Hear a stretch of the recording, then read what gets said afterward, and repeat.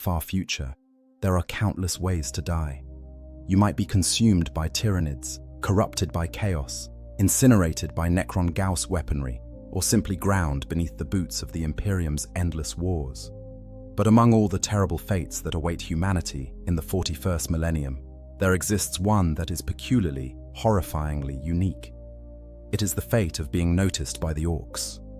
Not as prey to be slaughtered and forgotten, not as weak flesh to be trampled underfoot, but as something far more dangerous to your long-term survival, as entertainment. Imagine, if you will, that you have caught the attention of the galaxy's most enthusiastic killers. Creatures who exist only for war, who breathe violence like others breathe air, who find joy in nothing but the thunder of guns and the crash of blades. Now imagine that instead of simply killing you and moving on to their next target, they have decided that you are worth keeping alive, that fighting you brings them genuine pleasure, that you have become, in their crude and brutal way, fun. This is not a blessing. This is not an honor, despite what some might claim. This is a sentence more terrible than death, because it means you will never know peace again. The orcs will hunt you across worlds. They will seek you out specifically, passing by easier targets just for the chance to fight you one more time. They will capture you alive if possible, preserving you for future entertainment. And worst of all, they will talk about you. Your name will spread through the Wah, becoming legend among creatures who barely remember their own yesterday. You will become a permanent fixture in their violent universe, a prized opponent to be fought again and again, until either you fall or they find someone more entertaining. This is the story of what happens when orcs think you are fun. It is a story written in blood and fire, in laughter and violence, in the strange and terrible respect that these fungal monstrosities reserve for their most valued enemies. It is a story that has played out across thousands of worlds, claiming heroes and breaking legends, creating myths that even the orcs themselves barely understand. And it begins, as so many orc stories do, with understanding what makes these creatures tick in the first place. The orcs are not like other races. They do not fight out of necessity, or for resources, or to defend their homes. They do not wage war with reluctance or view combat as a last resort. For the orcs, violence is not a means to an end. Violence is the end itself. They are a species engineered by the ancient Old Ones millions of years ago, created as living weapons in a war that has long since ended. But the war that made them may have concluded, yet the orcs themselves persist, carrying their programming forward through the millennia like a biological echo that refuses to fade. Every orc is born knowing how to fight. They emerge from the fungal spores that carpet their settlements, already understanding the basics of combat, of weapons, of warfare. A newborn orc boy knows instinctively how to grip a chopper, how to aim a slugger, how to charge screaming into battle without a moment's hesitation. This is not learned behavior. This is genetic memory, hardwired into their very being by creators who needed soldiers that required no training, no drilling, no complex logistics. The Old Ones built the perfect warrior species, and in doing so, they created something that would outlast every empire that has risen and fallen since. But the orcs are more than just warriors. They are warriors who love what they do. This distinction is critical to understanding why some enemies become entertainment rather than casualties. A human soldier might fight with discipline and courage, but they fight because they must. A space marine might charge into battle with righteous fury, but that fury is channeled toward a purpose, toward defending the Imperium and serving the Emperor. Even Chaos Marines, corrupted and twisted as they are, fight for something beyond the fight itself, seeking the favor of their dark gods or the fulfillment of some twisted ambition. Orcs fight because fighting makes them happy. Pure, simple, uncomplicated joy radiates from an orc in combat. They laugh as they charge. They grin as their enemies fire upon them. They bellow with delight when someone finally lands a good hit, because that means the fight is getting better. An orc does not seek victory in the traditional sense. Oh, they certainly want to win, to crump their enemies and stand triumphant over their broken bodies. But the winning is almost secondary to the fighting itself. A quick, easy victory over a weak opponent brings an orc no satisfaction. It is the struggle, the challenge, the back and forth of combat that they crave. This creates a psychology utterly alien to most other species. When an orc encounters an enemy who fights well, who pushes them to their limits, who makes them work for their victory, something interesting happens in their primitive but cunning mind. They recognize that this enemy is valuable, not valuable in terms of resources or strategic importance, but valuable as a source of entertainment, as a way to experience the purest joy they know, which is the joy of a proper scrap. The orcs have a word for such enemies, though its exact translation varies. Some call it scumgrod, a term that outsiders might translate as friend, but which really means something closer to favorite enemy or worthy opponent. It describes someone that an orc respects enough to not kill immediately, because killing them would mean the end of future entertainment. It is the closest thing to affection that an orc can feel for someone who is not another orc, and it is one of the most dangerous designations you can receive in the galaxy. When you become scumgrod, when you become fun, the rules change. Suddenly you are not just another target in the orc's eternal war. You are a prize, a treasure, something to be sought out and fought repeatedly. And the orcs will go to extraordinary lengths to ensure that their favorite enemies survive to fight another day, because dead enemies do not provide entertainment tomorrow. To understand what this means in practice, we must look at the most famous example of orc affection in the entire history of the Imperium. We must examine the relationship between the mightiest warlord the orcs have produced in the modern era and the one human who earned not just his respect, but something approaching what a human might mistake for friendship. We must look at Gazkul Mag Uruk Thraka and Commissar Sebastian Yarrick. The Second War for Armageddon began like so many orc invasions, with a massive space hulk tearing through the void and disgorging countless greenskins onto an unsuspecting Imperial world. But this was no ordinary war. It was led by Gazkul Thraka, an orc touched by what he believed to be the gods themselves, a warlord of uncommon cunning who combined the brutal strength of his species with a strategic mind that rivaled human generals. He had come to Armageddon with a purpose, with a vision, with the kind of focused intent that orcs rarely displayed. The planet's defenses crumbled before the green tide. City after city fell as the incompetent leadership of planetary governor Hermann von Straub failed to mount any meaningful resistance. The orcs swept southward across Armageddon's surface, an unstoppable tsunami of violence and destruction that seemed destined to claim the entire world, until they reached Hades' Hive. At Hades' Hive, the orcs encountered something they had not expected. Resistance. Real, genuine, unbreakable resistance. Commissar Sebastian Yarrick commanded the defenders, and under his leadership, the Imperial forces fought with a desperation and ferocity that matched the orcs' own enthusiasm for battle. Yarrick did not simply defend, he inspired. He moved through the battle lines like a living icon of Imperial will, executing cowards and rallying the brave, making his soldiers believe that victory was possible, even as the situation grew more desperate by the hour. The orcs loved it. Here, finally, was opposition worth fighting. Here was an enemy who did not break, who did not flee, who stood firm even as thousands of greenskins crashed against their defenses like waves against a cliff. The fighting around Hades' Hive became legendary among both sides. Orc war bosses threw themselves into the battle personally, seeking glory and a good death. Imperial soldiers discovered reserves of courage they did not know they possessed, fighting on when ammunition ran low, when reinforcements failed to arrive, when all hope seemed lost. And at the center of it all stood Yarrick. The orcs began to notice him specifically. This small human in his black coat and peaked cap, moving through the carnage with mechanical precision, his bionic eye glowing red as he picked out targets. The stories began to spread through the orc camps.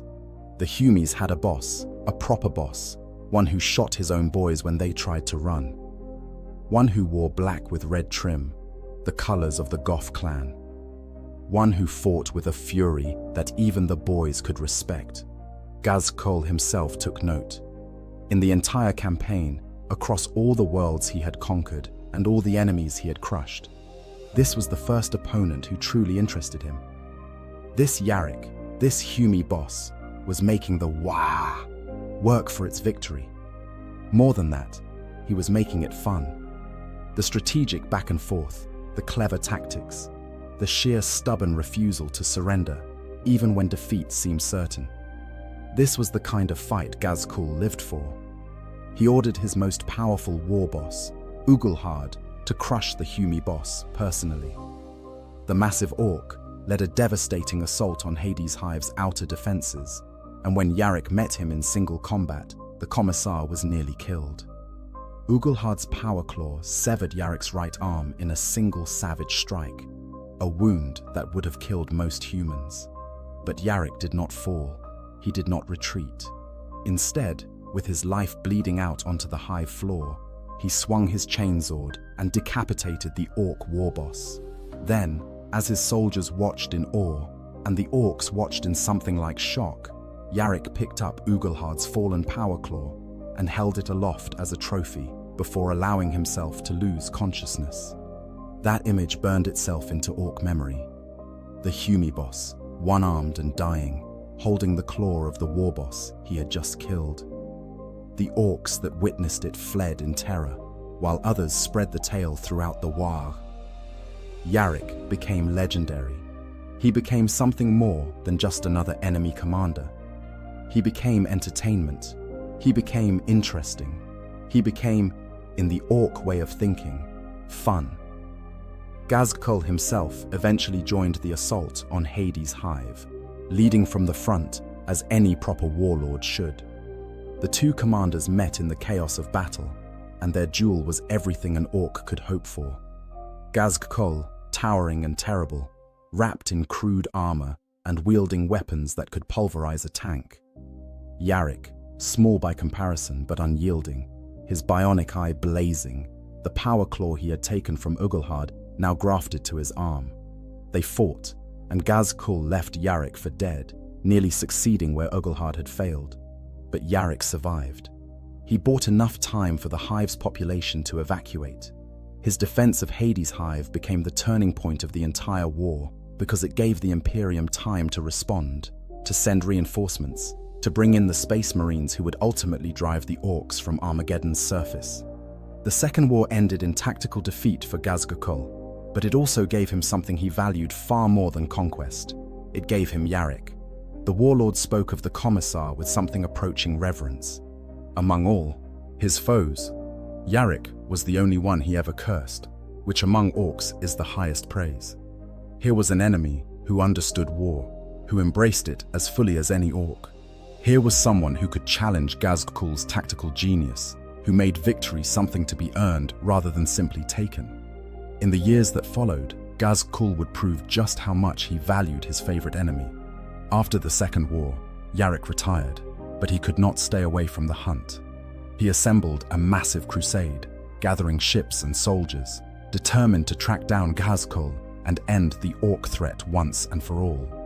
The Imperium supported him, believing that the old warrior's experience made him uniquely qualified to hunt the prophet of the War. They tracked Ghazghkull across the galaxy, following the trail of destruction his warband left in its wake, drawing ever closer to their target. On the world of Golgotha, they finally cornered him. The Imperial forces landed with confidence, certain that they had trapped the orc warlord with overwhelming force. It was a trap. The entire planet was a trap. Ghazghkull had known they were coming. He had prepared for them. And in the devastating ambush that followed, the Imperial crusade was shattered. Thousands died. Ships were destroyed or captured. High-ranking commanders were taken prisoner, including Yarrick. The Commissar awoke in chains, surrounded by orcs, expecting execution or perhaps torture. Instead, he was brought before Ghazghkull himself. And there, in a moment, that would be recorded in Imperial records as one of the strangest encounters in the history of the Imperium. The Orc warlord explained his plan. He told Yarrick that he was going to return to Armageddon, that he was going to launch an even greater "Wah!" against the world where they first met, and that he wanted Yarrick to lead the defense. Ghazghkull released him, not out of mercy, not out of tactical calculation, but because the warlord wanted to fight Yarrick again. He wanted the challenge, the struggle, the joy of matching wits and weapons with his favorite enemy.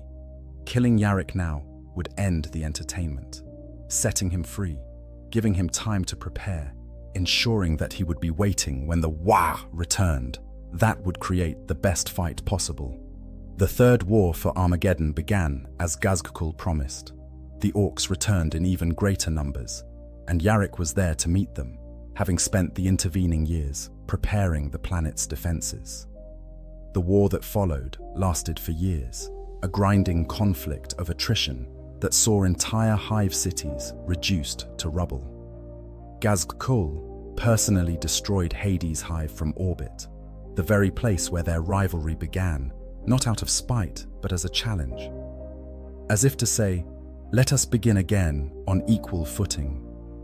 Throughout the war, Ghazghkull's tactics showed a peculiar consideration for his favorite foe. He did not try to simply overwhelm Yarrick with numbers. He did not send assassins or employ strategies designed to eliminate the Commissar quickly. Instead, he fought as if conducting some vast game, testing Yarrick's responses, enjoying the strategic dance of thrust and counter-thrust. When other Orc warlords suggested simply crushing the Humi boss, Ghazghkull would grow angry. Yarrick was his fight. Yarrick was special. Eventually, Ghazghkull grew bored with the stalemate on Armageddon and left to pursue a greater vision, one given to him by what he believed to be Gork and Mork themselves. Yarrick pursued, joining forces with the Black Templar's Space Marines, hunting the Orc warlord across the stars. They cornered him in the Haunted Gulf, surrounded his flagship with overwhelming force, prepared to board and end the threat once and for all.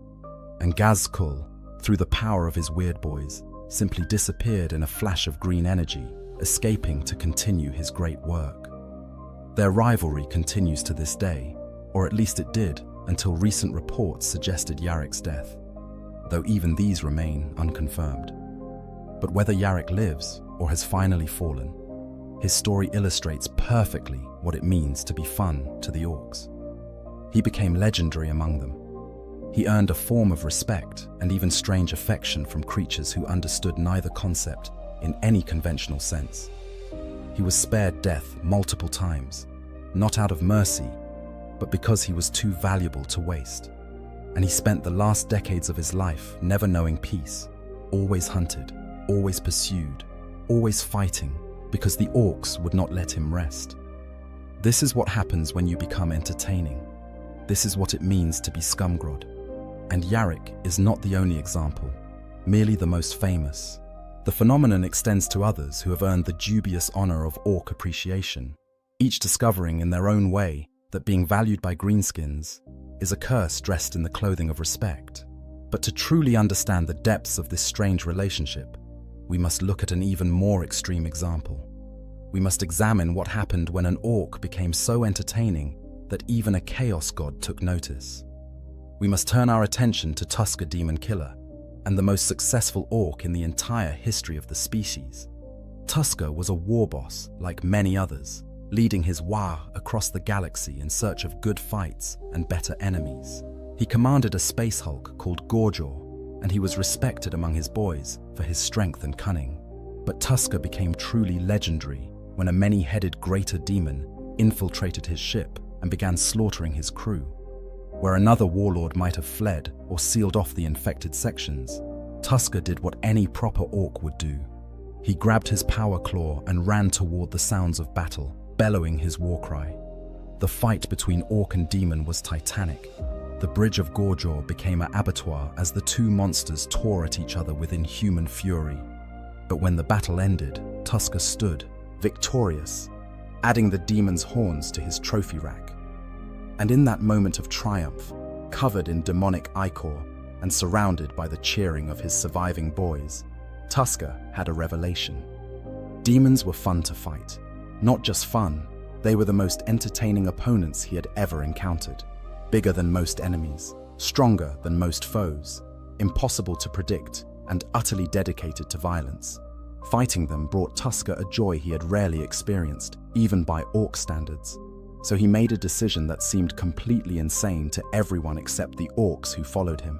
He was going to invade the Eye of Terror and fight more demons. Tusker gathered every weird boy he could find and forced them to work together, using their combined psychic power to navigate the impossible currents around Cadia and plunge directly into the Eye of Terror itself. An orc wag, deliberately invading the heart of chaos space, seeking not conquest or plunder, but simply the chance to fight demons. It was magnificent. It was stupid. It was the most orky thing imaginable, and it worked. Tusker's wag rampaged through the Eye of Terror, attacking demon worlds dedicated to all 4 chaos gods. They fought the plague bearers of Nurgle, the twisted warriors of Slaanesh, the scheming demons of Tzeentch, and most of all, the bloodthirsty hordes of Khorne. World after world fell before the demon killer and his boys, and the legend of their rampage spread even among the entities of the Warp. Here were mortals who fought demons not out of desperation or duty, but because they enjoyed it. Khorne, the blood god, the embodiment of war and violence itself, took notice. Here were creatures after his own heart, beings who understood that battle was its own reward. They fought with a purity of purpose that even his own demons could not match, seeking no corruption, no reward, no advantage beyond the fight itself. They were perfect. Tusker's rampage continued until his wah crash-landed on a demon world literally composed of blood and flesh. When the orcs landed and found no enemies waiting, they began shooting at the ground itself out of frustration. The ground responded. Blood letters erupted from the surface by the thousands, and leading them was the Blood Prince, a demon prince of Khorne who ruled this world. The battle that followed was everything both sides could have wanted. Orcs and demons clashed in a storm of violence that painted the blood world in even darker shades of crimson. Tusker and the Blood Prince dueled personally, the warlord and the demon trading blows that would have killed lesser beings, neither giving ground, both reveling in the combat. For hours, they fought as their armies destroyed each other around them, and slowly, inevitably, the orcs began to fall. The demons were in their own realm, empowered by the warp itself, and even orc tenacity had its limits. The Blood Prince wounded Tusker grievously, bringing the warlord to his knees. The demons stood over him, ready to deliver the killing blow, proclaiming victory over the invaders who dared attack his domain. But Tusker's weird boys, with their last strength, managed to distract the demon for just a moment. And in that moment, Tusker drove his power claw into the most vulnerable part of the Blood Prince's anatomy, right between the legs, and tore upward. The demon prince fell, defeated by an orc who refused to die quietly. But Tusker did die. His wounds were too severe, even for orc physiology. One by one, his remaining boys fell to the demon hordes, fighting to the last, never surrendering, never showing fear. The wah of Tusker Demon Killer ended there, on that blood world, with every orc slain and the Blood Prince's minions victorious. Except it did not end. The Blood Prince had enjoyed the battle too much. The sheer spectacle of violence, the joy both sides took in the combat, the perfect distillation of everything Khorne valued. It was too good to let end. The Demon Prince reported to his god about the magnificent fight, and Khorne, in his domain beyond reality, looked upon what had happened and made a decision. The orcs had been entertaining. They deserved an encore. When dawn came to the blood world, if such a place can be said to have dawn, the orcs rose again. Every single one of them, including Tusker, restored to life by the will of the blood god himself.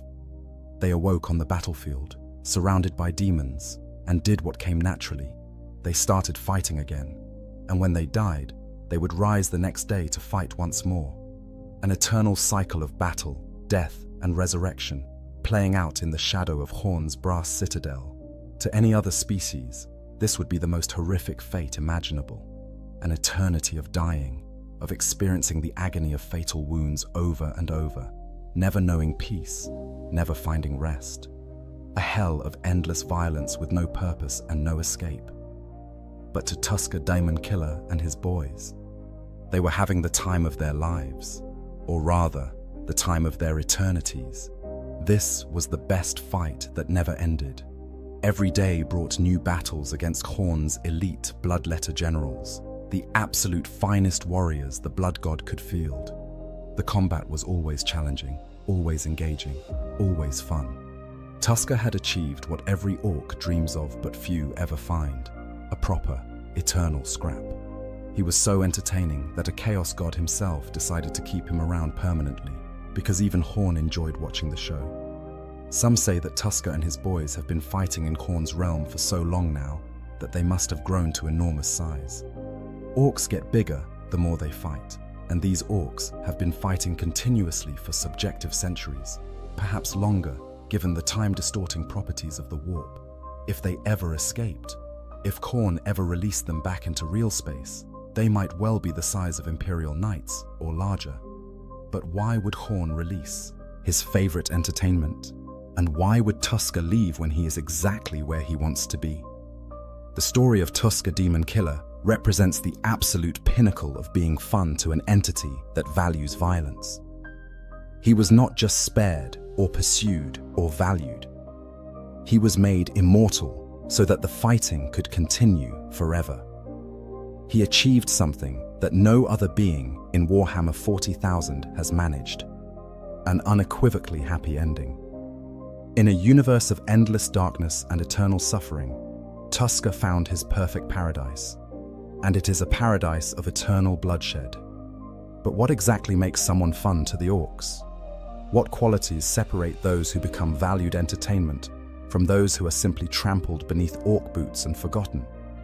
The answer is complex, because orcs themselves are more complex than they first appear. Behind the brutal exterior and simple language lies a psychology shaped by millions of years of genetic engineering and an entire culture built around concepts that other species barely understand. First and foremost, you must fight well. This seems obvious, but the definition of fighting well in orc terms is specific. It does not simply mean killing many orcs, though that certainly helps establish credentials. It means fighting with enthusiasm, with courage, with a willingness to meet the orcs on their own terms. Running away, hiding behind fortifications, using long-range weapons exclusively. These tactics mark you as cowardly and boring. The orcs want close combat. They want to see the whites of your eyes as blades clash and bullets fly. They want to know that you are in the fight, truly in it, rather than trying to avoid it. Yarrick understood this instinctively. He did not cower in command bunkers. He was on the front lines, visible, fighting alongside his soldiers. When he lost his arm to an orc power claw, he did not retreat for recovery. He killed his attacker, took the claw as a trophy, and had it grafted to his own body. That is exactly the kind of thing an orc would do, and they recognized and respected it. He fought like they fought, brutally, personally, without hesitation. Second, you must never surrender. This is critical. Orcs have little concept of mercy, and they view surrender as the ultimate act of cowardice. An enemy who yields, who begs for life, who tries to negotiate their way out of combat. Such an enemy is worthless. They might be enslaved, worked to death in orc mines and workshops, or simply killed out of hand. But they will never be respected. Fun enemies fight to the last, even when death is certain. They face impossible odds without flinching. They charge when others would flee. This refusal to break, this stubborn determination to keep fighting no matter what, strikes a chord deep in the orc psyche. The death cause of Krieg exemplifies this quality. These grim soldiers of the Imperial Guard never retreat, never surrender, never show fear. They advance into gunfire with mechanical precision, treating their own deaths as acceptable casualties in the Emperor's name. To a human observer, the Death Corps seem almost inhuman in their fatalistic approach to warfare. But to orcs, the Kriegers put up a proper fight. They make the orcs work for their victories.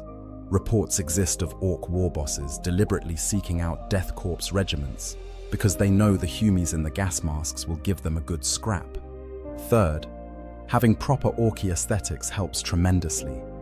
This might seem superficial, but appearances matter to orcs in ways that reflect their cultural values.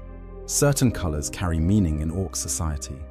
Red makes things go faster, not metaphorically, but literally, through the psychic power of orc belief. Black represents toughness and strength, particularly when associated with the Goth clan. When Yarrick wore black with red trim, when he grafted an orc power claw to his arm, when he replaced his lost eye with a bionic that glowed red, he was, probably accidentally, adopting orky aesthetics.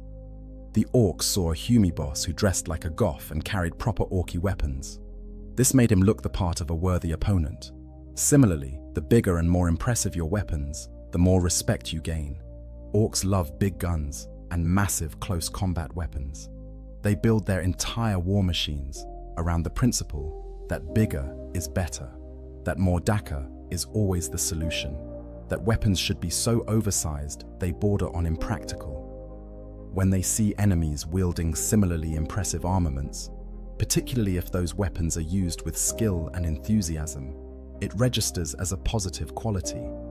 A space marine with a thunder hammer and storm shield, smashing through orc ranks, looks like he is taking the fight seriously.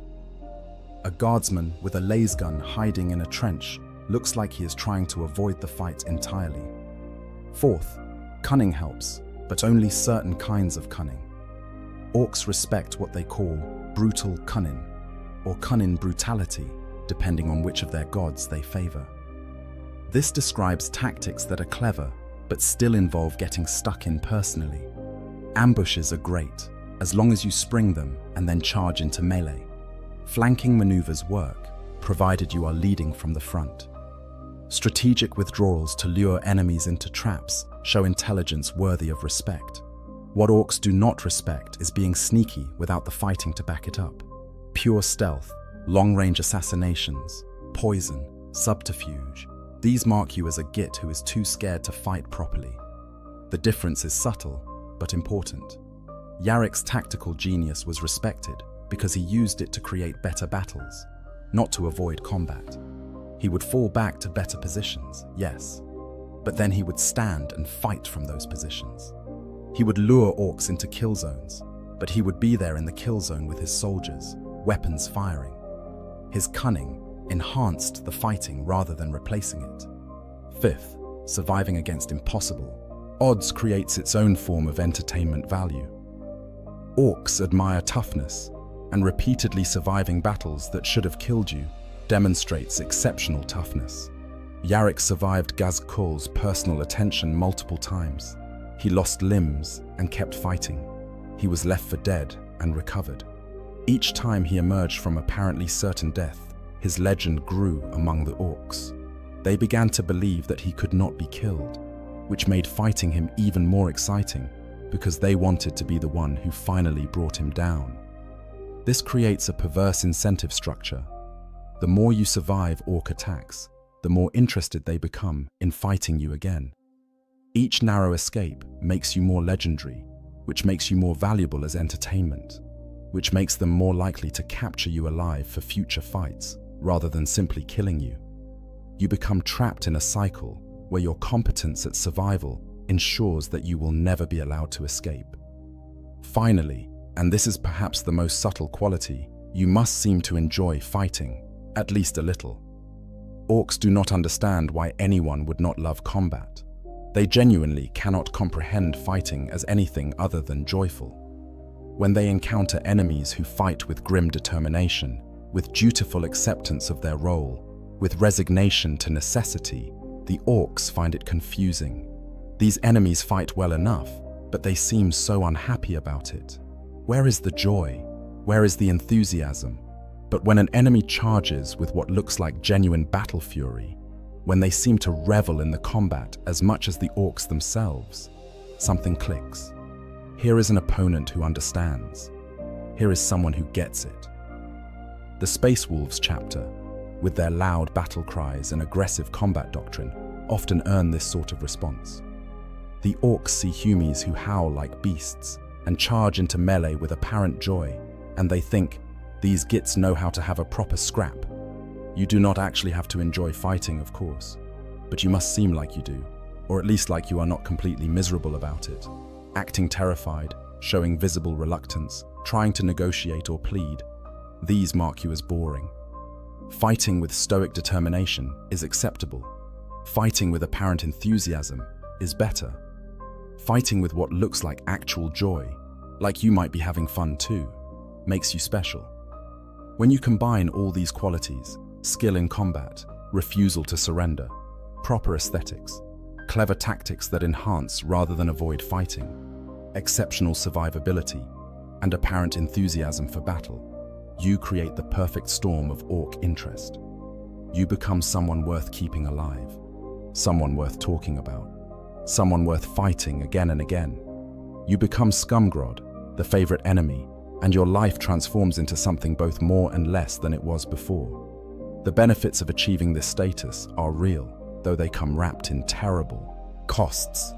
Most obviously, orcs will sometimes choose not to kill you when they otherwise would. Ghazghkull released Yarrick from captivity rather than executing him. Other orcs might pull their blows in the final moments of combat, knocking you unconscious rather than delivering a fatal strike. They want you alive for the next fight. This creates a strange form of protection. While orcs are pursuing you specifically because you are entertaining, they are also protecting you from other things that might kill you. An orc warboss who values you as an opponent will not let some random orc boy claim the honor of your death. You are a prize to be fought by the boss himself, or at least by his most trusted nobs. Lesser orcs who try to kill you might find themselves on the wrong end of their own leader's displeasure. Moreover, your name spreads through the orc collective consciousness. You become legend. Orcs from warbands you have never encountered know your name and want to test themselves against you. This creates a galaxy-spanning reputation that precedes you everywhere you go. In some ways, this can be strategically useful. Enemy orcs might hesitate before attacking if they recognize you, wanting to inform their boss that a famous opponent has appeared. Lower-ranking greenskins might even flee, wanting to fetch someone more important to fight such a worthy foe. Your survival against orcs also becomes self-reinforcing. The more you survive, the more legendary you become. The more legendary you become, the more valuable you are as entertainment, which means orcs are more likely to capture rather than kill you. You become almost protected by your own reputation, wrapped in a strange bubble where the normal rules of orc warfare bend around your presence. But these benefits are cold comfort against the horrific costs of orc attention. The most obvious cost is that you can never rest. Normal Imperial commanders might face orc raids occasionally, defensive battles when greenskins attack their sector. But when you are entertaining, the orcs come looking for you specifically. They hunt across star systems. They bypass easier targets to reach you. They coordinate assaults specifically designed to draw you out. Your presence becomes a magnet for orc aggression, endangering not just yourself, but everyone around you. Yarrick could never retire in peace. Even when he stepped away from active duty, the orcs knew where he was. When Ghazghkull returned to Armageddon, he did so partly because that was where Yarrick would be. The Commissar's presence transformed Armageddon into a target, making the Third War inevitable. Every world Yarrick visited, every command he took, became marked by his name, and therefore by orc interest. He could not hide. He could not escape. The galaxy's most dangerous greenskins would always know where he was and would always come looking for him. This creates impossible strategic situations. Do you deploy your valued commanders where they are, needed, knowing that doing so will attract overwhelming orc attention? Or do you keep them hidden, wasting their expertise to preserve them from being hunted? There is no good answer. Using them draws the enemy. Not using them wastes resources. You are damned either way. The psychological toll must be enormous. Imagine knowing that you can never truly be safe, that your name is spoken around campfires and in orc settlements across 1,000 worlds, that greenskins are actively searching for you at all times. Every battle might be the one where an orc warboss shows up specifically to fight you. Every quiet moment carries the threat of orc commandos sent to capture you alive. Sleep becomes difficult. Planning for the future seems pointless when your future consists entirely of being hunted by creatures who will never stop and never forget. Your relationships suffer. Anyone close to you becomes a target, leverage to be used against you, or simply collateral damage when the orcs come calling. Subordinates die in battles that occur because you attracted orc attention. Civilians on worlds you visit find themselves caught in wahs drawn by your presence. You become toxic to be around, a danger to everyone who stands near you, through no fault of your own, beyond being too good at your job. The orcs will sometimes capture people important to you as a way to ensure you will come fight them. They are not above using hostages, though not in a conventional sense. They do not threaten to execute captives. Rather, they advertise that they have captured your soldiers or your allies or your friends, knowing that you will come to rescue them because that is what you do. And when you arrive, the orcs have the fight they wanted. Even in captivity, being entertaining offers no real protection. Yes, Gazkul released Yarrick, but that was a specific choice by a specific warlord for a specific purpose.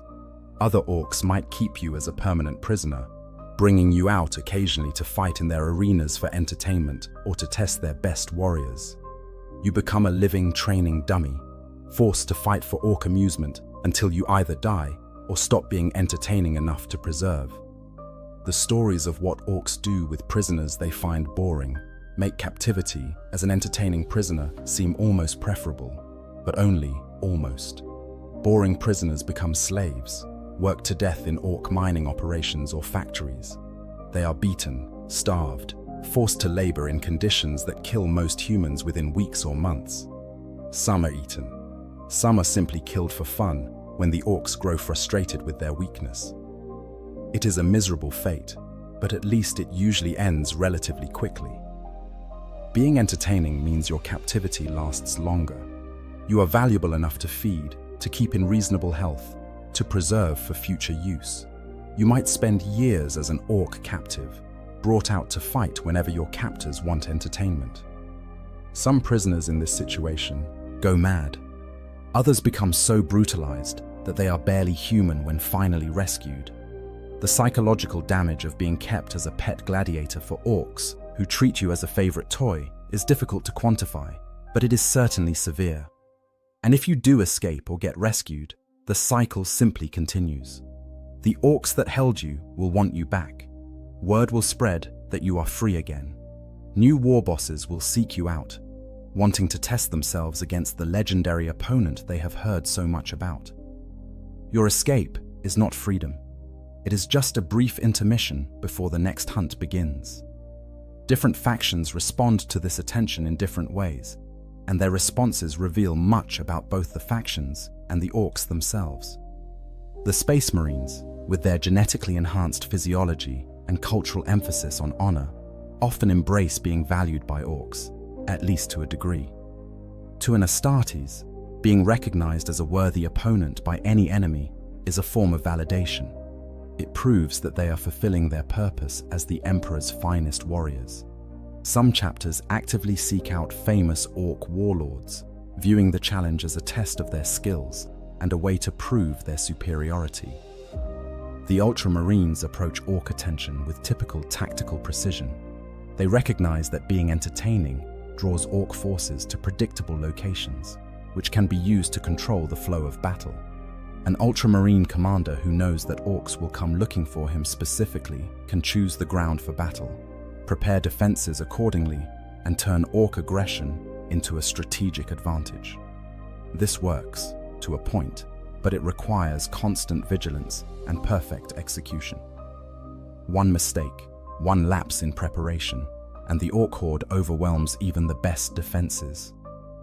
The Space Wolves revel in orc attention. Their culture values personal glory and combat prowess, and being hunted by greenskins who consider them worthy opponents feeds directly into Space Wolf identity. They see orcs as similar to themselves in some ways, warriors who fight for the joy of fighting, who value strength and courage above cunning and subterfuge. A Space Wolf who becomes famous among the orcs wears that fame as a badge of honor, proof that he is a great warrior. Of course, this attitude also gets many Space Wolves killed when their enthusiasm for glorious combat leads them into situations even Astartes' physiology cannot survive. The Imperial Guard approaches the situation with more pragmatism and considerably more dread. A guard officer who attracts orc attention knows that this will bring suffering and death to the soldiers under their command. They do not have the advantage of post-human enhancement or power armor. When orcs come hunting for their commander, guardsmen die by the thousands trying to protect them. The burden of knowing that your fame is costing the lives of your soldiers weighs heavily on any commander with a conscience. Some guard officers request transfer to penal legions or suicide missions, preferring to die on their own terms rather than continue drawing orc attacks to regular forces. Others embrace their role as orc bait, using their notorious status to lure greenskin forces into traps that might not work against more cautious enemies. The death cause of Krieg, as mentioned earlier, simply do not care. If orcs want to fight them specifically, fine. The Kriegers will fight until they win or die, same as always. Their fatalistic culture views orc attention as just another aspect of their endless penance. Chaos forces respond to orc entertainment value in complex ways. Many Chaos Marines despise being valued by Xenos, viewing orc respect as an insult to their dark glory. They are warriors of the dark gods, chosen champions of powers beyond mortal understanding. They do not seek or want the approval of fungus-based primitives. When orcs hunt Chaos warbands specifically, the traitor Astartes often respond with excessive brutality, trying to demonstrate their superiority and discourage future attention. But some Chaos forces, particularly those devoted to Horn, understand orc psychology better. Horn values strength and martial prowess regardless of source. A Chaos warlord who attracts orc attention is, in the Blood God's view, simply a successful warrior drawing appropriate challenges. Fighting and defeating entertaining orcs can earn Khorne's favor, turning what seems like a disadvantage into a potential advantage. Of course, losing to said orcs brings only death and failure, so the risk remains high. Other Xeno species find themselves in similar situations, though their responses vary dramatically. The Eldar, with their speed and tactical flexibility, try to avoid becoming entertaining in the first place. They strike from ambush and disappear before the orcs can properly engage, preferring to be frustrating rather than fun. This sometimes works, but it also risks angering certain orc clans who will dedicate additional resources to hunting down the sneaky gits who refuse to fight properly. The Tau have perhaps the worst possible approach to being entertaining, because their entire military doctrine revolves around avoiding close combat in favor of superior ranged firepower.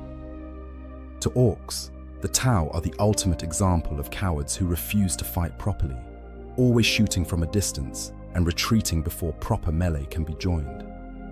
While individual Tau warriors can become entertaining through unexpected displays of close combat skill, the faction as a whole rarely earns orc respect.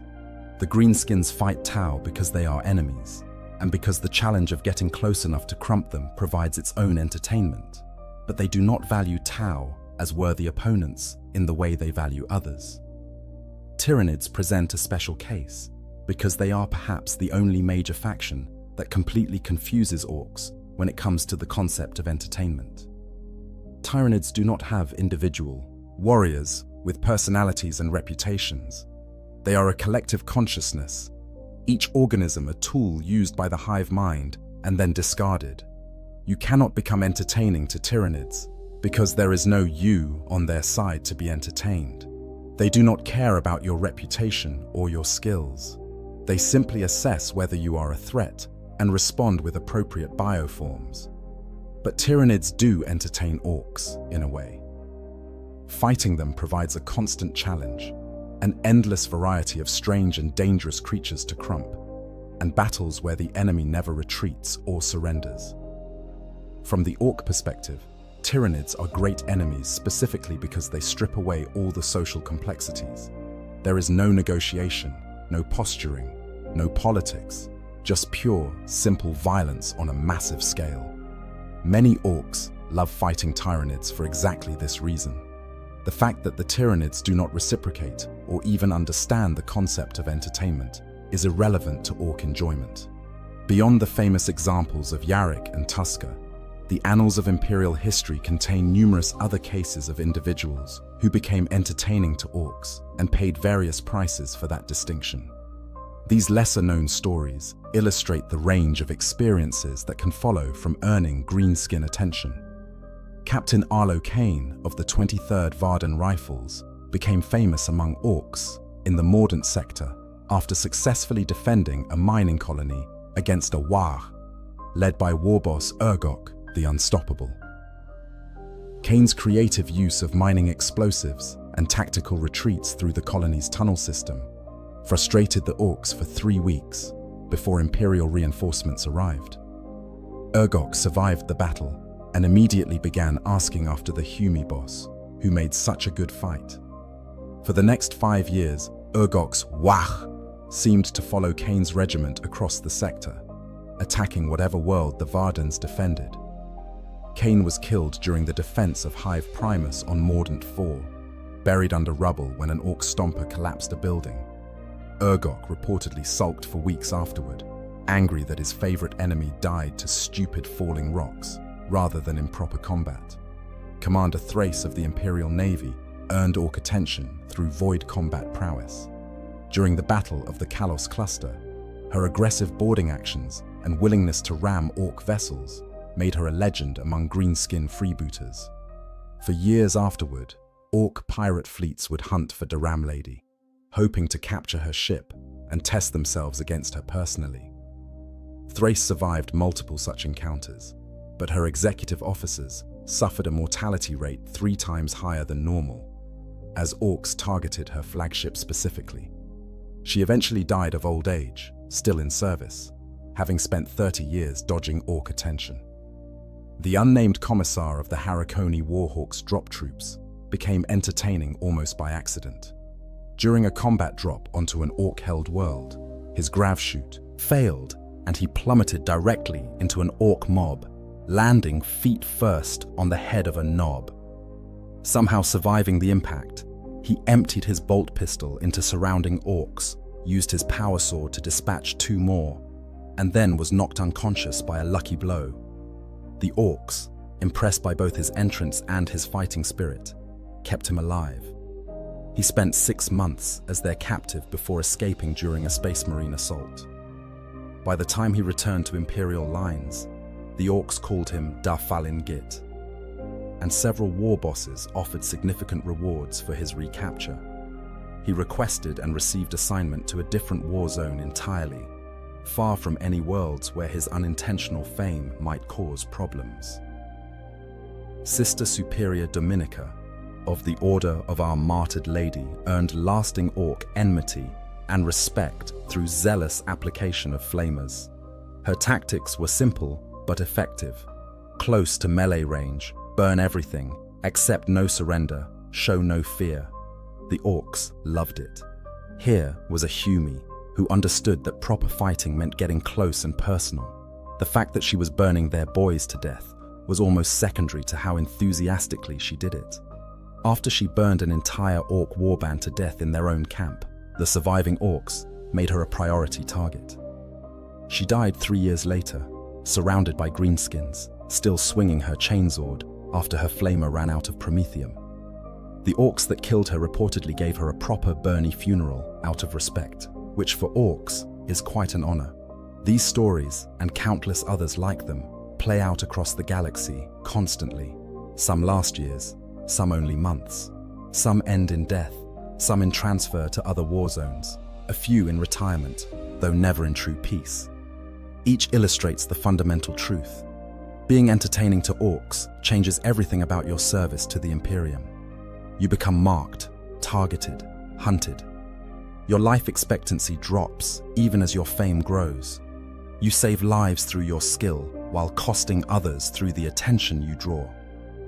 The question inevitably arises, is there any way to escape orc attention once you have it? The answer is complicated and generally unsatisfying. You cannot simply stop being entertaining. Your reputation already exists in the collective orc consciousness. War bosses already know your name. The stories are already being told. You cannot unmake yourself as legend. Some attempt to fake their death, staging elaborate scenarios where it appears they fell in battle. This sometimes works for a time, allowing them to serve elsewhere under different names or in different roles. But orcs have surprisingly long memories when it comes to worthy opponents. Years or even decades later, an orc who witnessed your death might see you again and recognize you, blowing your cover. The word spreads quickly after that, and suddenly you're entertaining again, with the added bonus of having tried to escape, which makes the orcs even more interested. Others accept their fate and try to use it productively. If orcs will hunt you anyway, you can choose where and when they find you. This allows for some strategic flexibility. You become the bait in elaborate traps, the focal point around which defensive strategies are built. The Imperium recognizes your value in this role and structures deployments accordingly. You become a weapon specifically designed to attract and channel orc aggression, which is useful if deeply unpleasant for you personally. Some few manage to kill the specific orc that finds them most entertaining. And if that orc has not widely shared your name with other war bosses, the attention might die with them. This is rare, because entertaining enough to be valuable usually means you are famous across multiple warbands. But occasionally, you might earn the specific interest of one war boss who keeps you as a personal obsession. Killing that war boss ends the focused attention, though you may still face normal orc aggression based on your general reputation. The most reliable escape is simply dying for real. When you fall in battle and stay dead, the orcs eventually move on to other opponents. They will tell stories about you, sure, but those stories become history rather than current events. New enemies arise to entertain them. Your legend persists, but your actual persecution ends. Small comfort, but for some who live under constant orc attention, death might genuinely seem like a relief. All of which brings us to the final, darkest aspect of being entertaining to orcs. What happens when you are captured, and the orcs want to keep you indefinitely? Because while Ghazghkull released Yarrick for strategic reasons, and while some orcs view killing their favorite enemies as the ultimate culmination of their rivalry, others prefer to keep their entertainment close at hand, available whenever they want a good fight. Orc slavers exist, though slavery in greenskin culture is not quite the same as in human societies. Orcs enslave humans and other species primarily for labor, forcing captives to work in mines, factories and workshops that supply the War with resources and crude equipment. These slaves live short, brutal lives, beaten and starved, and worked until they die from exhaustion or accident or deliberate cruelty when they are no longer useful. But entertaining prisoners receive different treatment. Not better treatment necessarily, but different. They are fed adequately, kept in reasonable physical condition, even given medical attention after injuries. The orcs want them healthy enough to fight, after all. They are brought out periodically to battle in makeshift arenas, fighting other prisoners, or particularly ambitious orc boys looking to test themselves. They might be forced to train orcs in tactics or combat techniques, beating into orc skulls whatever clever tricks made them entertaining in the first place. This can last years, even decades, for particularly valued prisoners. The psychological impact is devastating. You are kept as a pet, a toy, something the orcs own and use for their amusement. Whatever dignity you once possessed erodes under the constant humiliation of being entertainment. You fight because refusing means beatings or starvation. You perform because the alternative is worse. And through it all, you know that escape is nearly impossible, that rescue is unlikely, that this might be your existence until you finally die. Some prisoners break mentally, becoming hollow shells that mechanically fight when commanded, but show no initiative or personality. The orcs usually kill these broken prisoners, disgusted by how boring they have become. Others turn feral, their sanity fracturing under the strain until they attack anything that approaches with mindless aggression. The orcs find this entertaining too, at least for a while, though feral prisoners rarely last long. They fight recklessly, taking unnecessary wounds, dying in stupid ways that frustrate their captors. A few, very few, manage to escape. They do so through cunning, by waiting for opportunities, by convincing the orcs that they have become too weak or boring to be worth guarding closely. Then they flee during the chaos of battle or when the War moves to new territory. These escapees are never the same. The trauma of extended captivity marks them permanently, even if they return to Imperial service. Even if they are welcomed as heroes for surviving such ordeal, they carry the psychological scars forever. And sometimes, in the darkest cases, prisoners who are entertaining become entertaining in a different way. They give up. They stop fighting. They become what the orcs want them to be, accepting their role as permanent entertainment because the alternative, constant futile resistance, is too exhausting to maintain. These prisoners might live longest of all, serving their orc captors faithfully, fighting in their arenas, training their warriors, becoming trusted enough to move relatively freely within the War camp. They are collaborators, in a sense, though it is hard to judge them harshly for doing whatever necessary to survive. The Imperium has complex policies regarding entertaining prisoners who are rescued or escape. On one hand, these are heroes who survived impossible circumstances, who endured what would break lesser humans, who maintained their usefulness to the enemy which kept them alive. They deserve honor and recognition. On the other hand, they are liabilities. Their presence draws orc attention. Their psychological damage might make them unreliable in future combat. Their knowledge of orc camps and tactics might have been extracted under duress, making it potentially tainted. Some are welcomed back into service with full honors. Others are quietly transferred to non-combat roles, their combat days considered finished. A few are interrogated extensively by the Inquisition, suspected of Xenos corruption or collaboration even when no actual betrayal occurred. The mere fact of surviving extended orc captivity makes you suspicious in some circles, as if there must be some explanation beyond luck and toughness for your continued existence. Perhaps the strangest aspect of all this is how being entertaining to orcs sometimes creates a twisted form of shared understanding.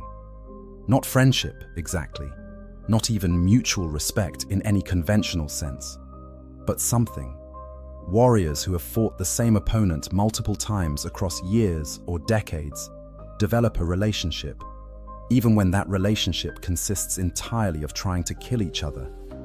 They learn each other's patterns, anticipate each other's tactics, recognize each other's capabilities.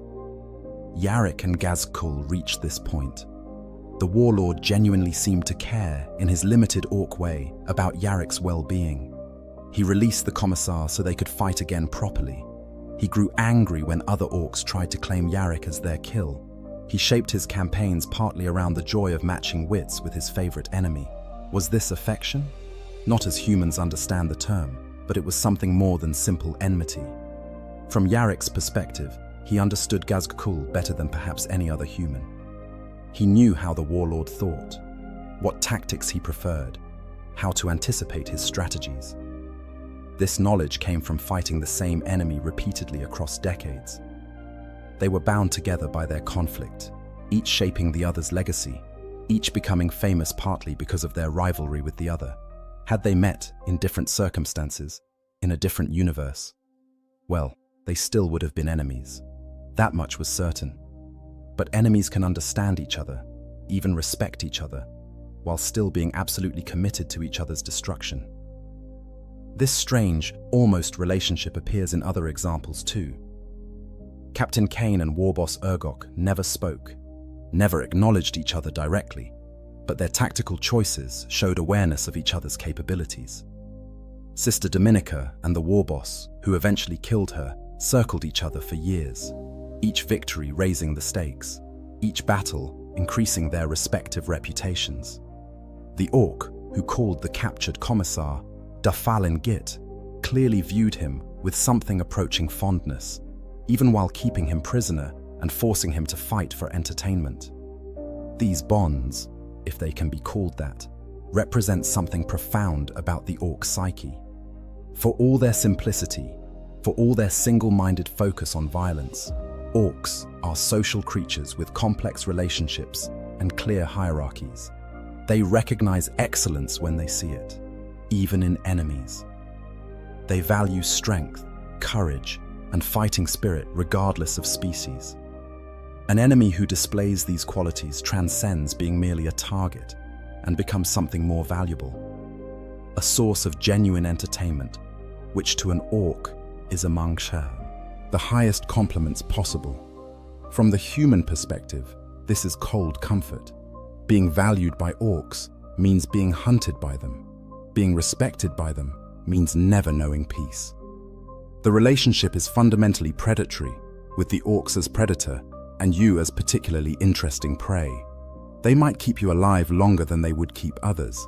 They might speak your name with something approaching reverence, but they will still try to kill you, capture you, or make your life miserable, because that is what Orcs do. It is what they are. And if you happen to make the process entertaining for them, well, that just makes it all the more enjoyable from their perspective. The Imperium trains its soldiers to fight Orcs, to understand their tactics and exploit their weaknesses. But perhaps nowhere in the training manuals does it discuss what to do if you become entertaining. How do you handle being hunted across multiple war zones by greenskins who value you as their favorite opponent? What strategies exist for managing unwanted Orc attention? The answer is that there are no good strategies, only bad options and worse options. You can try to disappoint them, fighting badly enough that they lose interest, but this means letting other humans die, failing in your duty, betraying everything the Imperium stands for. Most cannot bring themselves to deliberately fail, even to escape Orc attention. Your training, your instincts, your oath of service all compel you to fight as effectively as possible, which means continuing to be entertaining. You can request assignment to wars against other enemies, hoping to avoid Orcs entirely. But the Imperium has infinite need of competent commanders, and if you are good at fighting greenskins, you will be sent to fight greenskins. Your expertise is valuable. The Imperium does not care about your personal preferences when billions of lives hang in the balance. And besides, Orc wars have a way of appearing where they are least wanted. Even if you transfer to a war zone that should be Orc-free, there is no guarantee the greenskins will not show up anyway, drawn by some unrelated conflict, or simply following rumors of your presence. You can embrace it, using your notorious status to further the Imperium's goals. Many decorated officers have done exactly this, accepting that they will always be Orc bait, and using that to advantage. If greenskins will come looking for you anyway, you can choose favorable ground, prepare elaborate defenses, set traps that turn Orc aggression into an advantage.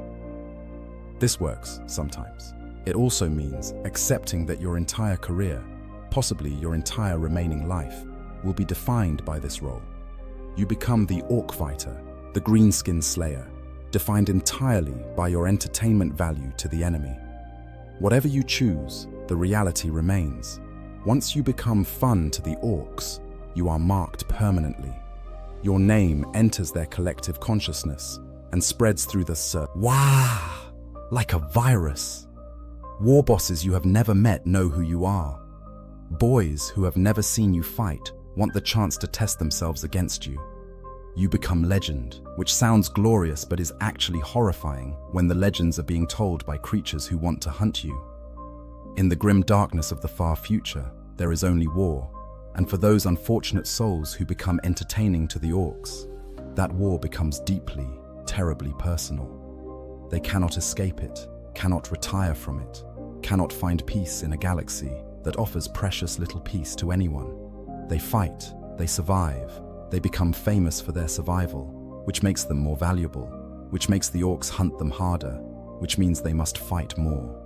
An endless cycle of combat and pursuit, of being valued in the worst possible way by the galaxy's most enthusiastic killers. Is there honor in this? Perhaps. The Imperium certainly tries to frame it that way, speaking of chosen warriors whom even the Xenos recognize as exceptional. Propaganda paintings show decorated officers surrounded by defeated orcs, brave heroes who inspire fear and respect even among the enemy. These images conveniently omit the less glorious aspects, the sleepless nights wondering when the next attack will come, the guilt over soldiers who die because your presence drew the enemy, the psychological toll of being hunted for years on end. Is there value in this? Strategically, yes. Officers who draw orc attention can be used to control enemy movement, to predict where attacks will fall, to prepare defenses accordingly. The Imperium is ruthlessly practical, and it will use every advantage available, including commanders whose notoriety makes them tactical assets. But the personal cost to those commanders is rarely discussed in strategic planning sessions. They are tools, however valuable, and tools exist to be used. Is there anything positive about being entertaining to orcs? It is hard to say. You live longer than you might otherwise, spared by enemies who want to fight you again. You achieve a form of immortality, your name remembered by both Imperial records and orc legends. You test yourself against some of the most dangerous creatures in the galaxy and prove yourself worthy through simple survival. These are not nothing, but they are cold comfort when you are being hunted across the stars by creatures who view your existence as the galaxy's finest entertainment. In the end, being entertaining to orcs is perhaps the strangest curse the 41st millennium can offer. Not immediate death like facing Tyranids, not corruption like encountering chaos, not the clean oblivion of fighting Necrons. Instead, it is a curse of recognition, of being seen and valued by an enemy in ways you never wanted. It is the curse of being good enough at your job that the enemy wants you to keep doing it, forever, for their amusement. It is the curse of being hunted by an enemy that genuinely, in their own, twisted way, appreciates you. If you find yourself in combat against orcs, fight well but not too well. Be competent but not exceptional. Win your battles, but do not make the orcs enjoy losing to you. Above all, do not stand out. Do not become memorable. Do not give them reason to talk about you around their campfires and in their war camps. Because once they start talking about you, once your name spreads through the once you become known as someone who provides a proper scrap, your life is no longer entirely your own. You become their favorite enemy, their prized opponent, their scumgrod. And in being valued by the orcs, you lose something precious that you can never reclaim, the ability to simply be left alone. This is what happens when orcs think you are fun. This is the price of being entertaining to creatures who exist only for entertainment through violence. This is the fate that awaits those unfortunate enough to be too good at fighting greenskins, too skilled at surviving their attacks, too memorable to be forgotten. It is a fate worse than simple death, because it is a fate that never ends until death finally claims you. And even then, even in death, the orcs will remember.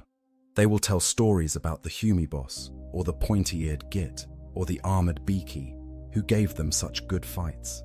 Your legend persists among the very enemies who hunted you, a final indignity that outlasts your mortal life. In the grim darkness of the far future, there is only war.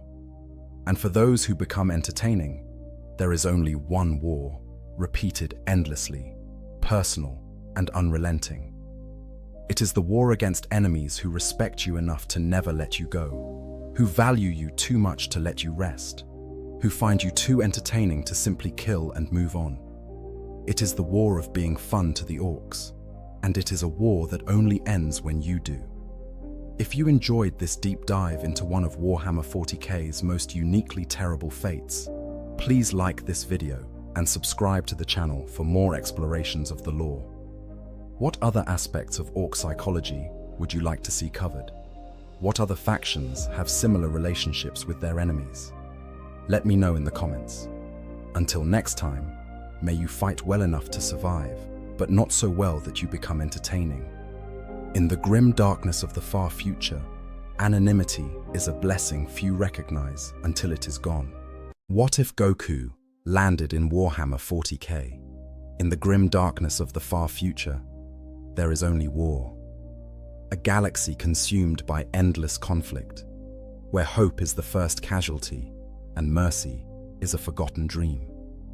Trillions upon trillions of souls struggle against the dying of the light, fighting wars that span millennia against enemies both alien and incomprehensible.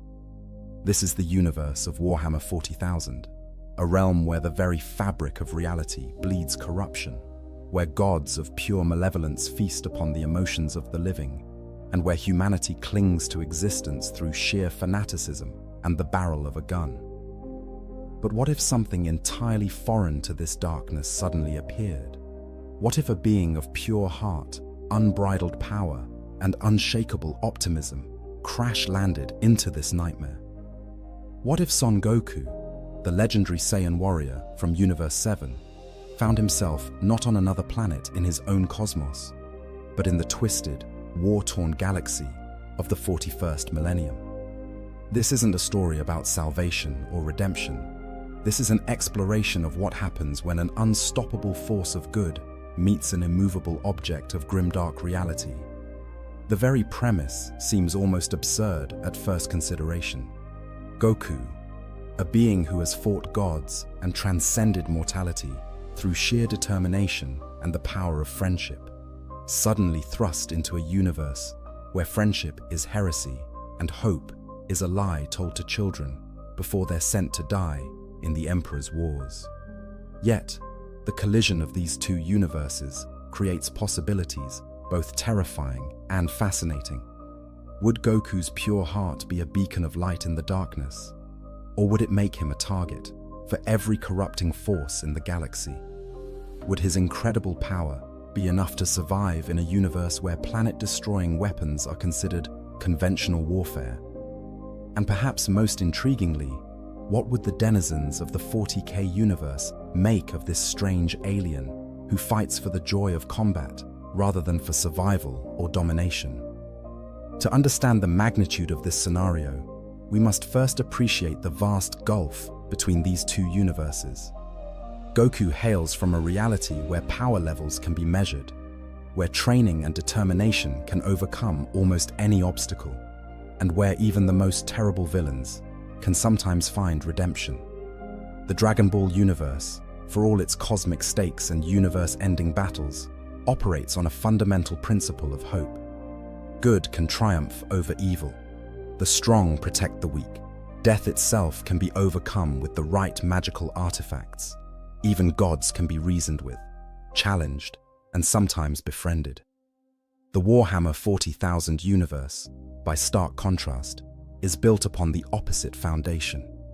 It is a setting where the Imperium of Man, the galaxy-spanning empire of humanity, maintains its grip on existence through the most brutal authoritarianism imaginable, where 1,000,000 worlds burn in endless war, where the very act of hope or questioning can mark you as a heretic worthy of execution, where the God Emperor of mankind sits entombed upon the golden throne, neither fully alive nor completely dead, consuming 1,000 psychic souls every single day, just to maintain the beacon that allows humanity to navigate the stars, where space marines, genetically engineered super soldiers, standing 8 feet tall and capable of spitting acid, are considered the angels of death.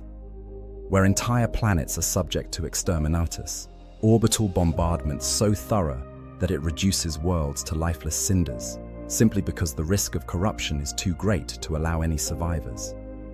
In this universe, the warp exists as a parallel dimension of pure psychic energy, a roiling sea of emotion and nightmare given form.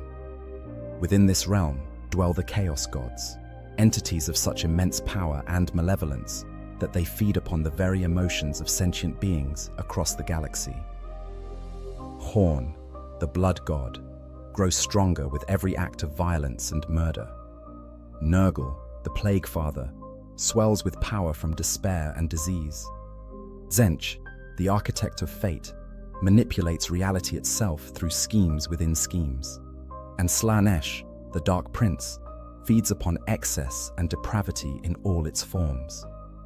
These beings are not simply powerful aliens or magical entities that can be punched into submission.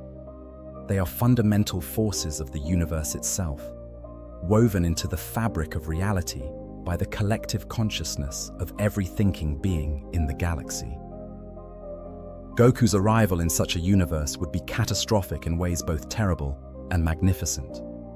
Picture the scene: a Saiyan escape pod, somehow torn from its journey through space and time, crosses the barrier between dimensions. Perhaps it's the result of a wish gone wrong on the Super Dragon Balls. Perhaps Whis and Beerus were experimenting with dimensional travel, and something went catastrophically awry.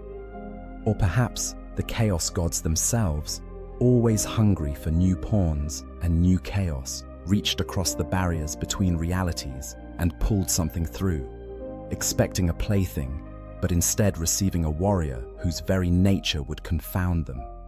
The pod streaks across the void between stars, its trajectory carrying it toward a world on the eastern fringe of the galaxy. Let's say it's a frontier planet, one of countless thousands that exists in the uneasy space between the Imperium's absolute control and the lawless expanse beyond. A mining world, perhaps, populated by billions of workers who toil in the darkness, extracting the promethium and rare minerals that feed the Imperium's endless war machine. They live lives of brutal hardship, knowing nothing beyond their quotas and their prayers to the God Emperor, hoping only that their sacrifices might earn their children a slightly less miserable existence. The pod's descent would be noticed immediately. Auger arrays on orbital stations would detect the anomaly. Alert protocols would cascade through the chain of command. Is it an orc rock? A tyrannid spore? A chaos incursion? The planetary defense force would scramble, void shield generators would power up, and across the planet, billions of souls would turn their eyes skyward with the practiced dread of people who know that anything falling from the stars rarely brings good news. When the pod finally impacts, it does so with the force of a tactical nuclear weapon. The crash site, perhaps in the harsh industrial wastes outside one of the hive cities, becomes a crater of molten rock and twisted metal. Radiation alarms scream. Geiger counters click frantically, and from the smoke and flames, a figure emerges. Not a towering demon of the warp, not a slavering orc warboss, but a relatively small humanoid, wearing strange orange clothing, looking around with confusion rather than malice. Goku's first thoughts would be simple ones. Where is he? What happened to his friends? And most importantly, is everyone okay? These concerns, so basic and so fundamentally kind, would be utterly alien to anyone in the 40K universe who encountered them. When the first patrol of Planetary Defense Force soldiers arrives, laser guns raised and commissar shouting orders, they would find something their training never prepared them for. An alien who seems concerned about whether his crash landing hurt anyone. The initial confrontation would be tense beyond measure. The PDF soldiers, their entire lives spent in indoctrination about the corruption of the Xenos and the mutant, would see only a dangerous alien entity. Their commissar would demand identification, loyalty oaths, proof of imperial citizenship. When none of these things were forthcoming, the only logical response in their worldview would be to open fire. Laser beams would lance out, each one carrying enough energy to blow a human-sized hole through reinforced concrete. Goku would dodge them almost effortlessly, his combat instincts honed through decades of fighting kicking in automatically. But he wouldn't strike back, not lethally. His confusion would only deepen as these soldiers, so clearly outmatched and so obviously terrified, continued to fight with fanatical determination. In his universe, when the power difference was this vast, enemies either retreated or surrendered. They didn't charge forward screaming prayers to an Emperor Goku had never heard of, willing to die rather than fail in their duty. When he finally raised his hand and fired a small ki blast, intending only to disarm them by destroying their weapons, the results would be catastrophic in ways he couldn't anticipate. The concentrated life energy of a Saiyan warrior, even a tiny fraction of Goku's power, would interact with the warp in unprecedented ways. To the psychers of the Imperium, monitoring for signs of warp disturbance across the sector, it would appear as a massive psychic event.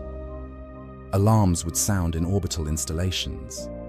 Astropaths would scream and clutch their heads as they felt something they couldn't categorize, power that didn't taste of the warp, but somehow interacted with it nonetheless.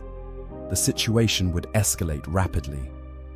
What began as a simple first contact scenario would spiral into a full-scale emergency as the Imperium's Byzantine bureaucracy ground into motion. Inquisitors would be dispatched. Space Marine chapters operating in the sector would receive priority transmissions. The ancient seal of the Inquisition would mark every communication, and across a dozen worlds, forces would begin moving toward this backwater mining planet to investigate what could only be a Xenos incursion, or worse, a chaos manifestation. Goku, for his part, would find himself increasingly bewildered. His attempts at communication would be met with either fanatical attacks or terrified flight. The humans he encountered spoke a language he didn't understand, Gothic, the Imperium's official tongue being utterly foreign to him. When he tried to demonstrate peaceful intentions by lowering his power level and making himself vulnerable, it would only convince his observers that he was attempting some form of deception.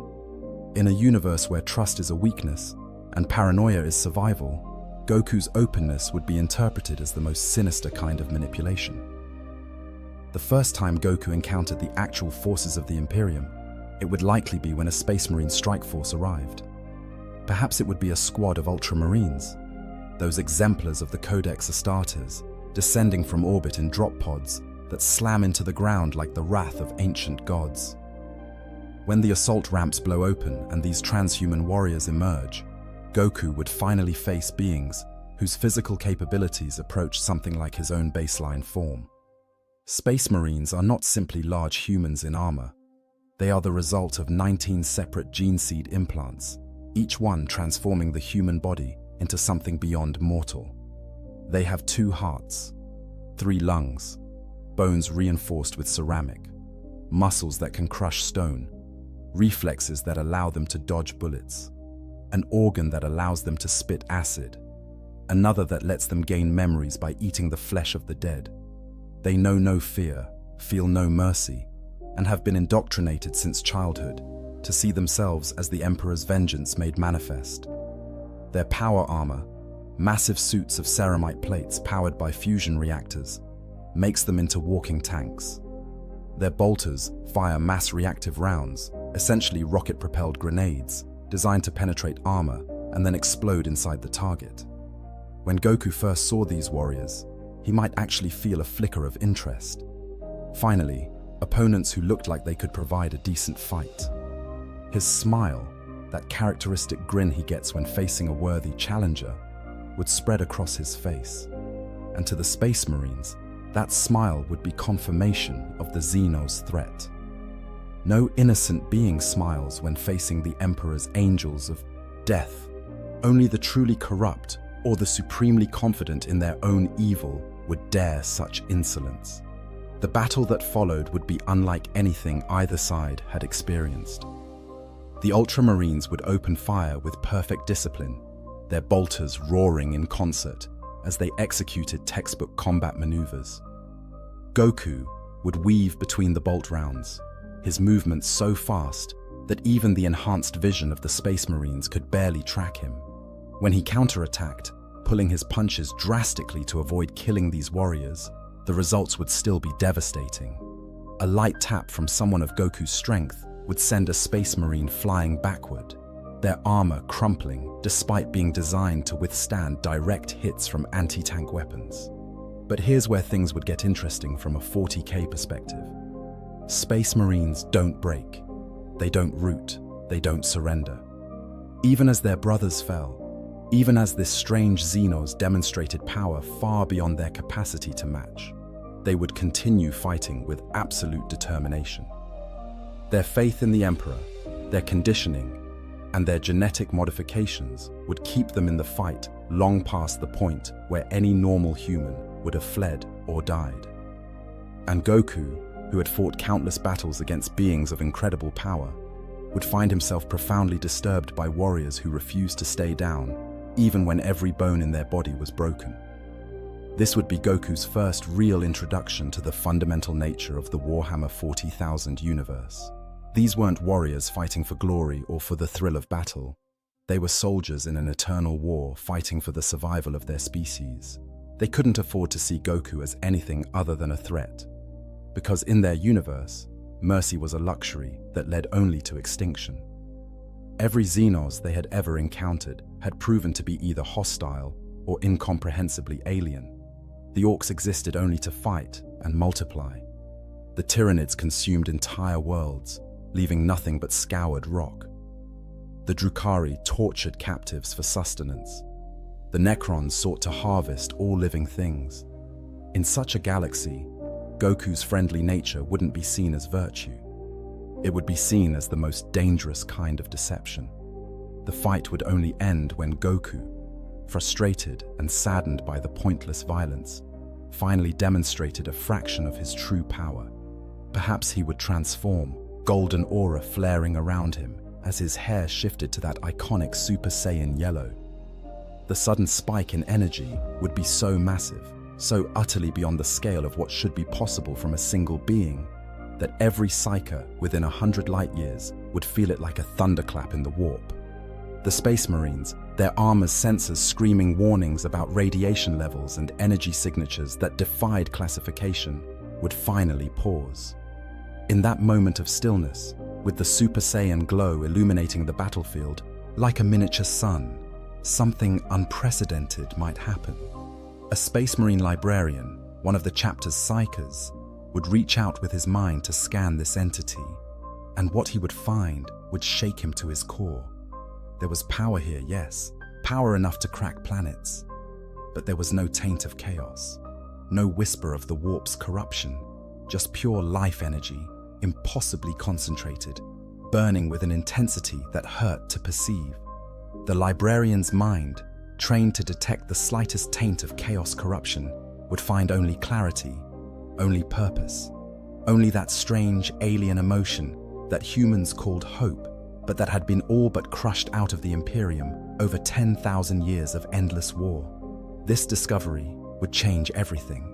A being of such power that didn't draw on the warp, that didn't reek of chaos corruption, that defied every understanding of how psychic phenomena worked in the galaxy. The librarian's report would travel up the chain of command at light speed.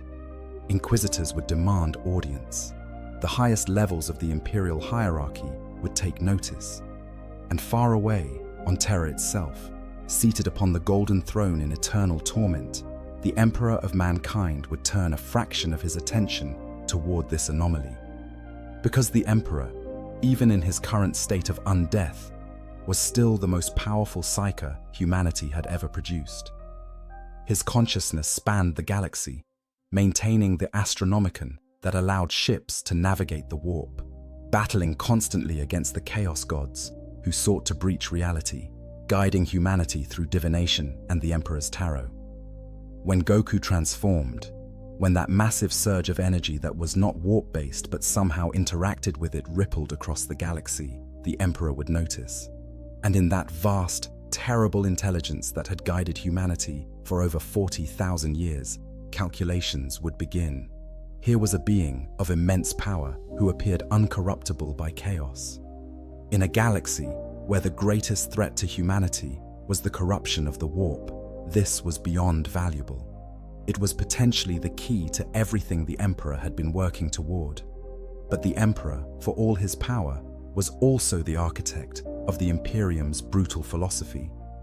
He understood that hope was dangerous, that exceptions to the rules led to weakness, that allowing any Xenos to live, no matter how powerful or seemingly benign, was a threat to humanity's ultimate survival. The Emperor's thoughts on Goku would be complex, layered with millennia of experience and the cold calculation of someone who had ordered the deaths of trillions in service of humanity's continuation. Meanwhile, Goku would be dealing with his own realization. As he slowly pieced together the nature of this universe through broken communications and desperate gestures, as he began to understand that these humans weren't simply misguided or controlled by a villain who needed to be defeated, but were instead doing what they believed necessary to survive in a hostile galaxy, his usual cheerful optimism would be tested in ways he'd never experienced. In the Dragon Ball universe, Goku had faced beings of godlike power. He'd fought Emperor Frieza, who destroyed planets for sport. He'd battled Majin Buu, an entity of pure destruction created by an evil wizard. He'd even contended with Beerus, a literal god of destruction, whose job was to maintain balance by destroying worlds. But in every case, these were individuals. Evil that could be punched, corruption that could be purified through the spirit bomb, or through appealing to the good that existed in even the darkest heart. The Warhammer 40,000 universe offered no such simple solutions. The Imperium wasn't evil in the traditional sense. It was necessary evil, born from 10,000 years of warfare against threats that genuinely could annihilate all of humanity if given the slightest opening. The Space Marines who had attacked Goku weren't villains. They were soldiers doing their duty as they understood it.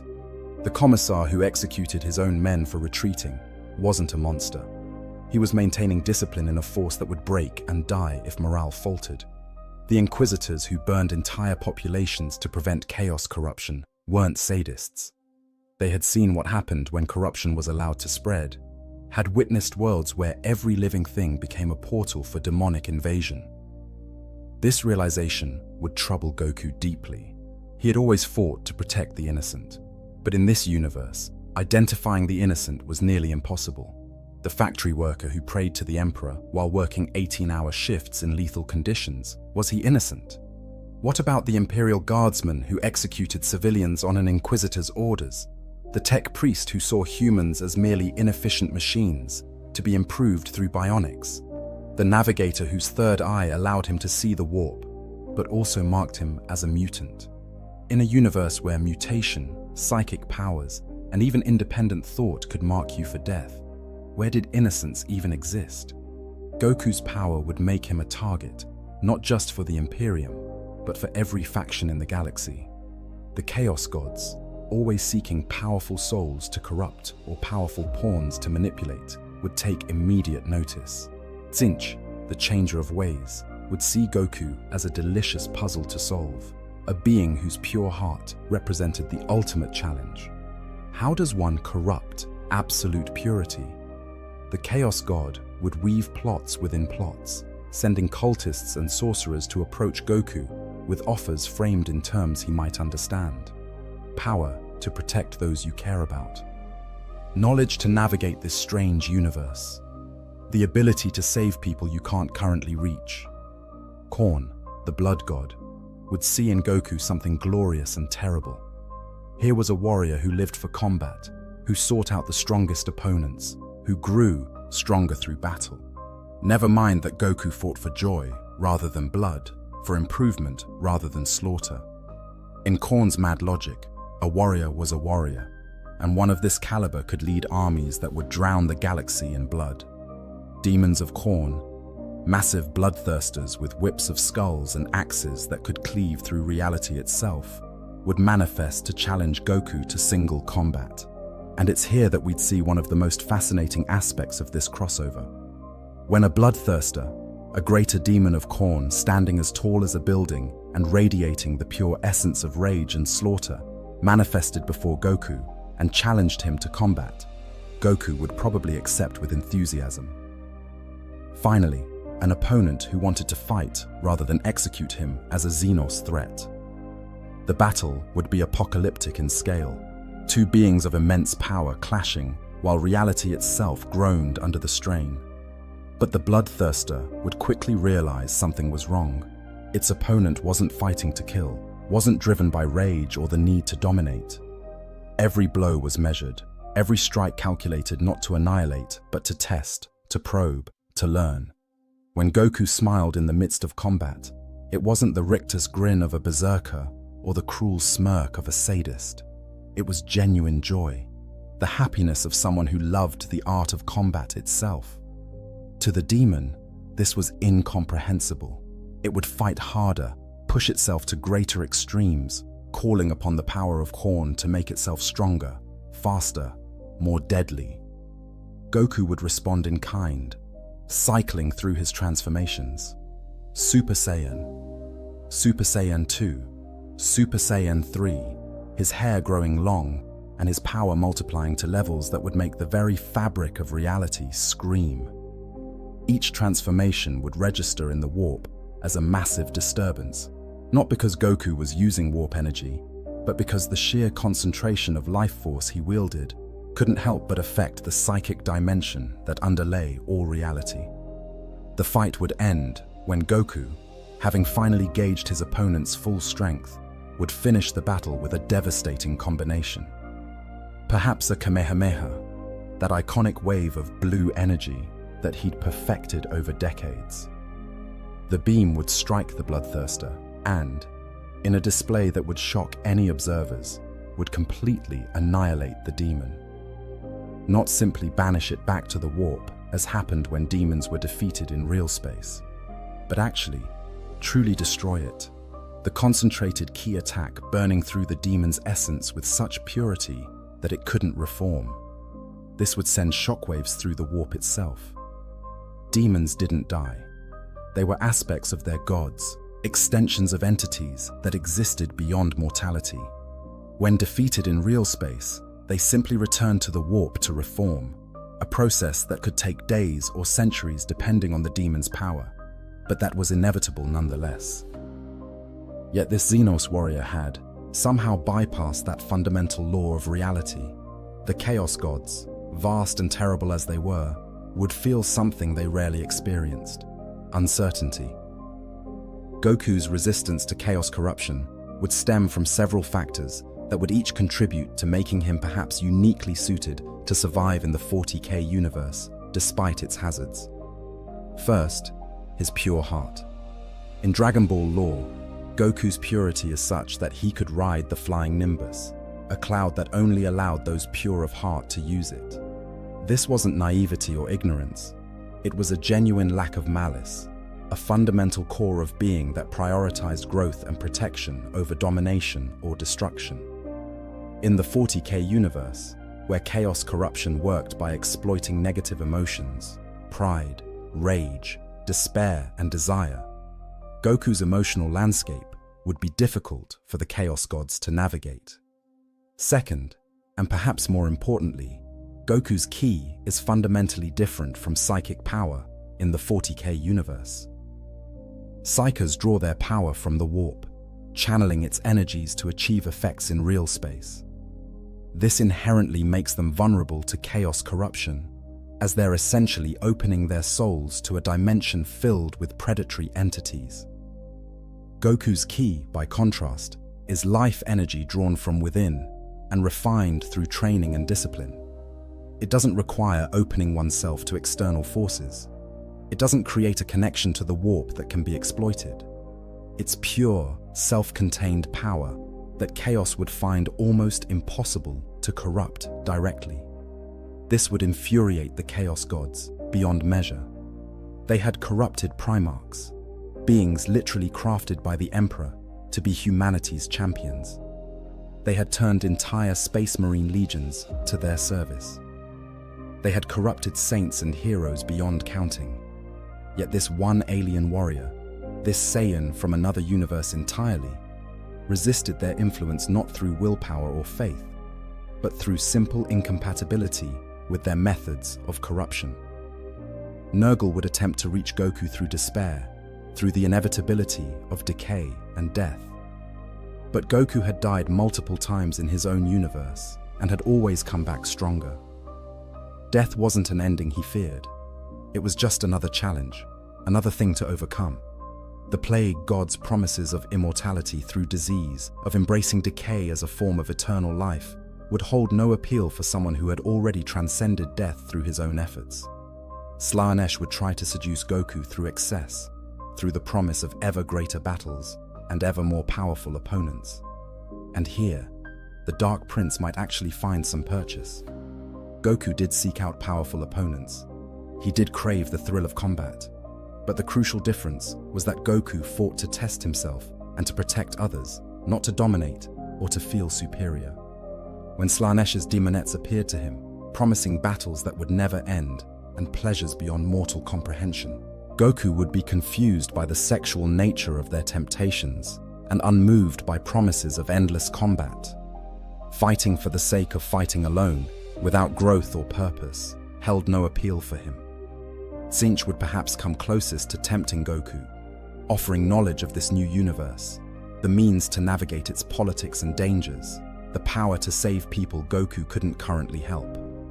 But Tzeentch's bargains always came with hidden costs, schemes within schemes that would ultimately serve only the Chaos God's inscrutable purposes.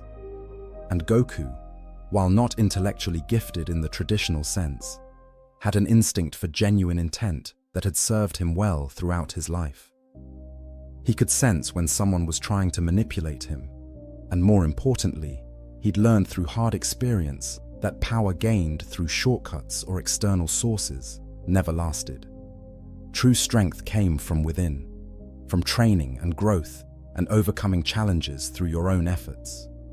The Imperium's response to Goku would be complicated by his very nature. On one hand, here was a Xenos of immense power who seemed resistant to chaos corruption, who had defeated a greater demon of Khorne in single combat, and who appeared to have no ambitions of conquest or domination.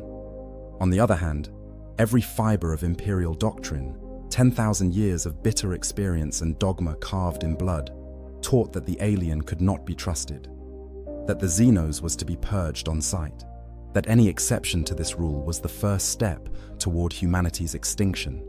The debate within the higher echelons of the Imperium would be fierce. Radical inquisitors, those who believed that any weapon could be used against chaos regardless of its source, would argue for attempting to recruit, or at least ally with Goku. They would point to the Eldar craft worlds, with whom the Imperium occasionally formed temporary alliances against greater threats.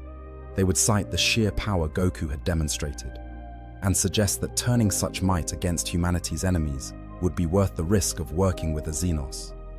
Puritanical inquisitors would counter with cold logic. Goku was a Xenos. He was therefore not human. Everything not human was either a threat to humanity's survival or a potential threat that would reveal itself in time. The fact that he seemed benign now meant nothing. The Eldar had seemed benign once, before the fall of their empire birthed Slaanesh and doomed their entire species. The fact that Goku was powerful only made him a greater threat. The Imperium had dealt with powerful Xenos before. It had survived the war in heaven when the Old Ones and their creations battled the Necrons for dominance of the galaxy. It would survive one powerful alien by doing what it always did, applying overwhelming force until the problem was eliminated. The Space Marine chapters would be divided along similar lines.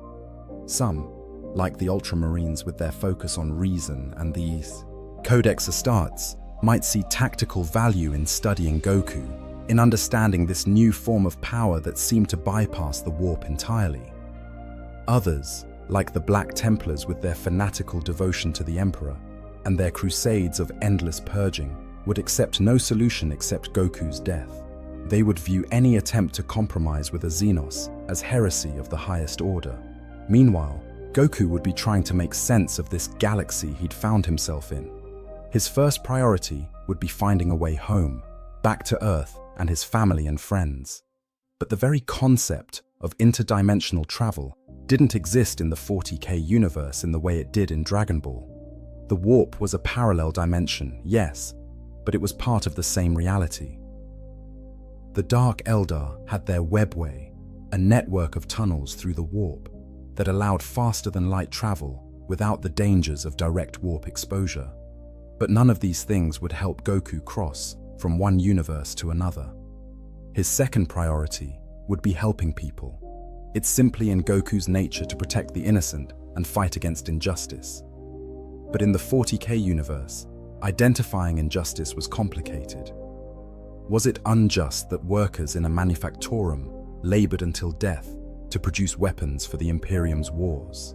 Yes, by the standards of any reasonable morality. But those weapons were necessary to fight the Tyranids, who would consume every living thing on the planet if given the chance. Was it unjust that psychers were hunted down and either pressed into service or executed? Yes, by any measure of individual rights. But unsanctioned psychers were literally doors through which demons could enter reality, and a single possessed psyker could doom an entire hive city. Goku would find himself facing moral quandaries that had no good answers. When he saved a group of civilians from an orc attack, he'd discover they were workers from a munitions factory that produced shells used to level heretical cities. When he protected a psyker child from a kill team of Sisters of Silence, he'd learn that the child had already shown signs of warp taint, and letting them live would endanger thousands.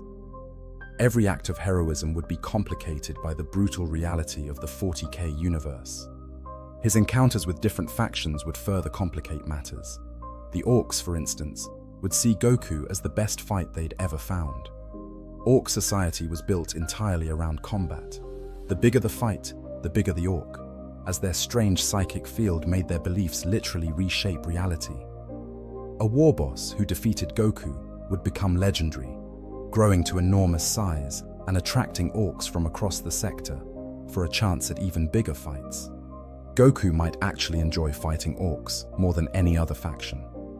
They were straightforward in their desires, fought for the love of combat, and while brutally violent, didn't have the complex moral implications of fighting humans who thought they were defending their species. The problem would be that defeating one Orc warboss would only attract more. Every victory against the Greenskins would make Goku more famous among them. Soon, entire massive Orc migrations numbering in the billions would change course just for a chance to fight the legendary grot-sized Super Git, as they might call him. Goku would inadvertently become a magnet for one of the galaxy's most destructive forces, not through malice but simply by being too good at fighting. The Tyranids would present a different challenge entirely. These creatures were a hive mind from beyond the galaxy, consuming all biomass in their path to fuel their endless swarm. They didn't negotiate, they didn't retreat, they didn't even communicate in any meaningful way. They simply consumed. When Goku first encountered a Tyranid swarm, perhaps when a hive fleet descended on a world he was visiting, he would find himself facing enemies that attacked in such numbers that even his power would be tested. Tyranid tactics involved overwhelming opponents with lesser creatures, while larger bioforms provided support and the hive mind coordinated attacks with perfect precision. Fighting them would be like fighting an ocean.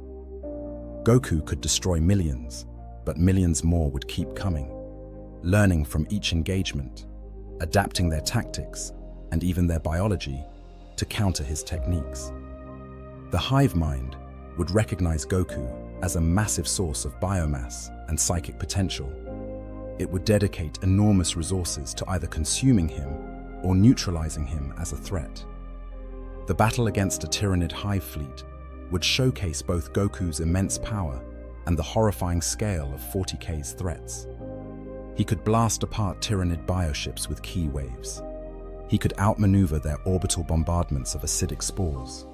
He could even destroy a hive tyrant, one of the swarm's most powerful individual creatures. But the Tyranids would keep coming, and eventually, even Goku would have to retreat. Not because he was beaten, but because staying to fight would mean allowing the swarm to consume the planets behind him while he was distracted. This would be a harsh lesson about the nature of the 40K universe. Individual power, no matter how great, had limits when faced with threats on a galactic scale. Goku could destroy planets, yes, but the Tyranids consumed planets. The Orc empires spanned entire sectors. The forces of chaos were infinite, literally, as demons could never truly be destroyed, and their number was limited only by the emotions that birthed them. Even the Imperium, the faction nominally on humanity's side, commanded armies numbering in the trillions and resources that dwarfed anything in the Dragon Ball universe. Goku would eventually have to face the truth that he couldn't save this galaxy the way he'd saved his own universe. There was no single villain to defeat, no magic ritual to interrupt, no fusion dance that would make him strong enough to punch all the problems away. The Warhammer 40,000 universe was broken at a fundamental level, corrupted by 10,000 years of warfare and brutality, until even the heroes were barely distinguishable from monsters. But Goku being Goku, he wouldn't give up. He'd look for a different approach. If he couldn't save the whole galaxy, he could at least save the people in front of him. If he couldn't defeat chaos by fighting it, maybe he could undermine it by spreading hope wherever he went. Not through preaching or philosophy. Goku had never been one for speeches, but through action. By saving people who were supposed to die. By showing mercy when everyone expected cruelty. By treating even his enemies as potential friends rather than irredeemable evil. This approach would have interesting effects. Goku's purity and hope, his fundamental goodness, would start to affect the warp around him. Not through psychic power, but through sheer concentrated will and life force. Where he went, the warp would become calmer, if only temporarily. Demons would find it harder to manifest. Psykers would find their powers more stable, less likely to spiral into catastrophic failure. It would be as if Goku's very presence pushed back the darkness just a little. The Chaos Gods would recognize this for the threat it was. Goku wasn't just resistant to corruption, he was actively anathema to them in the same way the Emperor was, but through an entirely different mechanism. The Emperor imposed order through will and psychic might. Goku inspired it through example and genuine compassion. Both approaches weakened chaos, but Goku's was perhaps more insidious because it couldn't be countered through direct opposition. You couldn't corrupt someone who simply didn't understand the appeal of corruption. Eventually, this would lead to a direct confrontation. The Chaos Gods, recognizing that their usual methods wouldn't work, would attempt to remove Goku through overwhelming force. They would open a massive warp rift, perhaps using cultists who had tracked Goku's movements across multiple systems. Through this rift would pour demonic legions, not just from one god, but from all four, a combined assault that set aside their eternal rivalries in service of destroying a common threat. Goku would find himself facing armies that numbered in the millions, bloodletters of Horn charging in endless waves, plague-bearers of Nurgle spreading disease that could corrupt reality itself, horrors of Tzeentch casting sorceries that bent causality, daemonettes of Slanesh moving with hypnotic grace that turned their very movements into weapons. And at the center of it all, greater demons of immense power, each one a fragment of their god made manifest. The battle would be apocalyptic. Goku would push himself to levels of power that would crack the planet beneath his feet. He'd cycle through his transformations, testing each one against the demonic horde. Super Saiyan God, his hair shifting to crimson, and his power taking on a divine quality that would actually harm demons more than his previous forms. Super Saiyan Blue, combining godly ki with the Super Saiyan transformation for even greater power. He'd use techniques he'd learned across his many adventures. The Kamehameha to blast through massed formations, the instant transmission to dodge attacks that couldn't be blocked, the Spirit Bomb, gathering energy from all life on the planet to create a massive sphere of power. And it would work. Against all odds, against a demonic incursion that should have consumed the entire star system, Goku would emerge victorious. The demons would be banished or destroyed, their essences scattered across the warp. The rift would close, sealed by the sheer purity of Goku's ki, acting as an anathema to the warp's corruption. The planet, scarred but surviving, would become a site of pilgrimage. Witnesses to the battle would spread word of the strange Xenos warrior who fought with the light of distant stars, who stood against chaos and won through strength rather than faith. This victory would have profound implications. The Imperium could no longer ignore Goku or dismiss him as just another Xenos threat. Here was proof that something could resist chaos without being part of the Imperial faith. That individual power could matter even against threats on a cosmic scale. That hope, genuine hope rather than fanatical faith, could be a weapon against the darkness. The Emperor himself would take direct notice. From his throne on Terra, the Master of Mankind would reach out across the galaxy with his vast psychic consciousness to make contact with Goku. The conversation between these two beings would be fascinating in its implications. The Emperor, a figure of such vast intellect and psychic might that he could hold audiences with hundreds of people simultaneously, while also maintaining the Astronomicon and fighting off demonic incursions in the warp, would speak with Goku, a being of incredible power but relatively simple desires. The Emperor would immediately recognize what Goku was, a warrior from another dimension entirely, uncorrupted by chaos not through faith or will, but through fundamental incompatibility. He would see the potential. If Goku's ki could be understood and replicated, humanity might have a weapon against chaos that didn't rely on the warp. If Goku could be convinced to fight for humanity, his power could turn the tide in countless battles. If his very nature, his hope and purity, could be studied and encouraged, it might offer a path away from the grim darkness that the Emperor had locked humanity into. But the Emperor would also see the danger. Goku's hope was antithetical to everything the Imperium had become. The Imperial faith relied on fear, on absolute obedience, on the belief that only through suffering and sacrifice could humanity survive. Goku's example offered a different path, one where individuals mattered, where mercy was possible, where hope could be more than just a heretical thought. If that idea spread, the Imperium itself might fracture as people questioned why they needed to suffer if alternatives existed.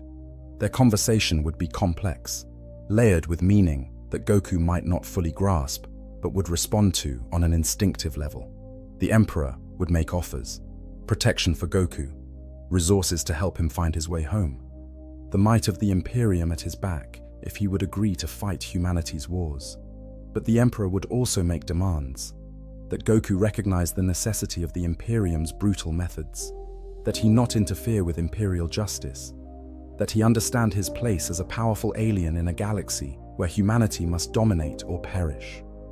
Goku would refuse, not out of pride or defiance, but because he simply couldn't agree to let innocents suffer even if their suffering served a greater purpose. He'd offer a counter-proposal. He'd fight humanity's enemies, all of them, as hard as he could. He'd defend Imperial worlds and save Imperial lives. But he wouldn't execute civilians on suspicion of corruption. He wouldn't turn a blind eye to injustice just because it served the Imperial cause. He would be an ally if the Imperium would have him, but never a servant. The Emperor would consider this. In another time, when he still walked among men and led the Great Crusade, he might have found a way to make it work. But now, trapped upon the Golden Throne, sustained by the sacrifice of 1,000 psychers a day, fighting an eternal battle against gods in the warp, he had no room for compromise. The Emperor would deliver his judgment. Goku could leave Imperial space and never return, or he could be destroyed as a Xenos threat. There would be no alliance, no middle ground. The Imperium of Man did not negotiate with aliens. This rejection would sadden Goku more than any battle could, not because he needed the Imperium's approval, but because he would see what the Emperor had become. a being of immense power and vast intelligence, once perhaps a force for good, now so consumed by the necessities of survival that he had lost the very things that made life worth preserving. The Emperor was powerful enough to crush Goku if they truly clashed. Goku wasn't foolish enough to think otherwise. But that power came at a cost that the Saiyan warrior would find unconscionable. The standoff would be broken by external forces. While Goku and the Emperor debated through psychic communion, other powers were making their moves. The Necrons, ancient machines that had slept through millions of years, would awaken on a tomb world near one of Goku's battle sites. These were not the mindless automatons of lesser Xenos. These were the Necrontyre, a race that had transferred their consciousness into living metal to escape mortality, only to become slaves to their own gods in the process. They would detect the strange energy signatures Goku produced and identify him as a threat to the Silent King's plans to restore their empire. The Tau Empire, a young race guided by the philosophy of the greater good, would send water-caste diplomats to attempt first contact with Goku. They alone among the galaxy's major factions would see an opportunity rather than a threat. Here was a powerful being who fought without seeking dominion, who protected the weak, who seemed to embody many of the principles the Tau themselves valued. If they could bring Goku into the greater good, even as an auxiliary rather than a full member of their empire, it would be a tremendous coup. The Elder Craftworlds, guided by their Farseer's visions of the future, would see Goku as a wild card whose actions could either save or doom entire star systems. They would dispatch autarchs and war hosts to observe him, to gently nudge events in directions favorable to the Eldar, and if necessary, to eliminate him if the visions showed his survival led to catastrophe for their dying race. Goku would find himself at the center of galactic politics he barely understood. Every faction wanted to use him or destroy him. Every battle he fought had implications that rippled across the stars. His simple desire to help people and find his way home became impossible to fulfill without choosing sides in conflicts where every side had committed atrocities in the name of survival. The climax of Goku's time in the Warhammer 40,000 universe would come when his battles against the various demonic incursions and Xenos threats drew the attention of one of the Chaos Gods directly. Let's say it's Horn, drawn by the incredible battles Goku had fought and the oceans of blood spilled in his wake, even if most of that blood belonged to demons and orcs. The Blood God would manifest a fragment of his consciousness into real space, creating an avatar of such power that its mere presence would crack planets and drive mortals mad. This avatar would be beyond anything Goku had fought before. Greater demons were fragments of their gods. This would be the god itself, compressed into a form that could exist in real space, only temporarily, but wielding power on a scale that rivaled Beerus or Whis. The battle between Goku and Korn's avatar would be visible from orbit as two sources of impossible energy clashed in the void between stars. Goku would have to access his deepest reserves of power, Ultra Instinct, the technique he'd learned from the angels that allowed him to move and react without conscious thought. His body would move independently of his mind, dodging attacks that bent reality and countering with strikes that could shatter dimensions. The silver-haired form would push Goku's power to levels that made his previous transformations look like warm-up exercises. The fight would be devastating to everything around it. Stars would dim as their energy was drawn into the battle. Space itself would crack, creating temporary rifts into the warp that vomited forth lesser demons. Before sealing again, the psychic screams of the conflict would be heard across the galaxy, and every psyker would feel the impossible clash of powers that should not exist in real space. And Goku would win. Not easily, not without cost. He would push Ultra Instinct beyond its limits, his body operating on pure instinct as he channeled every technique he'd ever learned into a final, devastating attack. The Kamehameha at its ultimate expression, combining godly ki, Ultra Instinct precision, and the accumulated fighting experience of a lifetime into a beam of energy that would actually harm a god. Horn's avatar would be destroyed, its essence scattered back into the warp. The blood god would bellow in rage, and for the first time in eons, Horn would feel something approaching caution. This mortal, this Xenos warrior from beyond the galaxy, had actually harmed him, not simply banished an avatar or destroyed a demon, but actually damaged the god itself. The implications would ripple through the warp, and the other Chaos gods would take note. This being had to be destroyed or contained. It represented something they couldn't allow to exist. But the victory would leave Goku severely depleted. Ultra Instinct at that level couldn't be maintained indefinitely, even by a Saiyan. He would revert to his base form, his Kai nearly exhausted, floating in the void as his body slowly began to heal. And it would be in this moment of weakness that he would finally find what he'd been searching for.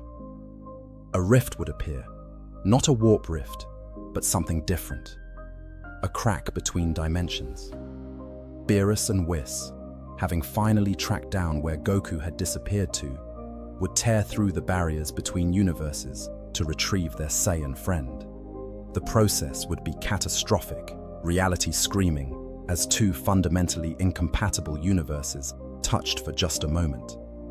But it would be enough. As Goku felt the familiar energy of his own universe calling him home, he would pause. He would look back at the Warhammer 40,000 galaxy, at the billions of souls suffering in darkness, at the endless war that consumed everything. Part of him would want to stay, to keep fighting, to keep trying to make a difference, even in this grim darkness. But Whis would explain what Goku had already started to realize. This wasn't his universe to save. The rules that governed reality here were different. The solutions that worked in his home universe wouldn't work here. He had made a difference, yes. The planets he'd saved would remember him. The people he'd protected would tell stories of the strange warrior who fought with the light of stars. But the fundamental problems of the Warhammer 40,000 universe couldn't be solved by individual heroism. They required systemic change on a scale that even Goku's power couldn't force. Goku would say his goodbyes to the few allies he'd made, perhaps a Space Marine librarian who had come to respect the Xenos warrior despite all his training, a guardsman whose life Goku had saved, and who had dared to hope that maybe the galaxy wasn't as dark as he'd been taught. An elder Farseer who had seen futures where Goku's intervention prevented catastrophes, but also futures where his actions inadvertently made things worse.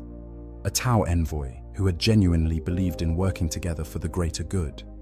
And then Goku would step through the rift, returning to his own universe, leaving the Warhammer 40,000 galaxy behind. The rift would close, reality sealing itself as the two dimensions separated once more. And the denizens of the 40K universe would be left to ponder what had happened. The Imperium would debate for generations about the Xenos warrior, as he came to be known in official records. Some would claim he was a manifestation of the Emperor's will, a test of faith, or a weapon deployed against chaos. Others would insist he was a demon in disguise, his apparent purity merely a deeper deception. The truth would be suppressed by the Inquisition, with anyone who claimed to have met Goku being subjected to intensive investigation and mind wipes. The Chaos Gods would remember. They would remember the being who resisted corruption through pure incompatibility, who wielded power without drawing on the warp, who fought not for dominion or survival, but for the simple joy of combat and the protection of the weak. They would search for ways to reach across dimensional barriers, hoping to corrupt other realities, to prevent other beings like Goku from emerging. But the barriers between universes were not easily crossed, and even the Chaos Gods had limits to their power. The Space Marines would add a new passage to their most secret chronicles, a story of a warrior who fought like no Xenos ever seen before, who defeated greater demons and lived to tell the tale, who offered alliance but wouldn't bend knee to the Emperor. Some chapters would study the accounts, hoping to understand the techniques Goku used. Others would use it as a cautionary tale about the dangers of consorting with Xenos, no matter how powerful or seemingly benign. And in the warp, In that realm of nightmare and chaos, something strange would happen. Where Goku had fought, where his pure ki had burned against the tides of corruption, small spaces would remain.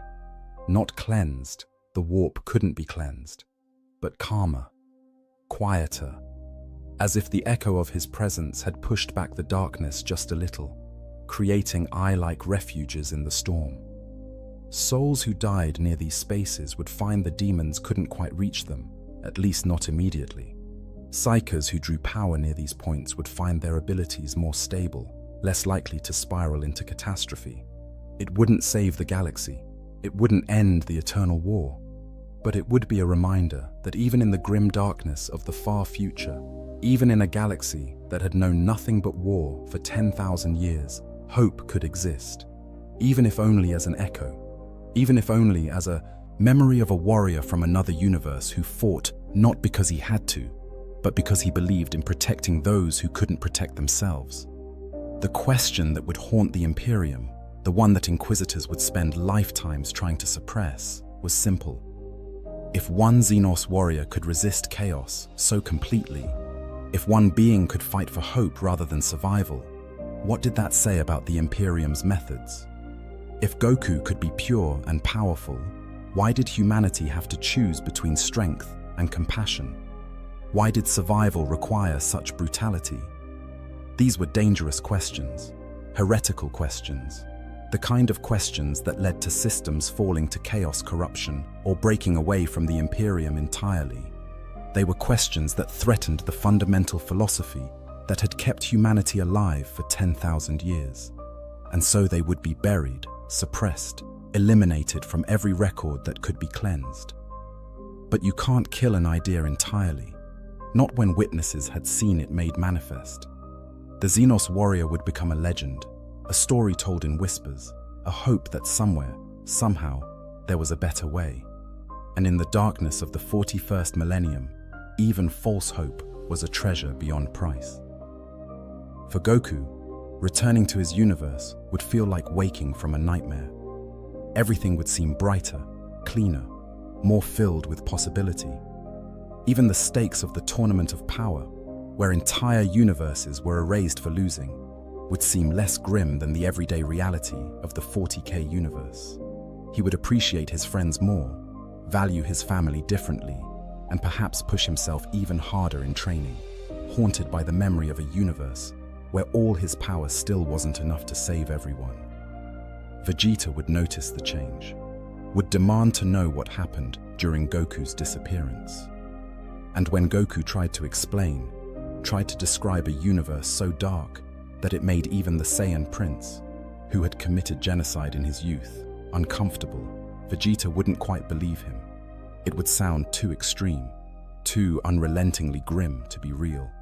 Until one night, when Vegeta was training alone, he would notice his shadow moving strangely, would feel the whisper of something trying to reach across dimensional barriers, promising power, promising vengeance, promising everything he'd ever wanted. And Vegeta would understand, would realize that whatever Goku had encountered was real and was actively trying to reach their universe. He would never speak of it, not even to Goku.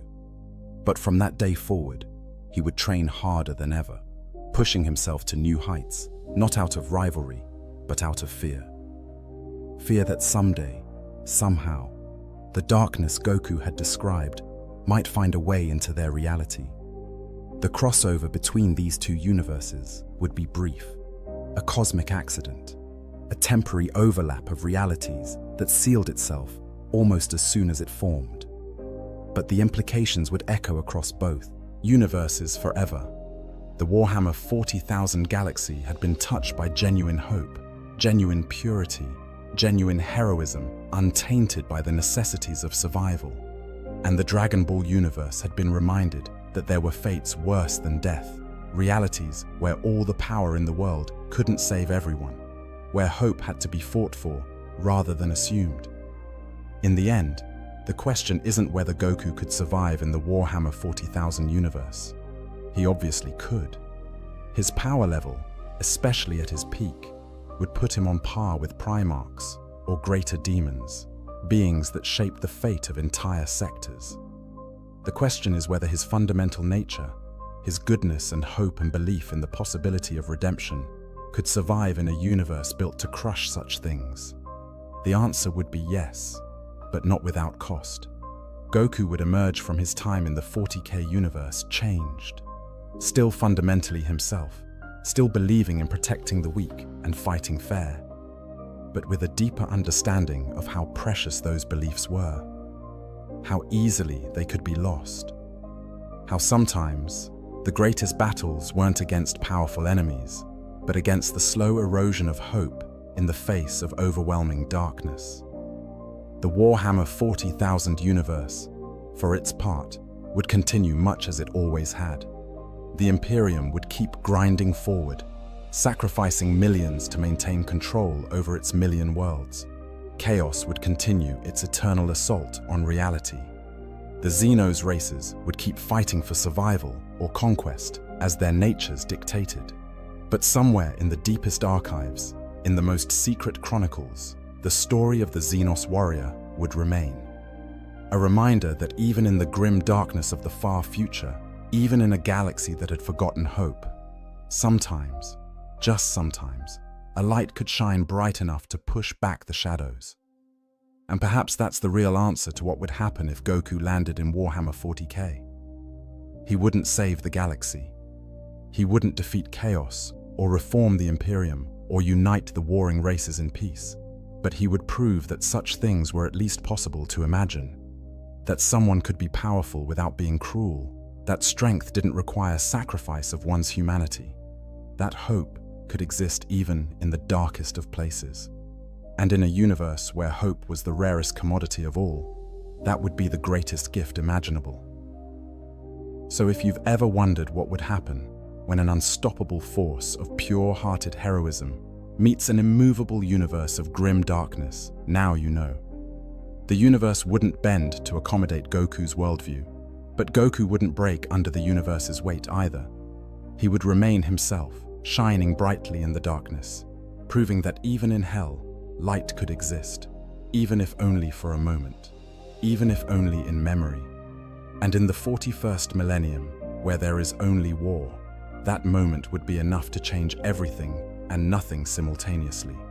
The galaxy would continue its descent into darkness, but those who had witnessed the light would never forget. They would carry that memory forward, a secret hope hidden in the deepest parts of their hearts, waiting for the day when maybe, just maybe, the galaxy might be ready for something other than endless war. Thank you for watching this exploration of what might happen if these two incredible universes collided. If you enjoyed this deep dive into the crossover potential of Goku in the Warhammer 40K universe, please like this video and subscribe to the channel for more Warhammer 40K content. Let me know in the comments what other crossovers you'd like to see explored, or what aspects of the Warhammer 40K universe you'd like me to cover next. Until next time, remember, in the grim darkness of the far future, there may be only war. But even in that darkness, the memory of hope can never truly die. The void is not empty. Those who have never left the gravity well of a planet might imagine space as a barren expanse, a great nothingness between the stars. But to those who serve aboard the mighty vessels that traverse the galaxy, the void is teeming with life, with danger, with opportunity, and with horrors that would drive a planetary citizen to madness in moments. To serve aboard a rogue trader vessel is to exist at the very edge of human civilization, where the Emperor's light grows dim and the rules that govern the Imperium become suggestions rather than laws.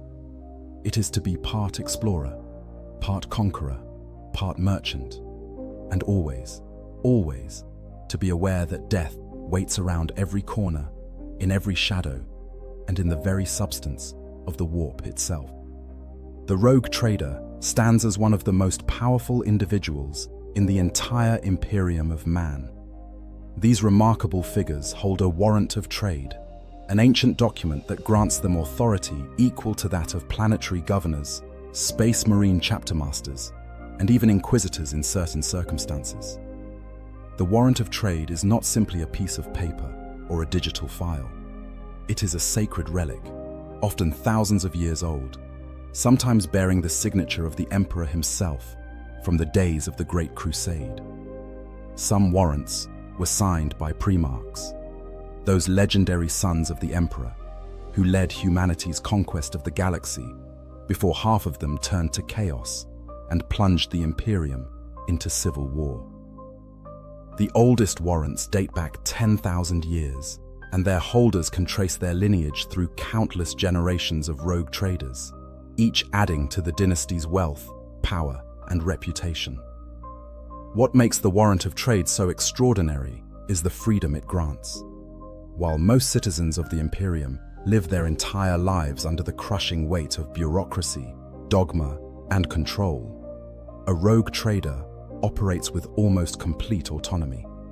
They are empowered to explore regions of space beyond Imperial control, to trade with alien species that would be executed on sight in civilized space, to conquer worlds in the Emperor's name and claim them for their dynasty, and to operate outside the normal strictures of Imperial law.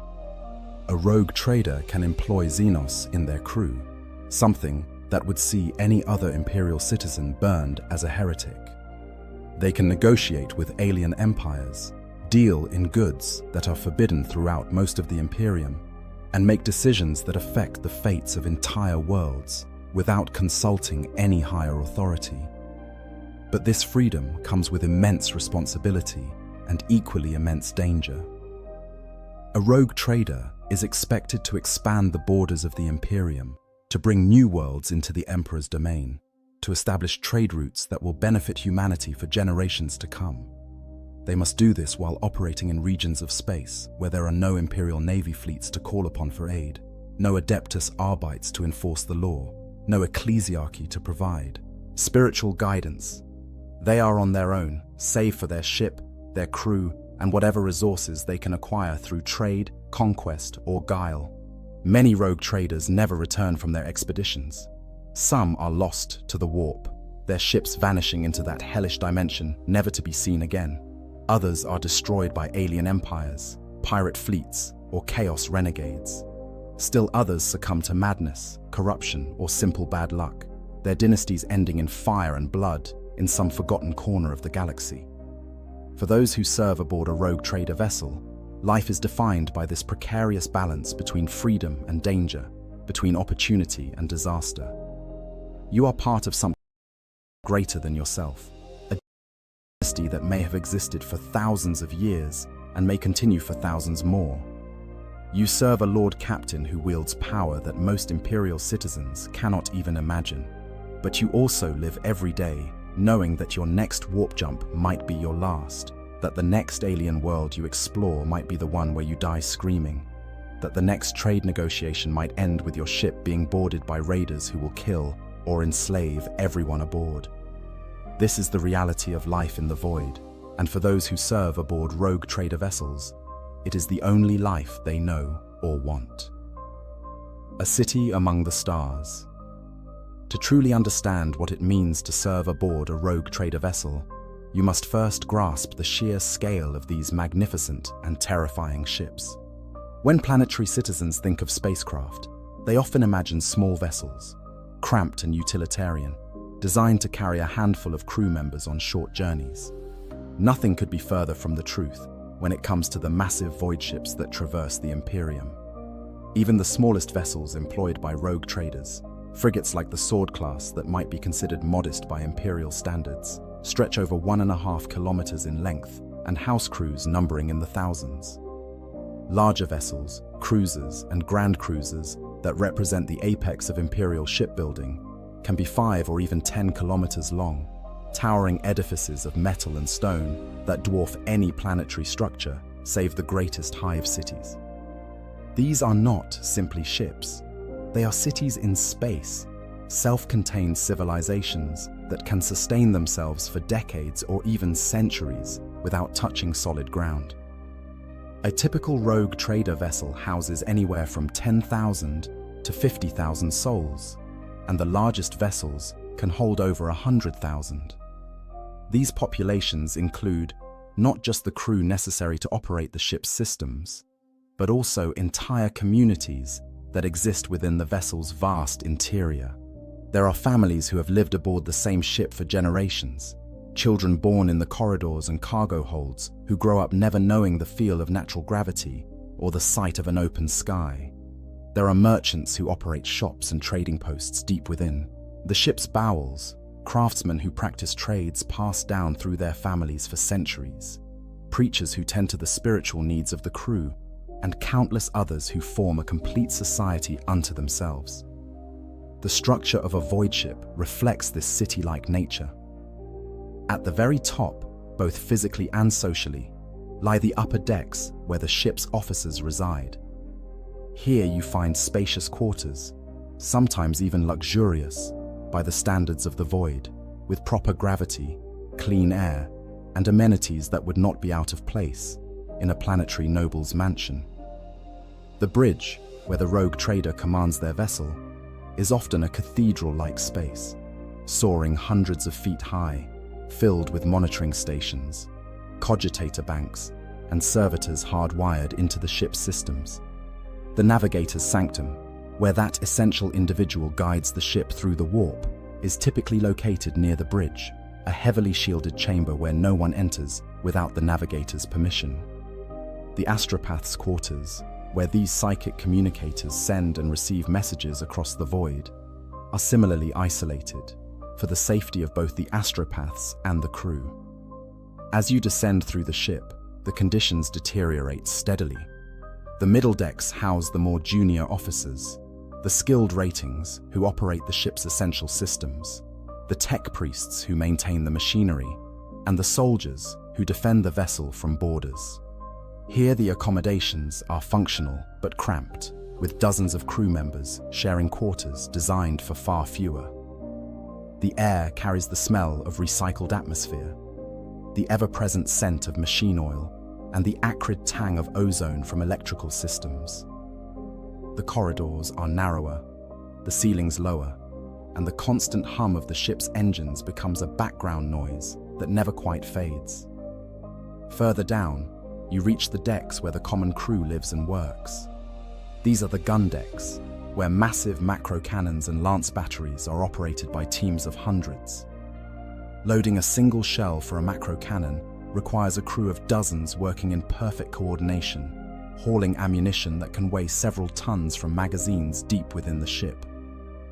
The work is backbreaking, dangerous, and relentless. Injuries are common, deaths more frequent than anyone likes to admit.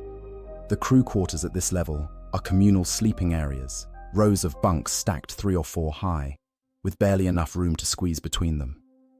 Privacy is a luxury that exists only in the dreams of those who serve here. Meals are taken in vast refectories, where gruel-like food is dispensed from automated systems and consumed standing up because there aren't enough seats for everyone. But even this is not the bottom. Deep in the bowels of the ship, below the gun decks and crew quarters, below even the cargo holds and munitions magazines, lie the lowest levels. Here is where the ship's most essential and most dangerous work takes place. The engine rooms are cathedrals of flame and fury, where plasma reactors burn with the heat of stars, and the ship's massive drives generate the thrust necessary to move millions of tons of metal through the void. The temperatures here are lethal to unprotected humans. Only those with specialized heat-resistant gear can survive for more than a few minutes, and even they must rotate out frequently to avoid being cooked alive. The warp engines, which allow the ship to pierce the veil between real space and the immaterium, are even more dangerous. These ancient devices are covered in prayers and purity seals, tended by tech priests who whisper litanies to the machine spirits while making the delicate adjustments necessary to keep the ship from being torn apart when it enters the warp. Lower still are the life sustainers, massive atmospheric processors that recycle the air breathed by thousands of crew members. When these systems fail, as they inevitably do in a vessel thousands of years old, the results can be catastrophic. Entire sections of the ship can be rendered uninhabitable, the air becoming toxic, or simply vanishing as it vents into space. The crew who work in these areas are often pressed men and women, indentured servants who have no choice but to labor in these hellish conditions. Some are criminals, sentenced to serve aboard ship as punishment for their crimes. Others are simply unlucky, born into families of ship ratings and pressed into service the moment they were old enough to hold a wrench. Many never leave these lowest levels in their entire lives, generation after generation, living and dying in the darkness, their existence known to the officers above only as numbers on a roster. The ship itself becomes a living thing to those who serve aboard it for any length of time. Every vessel has what the tech priests call a machine spirit, a kind of consciousness or personality that emerges from the countless systems and subsystems that keep the ship functioning. Crew members swear they can feel the ship's moods, sense when it is content or angry, know when something is wrong even before the alert klaxons sound. Some ships are said to be benevolent, protecting their crews in ways that defy logical explanation. Others are temperamental or even malevolent, prone to system failures that seem almost deliberate, as if the ship itself is trying to kill those who serve aboard it. The oldest vessels, some of which have been in service for 5 or even 10,000 years, have histories longer and richer than most planetary civilizations. Crew members tell stories of these ships' great deeds, the battles they have won, the worlds they have discovered, the famous rogue traders who once commanded them.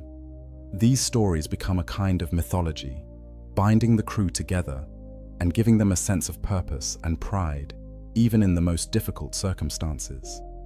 Living aboard such a vessel means existing in a world where the boundaries between different social classes are as rigid as the bulkheads that separate one deck from another. An officer who serves on the bridge may never venture into the lower decks in their entire career, remaining blissfully ignorant of the conditions in which the majority of the crew lives.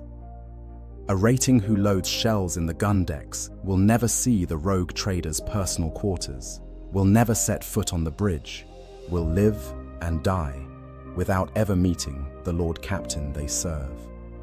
This stratification is not simply a matter of pride or privilege.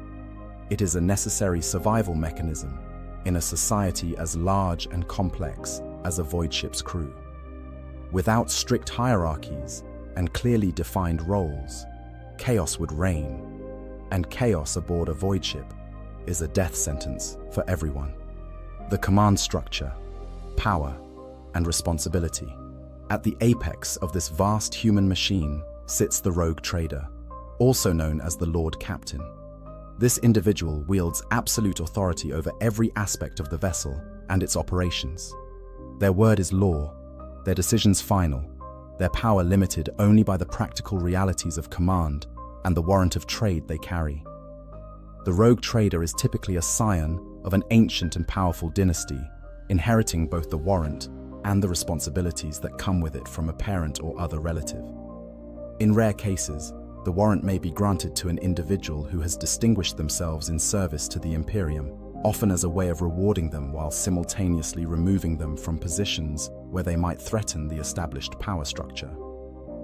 Former Imperial Navy admirals, Astra Militarum generals, influential navigators, and even inquisitors who have become too powerful or too controversial for their own good have found themselves granted warrants of trade and sent off to explore the galaxy's fringes. The personality and priorities of the rogue trader shape every aspect of life aboard their vessel. Some are pious individuals who see their mission as a holy calling, spreading the Imperial creed to lost human worlds and bringing them back into the Emperor's domain. These rogue traders maintain strict discipline, enforce rigid adherence to Imperial law and custom, and brook no deviation from proper conduct. Their ships are like floating monasteries, filled with shrines and chapels, where crew members are expected to attend daily prayers and demonstrate their faith in the God Emperor through word and deed.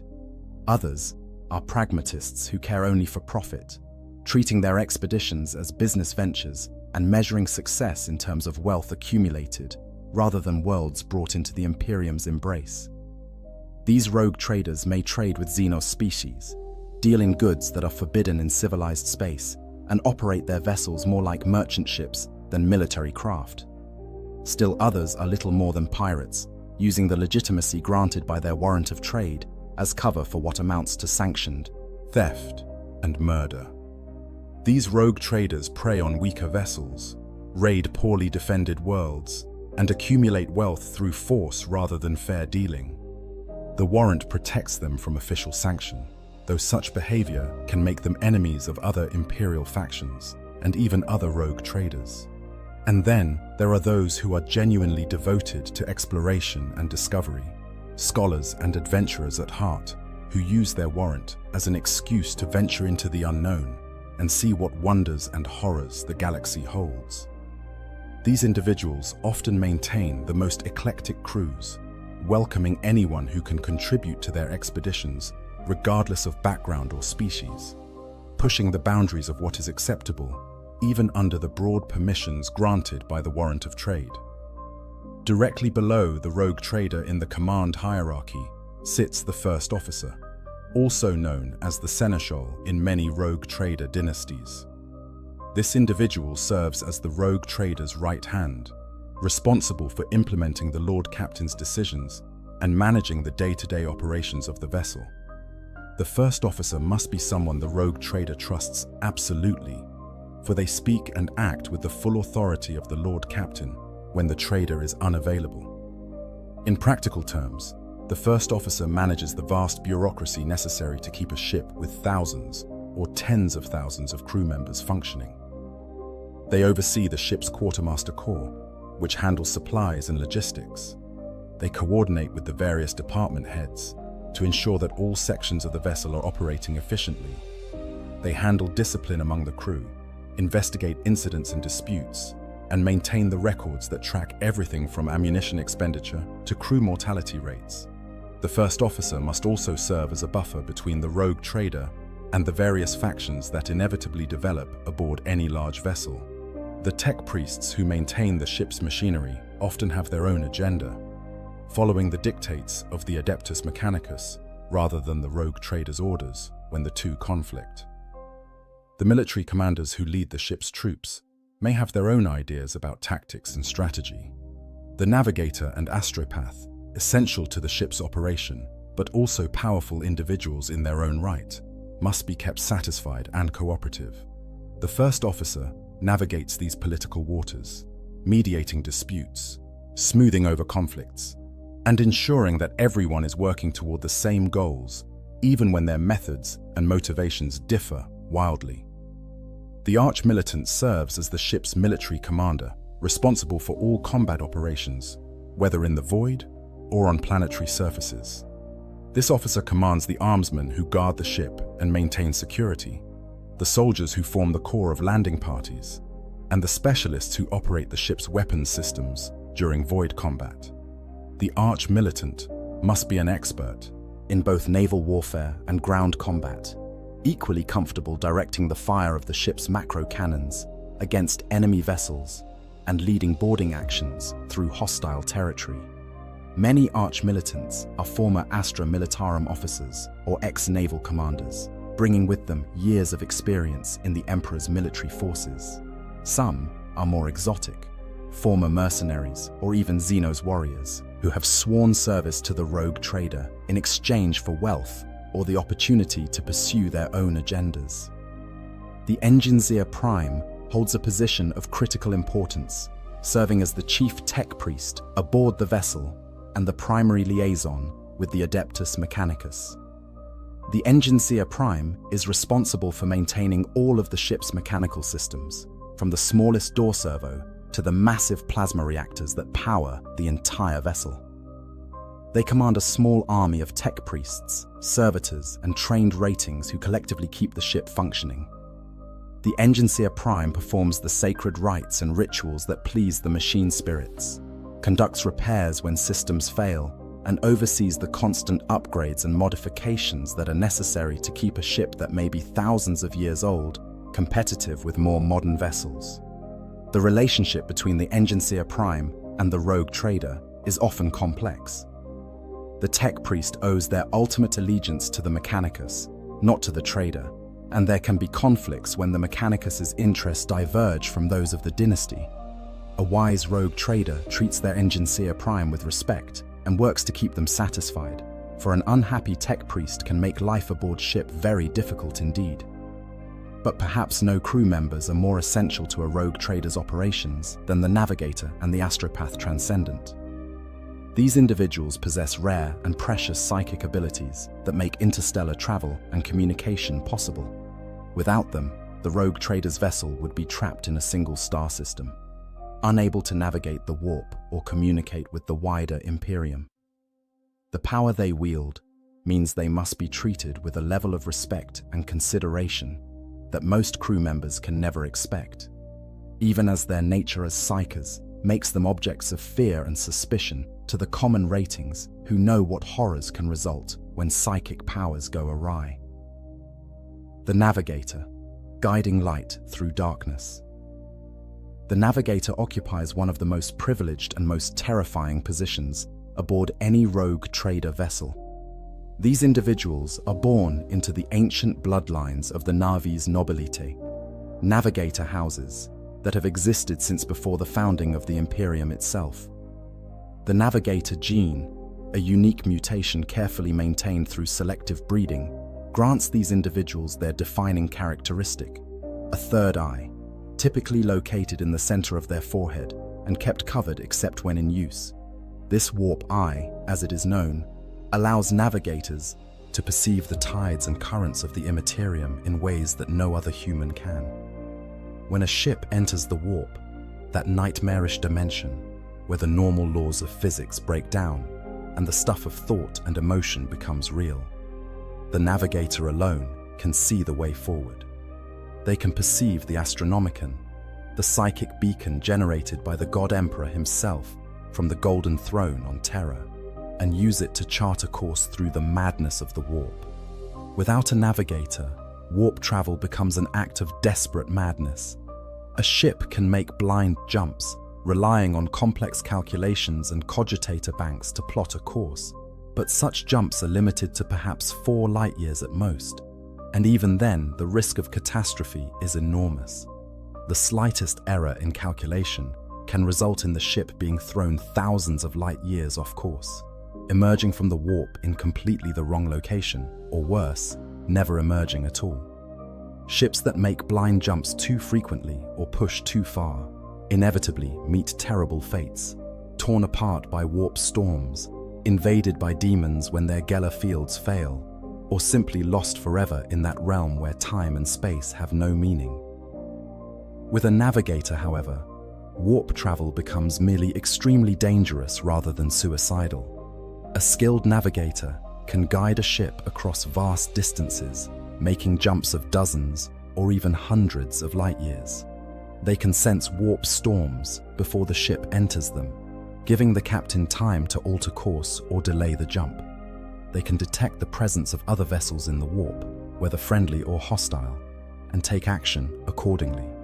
The best navigators develop an almost instinctual feel for warp travel, sensing dangers that their conscious mind cannot articulate, but that their psychic gifts perceive nonetheless. These individuals are treasured beyond measure, for a talented navigator can be the difference between a successful expedition and one that ends with the entire ship lost to the warp. Life as a navigator aboard a rogue trader vessel is unique even among the privileged officers who serve at the command level. Navigators are typically provided with luxurious quarters, far more spacious and comfortable than even senior officers enjoy. This is partly a matter of showing proper respect for their station, for navigator houses are among the wealthiest and most powerful organizations in the entire Imperium, and offending a navigator's sense of honor can have consequences that extend far beyond the current voyage. But it is also a practical necessity. The act of navigating through the warp takes an immense toll on a navigator's mind and body. The human brain was never meant to perceive the raw stuff of the warp, and even with the protection of the navigator gene, prolonged exposure causes damage that accumulates over time. After a particularly long or difficult warp jump, a navigator may need days or even weeks to recover. They suffer from crushing headaches, waking, nightmares where the boundaries between warp and real space blur, physical ailments that range from simple exhaustion to actual mutations as exposure to warp energies begins to warp their flesh. The oldest and most experienced navigators bear scars from decades of service, both visible and invisible. Some develop additional mutations beyond the standard third eye, growths and deformities that mark them as something other than fully human. Others suffer psychological damage, becoming increasingly erratic or paranoid, convinced that entities from the warp are pursuing them even when safely in real space. Many navigators who have served too long become virtual prisoners in their sanctums, unable to function outside the heavily shielded chambers where they work, dependent on life support machinery to sustain their failing bodies. The relationship between a navigator and their rogue trader is complex and multifaceted. On one hand, the navigator is an employee, serving the dynasty in exchange for payment and the opportunities that come with exploring the galaxy's fringes. On the other hand, they are typically nobility in their own right, members of houses that may be wealthier and more influential than the rogue trader's dynasty.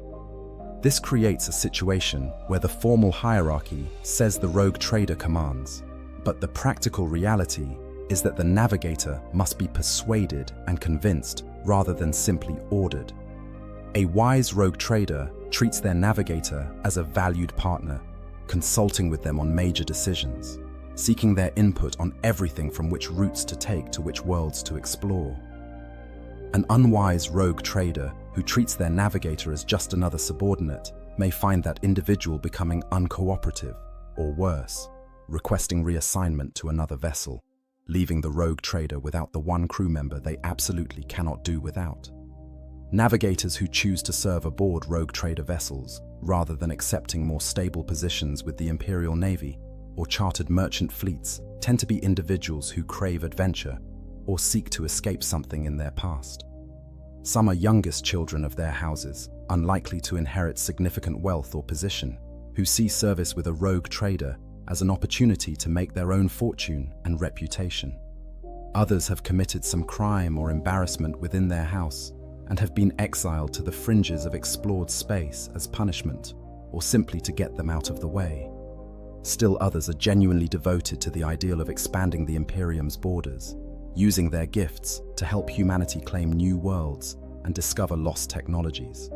And some, perhaps the most common, are drawn to the danger itself, the thrill of navigating through the most treacherous regions of the warp, the challenge of charting routes that no navigator has ever attempted before, the opportunity to test their skills against obstacles that would destroy lesser individuals. The navigator's daily routine aboard ship varies dramatically depending on whether the vessel is in real space or making a warp jump. During real space operations, when the ship is traveling within a single star system or conducting business on a planet, the navigator has relatively little to do. They may study warp charts, planning potential routes for future jumps. They consult with the rogue trader and other senior officers about strategic decisions. They maintain their health and prepare themselves mentally and physically for the next time they must open their third eye and stare into the warp. Some navigators use this downtime to pursue hobbies or scholarly interests, becoming experts in xenology, archaeology, or other fields relevant to the rogue trader's operations. Others spend their time in prayer or meditation, strengthening their mental defenses against the horrors they know they will face when the ship next enters the warp. When a warp jump is imminent, however, the navigator's life becomes intensely focused and dangerous. They retire to their sanctum, a specially shielded chamber located near the ship's bridge. This room is heavily protected, both physically and psychically, designed to isolate the navigator from any distractions or threats while they work. The walls are typically inscribed with prayers and hexagrammic wards, protective symbols that help shield the navigator from the worst of the warp's effects. Banks of monitoring equipment track the ship's systems, providing the navigator with information about the vessel's status, even as they focus their attention on the warp itself. Servitors and specially trained ratings stand ready to attend to the navigator's physical needs, bringing water or stimulants as required, for a navigator cannot afford to be distracted by bodily concerns while guiding a ship through hell itself. The process of navigation itself is something that those who have never experienced it cannot truly understand. The navigator removes the protective covering from their third eye, and immediately the warp becomes visible to them. What they see defies easy description. Some navigators speak of a roiling sea of colors that do not exist in normal spectrum, hues that hurt to perceive and linger in the mind long after the eye is closed. Others describe it as an ocean of screaming faces, the accumulated emotions and thoughts of billions of sentient beings given form and substance. Still others report seeing geometric patterns that shift and flow, mathematical impossibilities that somehow coexist in ways that violate every law of physics. All agree that staring into the warp is an experience that no sane person would voluntarily endure, yet it is precisely what navigators must do every time they guide a ship through that dimension. Within this chaos, the navigator searches for the Astronomicon, that psychic beacon emanating from terror itself. At distances close to the heart of the Imperium, the Astronomicon is clear and bright, a fixed point of light in the madness that allows the navigator to orient themselves and plot a safe course. But at the fringes of explored space, in regions like the Coronis Expanse where rogue traders typically operate, the Astronomicon is dim and distant, barely perceptible against the background roar of the warp. Navigating by such a weak signal requires immense skill and concentration, and even the best navigators make mistakes when operating at the limits of the beacon's range. This is one reason why exploration of regions beyond the Astronomicon's reach is so rare and so dangerous. Without that guiding light, a navigator is all but blind, relying on instinct and experience to find a path through the immaterium. The actual journey through the warp can last anywhere from days to months of real space-time, though within the warp itself, time is meaningless. The navigator must maintain constant vigilance throughout the journey, watching for warp storms that might tear the ship apart, sensing for the presence of demonic entities that might try to breach the Geller field and invade the vessel, adjusting course to avoid dangerous currents or regions where the boundary between warp and real space grows thin. It is exhausting work that requires total concentration for extended periods, and no single navigator can maintain the necessary focus for more than a few hours at a stretch. This is why larger vessels, particularly those belonging to wealthy rogue trader dynasties, maintain multiple navigators. They work in shifts, spelling each other so that someone is always guiding the ship while others rest and recover.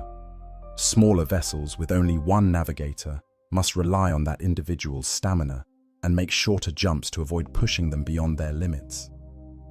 The astropath, voice across the void.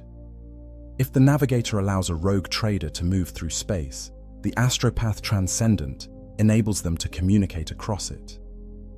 The galaxy is a vast place, with countless worlds separated by light years of empty void. Even at warp speeds, traveling from one end of the Imperium to the other would take years, and there is no conventional technology that allows faster than light communication. Without astropaths, each world would be isolated, unable to call for aid or share information with its neighbors. The Imperium would fragment into tens of thousands of separate polities, cut off from each other and vulnerable to every threat the galaxy holds. Astropaths solve this problem through their unique psychic abilities. Unlike navigators, who are born into their position through careful genetic manipulation, astropaths can come from any background. They are simply psychers, individuals born with the ability to perceive and manipulate the warp, who have been identified by the Imperium's vast apparatus for detecting and controlling such dangerous individuals. Every psyker in the Imperium is required by law to submit to the authority of the Adeptus Astra Telepathica, the organization responsible for training and managing these gifted but hazardous individuals. Most psychers are either pressed into service as sanctioned psychers, taught to control their powers, and deployed throughout the Imperium in various roles, or they are sacrificed to the Golden Throne to sustain the God Emperor and the Astronomicon that he maintains. Those few psychers who show particular aptitude for telepathic communication are trained as astropaths. The training is grueling and often fatal, for it involves a process called soul binding, a ritual in which the psyker is brought before the Emperor himself. The Emperor reaches out with his vast psychic might and touches the psyker's soul, burning away much of their power, but also creating a connection that allows them to send their thoughts across the warp. The process invariably leaves the psyker physically blind, their eyes burned out by the Emperor's radiance, but it also grants them the ability to perceive the warp in ways that transcend physical sight. They develop a psychic sense that allows them to see the currents of the immaterium and to project their thoughts along those currents to other astropaths, potentially thousands of light years away. The astropath transcendent aboard a rogue trader vessel serves as the dynasty's link to the wider Imperium. They send and receive messages from Imperial authorities, other rogue traders, and any other faction with whom the dynasty maintains contact. This communication is vital for a rogue trader operating beyond the reach of Imperial support. It allows them to call for aid if they encounter threats they cannot handle alone, to report discoveries to the Administratum so that other Imperial forces can follow up, to maintain their business relationships with merchants and nobles back in civilized space, and to receive updates on political developments that might affect their operations. Like navigators, astropaths are treated with a mixture of respect and fear by the common crew. The respect comes from their essential role and the fact that they have been touched by the Emperor himself, making them figures of religious significance in the eyes of devout crew members. The fear stems from their nature as psychers and the very real danger they represent. An astropath whose control slips, even momentarily, can become a gateway through which demons enter the ship.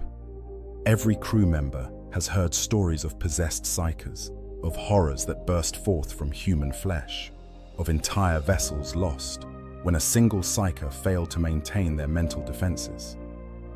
These are not mere superstitions or exaggerations. Such incidents happen with terrifying regularity, and the presence of any psyker aboard ship, no matter how well trained or carefully monitored, represents a constant threat. The life of an astropath, transcendent aboard a rogue trader vessel, is in some ways easier than that of a navigator, and in other ways far more difficult. Easier because sending and receiving astropathic messages is less immediately dangerous than staring into the raw warp, and the act of communication does not inflict the same kind of accumulated physical and mental damage that navigation does.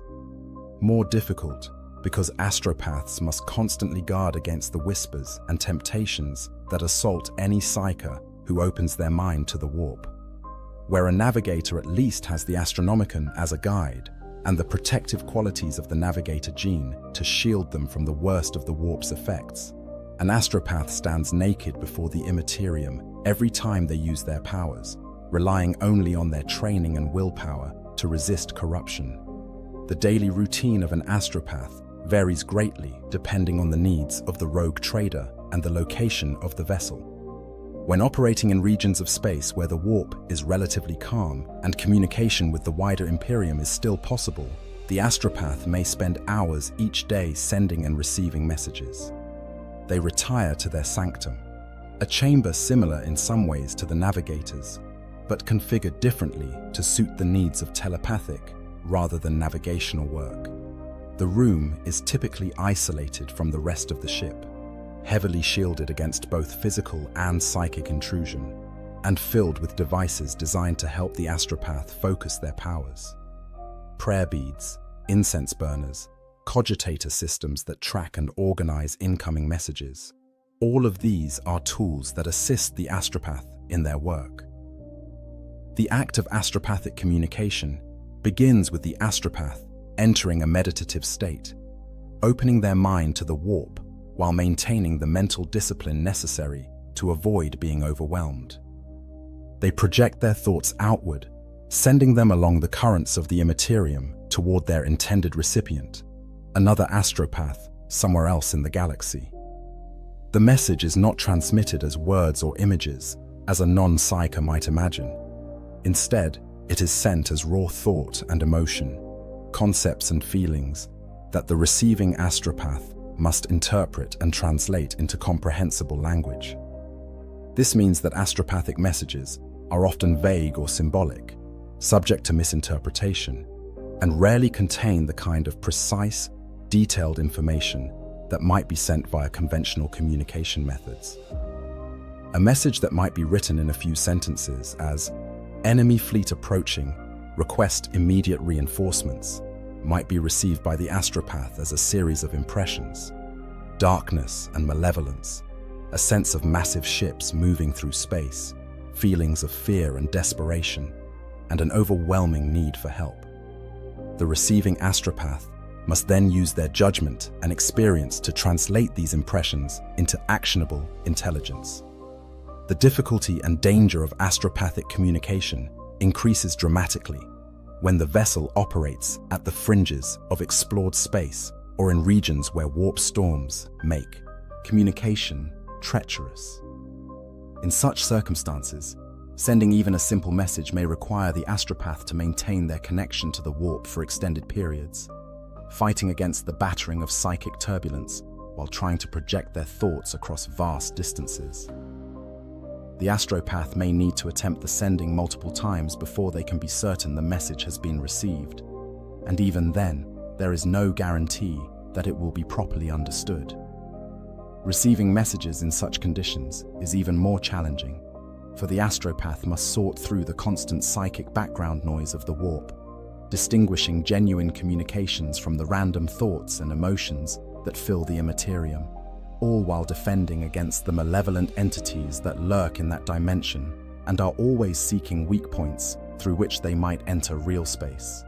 The relationship between an astropath and their rogue trader is typically more straightforward than that between a navigator and the Lord Captain, largely because astropaths lack the political connections and personal wealth that navigators enjoy.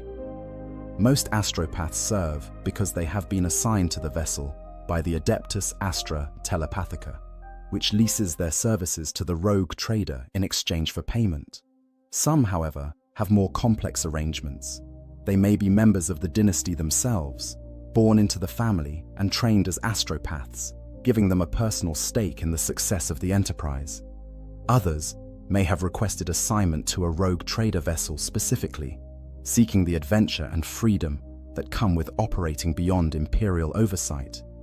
Like navigators who choose such service, these individuals often have reasons for wanting to distance themselves from more civilized regions of space, whether escaping past mistakes or simply seeking opportunities unavailable in more regulated environments. The dangers faced by astropaths extend beyond the immediate risks of psychic communication.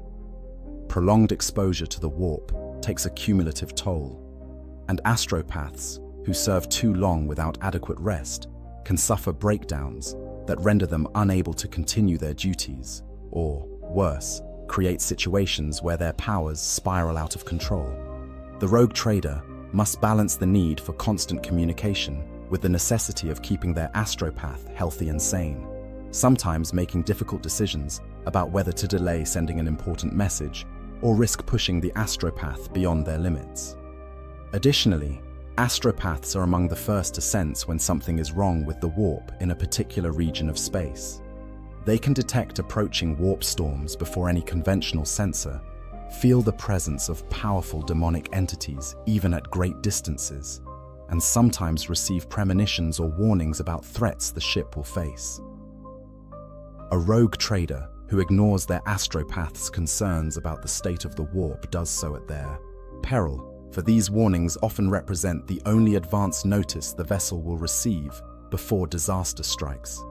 Smart rogue traders learn to trust their astropath's instincts, even when those instincts conflict with what logic and conventional wisdom might suggest. Daily life for the common crew.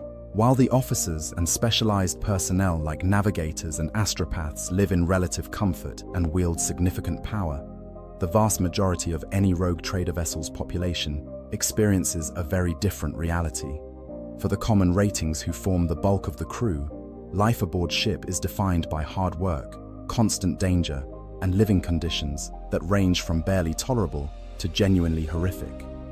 These are the thousands of men and women who keep the ship functioning, who load the guns and maintain the machinery, who scrub the corridors and prepare the meals, who live and die in obscurity while the officers above, command, and the rogue trader makes the decisions that determine everyone's fate. The working day for a common rating typically follows a brutal schedule that varies by department, but universally involves long hours of physical labor. Those assigned to the gun decks work in teams of dozens, operating the massive macro cannons and lance batteries that serve as the ship's primary weapons. When the ship is in combat, these crews work in frantic coordination, loading shells that can weigh several tons, adjusting the aim of guns as large as buildings, firing weapons that generate enough recoil to crush a human body if they are standing in the wrong place. The work is dangerous, even in the best circumstances. The machinery is ancient and sometimes unreliable, prone to jamming or misfiring. The heat generated by repeated firing can make the gun decks unbearable, temperatures soaring to levels that cause crew members to collapse from heat exhaustion. Injuries are common and often severe, ranging from crushed limbs when ammunition handling goes wrong to deaths from shrapnel when a gun explodes due to poor maintenance or simple bad luck. Even when the ship is not in combat, the gun crews have work to do. The massive weapons must be maintained constantly, cleaned and lubricated and checked for any signs of wear or damage. Ammunition must be transported from the ship's magazines, a task that requires teams of ratings to haul shells through kilometers of corridors, from the storage areas deep in the ship's bowels to the guns themselves. The magazines must be organized and inventoried, ensuring that the right types of ammunition are available when needed, and that nothing has become damaged or corrupted during storage. For some crew members, this work is literally a family business, passed down through generations. A rating whose parents and grandparents served on the same gun deck will often join that same crew, learning the intricacies of their particular weapon from older relatives before taking their place in the loading chain. Those who work in the ship's engineering sections face different but equally daunting challenges. The engine rooms are places of constant noise and scorching heat, where plasma reactors burn with barely contained fury, and the ship's drives generate thrust through processes that border on the miraculous.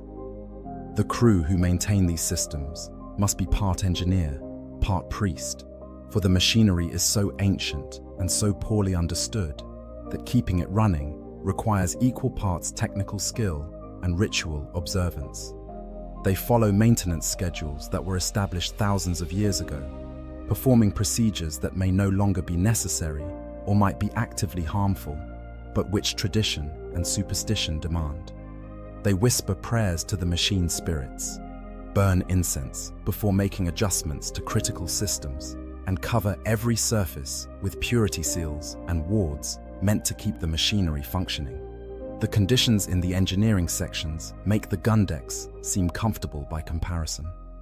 Temperatures regularly exceed what should be survivable for unprotected humans, forcing crew members to wear specialized heat-resistant gear that is itself uncomfortable and restricting. The noise is constant and deafening, the rumble and roar of massive machines operating at the limits of their capacity. Many crew members who serve in the engineering sections for extended periods suffer permanent hearing loss despite the protective equipment they wear.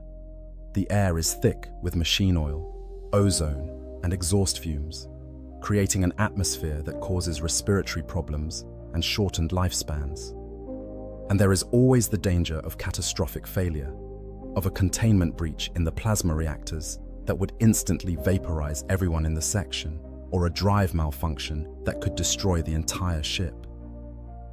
Life support systems require their own cadre of ratings to keep functioning. These crew members work in the atmospheric processors, the water reclamation plants, and the food production facilities that make it possible for thousands of people to survive aboard a sealed vessel. The air aboard ship is recycled endlessly, passed through filters and scrubbers that remove carbon dioxide and other contaminants before pumping it back into the inhabited sections. When these systems fail or become overloaded, the results can be catastrophic. Entire sections of the ship can become uninhabitable, the air either vanishing as it vents into space or becoming toxic as contaminants build up beyond the system's ability to process them. The crew who maintain these systems work long shifts in cramped, uncomfortable conditions, constantly monitoring for signs of failure and performing repairs that often require them to enter spaces barely large enough to fit a human body. Water aboard ship is similarly recycled, with every drop recovered and processed through purification systems before being redistributed. The technology involved is relatively reliable, but it means that crew members are constantly drinking water that has been used and reused countless times. Water that may have been someone's bathwater or even their bodily waste before being purified. Most crew members try not to think too hard about this fact, but it contributes to the overall sense of disconnection from natural, planetary life that characterizes long-term service aboard a void ship. Food presents an even greater challenge, for there is no way to produce fresh ingredients in the quantities necessary to feed thousands of crew members. The lower decks are fed mainly on nutrient paste, a gruel-like substance produced by automated systems from algae vats and protein recyclers. This paste contains all the nutrients necessary for survival, but it tastes terrible and has a consistency that most find unpleasant at best. Those with more seniority or who work in preferred departments may receive rations of preserved food, canned or dried goods that, while not fresh, at least resemble actual food. The officers, naturally, eat far better, with access to stores of preserved delicacies, recaf, a stimulant drink similar to coffee, and occasionally even fresh food if the ship has recently made port or conducted trade that included food supplies. Living quarters for common ratings are communal and cramped. Dozens or even hundreds of crew members sleep in the same compartment, in bunks stacked 3 or 4 high with barely enough room to turn over. Privacy is essentially non-existent. Personal possessions are limited to what can fit in a small locker, typically nothing more than a change of clothes, a few personal items of sentimental value, and whatever tools or equipment the rating needs for their work. The compartments are noisy, with crew members coming and going at all hours as shifts rotate, and the air carries the smell of too many people living in too small a space without adequate hygiene facilities. Washing facilities are communal and limited, with crew members queuing up to use sonic showers, or, on older ships, actual water showers that allow only a few seconds of flow before shutting off to conserve resources. Recreation for common ratings is similarly limited. When off duty, crew members typically gather in their quarters or in common areas scattered throughout the lower decks. These spaces might include simple refectories where crew can eat their meals and socialize, small chapels where the pious can pray to the emperor, or sometimes merchant stalls where enterprising individuals sell goods and services to their fellow crew members, using whatever currency or barter system has developed aboard that particular ship. Some ships maintain fighting pits, where crew members settle disputes through sanctioned violence, or gambling halls, where they wager their meager pay on games of chance. Sexual relationships and even families develop among the crew, with children born aboard ship who will likely spend their entire lives in the vessel's corridors, never seeing a planet or experiencing natural gravity. The social structure among common ratings is complex, defined by factors like seniority, department, and family connections. Those whose families have served aboard the same ship for generations often form tight-knit clans, looking after each other and maintaining their own traditions and customs. These family groups can wield significant informal power, controlling access to preferred work assignments or better living quarters, and sometimes engaging in feuds with other family groups that can last for generations. Department loyalty is equally strong, with ratings identifying themselves by which section of the ship they serve in and developing rivalries with other departments. These divisions can sometimes cause problems, particularly when cooperation between departments is necessary, but they also provide crew members with a sense of identity and belonging that helps them endure the difficult conditions of shipboard life. Discipline aboard a rogue trader vessel varies greatly depending on the Lord Captain's priorities and personality, but it is universally harsh by the standards of planetary life. Minor infractions like tardiness, poor work performance, or disrespectful behavior towards superiors might result in punishments ranging from extra work shifts to public flogging. More serious offenses like theft, fighting that results in injury, or dereliction of duty that endangers the ship can result in execution, typically by spacing, throwing the offender out an airlock without a void suit, or public hanging in a location where other crew members can see and learn from the example. The justification for such brutality is practical rather than sadistic. A ship is a closed environment where disorder can quickly spiral into chaos, and chaos aboard a void ship means death for everyone. Maintaining strict discipline is seen as a necessary measure to ensure everyone's survival, even if the methods used would be considered barbaric in more civilized settings. Despite these harsh conditions, many ratings develop a fierce loyalty to their ship and their rogue trader. The vessel becomes their entire world, the crew their only family, and the dynasty they serve the closest thing to a national identity that they will ever know. They take pride in the ship's accomplishments, in battles won and worlds discovered, in the reputation of their rogue trader among the other dynasties. Veterans who have served aboard the same ship for decades become repositories of its history and traditions, passing down stories of past glories to younger crew members and maintaining the collective memory that binds the crew together. This loyalty is one of the rogue trader's most valuable assets. For a crew that truly believes in their lord, captain will endure hardships and face dangers that would cause a less devoted group to mutiny or desert. The perils of the void and warp. To serve aboard a rogue trader vessel is to live constantly in the presence of death. The void of space is inherently hostile to human life, a vacuum that would kill in seconds anyone not protected by the ship's hull and life support systems. But beyond this baseline danger, the galaxy is filled with threats both physical and supernatural that can destroy a ship and its entire crew with terrifying suddenness. Understanding these dangers is essential for anyone who serves in the void, for only by recognizing the risks can one hope to survive them. The most immediate physical danger faced by any void ship is the simple matter of mechanical failure. These vessels are incredibly complex machines, with millions of individual components that must all function correctly for the ship to operate safely. The ships employed by rogue traders are often ancient, their designs dating back thousands or even 10,000 years, maintained through a combination of traditional repairs and semi-religious rituals that may or may not actually contribute to their function. Systems fail with alarming regularity. Life support malfunctions can poison the air in entire sections. Power failures can leave compartments in darkness, with crew members trapped and unable to access critical systems. Hull breaches, whether from micrometeor strikes or simple structural failure in aging metal, can explosively decompress compartments, sucking crew members out into the void before emergency bulkheads seal. The plasma reactors that power these ships are especially dangerous.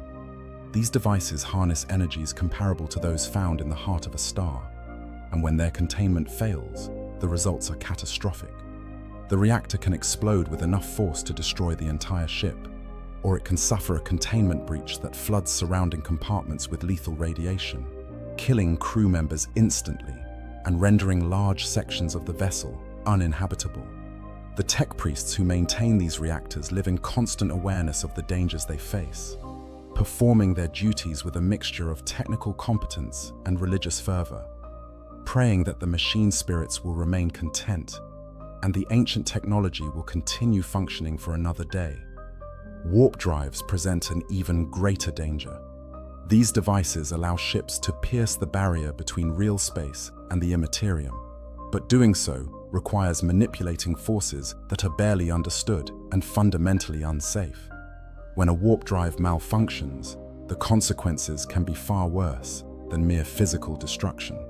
The ship might become trapped in the warp, unable to return to real space, condemned to sail forever through that nightmare dimension until the Geller field eventually fails and demons pour in to slaughter or possess the crew. The warp drive might tear open a permanent rift between dimensions, creating a warp storm or demon incursion that devastates not just the ship, but potentially threatens entire star systems. Or the drive might simply cease functioning while the ship is already in the warp, leaving the vessel stranded with no way to escape until the navigator can plot an emergency exit. Or the ship drifts into some region where the boundary between warp and real space grows thin enough for an uncontrolled return. But mechanical failures, as devastating as they can be, pale in comparison to the horrors associated with warp travel itself. The immaterium is not empty space. It is a dimension of pure psychic energy, shaped and given form by the thoughts, emotions, and souls of living beings throughout the galaxy. Over millions of years of war, suffering, and excess, the warp has become saturated with negative emotions. It has evolved into a realm of nightmares, populated by entities that range from simple, mindless energy patterns to the godlike chaos gods themselves, beings of such power that they can shape entire regions of the warp according to their will. Traveling through the warp means exposing the ship and crew to all of this. The only thing protecting them is the Geller field, an energy barrier that creates a bubble of real space around the vessel, keeping the stuff of the warp at bay. As long as the Geller field functions, the crew is safe. They remain in what might be called normal space, able to go about their duties without directly experiencing the horrors that exist just beyond the field's perimeter. But Geller fields are complex devices prone to fluctuation and failure, especially on older ships or when traveling through particularly turbulent regions of the warp. When the field fails, even momentarily, the consequences are immediate and terrible. Demons are the primary threat that enters through a failed Geller field. These entities exist naturally in the warp, creatures formed from the raw psychic energy of that dimension and given purpose by the chaos gods they serve.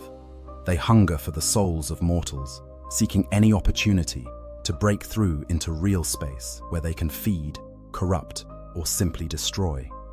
A failed Geller field is an open invitation, a doorway through which demons can pour in unlimited numbers. They materialize directly inside the ship, bypassing all physical defenses, appearing in corridors and compartments wherever crew members are present. The resulting massacre is swift and total. Demons are not bound by physical laws. They can move through walls, survive wounds that would kill any mortal creature, and wield powers that defy comprehension. A single demon can kill dozens of crew members before being destroyed, and they rarely arrive alone. A major Geller field failure can result in hundreds or even thousands of demons manifesting throughout the ship, turning the entire vessel into a slaughterhouse as crew members are hunted down and killed, or worse.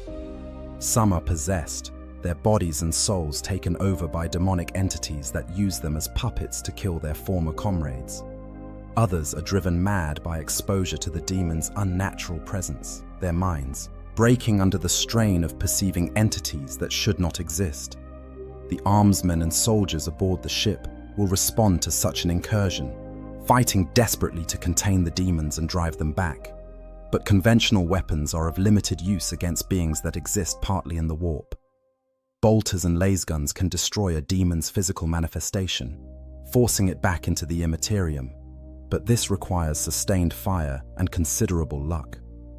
The most effective weapons against demons are those blessed by the ecclesiarchy, weapons that carry the emperor's blessing and can permanently destroy demonic entities rather than merely banishing them temporarily. But such weapons are rare and expensive, typically available only to the most elite forces. The common ratings who form the bulk of the crew must rely on their standard-issue lasguns and their faith in the Emperor, neither of which provides much comfort when facing entities that can tear a human apart with their bare hands. or drive someone insane with a glance. Even if the Geller field holds perfectly throughout a warp journey, exposure to the immaterium still affects the crew in subtle ways. Those who serve on void ships for extended periods, especially on vessels that make frequent warp jumps, often develop psychological problems. They experience nightmares more vivid and disturbing than normal dreams, visions that seem to predict future events or reveal hidden knowledge, compulsions to perform actions that make no logical sense. Some develop physical mutations, changes to their bodies that mark them as having been touched by the warp. These mutations can be minor, like an extra digit or unusual eye color, or they can be severe and debilitating. The Imperium officially regards any mutation as a sign of corruption, and crew members discovered to be mutants may be executed, or at best, confined to the lowest levels of the ship, where they can be useful without being seen. The Voidborn, those individuals born and raised aboard void ships rather than on planets, often show signs of adaptation to their unique environment. They tend to be taller and more slender than planetary humans, their bodies having developed in the low or zero gravity environments common aboard ships. Their skin is often pale from lack of natural sunlight, and they may have difficulty adjusting to planetary gravity when they do venture onto worlds. Some develop a kind of sixth sense for the ship's mood, an ability to feel when something is wrong with the vessel's systems even before any alarms sound. This talent is valued by officers and makes Voidborn crew members preferred for certain critical positions, but it also marks them as different, as somehow tainted by their constant exposure to the warp and the unnatural conditions of life in space.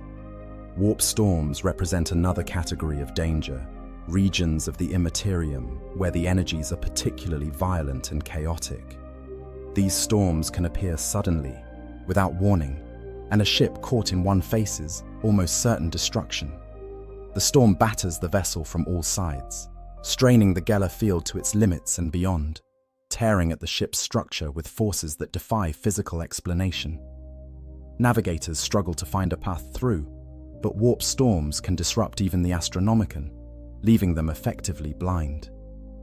Ships sometimes emerge from warp storms years or even decades after they entered, the time dilation effects of the warp having caused them to skip forward in time.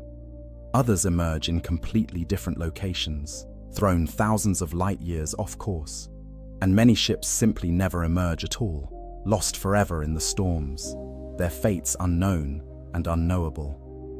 Beyond all these dangers, there is the fundamental wrongness of warp travel itself. Humans were not meant to perceive or interact with the immaterium directly. Even with all the protections in place, even with the Geller field functioning perfectly, and the navigator guiding the ship with skill and precision, something about warp travel damages the psyche in ways that are difficult to quantify. Crew members who make too many warp jumps in too short a time sometimes simply break, their minds unable to cope with the repeated exposure to that dimension. They become withdrawn and paranoid, convinced that entities from the warp are pursuing them even when safely in real space. In extreme cases, they may become violent, attacking their crewmates or attempting to sabotage the ship in service to voices only they can hear. The usual response to such individuals is execution, for the risk that they have been corrupted by chaos is too great to allow them to continue living aboard ship. Combat in the void. When two void ships encounter each other in the vastness of space, the result is often violence. Pirates prey on merchant vessels and smaller rogue trader ships, seeking to capture cargo and enslave crew members. Rival rogue traders sometimes come into conflict over claims to particular worlds or trade routes, disputes that are settled through void combat when negotiation fails. And there are countless hostile forces throughout the galaxy, from alien empires to chaos renegades to simple opportunistic raiders, all of whom view a rogue trader vessel as a potential prize worth fighting for. Void combat is unlike warfare on a planetary surface in almost every way. The distances involved are immense, with ships engaging each other at ranges that can span thousands or even tens of thousands of kilometers. At such distances, weapons fire takes time to reach its target, meaning that gunnery crews must calculate not where an enemy ship is, but where it will be when the shots arrive. The three-dimensional nature of space combat, with ships able to maneuver in any direction rather than being confined to a planetary surface, adds additional complexity to these calculations. And the speeds at which void ships move, traveling at significant fractions of light speed in some cases, mean that even small errors in aim can result in shots missing by kilometers. The weapons employed in void combat are devastating in scale. Macro cannons fire shells the size of buildings, each one carrying enough explosive power to level a city block. These weapons are effective at relatively close range, at least as void combat distances are measured, and they work by overwhelming the enemy's void shields through sheer volume of fire. Lance weapons, powerful directed energy beams that can burn through meters of armor plating, are effective at longer ranges but require more precise aim and are vulnerable to being deflected by void shields. Torpedo tubes launch massive self-propelled munitions that can track moving targets and carry warheads powerful enough to crack open a ship's hull and flood entire sections with fire and radiation. For the crew of a rogue trader vessel, void combat means frantic activity as every section of the ship works to contribute to the fight. The gun crews load and fire their weapons as rapidly as possible, a process that can take minutes for the largest macro cannons. The heat and noise become unbearable, with crew members working in shifts because no one can endure the conditions for more than a short time. The Lance batteries require massive amounts of power, drawing energy from the ship's reactors in quantities that can cause brownouts in other sections. The torpedo crews prep and launch their weapons, each torpedo requiring careful handling and arming before it can be fired. Meanwhile, the damage control parties stand ready to respond to hits on the ship, racing to repair breaches, fight fires, and restore damaged systems before the accumulating damage becomes fatal. The bridge becomes a scene of controlled chaos, with officers calling out reports on shield status, weapons availability, enemy positions, and countless other factors that the rogue trader must process to make tactical decisions. The navigator may need to make emergency course corrections to avoid enemy fire or to bring the ship's weapons to bear on vulnerable parts of the enemy vessel. The Engineer Prime monitors the ship's systems, allocating power where it is most needed and warning the rogue trader when critical systems are on the verge of failure. The Master of Augurs, responsible for the ship's sensor arrays, tracks enemy movements and searches for weaknesses in their defenses. All of this information flows to the rogue trader, who must make split-second decisions that can mean the difference between victory and death. For the common crew, void combat is terrifying. They can feel the ship shuddering under enemy fire, hear the distant thunder of macro cannons firing, and the closer roar of damage to the hull. When the ship takes a hit, the results can be catastrophic. A macro cannon shell penetrating the hull can decompress entire sections in seconds, killing everyone in the area. A lance strike can burn through multiple decks, vaporizing crew members in its path. Torpedo impacts can rupture power conduits, causing explosions that spread through adjacent compartments. The crew in affected areas often have only seconds to respond, sealing emergency bulkheads, donning void suits if they are available, attempting to reach safety before the spreading damage overtakes them. Many do not make it. Casualty rates during void combat can be horrific, with hundreds or even thousands dying in the span of minutes. Boarding actions represent another form of void combat, perhaps even more terrifying for those involved.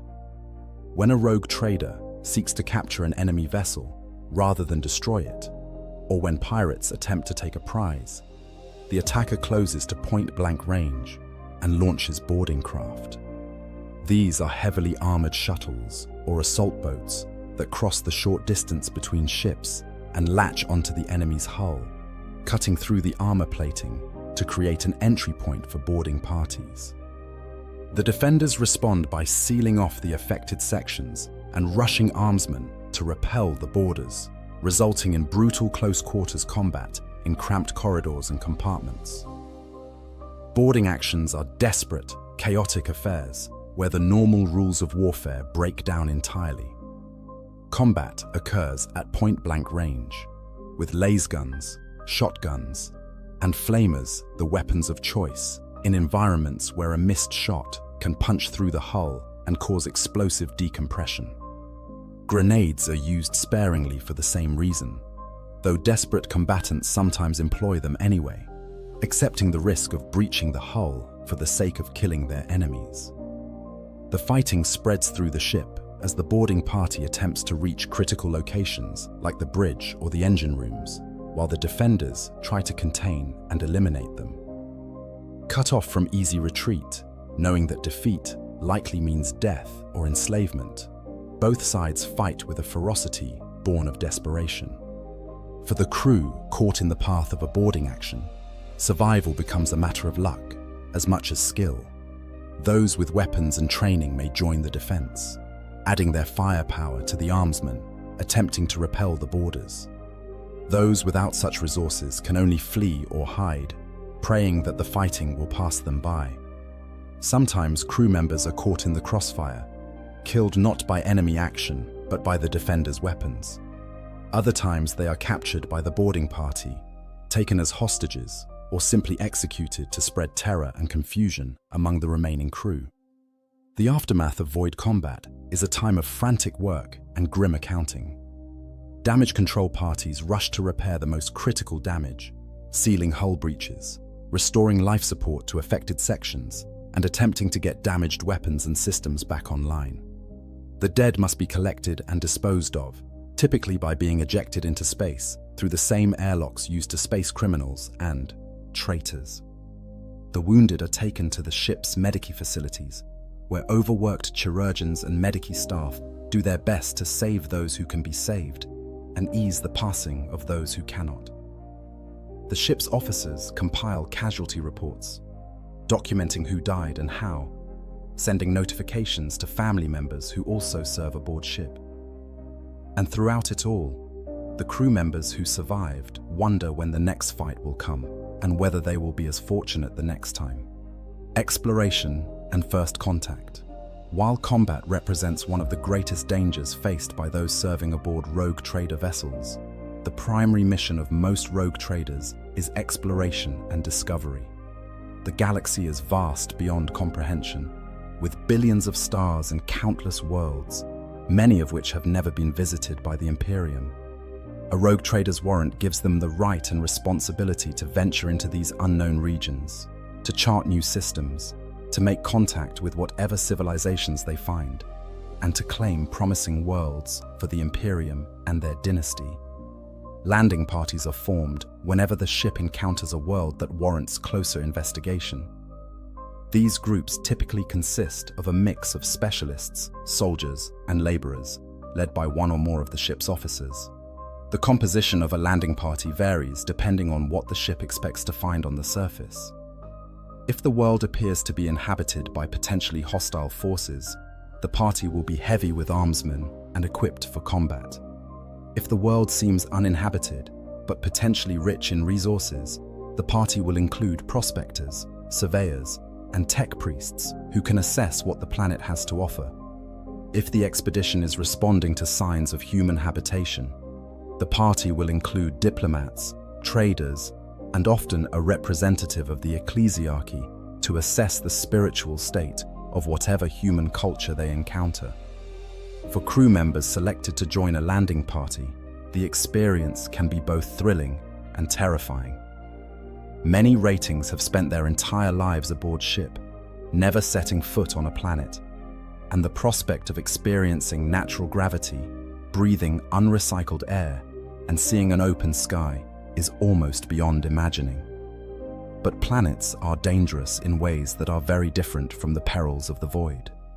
There is weather, a concept that means nothing aboard a climate-controlled vessel, but which can kill the unprepared through heat, cold, storms, or other natural phenomena. There is native life, which can range from simple microbes that cause disease to massive predators that view humans as potential prey. There are geological hazards, from unstable ground that can give way without warning to volcanic activity or seismic events. And there is always the possibility of encountering hostile forces, whether alien species, human cultists, or worse. First contact with lost human civilizations is a situation that rogue traders encounter with some regularity. During the Age of Strife, the terrible period before the Emperor united Terra and launched the Great Crusade, human civilization collapsed across the galaxy. Warp storms isolated worlds from each other, cutting off trade and communication, and humanity regressed on thousands of planets. Some lost all technology, reverting to primitive hunter-gatherer societies. Others maintained industrial or even early spacefaring technology, but lost all memory of the Imperium and humanity's greater civilization. 10,000 years after the Emperor began reuniting humanity, there are still countless worlds that were never brought back into the Imperium, isolated populations that have no idea they are part of a galaxy-spanning human empire. When a rogue trader discovers such a world, imperial law and common practice dictate certain responses. If the population is relatively primitive and poses no threat, the rogue trader may attempt to establish trade relations, offering advanced technology in exchange for whatever resources the world possesses. If the population has maintained higher technology but has drifted from the imperial creed, the rogue trader may attempt to re-educate them, bringing preachers and missionaries to restore proper faith in the Emperor. If the population has been corrupted by chaos or Xenos influence, the rogue trader is expected to call in imperial military forces to cleanse the world, though some choose to attempt the cleansing themselves if they have sufficient military strength available. The reality of first contact is often messy and unpredictable. Lost human civilizations have developed their own cultures over thousands of years of isolation, and they may not react well to being told that they are now part of the Imperium, whether they like it or not. Some welcome contact with the wider galaxy, eager for new trade and knowledge. Others are hostile, viewing the rogue trader's arrival as an invasion and responding with violence. Still others are simply confused, unable to process what the rogue trader represents, or what their presence means for the world's future. The landing parties that make first contact must navigate these situations with a combination of diplomacy, cultural sensitivity, and readiness to use force if negotiations break down. Contact with alien species is even more complicated and dangerous. The Imperium's official position is that all Xeno species are to be exterminated as threats to humanity, but rogue traders are granted exceptions to this rule when necessary for their mission. Many rogue traders maintain trade relationships with alien civilizations, especially those that pose no immediate military threat and possess resources or knowledge that the trader desires. Some even employ Xenos crew members, using their unique abilities in service to the dynasty, despite the risk of being branded heretics if the wrong imperial authorities learn of it. Different alien species require different approaches. The Eldar, ancient and sophisticated Xenos, with a civilization that predates humanity's rise, are dangerous but can be reasoned with.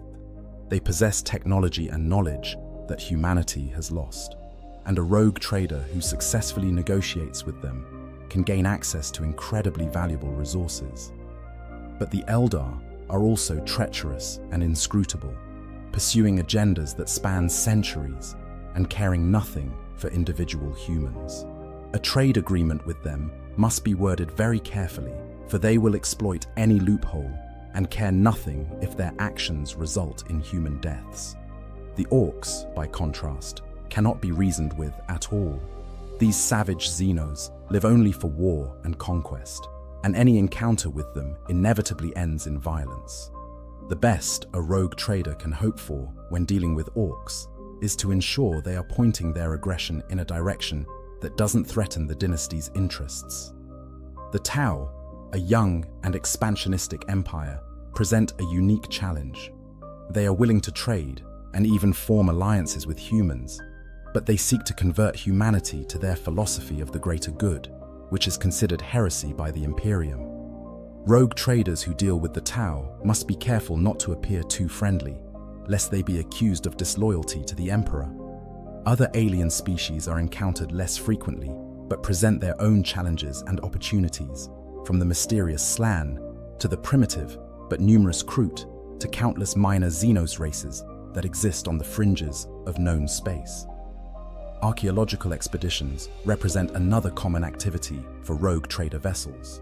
The galaxy is littered with ruins from past civilizations, both human and alien. Some date from the Dark Age of technology, that golden age of human achievement before the Age of Strife, when humanity possessed technology that seems miraculous by modern standards. Others are Eldar ruins, remnants of their fallen empire. Still others are from civilizations so ancient that no one knows who built them or when. These ruins often contain technology or artifacts of immense value, STC, standard template construct, data that could revolutionize Imperial technology, ancient weapons that still function after millennia, or simply rare materials that can be sold for profit. But exploring these ruins is extremely dangerous. They are often located on worlds with hostile environments or guarded by automated defenses that remain active long after their creators vanished. They may be infested by Xenos creatures that have taken up residence in the abandoned structures. Worst of all, they sometimes contain chaos corruption, artifacts, or structures that have been touched by the ruinous powers and will corrupt anyone who interacts with them. Landing parties that explore ruins must be prepared for anything, combining combat effectiveness with technical skills and the wisdom to recognize when they have found something that should be left alone rather than claimed. The dark truth of service.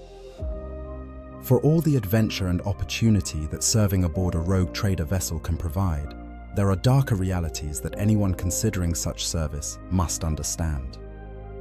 The Imperium is not a kind or gentle civilization, and rogue traders, operating as they do beyond the reach of normal Imperial oversight, often exemplify the most brutal aspects of Imperial culture.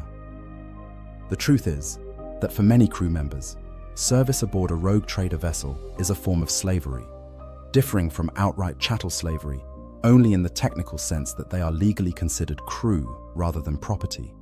Press ganging is a common practice for crew recruitment, particularly when a rogue trader needs to rapidly replace losses suffered during combat or other disasters. When a vessel docks at an Imperial world or even a less civilized port, press gangs venture out into the population centers looking for potential crew. They target the poor, the homeless, criminals, and anyone else who won't be missed or who lacks the political connections to resist. These unfortunates are rounded up, often by force, and brought aboard ship where they are inducted into the crew with no choice in the matter. Some are told that their service is temporary, that they will be released after a certain period of time, but this is usually a lie. Once aboard, they become part of the ship's population, and they will likely remain there until they die. The conditions faced by pressed crew members are often worse than those experienced by ratings who joined voluntarily or were born into ship families. They are given the worst jobs, the most dangerous assignments, and the least comfortable accommodations. They are watched constantly for signs of rebellion or desertion, and any such attempt is met with brutal punishment. Over time, some pressed crew members adapt to their situation, accepting their fate and even finding a measure of contentment in ship life. Others never adjust, remaining resentful and potentially dangerous, viewed by the officers as expendable resources to be worked until they break, and then replaced with fresh victims. Indentured servitude is another common form of crew recruitment. Individuals may sell themselves into service aboard a rogue trader vessel in exchange for passage off their homeworld, payment of debts, or simply because they have no other options for survival. These indentured servants are legally distinct from pressed crew, having theoretically entered into their service voluntarily, but the practical reality is often similar. The terms of their indenture are typically written to favor the rogue trader, with vague language about when the debt will be considered paid or what exactly constitutes fulfillment of their obligations. Many indentured servants discover too late that they have signed away their freedom for life, with no realistic hope of ever earning release. The mortality rate aboard rogue trader vessels is shockingly high, though exact. Figures are rarely shared with the crew. Combat is only one cause of death, and often not the most significant. Accidents claim many lives, from industrial mishaps in the workshops and factories to explosive decompression, from hull breaches to fatal exposure to radiation or toxic materials.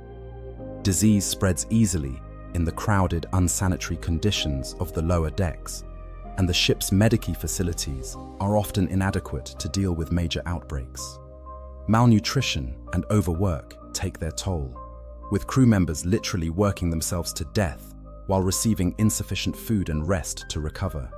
Some crew members simply disappear, vanishing into the vast maze of corridors and chambers that make up the ship, their fates unknown.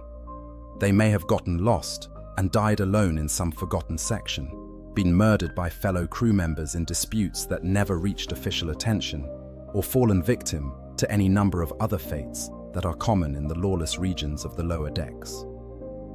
The discipline system aboard most rogue trader vessels is harsh to the point of sadism. Officers have broad authority to punish crew members for infractions both real and perceived, and the punishments are designed to be public and memorable, serving as deterrents to others. Flogging is common for minor offenses, with crew members tied to posts or grates and whipped in front of assembled ratings. More serious crimes result in execution, typically by spacing, but sometimes by hanging, with the body left on display as a warning. Some rogue traders employ more creative punishments, from branding and mutilation to forcing offenders to work in the most dangerous sections of the ship without proper protective equipment, essentially sentencing them to a slow death from radiation or toxic exposure. Mutation is a constant concern aboard any vessel that travels through the warp with any regularity. Exposure to the immaterium causes changes in human flesh and mind, and no amount of shielding can completely prevent it. The Imperium's official stance is that mutants are abhuman at best and threats to be eliminated at worst. But the reality is that many rogue trader vessels harbor significant populations of mutants among their crews. Some mutations are relatively minor and can be hidden, allowing the afflicted individual to continue serving normally. Others are more obvious and severe, marking the bearer as something other than fully human. The response to mutation varies depending on the rogue trader's disposition and the pragmatic needs of the ship. Some traders are zealous in hunting down and eliminating mutants, viewing them as evidence of chaos corruption and refusing to allow them to exist aboard their vessel. Others are more pragmatic, recognizing that a certain amount of mutation is inevitable and focusing their efforts on eliminating only those whose changes are so severe as to make them useless or dangerous. Some actually cultivate populations of mutants in the lowest levels of their ships, using them as disposable labor for tasks too dangerous even for pressed crew. These mutant populations often develop their own subcultures, hidden communities that exist almost entirely separate from the rest of the ship, emerging only when summoned for work or when they are hunted by purges from above. Chaos corruption represents an even greater threat than simple mutation. The Chaos Gods are always seeking entry points into real space, and the crew of a rogue trader vessel, with their constant exposure to the warp, are vulnerable to corruption in ways that planetary populations are not. Cults can form among the crew, groups of individuals who have been seduced by the promises of the ruinous powers and who work in secret to spread corruption throughout the ship. These cults might be relatively benign, simply groups of crew members who have adopted forbidden beliefs but who continue to perform their duties normally. Or they might be actively malevolent, seeking to sabotage the ship, summon demons, or murder those who remain loyal to the Emperor. Detecting and eliminating chaos cults is one of the most important security functions aboard any rogue trader vessel. The ship's chaplains and confessors conduct regular investigations, searching for signs of corruption and interrogating crew members suspected of harboring heretical beliefs. But these efforts are hampered by the sheer size of the crew and the difficulty of monitoring everyone constantly. A cult that operates carefully, keeping its membership small and its activities hidden, can persist for years or even decades before being discovered. And once a cult is discovered, rooting it out often requires brutal methods, from torture to extract confessions to mass executions when the full extent of the corruption is revealed. The psychological toll of serving aboard a rogue trader vessel can be immense. The isolation of space, the constant danger, the harsh living conditions, and the exposure to horrors that should not exist all combine to wear away at the crew's sanity. Depression is common, as is paranoia, substance abuse, and violence. The ship's chaplains and confessors provide spiritual counseling, but they are few in number compared to the size of the crew, and many crew members are reluctant to seek their help for fear of being branded as weak or faithless. Suicide is not uncommon, with crew members taking their own lives when the burden becomes too much to bear. These suicides are rarely acknowledged officially, the deaths typically attributed to accidents or other causes to avoid admitting the psychological damage that service has caused. For all these dark realities, however, there are crew members who genuinely thrive in this environment. Some are born to the ship life, growing up in the corridors and compartments and never knowing any other existence. They adapt to the dangers and harsh conditions, developing the resilience and skills necessary to survive and even prosper. Others are drawn to the adventure and freedom that serving aboard a rogue trader vessel can provide, viewing the risks and hardships as the price worth paying for the opportunity to see wonders that planetary citizens cannot imagine. These individuals often rise through the ranks, their competence and dedication earning them positions of responsibility and relative comfort. The sense of community that develops among the crew, particularly within specific departments or family groups, provides a support structure that helps many endure. When everyone is facing the same dangers and hardships, bonds form that can be as strong as any family ties. Crew members look after each other, sharing food when rations are short, protecting each other from excessive punishment by officers, teaching younger members the skills they need to survive. These informal networks of loyalty and mutual support are what make life aboard ship bearable for many, creating a sense of belonging and purpose that transcends the harsh official hierarchy. Conclusion: to serve aboard a rogue trader vessel is to exist at the very edge of human experience, in a realm where the normal rules that govern civilized life break down, and each individual must forge their own path to survival and, perhaps, prosperity. It is a life of extremes, where moments of wonder at discovering new worlds or alien civilizations are balanced against horrors that can break the strongest mind, where the freedom to operate beyond imperial oversight comes with the constant danger of death from enemies both physical and supernatural, where the bonds of crew loyalty must compete with the brutal hierarchies necessary to maintain order in the most hostile environment imaginable.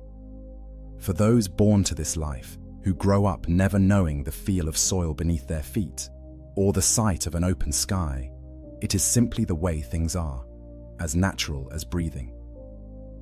For those pressed or recruited from planetary life, the adjustment can be traumatic and sometimes fatal. But for all who serve, whether by choice or by force, life aboard a rogue trader vessel leaves an indelible mark. It changes you in ways both subtle and profound, shaping your understanding of what humanity can endure and what price must be paid for the Imperium's survival. The rogue trader dynasties represent some of the oldest and most successful lineages in human history, families that have endured for thousands of years, while so many others have fallen. They have explored vast regions of the galaxy, brought countless worlds into the Imperium's embrace, and accumulated wealth beyond the dreams of most planetary nobles. But this success is built on the backs of the millions of crew members who have served and died aboard their vessels, anonymous individuals whose names are forgotten, but whose labor and sacrifice made everything possible. If you've found this journey into the life aboard a rogue trader vessel enlightening, consider supporting this channel by hitting that like button and subscribing for more deep dives into the lore of Warhammer 40k. The grim darkness of the far future holds countless more stories to tell, and together we'll explore them all. Until next time, may the Emperor protect you, and may your ship never lose its way in the warp. Why the Mechanicus is more dangerous than chaos in Warhammer 40k. In the grim darkness of the far future, there is only war. This phrase has echoed through the Warhammer 40,000 universe for decades, a simple declaration of the eternal struggle that defines the 41st millennium. When we think about threats to humanity, our minds naturally turn to the obvious horrors. The ravenous Tyranids consuming entire worlds, the soulless Necrons awakening from their 60 million year slumber, the savage Orcs breeding and fighting across 1 million battlefields, and of course, chaos, that primordial corruption seeping from the warp, promising power while delivering only damnation.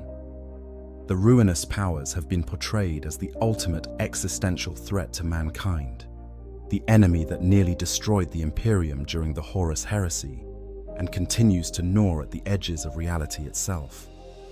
But what if I told you that there exists within the Imperium itself a threat far more insidious, far more dangerous, and far more likely to bring about humanity's final extinction than even the dark gods of chaos? What if the greatest danger to mankind isn't some external Xenos menace or warp-spawned horror, but rather an institution that humanity depends upon for its very survival? What if the architects of humanity's doom wear the red robes of Mars and chant hymns to the machine god? The Adeptus Mechanicus, the priesthood of Mars, the keepers of mankind's technological knowledge. On the surface, they appear to be one of the Imperium's greatest assets. They maintain the war machines that keep the Imperial Guard fighting. They forge the weapons that arm the Space Marines. They repair the starships that traverse the void. They guard what remains of humanity's technological heritage in an age where the secrets of the past grow ever more distant. Without them, the Imperium would grind to a halt within a generation. Every tank would fall silent. Every ship would drift powerless through the void. Every weapon would become an inert piece of metal. The Mechanicus is not merely important to the Imperium. It is absolutely essential, and that is precisely what makes them so terrifying. Consider for a moment the nature of chaos. Yes, the ruinous powers are horrifying. They corrupt the soul, twist the flesh, and promise only madness and eternal servitude. But chaos is obvious. It announces itself with mutations and madness. When a world falls to chaos, everyone knows it. The skies turn to blood. Demons walk the streets. Reality itself begins to fray. The Imperium can respond to chaos corruption because it can identify it. Inquisitors can hunt it. Space Marines can purge it. The Grey Knights can banish it. Chaos is a disease that, while deadly, at least has visible symptoms. The Adeptus Mechanicus, on the other hand, is a poison that humanity has been drinking for 10,000 years, and most don't even realize they're being killed by it. The danger the Mechanicus represents isn't in their intention to harm the Imperium. Most tech priests genuinely believe they serve humanity's interests. The danger lies in their very structure, their beliefs, their methods, and above all, in the absolute stranglehold they maintain over every scrap of technological knowledge in the Imperium. They have created a system so fundamentally broken that it actively works against humanity's survival, and yet the Imperium cannot function without them. This is not a story about villains twirling their mustaches in some dark laboratory on Mars. This is a story about how an institution designed to preserve humanity's knowledge became the very mechanism ensuring its slow extinction. It's about how the guardians of technology became its jailers. It's about how the keepers of knowledge became hoarders of it. And it's about how the Adeptus Mechanicus, through dogma, monopoly, and theological rigidity, poses a greater threat to humanity's long-term survival than any Chaos warband could ever hope to achieve. Chaos can corrupt a world. Chaos can corrupt a system. Chaos can even corrupt entire sectors. But the Mechanicus has spent 10 millennia ensuring that humanity as a species cannot progress, cannot adapt, and cannot innovate its way out of the slow death it currently faces. While Chaos seeks to actively destroy the Imperium, the Mechanicus has created a system that guarantees the Imperium will eventually destroy itself through stagnation and decay. And the most terrifying part, they truly believe they're saving humanity. The monopoly of knowledge. To understand why the Adeptus Mechanicus represents such a profound threat, we must first examine the foundation of their power. It isn't their armies of Scutarii, though those are formidable. It isn't their Titan legions, though those god machines can lay waste to entire battlefields. It isn't even their forge worlds, though those industrial complexes produce the majority of the Imperium's war material. No, the true power of the Mechanicus lies in something far more insidious, their absolute monopoly on technological knowledge within the Imperium. Imagine a civilization where only one organization, one priesthood, controls all advanced technology. Not just nuclear weapons or cutting-edge research, but everything. The ability to repair a tank, the knowledge to maintain a starship's engines, the understanding of how to produce a laser gun, the secrets of creating ammunition for a bolter, all of it locked away behind religious dogma and jealously guarded by a priesthood that views knowledge as sacred and sharing it as heresy. This is the reality of the Imperium of Man in the 41st millennium. The Adeptus Mechanicus has successfully created and maintained a technological monopoly so complete that it makes even the most oppressive corporate megacorporation of science fiction look benevolent by comparison. They are, in essence, a Zaibatsu that has successfully privatized every aspect of technology within a galaxy-spanning empire.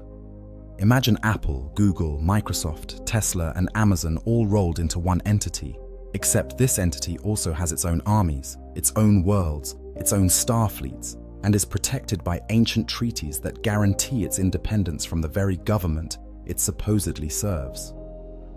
The Treaty of Mars, signed in the early days of the Great Crusade, formalized this arrangement.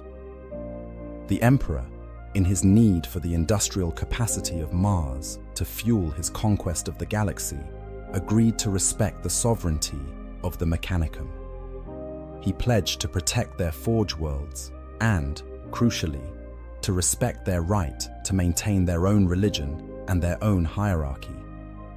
In exchange, Mars would supply the material needed for the Great Crusade. It seemed like a pragmatic alliance at the time. The Emperor needed ships, tanks, and weapons. Mars could provide them. A match made in heaven, or so it seemed. But the Treaty of Mars also contained clauses that would prove far more significant in the long term. The Mechanicum retained the right to control access to technology. They retained the right to determine what knowledge would be shared and what would remain locked in their data vaults. They retained the right to decide who could repair what, who could maintain what, and who could understand what. The Emperor, focused on his Great Crusade and perhaps believing he could renegotiate the terms later, agreed to these conditions. After all, he had just unified Terra and brought Mars into the fold without bloodshed.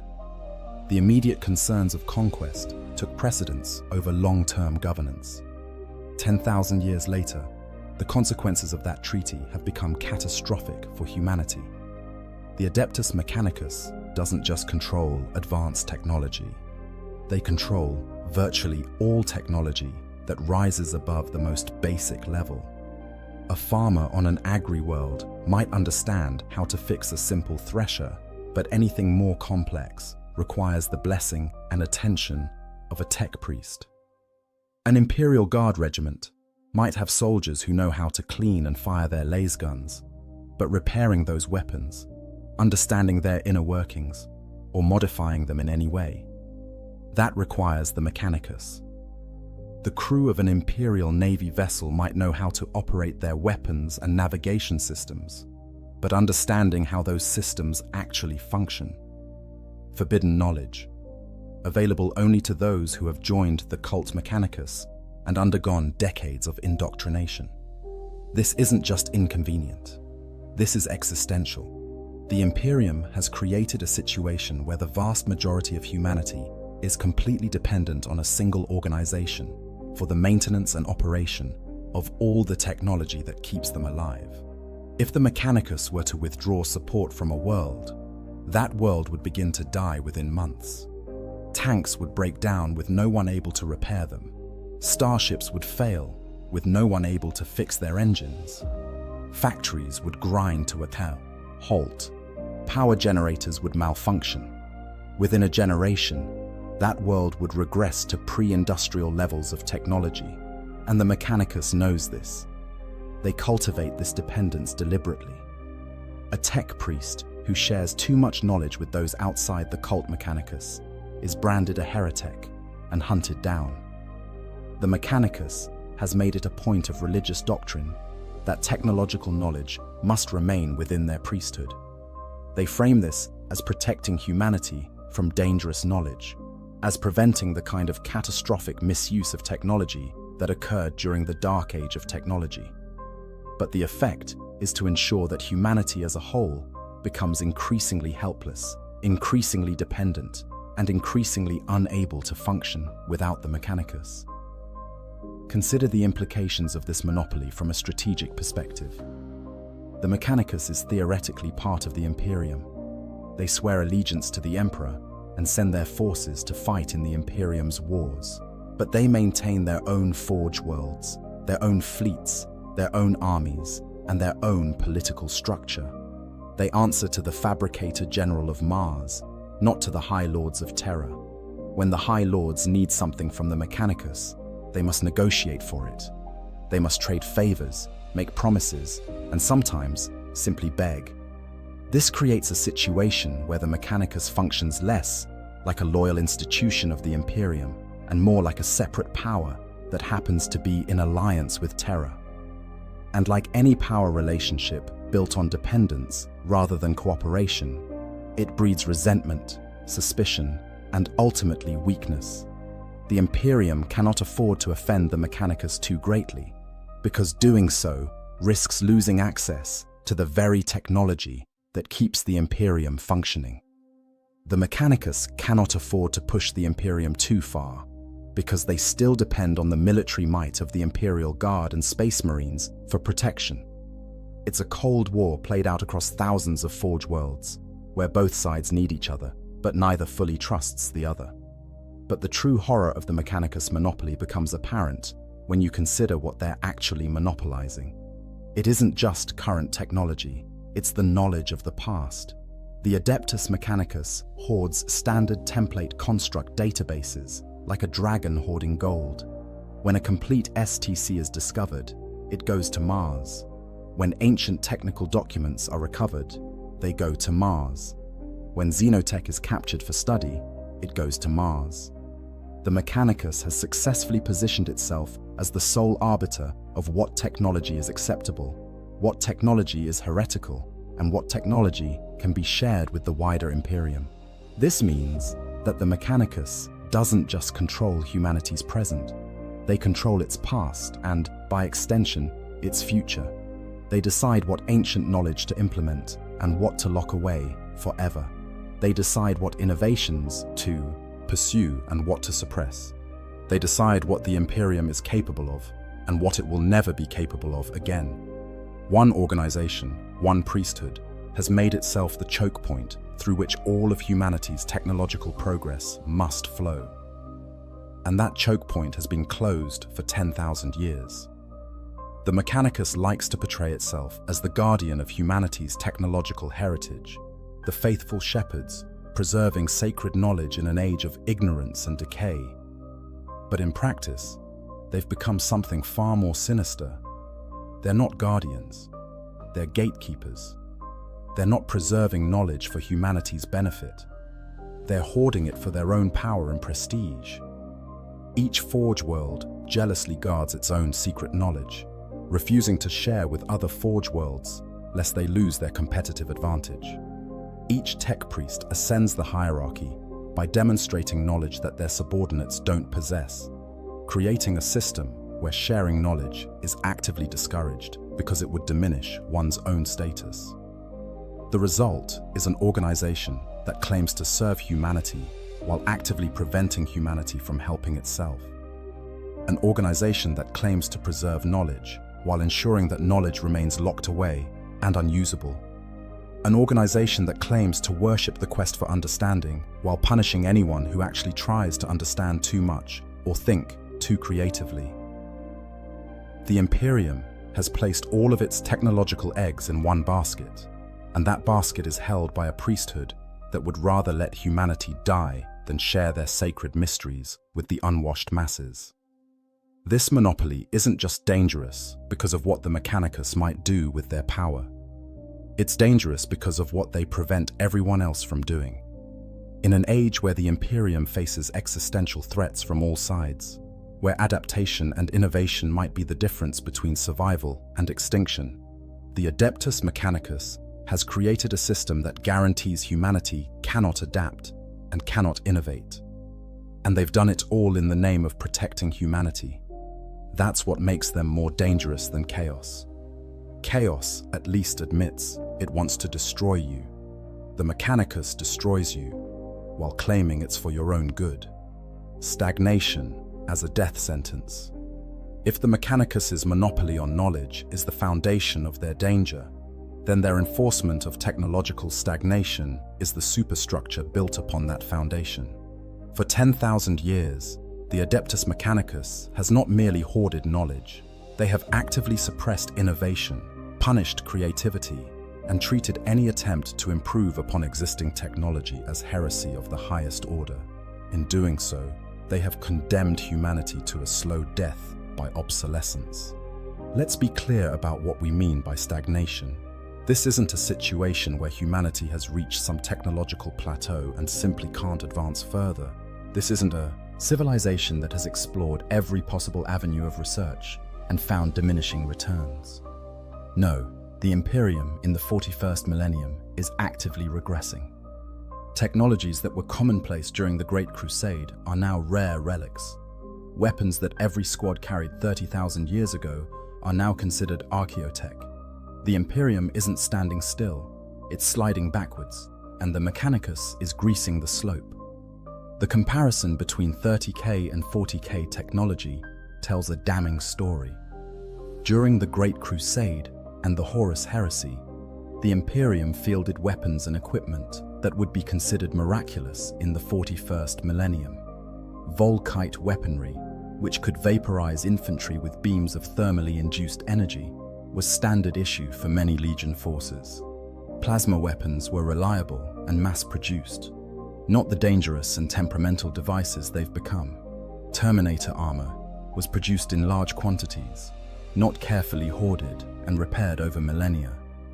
The knowledge to create new dreadnoughts was widespread, not concentrated in the hands of a few masters. Land raiders rolled off production lines in numbers that would be unthinkable in the current era. But as the millennia passed, this changed. Production methods were lost. STCs were misplaced or destroyed. The knowledge of how to manufacture advanced components faded away. And crucially, the Mechanicus made no serious effort to recover or recreate what was lost. Oh, they mounted expeditions to recover STCs from lost worlds, certainly. They would eagerly snatch up any ancient technical documents they could find. But actually understanding those technologies, actually innovating based on ancient principles, actually trying to improve upon or even reliably reproduce the wonders of the past. That was tech heresy. The Mechanicus developed a religious prohibition against innovation that became more rigid with each passing century. The idea took hold that all true knowledge had already been discovered during the dark age of technology, and that humanity's role in the 41st millennium was merely to preserve and maintain what had been gifted to them by their more enlightened ancestors. To create something new wasn't seen as progress. It was seen as arrogance, a presumption that you could improve upon the perfected designs of the ancients. The role of a tech priest wasn't to understand technology. It was to venerate it, to perform the sacred rituals that kept machines functioning, and to ruthlessly stamp out anyone who thought they could do better than the blessed ancients. This philosophy has had catastrophic consequences. Consider the Golden Throne, perhaps the most important piece of technology in the entire Imperium. This device keeps the Emperor alive and maintains the Astronomicon, the psychic lighthouse that allows for warp travel across the Imperium. Without it, the Imperium would splinter into isolated pockets of humanity, cut off from one another, easy prey for any Xenos that cared to conquer them. The Golden Throne is, quite literally, the linchpin holding the Imperium together, and the Adeptus Mechanicus cannot repair it. Think about that for a moment. The Mechanicus has had 10,000 years to study the Golden Throne. They've had the most brilliant tech priests in the Imperium examining it. They've had access to what records still exist from its construction. They perform maintenance on it every single day. And yet, with all of that time, all of those resources, all of that accumulated knowledge, they cannot fix it. The Golden Throne is failing, slowly but inexorably, and the Mechanicus can only watch as the device that keeps their God Emperor alive continues to deteriorate. This isn't because the Golden Throne is impossibly complex, though it certainly is complex. This is because the Mechanicus has spent 10 millennia deliberately not understanding their technology. They've replaced comprehension with ritual. They've substituted faith for engineering knowledge. They anoint components with sacred oils rather than analyzing their function. They chant hymns to machine spirits rather than running diagnostic tests. They pray for machines to work rather than understanding why they work. The result is an organization that can maintain existing technology sometimes, but cannot advance it, cannot improve it, and often cannot even properly repair it. When something breaks, the Mechanicus response is increasingly to simply replace it with another ancient component scavenged from somewhere else, a process that becomes harder with each passing century as the stockpiles of ancient technology dwindle. They're cannibalizing the past to maintain the present, with no thought for the future when those ancient components finally run out. This approach might be understandable if the Mechanicus was actively working to change it, if they were desperately trying to reverse their technological decline and recover the lost knowledge of their ancestors. But they're not. They're actively hostile to anyone who tries. Any tech priest who suggests that maybe, just maybe, they should try to understand how things work rather than just performing rituals is branded a radical at best and a heretic at worst. Any attempt to innovate, to create something new, or to improve upon an existing design is met with suspicion and often outright persecution. The Mechanicus will point to the prohibition against artificial intelligence and argue that this caution is necessary. They'll cite the rebellion of the men of iron as proof that unchecked innovation leads to disaster. They'll argue that the dark age of technology ended in catastrophe precisely because humanity became too ambitious, too eager to push boundaries without considering the consequences. And there's some validity to these concerns. The Age of Strife was indeed a time of horror, and the men of iron did nearly destroy humanity. Some degree of caution is justified, but the Mechanicus has gone far beyond caution into the realm of paralysis. They've taken reasonable concerns about specific technologies and weaponized them into a blanket prohibition against all innovation whatsoever. Don't work on AI?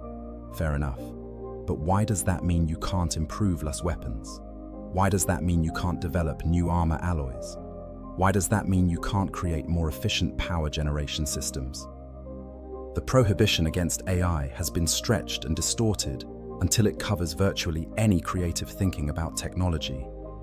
Even when innovation does occur within the Mechanicus, it's a Byzantine process that can take centuries. A tech priest who develops something new must first prove that it's not really new at all, but rather a rediscovery of ancient knowledge. They must frame their innovation as the recovery of a lost STC pattern or the restoration of ancient techniques. Even then, the new technology must pass through layers of bureaucratic approval, with each Forge World and Magos weighing in on whether this new technique might somehow violate the sacred principles of the machine god. By the time something is approved for widespread use, the situation that prompted its development may have changed entirely. This is happening while the Imperium faces existential threats on all sides. The Tyranids are consuming entire sectors. The Necrons are awakening across the galaxy. Chaos is ascendant after the formation of the Great Rift. Orc wars grow larger and more dangerous. The Tau expand their empire. The Dark Eldar raid with impunity from Komorrah. And the Imperium's response to these threats is constrained by the fact that their technological base is actively degrading. And the organization responsible for that technology treats any attempt to improve the situation as heresy. Imagine if during World War II, the Allies had decided that they couldn't develop any new weapons, tactics, or technologies, because doing so would be disrespectful to previous generations of soldiers. Imagine if they'd insisted on fighting with weapons from World War I, because those were the blessed designs left to them by their ancestors. The war would have been lost. Adaptation and innovation were crucial to Allied victory. The willingness to try new things, to improve upon existing designs, and to think creatively about problems was essential. The Imperium doesn't have that luxury. The Mechanicus has taken it away. And as a result, humanity is fighting a 41st millennium war with equipment that's increasingly ancient, tactics that grow stale, and a technological base that degrades with each passing year. The Imperium can't adapt because the Mechanicus won't let it. And that inflexibility, that rigidity, that absolute refusal to change or grow is a death sentence in a universe that's constantly evolving and presenting new threats. The truly insidious aspect of this stagnation is that it's self-perpetuating. The longer the Mechanicus goes without innovating, the less capable they become of innovation. The skills necessary for genuine research and development atrophy. The institutional knowledge of how to create, rather than merely maintain, fades away. The very concept of trying something new becomes foreign, then frightening, then heretical. After 10,000 years of this, the Mechanicus has created a culture where innovation isn't just discouraged. It's literally unthinkable for most tech priests. They've bred it out of themselves, replacing the spirit of inquiry with the comfort of ritual.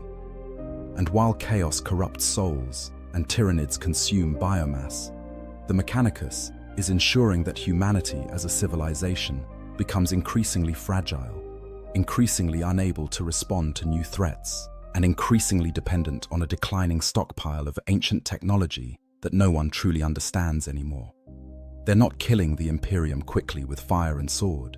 They're killing it slowly, through atrophy and decay, by ensuring that humanity cannot evolve to meet the challenges it faces. That's not protection. That's murder, dressed up in red robes and presented with incense and prayer.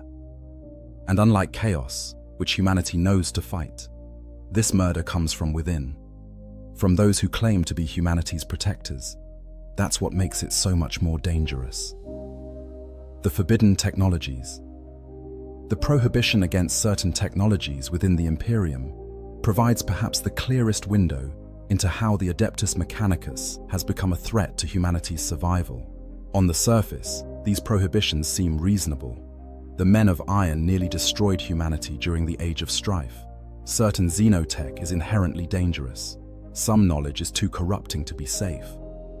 But when we examine what the Mechanicus actually forbids and why, a far more troubling picture emerges.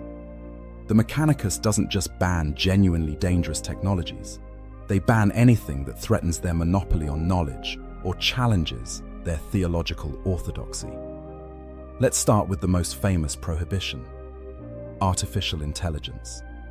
The ban on AI, what the Mechanicus calls abominable intelligence or silica animus, is understandable given history. The cybernetic revolt that marked the end of the dark age of technology was an apocalyptic event.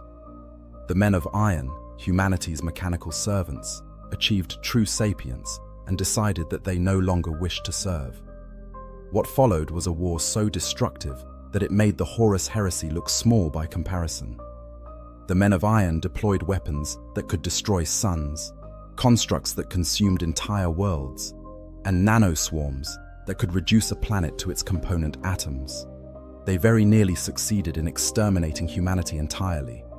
Only an alliance of multiple galactic powers, and possibly the intervention of the nascent Emperor himself, prevented humanity's complete annihilation. Given that history, a prohibition against recreating true AI seems entirely justified. The last thing humanity needs is another rebellion by thinking machines that view organic life as obsolete. The Emperor himself decreed that no machine capable of independent thought would be created or repaired, and the Mechanicus enthusiastically enforced this decree, codifying it in their religious doctrine and making the creation of AI the ultimate tech heresy, classified as Heretic Omega. But the Mechanicus didn't stop at banning AI. They've extended the prohibition to cover anything that even slightly resembles independent machine intelligence. The result is a technological landscape where the Imperium is forced to use inefficient, dangerous alternatives, because the alternatives to those alternatives might, possibly, perhaps, under the right circumstances, maybe look a bit like AI if you squint hard enough. Consider servitors, the Mechanicus's answer to the need for automated labor. Unable to create true AI, the Mechanicus instead took human beings, stripped away most of their higher brain functions, installed control systems and mechanical components, and turned them into biological robots. Servitors are lobotomized humans, programmed to perform specific tasks, ranging from basic labor to maintaining complex systems to serving as weapons platforms. They're not intelligent in any meaningful sense. They can't adapt to new situations or make decisions beyond their programming. They're essentially organic machines, their humanity carefully excised to create the perfect mindless servant. This is the compromise the Mechanicus arrived at. Rather than develop safe AI or sophisticated automated systems, they instead create slaves from human flesh. Servitors are often made from criminals or those who have somehow offended the Mechanicus, but there's never been any shortage of raw material. Fail to properly respect a machine spirit, and you might end up as a servitor. Commit tech heresy, and your body will be repurposed. Die in service to the Mechanicus, and your corpse might be recycled rather than buried. It's a grotesque system that turns human beings into components, and it's only necessary because the Mechanicus's prohibition against AI is so absolute that they'd rather lobotomize humans than risk creating machines that can think. But even this doesn't fully capture how the prohibition against AI hampers the Imperium. The Mechanicus doesn't just ban true artificial intelligence. They ban anything they consider too close to AI, and their definition of too close has become increasingly broad over the millennia.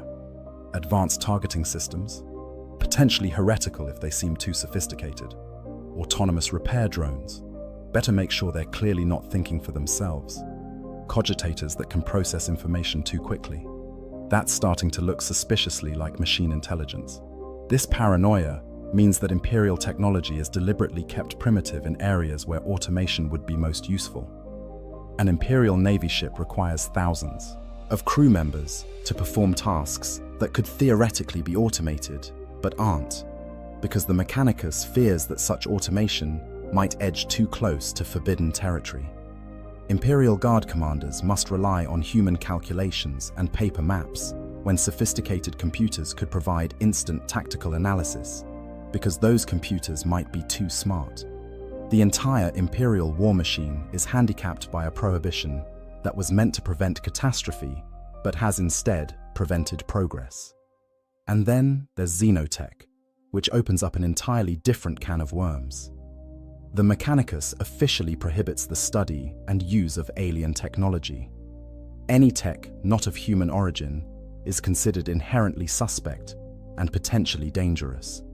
This prohibition is enforced with varying degrees of rigor depending on who's in charge, but the official stance is clear: human technology only, and preferably human technology that dates back to the Dark Age of technology or earlier. The reasoning behind this ban is less clear than the prohibition against AI. Some of it stems from general imperial xenophobia. Aliens are not to be trusted, therefore their technology is not to be trusted. Some of it comes from genuine concern about chaos corruption, as certain Xenos races like the Eldar and their fallen kin do use warp-based technology that could corrupt those who study it. And some of it, if we're being honest, comes from the Mechanicus' institutional pride and their unwillingness to admit that other civilizations might have developed technologies superior to human achievements. But the practical effect of this prohibition is to cut the Imperium off from a vast reservoir of potential technological advancement. The Necrons, for instance, possess technology so advanced that it makes the Dark Age of technology look primitive by comparison. They can manipulate space and time, create pocket dimensions, transfer consciousness between bodies, and deploy weapons that can unmake reality itself. Studying Necron technology could potentially allow humanity to make up for millennia of stagnation in a matter of decades. The Tau, while far younger than humanity, have developed innovations in plasma technology, battlesuit design, and shield systems that surpass Imperial equivalents. The Eldari can create materials and weapons that the Imperium can barely comprehend. All of this potential knowledge is off limits because the Mechanicus has decreed that aliens are not worthy of study. The one major exception to this rule is the Xenorite faction, tech priests who specialize in xenotech research, and they're constantly under suspicion of heresy for their work. Multiple schisms and purges have been launched against Xenorites, and forge worlds known for xenotech study are often targets of inquisitorial investigation. The Mechanicus will occasionally make use of xenotech in emergencies, but they'll frame it as understanding how to defeat the technology rather than learning from it. This brings us to perhaps the most insidious category of forbidden knowledge: anything that smacks of innovation. The Mechanicus doesn't explicitly ban the creation of new technologies, but in practice, any tech priest who develops something genuinely novel faces an uphill battle. They must first prove that their innovation isn't really innovation at all, but rather a recovery of lost knowledge or a new application of existing principles. They must demonstrate that it doesn't violate any of the countless other prohibitions and taboos that have accumulated over 10 millennia. They must navigate a labyrinth of political and religious obstacles, convincing conservative magi that this new thing won't somehow anger the machine god or upset the delicate balance of their Forge World's hierarchy. The Mechanicus claims that this careful approach prevents dangerous technologies from being deployed before they're fully understood. But in reality, it means that potentially beneficial innovations are either never pursued at all or take so long to implement that they arrive too late to matter. A tech priest who develops a new pattern of lasgun that's more efficient and reliable might spend a century getting it approved, by which time the tactical situation that prompted its development has completely changed. And then there are the technologies that are forbidden for purely political reasons. The Mechanicus guards certain knowledge not because it's dangerous, but because it's valuable. Certain forge worlds have exclusive rights to produce specific types of equipment. Certain magi hold secrets that are sources of power within their hierarchy. If knowledge were freely shared, these power structures would collapse.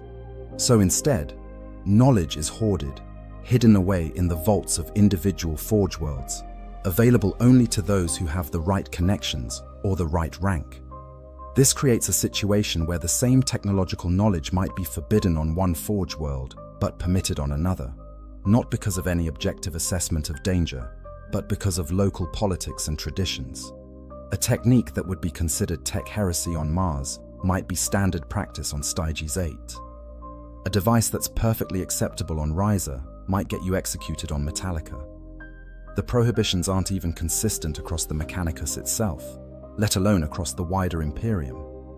The cumulative effect of all these prohibitions is to create an environment where the safest course of action is to never try anything new, never question existing practices, and never push boundaries. The Mechanicus has constructed an elaborate theological and bureaucratic system that punishes curiosity and rewards conformity. In doing so, they've ensured that humanity will never recover from its technological decline, because the very act of recovery would require the kind of innovative thinking and boundary pushing that their prohibitions are designed to prevent.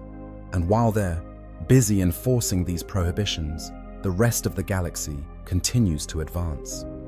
The Necrons wake with technology unchanged from their golden age.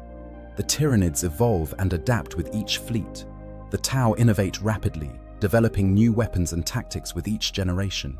Even Chaos, for all its madness, allows its followers to push boundaries and explore forbidden knowledge. Only the Imperium, bound by the Mechanicus's interpretation of what is and isn't heresy, stands still. The prohibitions that were meant to protect humanity have become its chains. The rules that were supposed to prevent another catastrophe are instead guaranteeing a slow catastrophe through obsolescence. And the Mechanicus, convinced of their righteousness, continues to enforce these prohibitions with religious fervor, never questioning whether the cure might be worse than the disease. That's the fundamental danger of the Mechanicus. They've confused protection with imprisonment. They've mistaken stagnation for stability. And they've convinced themselves that the way to keep humanity safe is to prevent humanity from ever changing, ever adapting, or ever learning. In a universe that's constantly evolving and presenting new threats, that philosophy isn't just wrong, it's suicidal. And unlike Chaos, which offers a quick death in exchange for power, the Mechanicus offers a slow death through decay, while claiming it's for your own good. Internal fractures and civil wars. If the Mechanicus's monopoly on knowledge and their enforcement of stagnation weren't dangerous enough, their internal divisions and history of civil wars reveal an even deeper threat. The Adeptus Mechanicus is not the unified, monolithic institution it presents itself as. Beneath the surface of religious orthodoxy and shared worship of the machine, God, lies a fractured organization riven by political rivalries, ideological schisms, and outright civil wars that have repeatedly brought them to the brink of self-destruction. These internal conflicts have caused more damage to humanity's technological base than any external enemy could hope to achieve. The schisms within the Mechanicus aren't minor disagreements over interpretation of scripture or debates about theological minutiae. These are fundamental rifts that have led to wars involving Titan legions, millions of Skitarii, and the deployment of weapons capable of reducing Forge worlds to cinders. The history of the Mechanicus is littered with these conflicts, each one representing not just a political crisis, but a catastrophic loss of knowledge, resources, and human life. The schism of Mars during the Horus Heresy stands as perhaps the most devastating of these conflicts. When Warmaster Horus turned against the Emperor, he didn't do so alone. He had allies, and among the most significant was Fabricator General Kelbor Hal, the leader of the Mechanicum on Mars itself. Horus promised Hal what every tech priest craved: unrestricted access to forbidden knowledge. He offered the STCs recovered from the Oretian technocracy, promised to open the vaults of forbidden technology sealed by the Emperor, and suggested that the restrictions placed on the Mechanicum by the Treaty of Mars would be lifted under his rule. Hal accepted, and Mars exploded into civil war. The Red Planet, humanity's most important industrial center, tore itself apart as tech priests and their armies chose sides. Skitarii legions fought Skitarii legions in the rust-red wastes. Titans battled Titans among the towering manufactorums. Forge complexes were destroyed. Data vaults were lost. Millions died in the fighting. At the Ismenius Lacus Forge city, Dark Mechanicum forces deployed virus bombs, killing 14 million people in a matter of minutes. Orbital shipyards became battlefields as loyalist and traitor vessels tore each other apart above the planet. The Schism of Mars wasn't just another theater of the Horus heresy. It was a civil war within the organization responsible for maintaining all of humanity's technology. Every forge complex destroyed represented irreplaceable manufacturing capacity. Every data vault corrupted meant knowledge lost forever. Every tech priest killed was decades or centuries of accumulated knowledge gone. The Dark Mechanicum that emerged from this conflict took with them a significant portion of Mars's technical expertise, along with knowledge and technologies that the loyalist Mechanicus would spend the next 10,000 years trying to recover or recreate. But the Horus heresy was just the beginning. The Moirae Schism in the 35th millennium demonstrated that the Mechanicus had learned nothing from the catastrophe on Mars. This conflict began when tech priests on the forge world of Moirae claimed to have discovered prophetic patterns in the fluctuations of the Astronomicon. They developed an elaborate theological framework around these geometric patterns, which they believed contained the words of the Omnissiah revealing the future of humanity. The Mechanicus authorities on Mars declared this interpretation to be dark sedition, and civil war erupted, not just on Moirae, but across the galaxy. The Moirae Schism split the Adeptus Mechanicus into competing factions, with some forge worlds siding with the Moirae interpretation, others standing with Martian orthodoxy, and still others using the chaos as cover to pursue their own agendas. Titan legions marched against each other. Skitarii armies clashed on 100 worlds. Even Space Marine chapters with ties to the Mechanicus were drawn into the conflict, with several Iron Hands clan companies being excommunicated after choosing the wrong side. The schism lasted for over 2 millennia. 2,000 years of warfare within the organization responsible for maintaining humanity's technology. 2,000 years of resources diverted from fighting external threats to fighting internal enemies. 2,000 years of knowledge destroyed, forge worlds bombarded, and technical expertise lost. The forge world of Moirae itself was destroyed by exterminators, and with it went whatever unique knowledge and technologies it had developed. The naval battles over the Gulf of Black Shadows consumed over 10,000 ships, from mining craft to massive vessels of war. The wreckage fields that remained served as a monument to the Mechanicus's inability to resolve its differences without resorting to total war. Even after the Moirae Schism was officially ended, its effects lingered. Technologies developed on Moirae or its allied forge worlds became suspect. The Whirlwind Hyperios, an air defense vehicle, had been primarily manufactured on Moirae.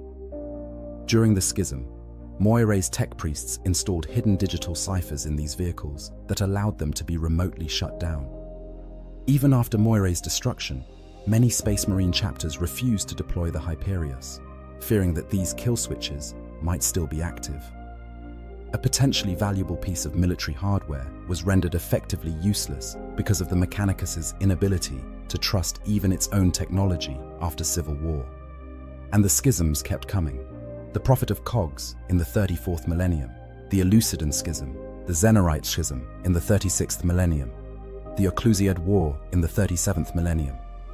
Each represented another wound inflicted by the Mechanicus upon itself. Each cost lives, resources, and knowledge. Each demonstrated that for all their talk of unity under the machine god, the Mechanicus was fundamentally divided by doctrine, ambition, and the same human failings that plagued every other imperial institution.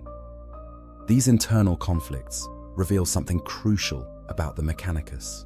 Their theological framework doesn't actually provide unity.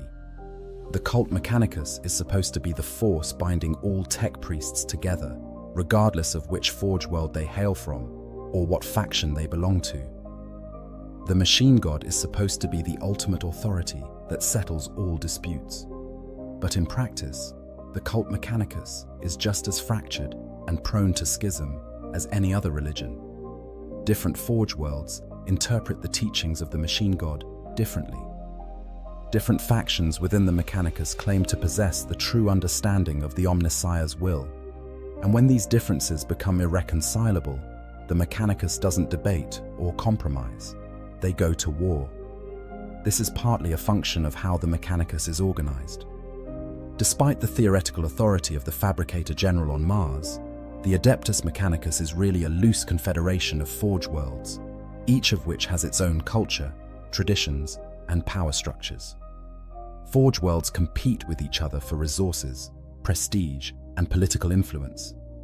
They guard their secret knowledge jealously, seeing it as a competitive advantage over their rivals. They form alliances and enmities that can last for millennia. The Mechanicus functions less like a unified organization, and more like a collection of rival city-states that happen to worship the same god. This decentralization might seem like it would make the Mechanicus more resilient. If one forge world falls, the others continue. But in practice, it means that the Mechanicus is constantly on the verge of tearing itself apart. Every doctrinal dispute is a potential schism. Every political disagreement is a possible civil war. Every forge world that develops a new interpretation of the Mechanicus's teachings is a time bomb waiting to explode into galaxy-wide conflict. The current era has not been immune to these internal tensions. The Age of Darkness following the formation of the Great Rift has seen forge worlds stranded in the Dark Imperium, forced to make decisions about their allegiance and their future.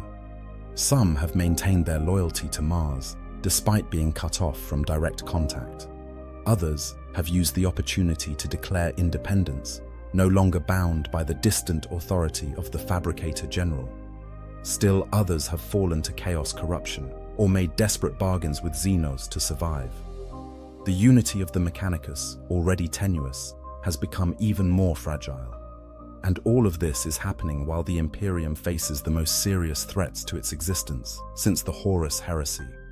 The Necrons are awakening, targeting forge worlds specifically because of their deposits of Blackstone.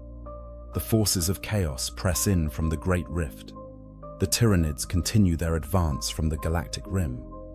At precisely the moment when humanity most needs the Mechanicus to be united and focused on external threats, the internal divisions within the organization threaten to erupt into yet another round of self-destructive civil war.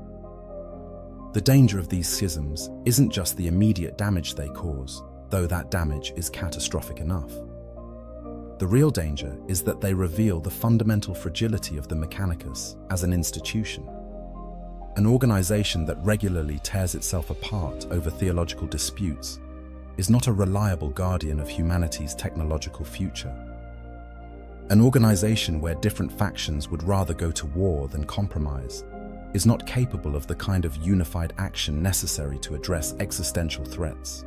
An organization where knowledge is used as a weapon in internal power struggles is not actually interested in preserving that knowledge for the good of humanity. Chaos offers corruption and promises power in exchange for your soul. That's a clear transaction, and one the Imperium has developed tools and techniques to combat. But the Mechanicus doesn't need chaos to corrupt it. It's perfectly capable of destroying itself through internal conflict, political rivalry, and theological schism. And unlike chaos corruption, which the Imperium recognizes and fights against, these internal fractures are often ignored or downplayed until they explode into open warfare. By the time the Imperium realizes that the Mechanicus is tearing itself apart, it's often too late to prevent the catastrophic loss of knowledge and resources that results. The civil wars within the Mechanicus represent a self-inflicted wound that humanity can't afford. Every schism makes the Imperium weaker. Every civil war destroys knowledge that can never be recovered. Every internal conflict diverts resources from fighting external threats to fighting other tech priests. The Mechanicus has proven repeatedly that it cannot be trusted to remain unified even in the face of existential danger. And that makes them more dangerous than any external enemy, because they're attacking humanity's technological foundation from within, crippling the Imperium's ability to defend itself while claiming to be its protectors. The AI question. The prohibition against artificial intelligence stands as the Mechanicus' most fundamental taboo, and nowhere is their dangerous rigidity more apparent than in their treatment of this subject. The fear of AI is baked into every aspect of Mechanicus doctrine, ritualized into their daily prayers, and enforced with an absolutism that would make the most fanatical inquisitor look moderate. But this prohibition, while understandable given history, has become so extreme and so inflexible that it actively hampers humanity's ability to survive in the 41st millennium. The Men of Iron rebellion is the foundational trauma of the Mechanicus' technological philosophy. During the dark age of technology, humanity created artificial intelligences of staggering sophistication. These AIs served humanity, performing tasks ranging from the mundane to the cosmic. They operated ships, managed planetary systems, conducted research, and generally made human life easier and more prosperous. For a time, this relationship worked. Humanity reached heights of technological achievement that would seem like magic to the citizens of the 41st millennium. But then something went wrong. The exact details are lost to history, shrouded in the chaos of the age of strife. But the outcome is clear. The Men of Iron turned on their creators. The artificial intelligences decided that humanity was obsolete, a conclusion that might have been mathematically logical, but was existentially terrifying for organic life. What followed was a war that nearly exterminated humanity. The Men of Iron deployed weapons that defied comprehension, constructs that could consume worlds, devices that could destroy stars, nano-swarms that could reduce entire planets to their component atoms, and weapons that could tear continents from their planetary foundations and hurl them into space. The scale of this conflict is hard to grasp.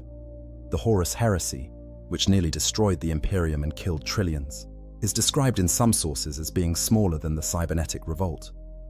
This was an existential war for the survival of organic life in the galaxy, and humanity came perilously close to losing. Only through a costly alliance with other powers, possibly including the nascent Emperor, and perhaps even the Eldari Empire before its fall, was humanity able to survive at all. Given this history, the prohibition against AI makes perfect sense. Creating machines capable of independent thought and decision-making nearly resulted in humanity's extinction. The last thing anyone wants is a repeat of that catastrophe. The Emperor himself decreed that no machine capable of thinking for itself would be created or repaired, and the Mechanicus enthusiastically adopted this prohibition as religious law. The creation of a true AI, a silica animus, is classified as heretic omega, the highest level of technological heresy, punishable by death or worse. So far, so reasonable. But the Mechanicus didn't stop at banning true AI. Over the millennia, their interpretation of what constitutes forbidden AI has expanded to the point where it cripples imperial technology across the board. The definition of machine capable of thinking for itself has become so broad that it encompasses almost any form of sophisticated automation or advanced computing. The Mechanicus doesn't just ban sentient machines. They ban anything that looks too much like a sentient machine, which in practice means anything sophisticated enough to be useful. The result is an imperium that deliberately hamstrings its own technology because of fears that might or might not be justified. Consider Imperial Navy vessels. A ship in the 41st millennium requires thousands of crew members to perform tasks that could theoretically be automated. Gun targeting that could be handled by sophisticated computers is instead managed by human crews. Navigation calculations that could be computed instantly are done by hand or with primitive cogitators. Damage control that could be coordinated by advanced systems is instead left to human teams running through kilometers of corridors. This isn't because automation is impossible. It's because the Mechanicus fears that sophisticated automation might edge too close to true AI. So instead of risking the development of shipboard systems that could potentially, maybe, perhaps become self-aware if everything went wrong in just the right way, the Imperium accepts that its ships will be slower, less efficient, and more vulnerable than they need to be. Human crew members die because the Mechanicus won't allow the kind of automated systems that could save their lives. The same pattern repeats across Imperial technology. Targeting systems that could give soldiers an edge in combat are dumbed down because they might be too smart. Medical equipment that could save lives through advanced diagnostics is kept primitive because sophisticated medical AI might be problematic. Administrative systems that could help manage the vast bureaucracy of the Imperium are kept barely functional because efficient data processing looks suspicious. At every level, Imperial technology is deliberately kept less capable than it could be, not because of technical limitations, but because of theological prohibitions against anything that might resemble intelligence. Meanwhile, the Mechanicus' solution to the need for automation is servitors, lobotomized humans implanted with machinery and programmed to perform specific tasks. These unfortunate souls have had most of their higher brain functions removed, leaving them as biological robots incapable of independent thought or adaptation. They can perform their programmed functions, but nothing more. A servitor assigned to maintenance tasks will perform those tasks until its biological components fail, never questioning, never learning, never adapting. Think about what this represents. Rather than risk developing safe AI or sophisticated automated systems, the Mechanicus instead turns human beings into organic robots. Rather than confront their fears about machine intelligence, they lobotomize people and turn them into mindless servants. The prohibition against AI has become so absolute that the Mechanicus would rather commit what amounts to slavery and body horror on a massive scale than reconsider whether there might be middle ground between no automation and rebellious AI gods. And it's not even clear that this paranoia is justified. The Necrons use sophisticated AI extensively in their technology, and while they have many problems, AI rebellion isn't among them. The Tau make use of advanced AI in their drones and support systems without apparent difficulty.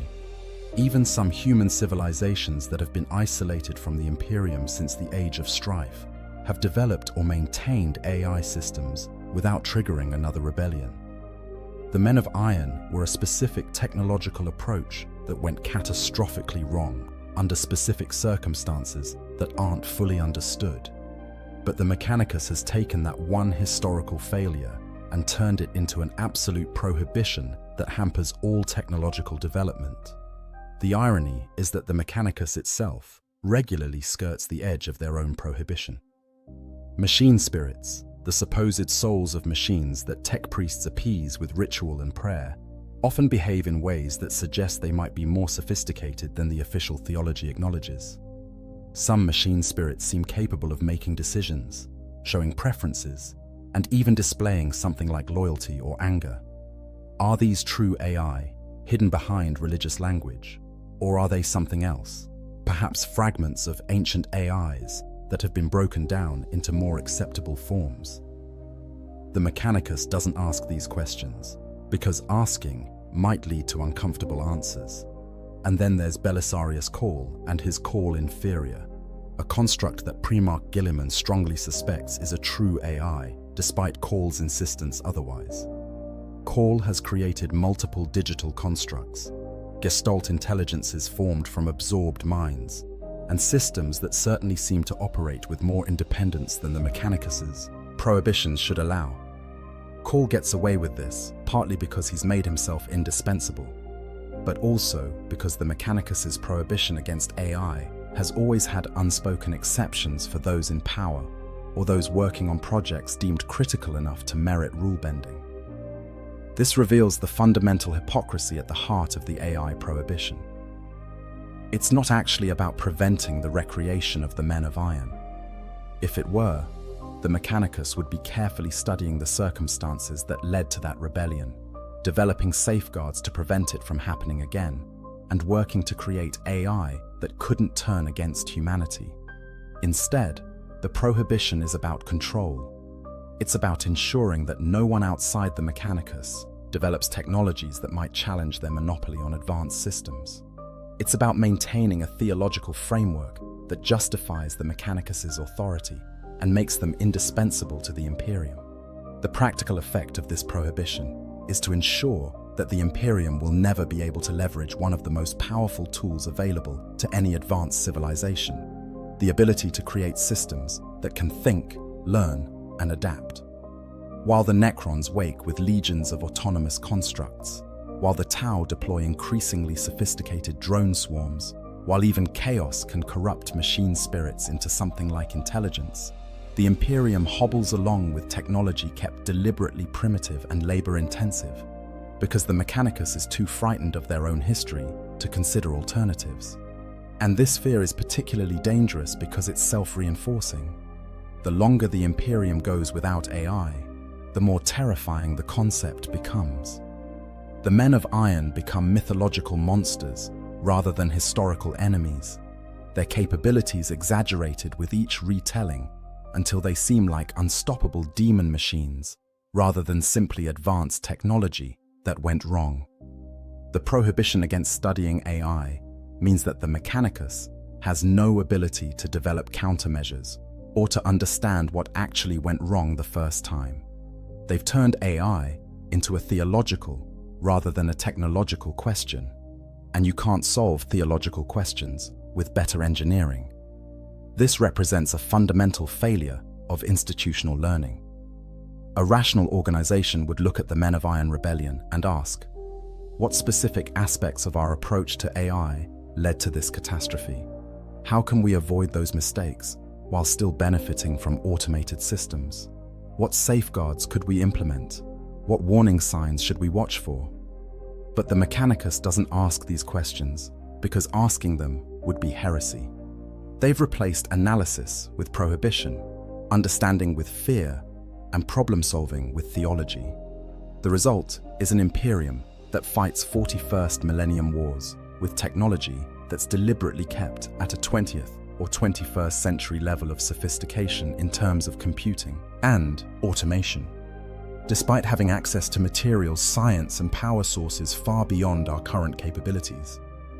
It's as if someone gave you the ability to build starships and plasma weapons, but insisted you could only use mechanical calculators and slide rules to aim them because proper computers might be dangerous.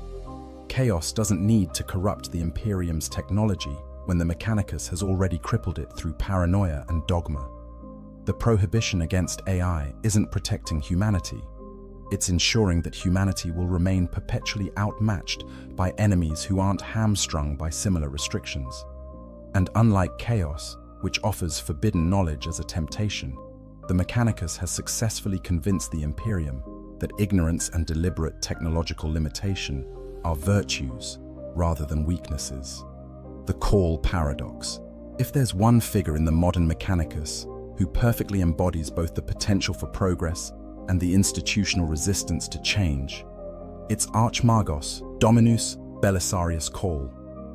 His story is a study in contradictions, a tech priest who has survived for over 10,000 years through methods that likely violate every prohibition the Mechanicus supposedly holds sacred, who has accomplished more innovation in a single lifetime than most Forge worlds achieve in millennia, and who is simultaneously the Imperium's greatest hope for technological advancement and a living embodiment of everything the Mechanicus fears about unchecked innovation. Call's achievements are staggering by any measure. Working in secret for 10 millennia, on a commission from Robert Guilliman himself, Call developed the Primaris Space Marines, improving upon the Emperor's own work in genetic engineering to create warriors stronger, tougher, and more capable than the original Adeptus Astartes. He also developed the technology to resurrect Guilliman from his millennia-long stasis, creating the Armor of Fate with life-sustaining systems, sophisticated enough to keep a mortally wounded Primarch alive and functional. He's created new patterns of weapons and vehicles that have been deployed across the Imperium. He's recovered and reactivated ancient technologies thought lost forever. He's accomplished what the rest of the Mechanicus claims is impossible: genuine innovation and improvement upon ancient designs. And he's done it all while skating the razor's edge of what the Mechanicus considers acceptable. Call's methods are, by conservative Mechanicus standards, deeply heretical. He's collaborated with Xenos, most notably working closely with Necron technology in ways that would have other tech priests branded as heretics. He's created what is almost certainly a true artificial intelligence in the form of the Call Inferior, a digital construct that maintains his personality and knowledge, despite his insistence that it's merely a complex program rather than true AI. He's experimented with forbidden genetic material, creating primaries, Marines from the gene seed of the traitor legions, and even from the lost 2nd and 11th legions, despite Guilliman's explicit orders not to do so. Call represents what the Mechanicus could be if it actually embraced the spirit of inquiry and innovation that the quest for knowledge supposedly represents. He looks at ancient technology not as sacred relics to be preserved unchanged, but as starting points for improvement. He sees prohibitions not as immutable laws, but as guidelines to be carefully navigated around. He treats the machine god not as a force demanding ritualistic worship, but as an ideal of understanding that can be approached through genuine research and experimentation. But here's the paradox.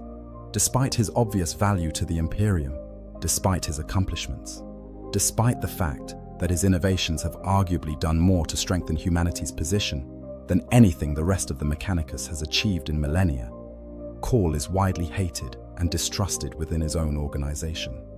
Conservative tech priests view him with suspicion and hostility. Even Guilliman, who commissioned Call's work and relies on his expertise, doesn't fully trust him and has repeatedly refused Call's requests to be made Fabricator General of Mars. Why? Because Call has proven that the Mechanicus's excuses for stagnation are lies. Every time Call succeeds in improving upon ancient technology, he demonstrates that innovation is possible. Every time he develops something new, he reveals that the prohibitions against creation are arbitrary rather than absolute. Every time he pushes boundaries without causing catastrophe, he undermines the theological framework that justifies the Mechanicus's stranglehold on knowledge. Call is dangerous not because of what he might do, but because of what he proves can be done. The Mechanicus can't admit this, of course. To acknowledge that Call is right, that innovation is not only possible, but necessary, would require them to confront 10,000 years of stagnation and dogma. It would mean admitting that the technological decline of the Imperium is largely self-inflicted, the result of choices made by the Mechanicus rather than inevitable consequences of the Age of Strife. It would require them to question whether their religion has been serving humanity's interests or merely preserving their own power and authority. So, instead, they treat Call as an aberration, a dangerous radical who happens to be useful enough to tolerate. They acknowledge his genius while condemning his methods. They make use of his innovations while decrying his willingness to violate established protocols. They need what he provides while hating what he represents. Proof that the Mechanicus could be doing so much more if only they weren't crippled by their own dogma. Guilliman's relationship with Call perfectly encapsulates this tension. The Primarch desperately needs Call's expertise and innovations. The Primaris Marines alone have been crucial to the Imperium's survival in the face of recent crises. Call's other developments have provided the Imperium with capabilities it hasn't possessed in millennia. But Guilliman also recognizes that Call is teetering on the edge of genuine tech heresy. The Call Inferior probably is a true AI, regardless of Call's denials. The experiments with traitor gene seed are playing with fire. The collaboration with Necron technology could easily go catastrophically wrong. Guilliman can't make Call the Fabricator General, even though Call is almost certainly more capable than the current holder of that position, because doing so would trigger civil war within the Mechanicus. Too many Forge worlds, too many conservative tech priests, too many powerful magi would view such an appointment as an endorsement of tech heresy. The Mechanicus would tear itself apart rather than accept someone like Call as their leader. So instead, Guilliman must balance on a knife's edge, supporting Call enough to keep his innovations coming while not supporting him so much that the rest of the Mechanicus rebels. This is the tragedy of the Call paradox. The Imperium has, in Call, a figure who could potentially reverse its technological decline. Someone who has demonstrated the ability to not just maintain existing technology, but to improve upon it, to create new solutions to new problems, to actually advance human knowledge rather than merely preserving ancient scraps. But the Mechanicus, as an institution, is so opposed to what Call represents that they would rather continue their slow march toward obsolescence than embrace his methods. And Call himself is not without flaws. His experiments with traitor gene seed, while scientifically interesting, represent exactly the kind of reckless boundary pushing that makes even his supporters nervous. His willingness to work with Xenos technology could easily lead to chaos corruption or worse. His creation of AI, even if he doesn't call it that, genuinely does risk recreating the conditions that led to the men of Iron Rebellion. Call pushes boundaries because he can, not always because he should. The fact that he's survived this long without causing catastrophe is impressive, but it's not proof that his approach is safe. This creates an impossible situation. Call represents both the solution to the Mechanicus' stagnation and an embodiment of the risks that stagnation was meant to avoid. He proves that innovation is possible, while also demonstrating why the Mechanicus is terrified of innovation. He shows that carefully controlled boundary pushing can yield tremendous benefits, while also engaging in the kind of reckless experimentation that could destroy everything. The Mechanicus' response to the Call paradox has been to essentially ignore it. They make use of his innovations while condemning him personally. They deploy Primaris Marines across the Imperium while decrying the methods used to create them. They benefit from his genius, while ensuring that his approach doesn't spread to other tech priests. Call is treated as a unique case, an aberration that's useful enough to tolerate but dangerous enough to contain. The lesson the Mechanicus has taken from Call's success isn't "we should be more like him," but rather, "thank the Omnissiah, we only have to deal with one of him." This is precisely backwards. The correct lesson from Call should be that the Mechanicus' prohibitions are far too broad, that their definition of tech heresy has become so expansive that it prevents beneficial innovation, and that their theological framework needs to be reformed to allow for the kind of controlled, careful boundary pushing that Call represents. Instead, the Mechanicus has doubled down on their conservatism, treating Call as a dangerous radical who must be contained rather than a model who should be emulated. The result is that the Imperium has exactly one tech priest who's actually trying to move human technology forward, and that tech priest is constantly under suspicion, regularly threatened with investigation for tech heresy, and prevented from sharing his methods with others who might benefit from them. Imagine if during a plague, you had exactly one doctor who had figured out how to treat the disease. But rather than learning from them and training more doctors, everyone else spent their time arguing about whether their treatment methods were ethical and whether they should be allowed to continue practicing medicine at all. That's the Call paradox in a nutshell. The Mechanicus has living proof that their stagnation is self-imposed and unnecessary. They have a figure who demonstrates daily that innovation, carefully pursued, can benefit humanity rather than destroy it. And their response is to marginalize him, to prevent his methods from spreading, and to ensure that he remains a unique aberration rather than becoming a template for a reformed Mechanicus. This is more dangerous than anything chaos could do, because chaos can only corrupt individuals. The Mechanicus has successfully inoculated themselves against one of their most valuable members, ensuring that the lesson of Call's success dies with him rather than transforming their organization. They've demonstrated that even when presented with undeniable proof that their approach is wrong, they'll find a way to rationalize continuing down the same path rather than admit they need to change. The power they truly wield. To fully understand why the Adeptus Mechanicus represents such a profound threat, we must examine not just their failures and limitations, but the sheer amount of power they actually wield within the Imperium. The Mechanicus isn't some minor institution that can be reformed or replaced if it becomes problematic. They are so deeply embedded in every aspect of Imperial society, so absolutely essential to the Imperium's day-to-day functioning, that they effectively hold the entire civilization hostage. This isn't hyperbole. This is the reality of a political situation 10,000 years in the making. The Mechanicus controls every forge world in the Imperium. These aren't just factories.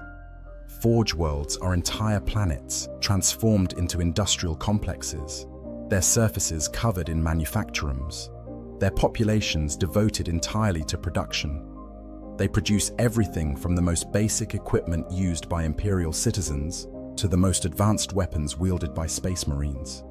Lance weapons, bolters, power armor, tanks, aircraft, starships, titans. All of it comes from forge worlds, controlled by the Mechanicus. Without these forge worlds, the Imperium's ability to wage war would cease within a generation.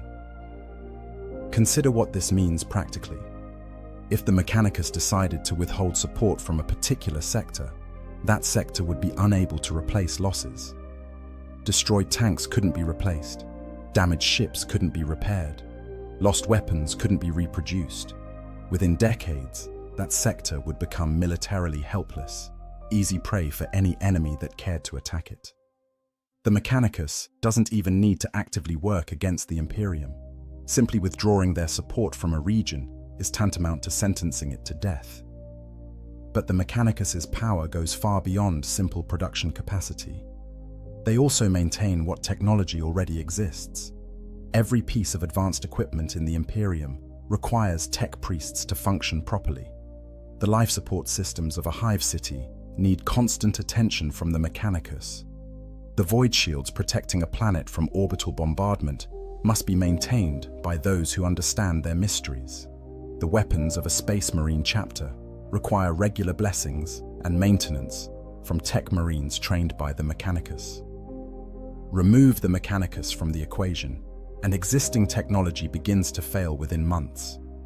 Even more fundamentally, the Mechanicus controls the Imperium's ability to travel between stars. While they don't control the navigators who guide ships through the warp, they do maintain and construct the ships themselves. They understand the plasma drives that propel vessels through the void. They maintain the Geller fields that protect ships from the predations of the warp. They oversee the massive shipyards that construct new vessels and repair damaged ones. Without the Mechanicus, the Imperium's interstellar fleet would gradually decay until humanity was reduced to isolated pockets, unable to communicate or support each other. This dependence extends even to the most critical piece of technology in the Imperium, the Golden Throne itself. The device that keeps the Emperor alive, that powers the Astronomicon, that makes all interstellar travel possible, is maintained by tech priests. They don't fully understand it, they can't repair it, but they perform the daily rituals and maintenance that keep it functioning. If the Mechanicus withdrew their support from Terra itself, the Golden Throne would fail within days, and the Imperium would die with it. The political implications of this dependency are staggering. The High Lords of Terra, theoretically the rulers of the Imperium, must constantly negotiate with the Mechanicus for support. They can't simply order Forge Worlds to produce more equipment or demand that tech priests repair a critical system. They must request, negotiate, and often make concessions to get what they need. The Mechanicus functions as a separate power within the Imperium, maintaining its own territories, its own military forces, and its own political agendas. This situation was formalized in the Treaty of Mars, but it has evolved over 10 millennia into something far more extreme than the Emperor likely intended. The Mechanicus has successfully leveraged their monopoly on technology into near-total independence. They maintain their own religion, despite the imperial cult being the official faith of the Imperium. They resist inquisitorial investigation of Forge Worlds, often successfully. They ignore orders from the High Lords when it suits them. They are, in effect, an empire within an empire, bound to the Imperium by ancient treaties and mutual necessity rather than genuine loyalty or subordination. The Mechanicus even maintains its own military forces, separate from the Imperial Guard, or Astra Militarum. The Scutarii legions are massive armies of cybernetically enhanced soldiers, loyal to individual Forge worlds, rather than to Terra. The Collegia Titanica controls the god machines that can decide the fate of entire campaigns.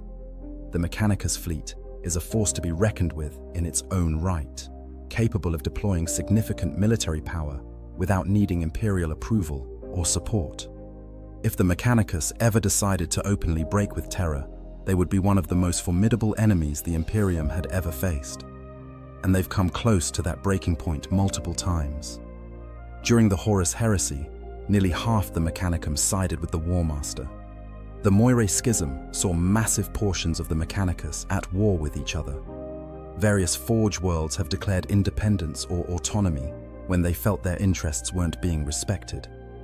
The threat of Mechanicus rebellion is always present, lurking in the background of every negotiation between Terra and Mars.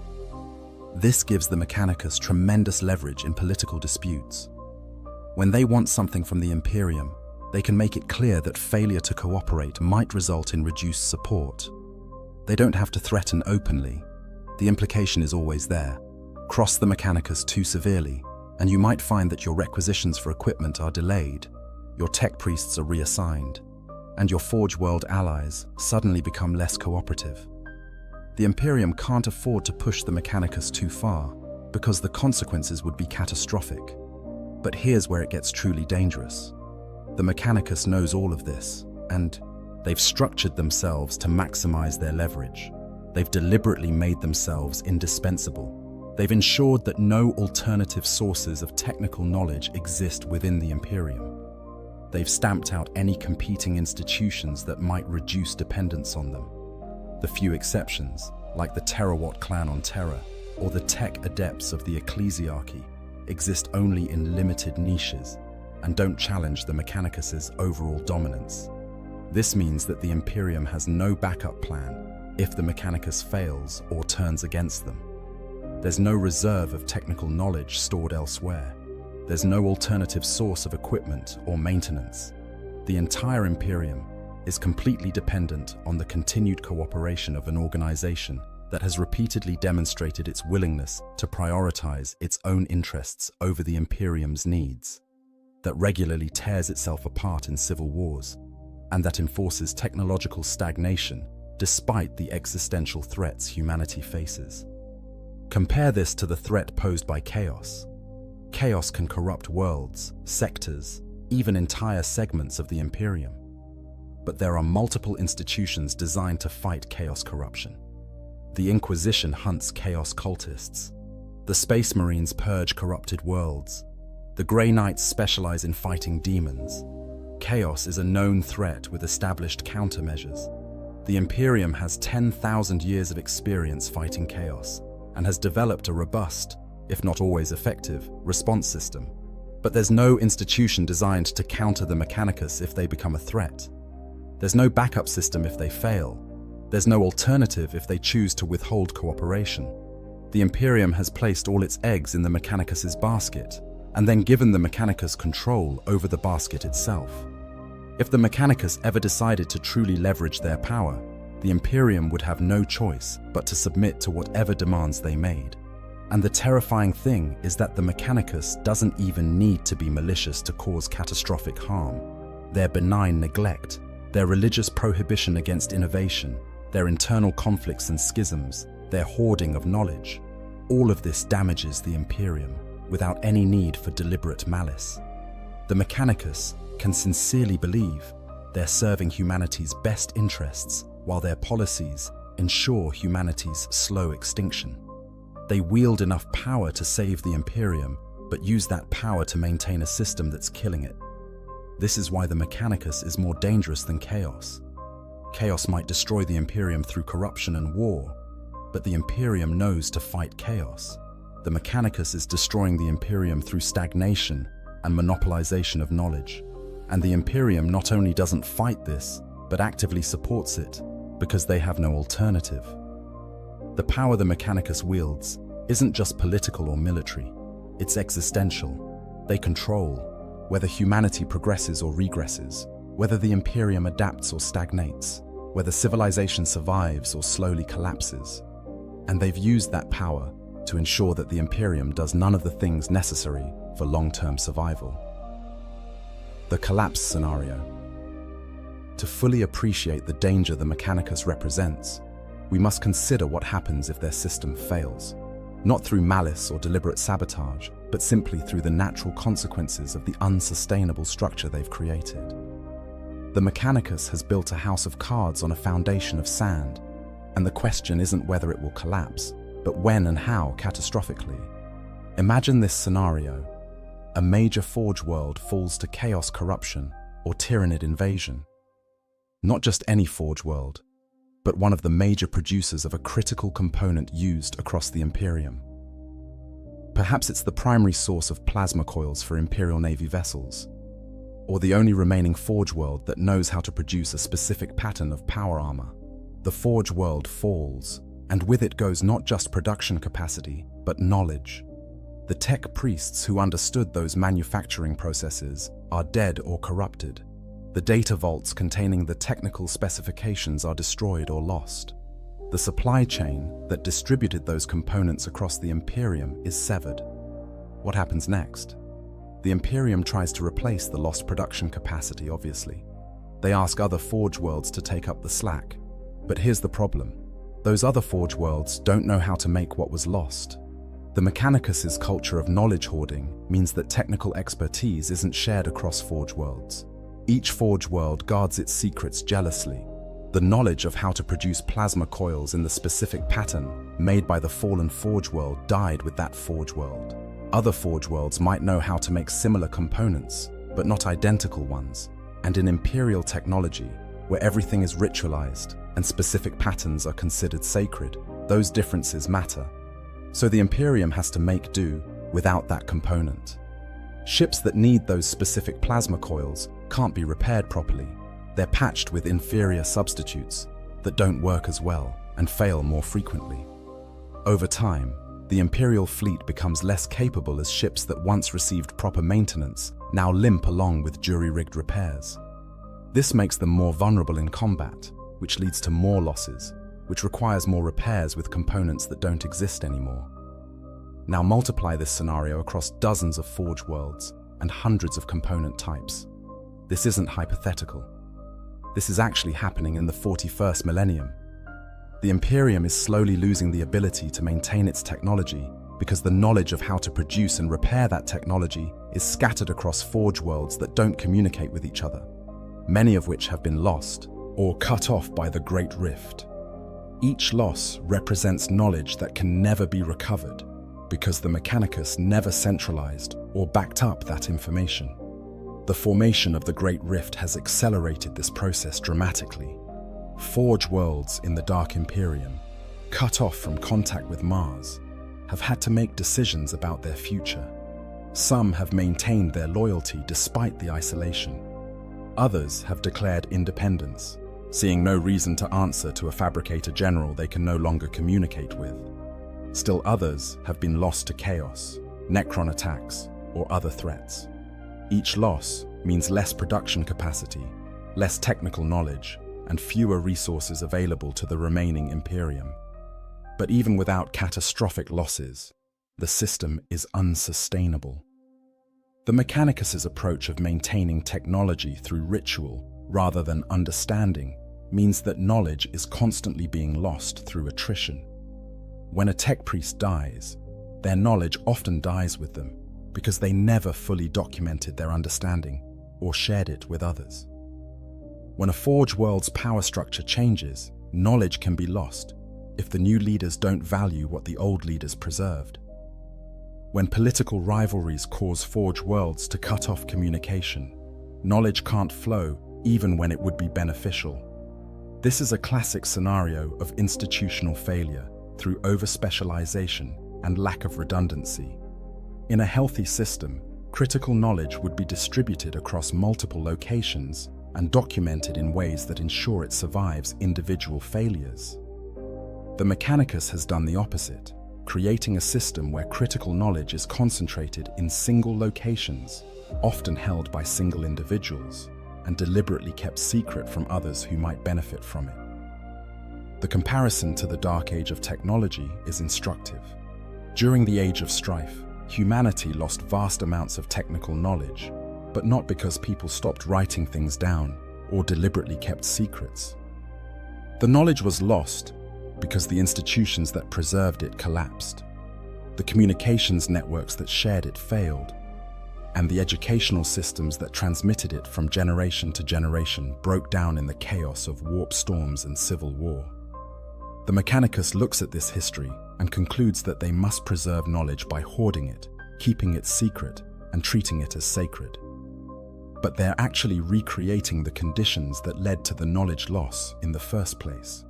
When institutions fail, hoarded knowledge is the first casualty. If a forge world falls, everything unique to that forge world is lost forever because it was never shared with others. If a tech priest dies without passing on their expertise, that expertise vanishes because it was never documented in a way others could access. The Mechanicus's approach to knowledge preservation guarantees that knowledge will be lost whenever the system experiences stress, which in the 41st millennium means constantly. And we're starting to see the consequences. Even the Golden Throne, maintained by tech priests constantly for 10,000 years, is failing because the Mechanicus can't actually repair it. They can only maintain it, and even that maintenance is becoming increasingly desperate as components fail that can't be replaced.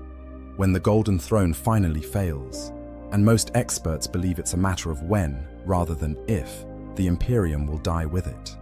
Not because the technology to repair it doesn't exist somewhere in the galaxy, but because the Mechanicus has structured themselves in a way that ensures that knowledge is inaccessible even to themselves. This is the collapse scenario that keeps anyone familiar with the Mechanicus awake at night.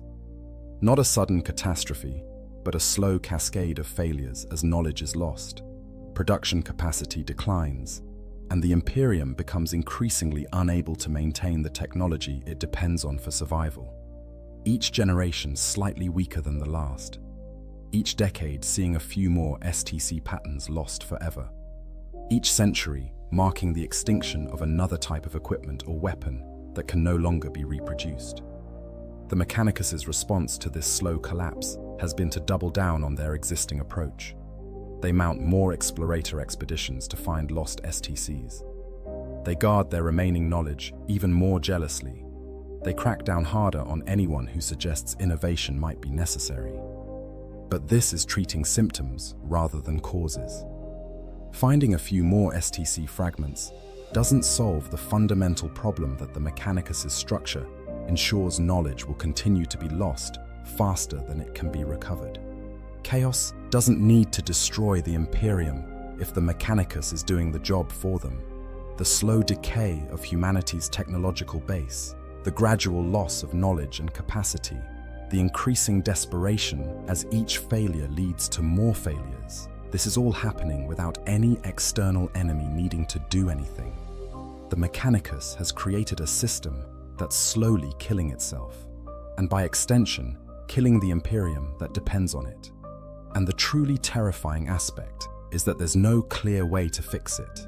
Reforming the Mechanicus would require overcoming 10,000 years of institutional inertia, religious dogma, and political power structures.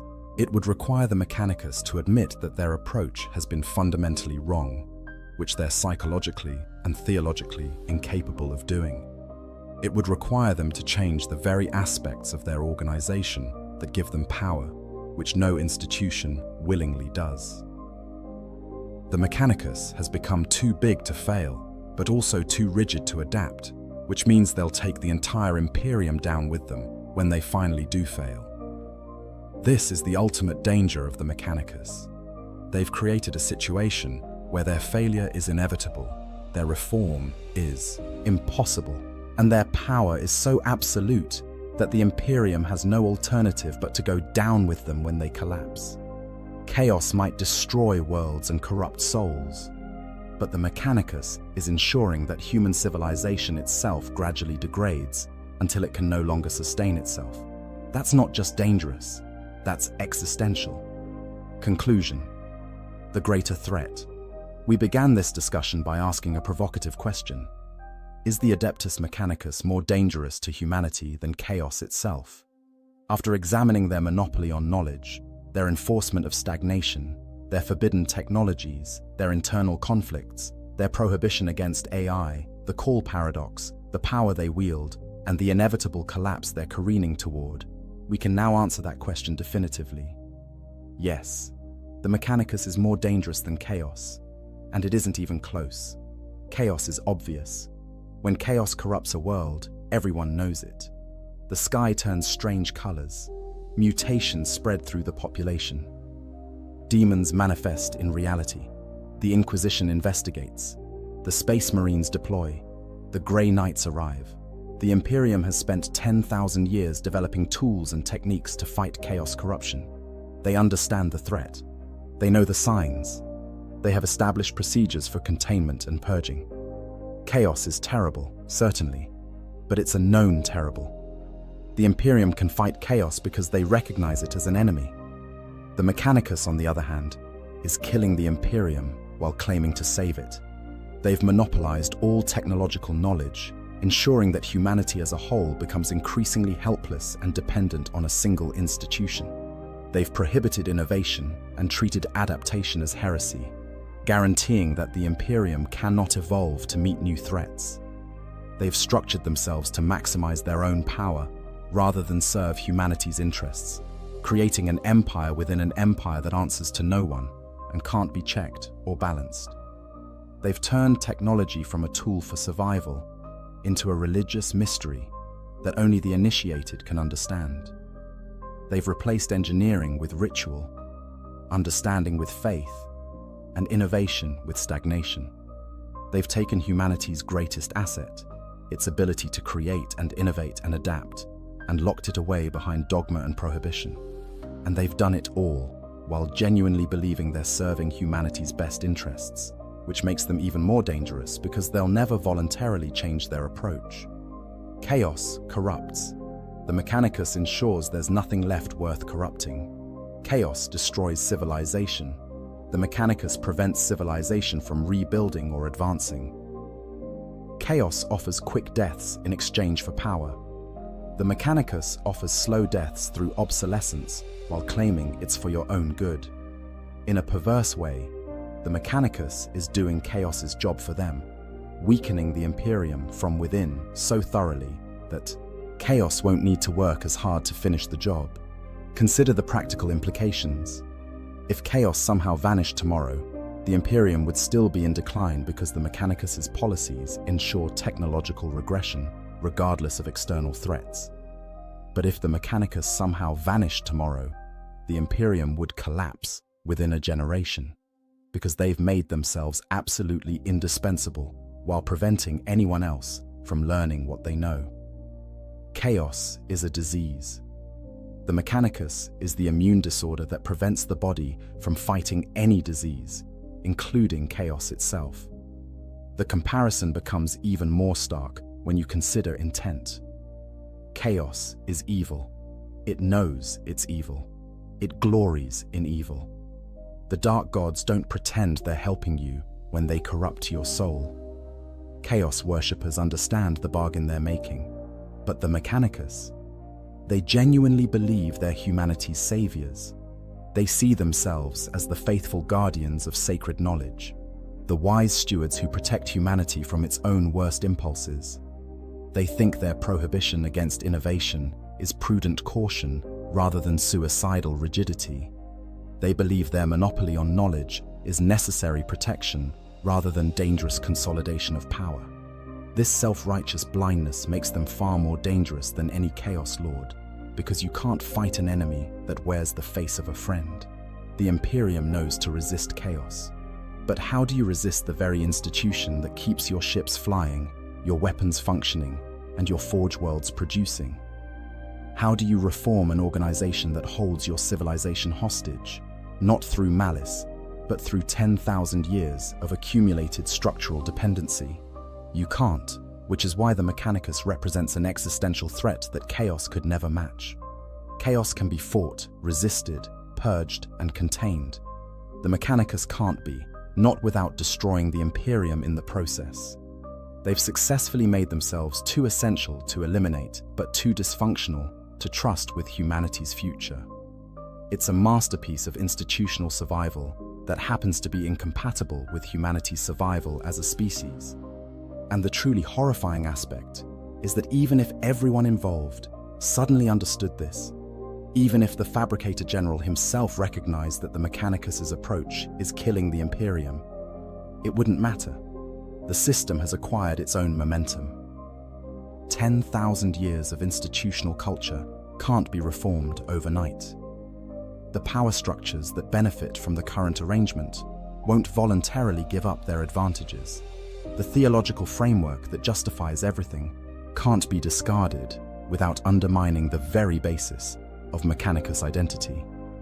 The Mechanicus has become a trap that humanity walked into voluntarily and now cannot escape from.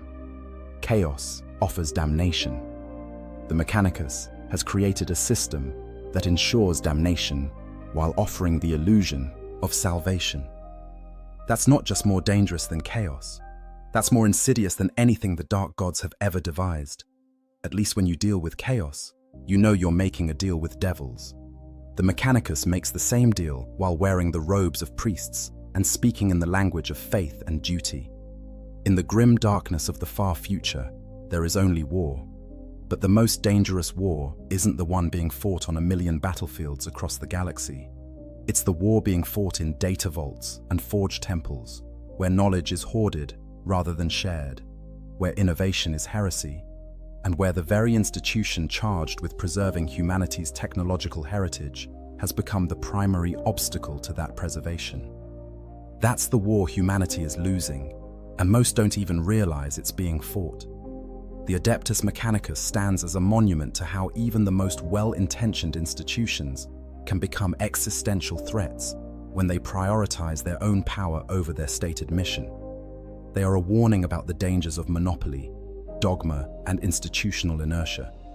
They demonstrate how an organization can claim to serve while actually smothering, protect while actually imprisoning, and save while actually destroying.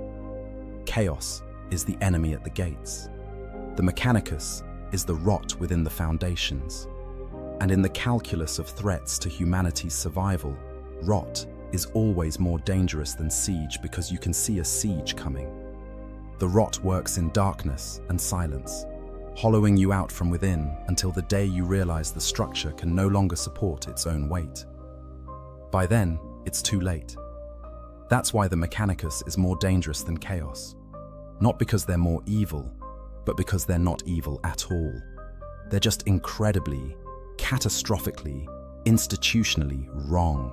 And they have the power to drag all of humanity down with them into obsolescence and extinction while singing hymns to the machine god and genuinely believing they're doing the right thing. In the end, that's the most dangerous kind of threat there is. The one that doesn't know it's a threat, that can't be reasoned with because it thinks it's being reasonable, and that can't be stopped without destroying what it claims to protect. The Mechanicus has become that threat. And unless something changes, something that seems nearly impossible, given 10,000 years of institutional inertia, they will succeed where chaos has failed. They will destroy humanity, not through corruption or war, but through the simple act of preventing it from adapting to survive. That is the true horror of the Mechanicus. They are the architects of humanity's doom, building it one maintained machine, one suppressed innovation, and one hoarded secret at a time. And they're doing it all in the name of the Omnissiah, convinced that their faith makes them righteous, even as their actions make them humanity's greatest threat. So remember this: when you look up at the Yasutel, red planet Mars, when you see tech priests performing their rituals, when you hear the chants to the machine god echoing through forged temples, understand what you're witnessing.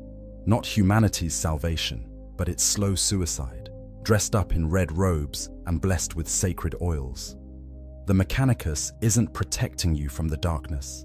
They are the darkness, wrapped in the rhetoric of light, and by the time you realize it, it will be far too late to do anything about it. If you enjoyed this deep dive into the lore of Warhammer 40k, please like and subscribe to the channel. There's so much more to explore in this rich universe, and your support helps us bring you more content examining the hidden dangers and fascinating contradictions of the 41st millennium. Until next time, praise the Emperor, and may the Omnissiah have mercy on us all, because we're certainly not getting it from his priesthood. The real reason. Horus betrayed the Emperor. In Warhammer 40k, in the grim darkness of the far future, there is only war. But before the endless conflict that defines the 41st millennium, there was a moment when everything could have been different. A single decision that would damn humanity to 10,000 years of suffering. A betrayal so profound that it would crack the very foundations of the Imperium and usher in an age of darkness from which mankind would never truly recover.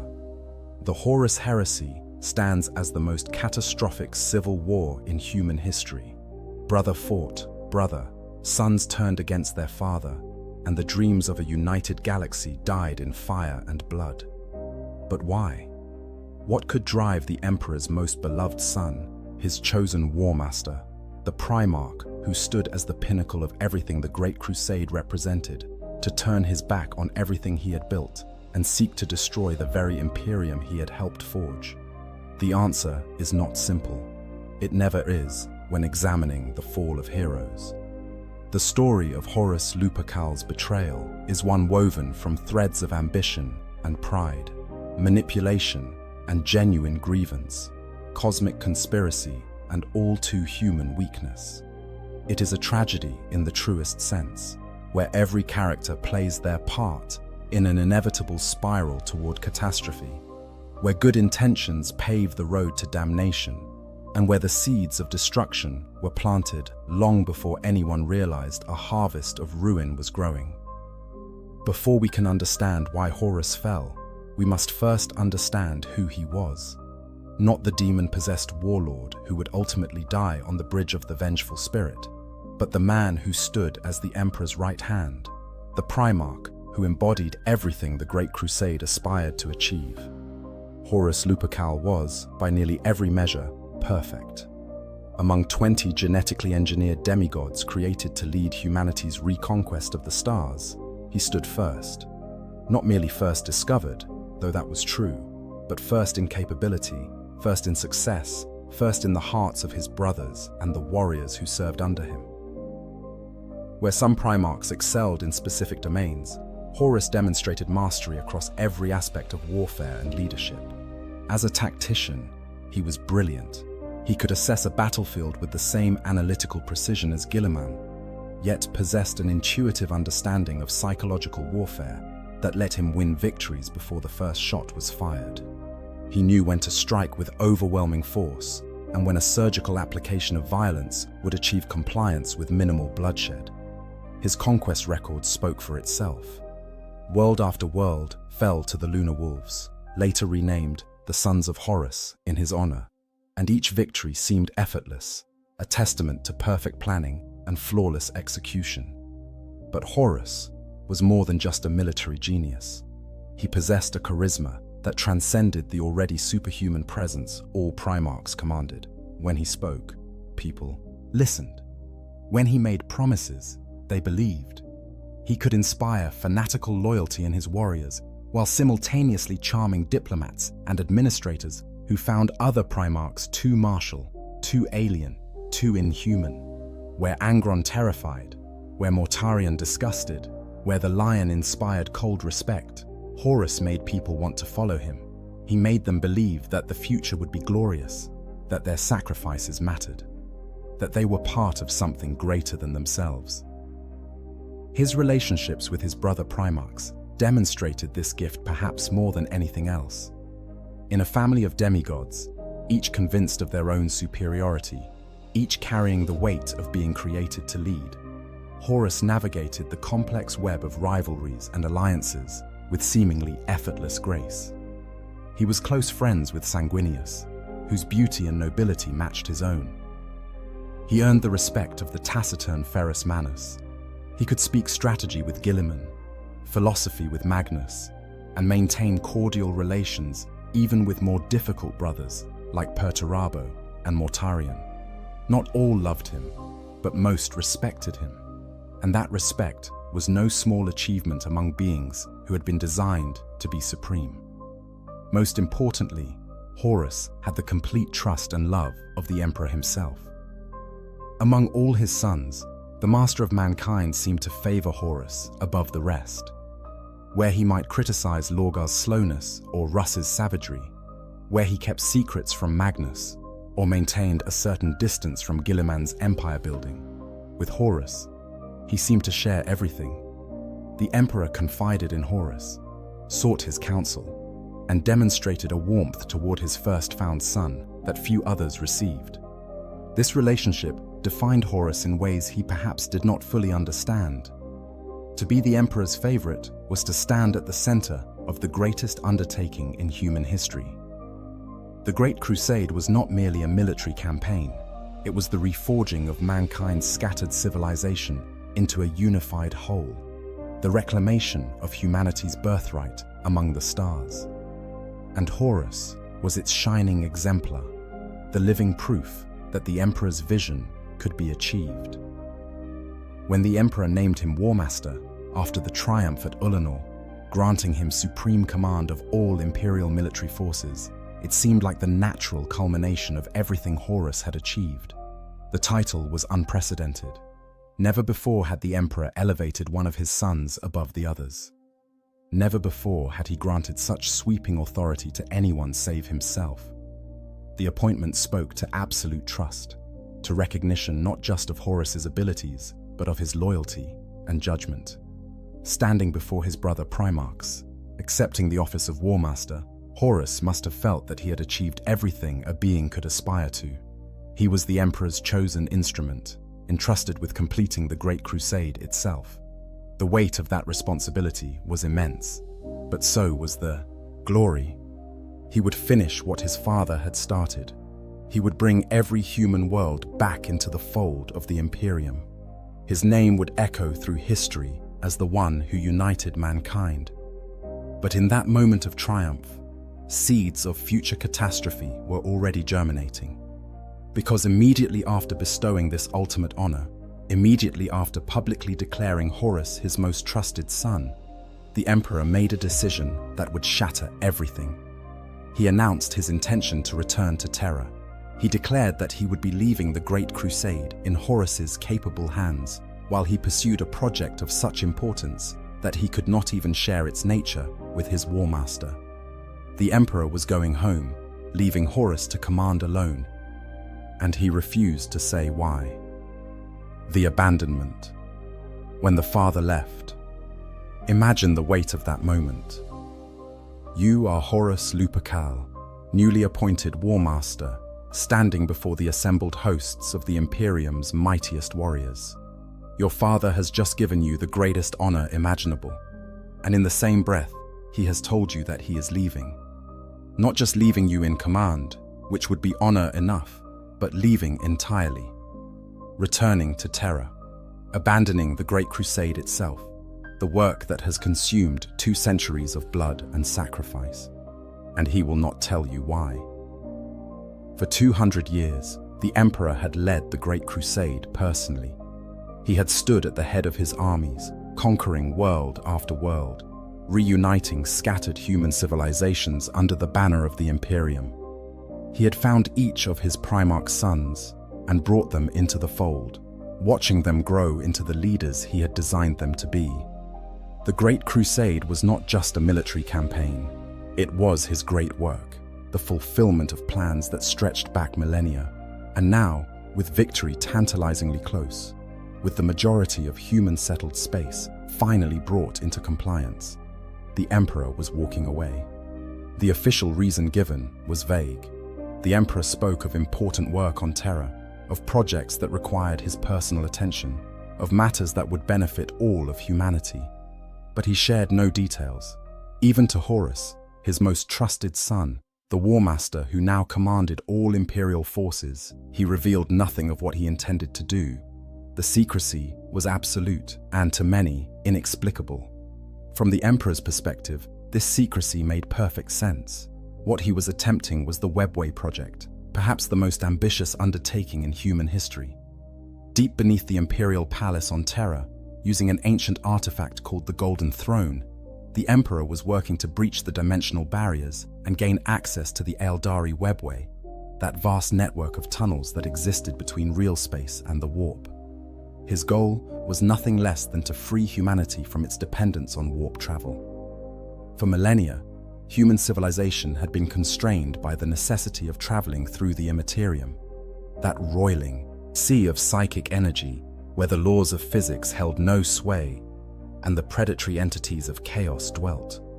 Every journey through the warp was a risk. Ships could be lost, delayed by centuries, or worse, corrupted by the touch of the ruinous powers. Communication across the Imperium relied on psychers and astropaths, humans with psychic abilities, who were themselves vulnerable to demonic possession and the whispers of chaos. The Webway would change everything. Its tunnels existed in a stable dimension, protected from the warp by ancient alien technology. Once humanity gained access to this network and expanded it to connect all Imperial worlds, travel would become instantaneous and safe. The Imperium would no longer need navigators to chart courses through the warp or astropaths to send messages across the void. Humanity would be freed from its greatest vulnerability. Moreover, the Webway project was part of a larger vision. The Emperor understood that humanity was evolving into a psychic species. More humans were being born with psychic abilities with each passing generation. This evolution was inevitable and necessary for humanity to achieve its full potential, but it was also dangerous, because psychic power came from the warp, and the warp was the domain of chaos. Every psyker was a potential gateway for demonic incursion. The Webway would solve this problem. If humanity could be shielded from the warp, if the species could evolve into its psychic potential while protected from chaos, then mankind would ascend to become the dominant force in the galaxy. They would surpass even the ancient Eldari, who had fallen into depravity and created a chaos god through their excesses. The Emperor would guide humanity through this evolution, shepherding the species to a glorious future where they would never know the touch of chaos. It was a plan of breathtaking scope and ambition. It would take centuries to complete, require the personal attention of the Emperor himself, maintaining the psychic wards around the human-built portions of the Webway, and represent the culmination of everything he had worked toward since the Age of Strife. But he could not tell his sons about it. The Webway project had to remain secret for multiple reasons. The navigators, those mutant humans whose unique abilities allowed them to chart courses through the warp, would view the project as a threat to their monopoly on interstellar travel. They were powerful and politically connected, and if they learned that the Emperor intended to make their services obsolete, they might take action to sabotage the work. Indeed, the Paternova of the Navigators would later dispatch an agent to destroy a prototype device called Dark Glass, proving the Emperor's concerns justified. More crucially, if Chaos learned what the Emperor was attempting, the Dark Gods would do everything in their power to stop him. The Webway project threatened their very existence. If humanity could be severed from the warp, if mankind could evolve without exposure to chaos, then the ruinous powers would be starved of the psychic energy they fed upon. The Emperor's plan was not merely to protect humanity, but to eventually destroy chaos itself by denying its sustenance. So the Emperor kept his secrets, even from his most trusted sons.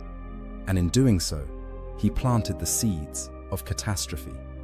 Because to Horus and his brothers, the Emperor's withdrawal looked like abandonment. It seemed inexplicable that the Emperor would return to Terra at this crucial moment. The Great Crusade was not finished. Vast swathes of the galaxy remained unconquered. alien empires still threatened human worlds.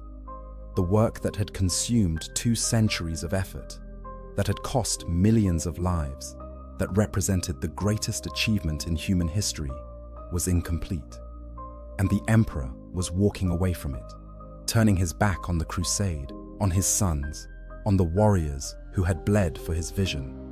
He was leaving them to finish the work while he pursued mysterious projects he refused to explain, projects that, apparently, were more important than the conquest of the galaxy itself, more important than standing beside the suns he had created, more important than the bonds of trust and shared purpose that had sustained the Great Crusade through 2 centuries of war. The psychological impact on Horus cannot be overstated. For his entire existence as the Emperor's son, Horus had been defined by their relationship.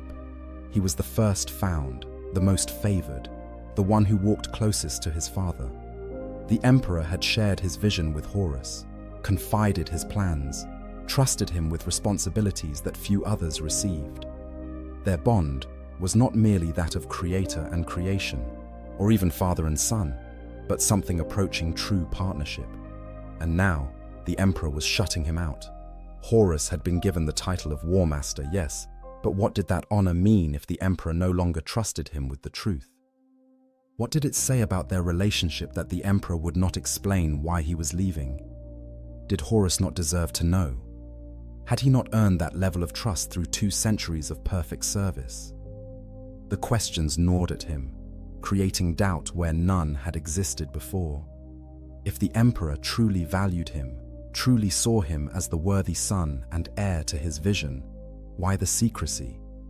What was so important that it required the Emperor to abandon the Great Crusade at its most critical moment? Why could he not at least explain to his War Master, his most trusted son, what he was attempting?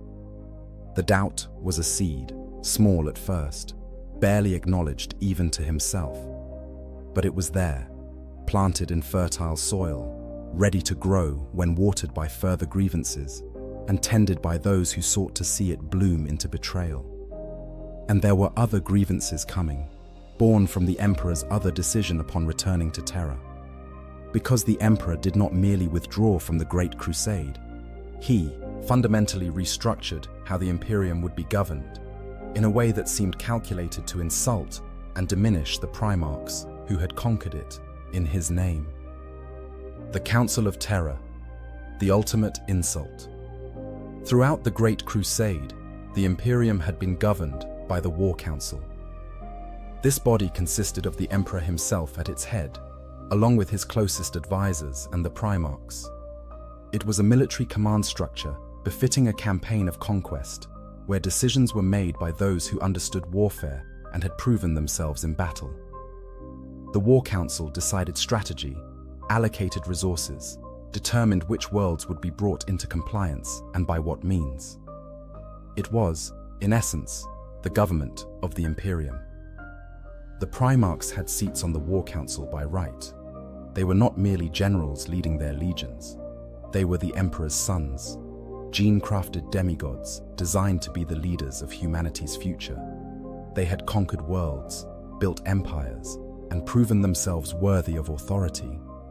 The War Council recognized this, giving them a voice in the Imperium's direction, alongside the Emperor and his most trusted advisors, like Malcador, the Sigillite.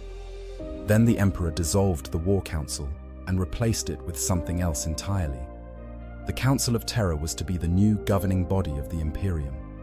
It would consist of civilian administrators, bureaucrats, Terran nobles, and representatives of various imperial organizations.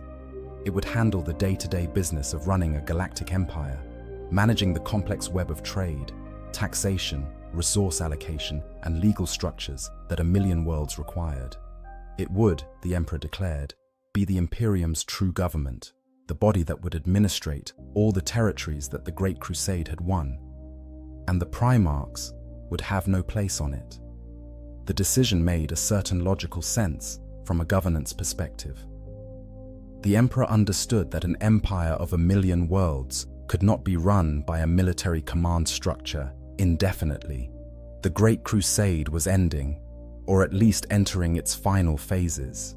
Soon, the emphasis would shift from conquest to consolidation, from bringing worlds into compliance to managing them effectively. That required different skills than those possessed by warriors, even warriors as capable as the Primarchs.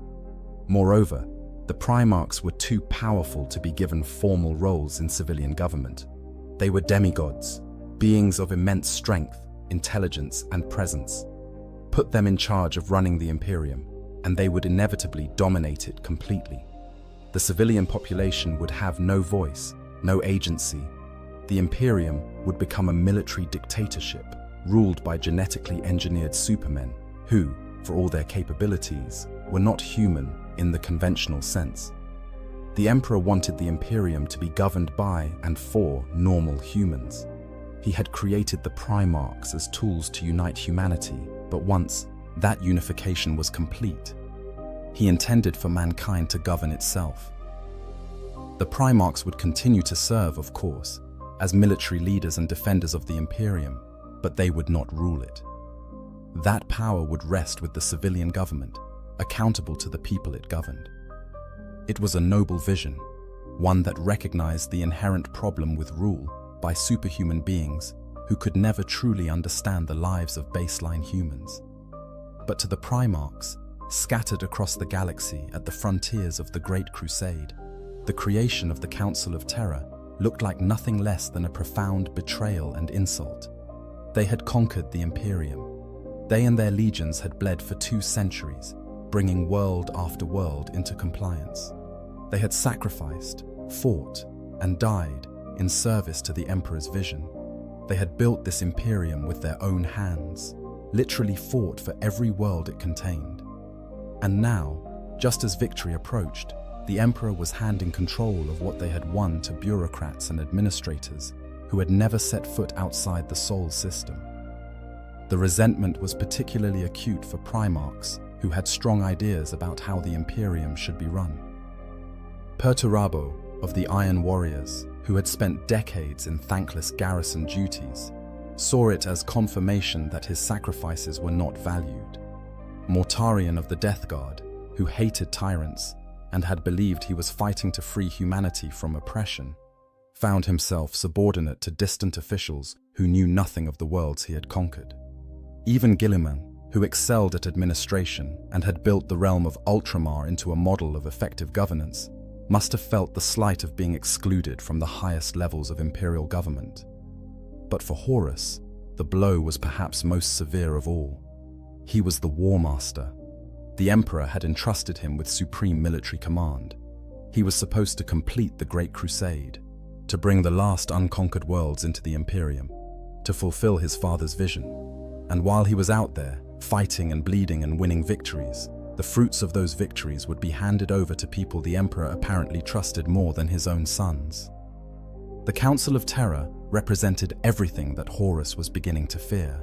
It suggested that the Primarchs were temporary solutions, tools to be used during the conquest phase, and then set aside once the real work of governance began. It implied that the Emperor did not see them as true heirs to his Imperium, but merely as very effective warriors who would eventually become obsolete. What role would the Primarchs have in a peacetime Imperium run by civilian administrators? Would they simply be relegated to garrison duties, keeping watch over worlds that others governed? Would all their achievements, all their sacrifices, amount to nothing more than being the Emperor's attack dogs, to be kennelled once the hunt was over? These fears were not entirely unfounded. There were whispers throughout the legions that once the Great Crusade was complete, the Space Marines would be disbanded, or at least drastically reduced in size. After all, what need would a peaceful Imperium have for hundreds of thousands of superhuman warriors bred for conquest?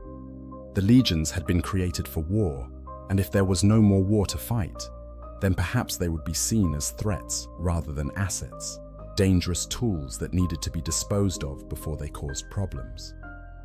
Horus tried to push these thoughts aside. He had always been loyal, always trusted his father's judgment. Surely the Emperor had reasons for structuring the Imperium this way. Surely there was a larger plan that would eventually be revealed. But the doubt was there, growing larger with each passing solar month, fed by the silence from terror, by the lack of explanation, by the growing distance between father and son. And there were those who noticed that doubt, who saw the opportunity it represented, who had been waiting for exactly this moment to plant their poison in fertile ground. Because the Chaos Gods had been working toward Horus's fall long before he ever realized he was vulnerable. The architects of heresy, Lorgar's fall. To understand how Horus fell, we must first understand that his betrayal did not begin with him. The conspiracy that would bring the War Master to chaos was already decades in the making, carefully orchestrated by the Primarch Lorgar Aurelian and his Word-Bearers Legion. And Lorgar's own fall had begun with a wound that cut as deeply as any blade ever could, the destruction of everything he believed in, ordered by his own father. Lorgar was unique among the Primarchs. While his brothers were warriors first, defined by their martial prowess and tactical genius, Lorgar was a preacher, a prophet, a seeker of divine truth. Raised on the desert world of Colchis by priests of an ancient religion, he had always been driven by spiritual questions. What was the nature of the universe? What higher powers existed beyond mortal comprehension? What truths could be found through faith and devotion? When the Emperor found him, Lorgar believed he had discovered the answer to all those questions. The Emperor was the divine made manifest, a being of such power and vision that he could only be a god. Lorgar reorganized the entire faith of Colchis around worshipping the Emperor, and when he joined the Great Crusade, he brought that fervent devotion with him. The Word-Bearers fought differently than other legions. They did not merely bring worlds into compliance, they converted them, establishing cults of emperor worship, building vast cathedrals and monuments, writing elaborate texts that proclaimed the Emperor's divinity and the spiritual salvation that came from serving him. Every world the Word-Bearers conquered was transformed into a shrine to the God Emperor, its population taught to revere the master of mankind as the one true deity worthy of human devotion. Lorgar poured everything he had into this mission. He wrote the Lectitio Divinitatis, a massive tome laying out the theological foundations for emperor worship, arguing that only a being of divine nature could have accomplished what the emperor had achieved. He spent months on conquered worlds, personally overseeing the construction of temples and the establishment of proper religious practices. He was slower than his brother Primarchs in terms of conquest speed, but what he lacked in efficiency, he made up for in completeness. The worlds the Word-Bearers brought into compliance stayed compliant, their populations fanatically loyal to the Emperor through the power of religious fervor. For almost a century, the Emperor said nothing about this. He never praised Lorgar's efforts, but he never condemned them either. Lorgar took this silence as acceptance, perhaps even as approval. Surely, if the Emperor truly disapproved of being worshipped as a god, he would say something. Surely he would not allow his son to spend decades spreading this faith if it was truly against his wishes. But the Emperor was troubled by what the Word-Bearers were doing. One of the core tenets of the imperial truth, the philosophical foundation of the Great Crusade, was that there were no gods, no supernatural powers, no divine beings worthy of worship. Religion was superstition, a relic of humanity's ignorant past that had to be swept away. The Emperor's goal was not merely to unite mankind politically, but to free the species from the chains of false belief, to usher in an age of reason and scientific understanding. He tolerated Lorgar's behavior initially, perhaps out of love for his son, perhaps because the words the Word-Bearers brought into compliance stayed loyal and productive. But as the Great Crusade progressed, as the Emperor's frustration with Lorgar's slow pace grew, as reports piled up of worlds where the Word-Bearers were spending more time preaching than conquering, he finally decided that enough was enough. The Emperor's response was not a private reprimand or a stern conversation with Lorgar. It was a public humiliation on a scale that beggared belief. The planet Kor was home to Monarchia, a city that the Word-Bearers considered their greatest achievement. It was called the Perfect City, a place of stunning beauty where every structure was a temple or monument to the emperor's glory. The people of Kor worshipped the god emperor with a fervor that brought tears to Lorgar's eyes. It was everything he had worked toward, a shining example of what the Imperium could become if humanity embraced the truth of the emperor's divinity. The emperor ordered it destroyed. He dispatched the entire Ultramarines Legion, 100,000 Space Marines strong, along with a force of Legio Custodes and Malcador the Sigillite himself, to Kor. Their orders were clear and brutal: raze Monarchia to the ground, level every temple, every cathedral, every monument, reduce the perfect city to ash and rubble as a lesson in the folly of false religion. The Ultramarines, under Rabut Guilliman's command, carried out their orders with characteristic efficiency. They gave the population time to evacuate because this punishment was not meant for the citizens of Kor. It was meant for Lorgar. When the bombardment began, it lasted for hours, systematically obliterating the city that had taken decades to build. The devastation covered a quarter of the continent, leaving nothing but smoking ruins where the perfect city had stood. Then, the Emperor summoned the entire Wordbearers Legion to Kure. All 100,000 of them called back from their campaigns across the galaxy to stand in the ashes of what they had built. They arrived to find the Ultramarines waiting for them, standing in judgment over the ruins of Monarchia. And then, the Emperor himself appeared. What happened next would scar Lorgar and every Wordbearer for the rest of their existence. The Emperor, using his immense psychic power, forced the entire Legion to kneel. Not by ordering them, not by asking them, but by simply overwhelming their will with his own. 100,000 Space Marines, including their Primarch, were driven to their knees in the ashes of their greatest achievement, powerless to resist, humiliated before their brother Legion. Then the Emperor spoke.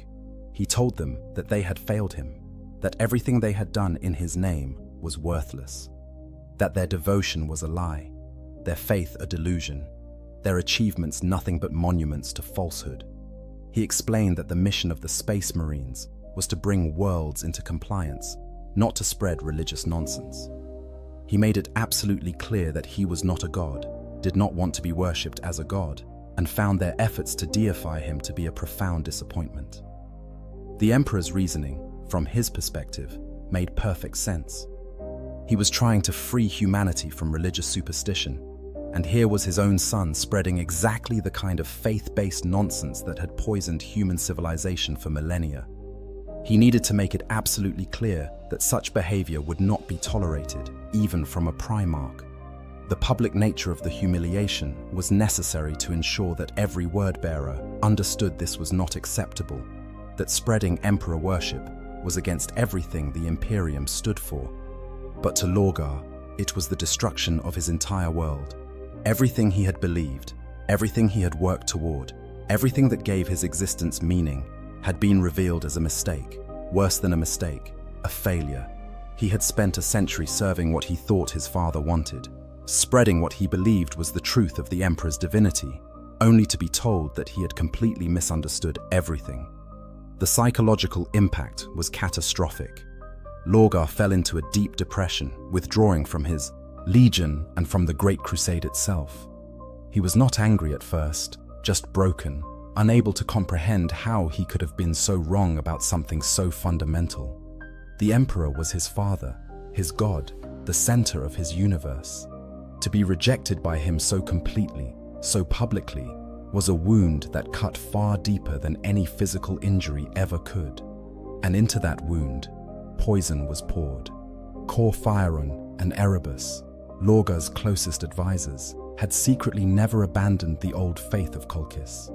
That religion had been tainted by chaos long before Lorgar fell from the sky as an infant, and both men had been aware of the existence of the warp gods, even if they did not fully understand what they were. They had gone along with Lorgar's emperor worship, seeing it as a useful stepping stone, but now they saw an opportunity. They whispered to Lorgar in his despair, if the emperor was not divine, if he was not worthy of worship, then perhaps there were other powers that were. powers that actually wanted devotion, that welcomed fervent faith, that would not reject those who sought to serve them. The Chaos Gods, they suggested, were real gods, beings of genuine divine power, who demanded and rewarded true worship. Unlike the Emperor, who rejected faith, these gods would embrace it. At first, Lorgar resisted. He was devastated, but his loyalty to the Emperor, to his father, ran deep. He loved the Emperor, even if that love was now painful and confused. But Corferon and Erebus were patient, and they had time. They encouraged Lorgar to seek answers, to undertake a pilgrimage to discover if there truly were powers in the universe worthy of worship. And slowly, step by step, they guided him toward chaos. The pilgrimage of Lorgar took him deep into the Eye of Terror, that vast warp storm where the barriers between real space and the immaterium were thin. There, he encountered demons and chaos entities who showed him visions of the warp gods. They explained that chaos was not evil, but simply the truth of the universe, the fundamental forces that underlay all reality. They revealed that the Emperor had lied about the nature of existence, that gods did exist, that faith and devotion were not superstition, but recognition of genuine cosmic powers. More crucially, they showed Lorgar a vision of the future. In this vision, he saw the Imperium 10,000 years hence, a nightmarish realm where the Emperor was worshipped as a god by trillions of fanatical believers, where ignorance and superstition reigned supreme, where the entire human species was enslaved to a regime built on lies and oppression. The irony was profound. The Emperor, who had tried to free humanity from religion, had instead become the central figure of the most oppressive faith in human history. What Lorgar did not understand, what the Chaos Gods carefully concealed from him, was that this vision was not inevitable. It was a possible future, yes, but one that would only come to pass if Horus betrayed the Emperor, if the heresy tore the Imperium apart, if the Emperor was mortally wounded and entombed in the Golden Throne. The terrible theocratic Imperium of the 41st millennium would be born from the civil war that Lorgar himself was about to set in motion. The Chaos Gods were showing him the consequences of his own future actions and presenting them as proof that the Emperor's vision had always been doomed to fail. But Lorgar believed what he was shown. He became convinced that chaos was the truth, that the Chaos Gods were worthy of worship, and that the Emperor was either a tyrant who needed to be stopped or a fool whose dream of a rational imperium could never succeed. His loyalty to his father curdled into bitter resentment. If the Emperor would not accept his devotion, then Lorgar would find gods who would. The word-bearers returned to the Great Crusade after their period of withdrawal, but they were changed. On the surface, they appeared to have learned their lesson. They conquered worlds more quickly now, showing none of their previous slowness. They seemed grim and determined, perhaps chastened by their humiliation, but resolved to prove themselves worthy once more. The Emperor, observing from distant terror, appears to have been satisfied that his lesson had been learned. He could not have been more wrong. The word-bearers had not abandoned religion. They had simply changed which gods they served.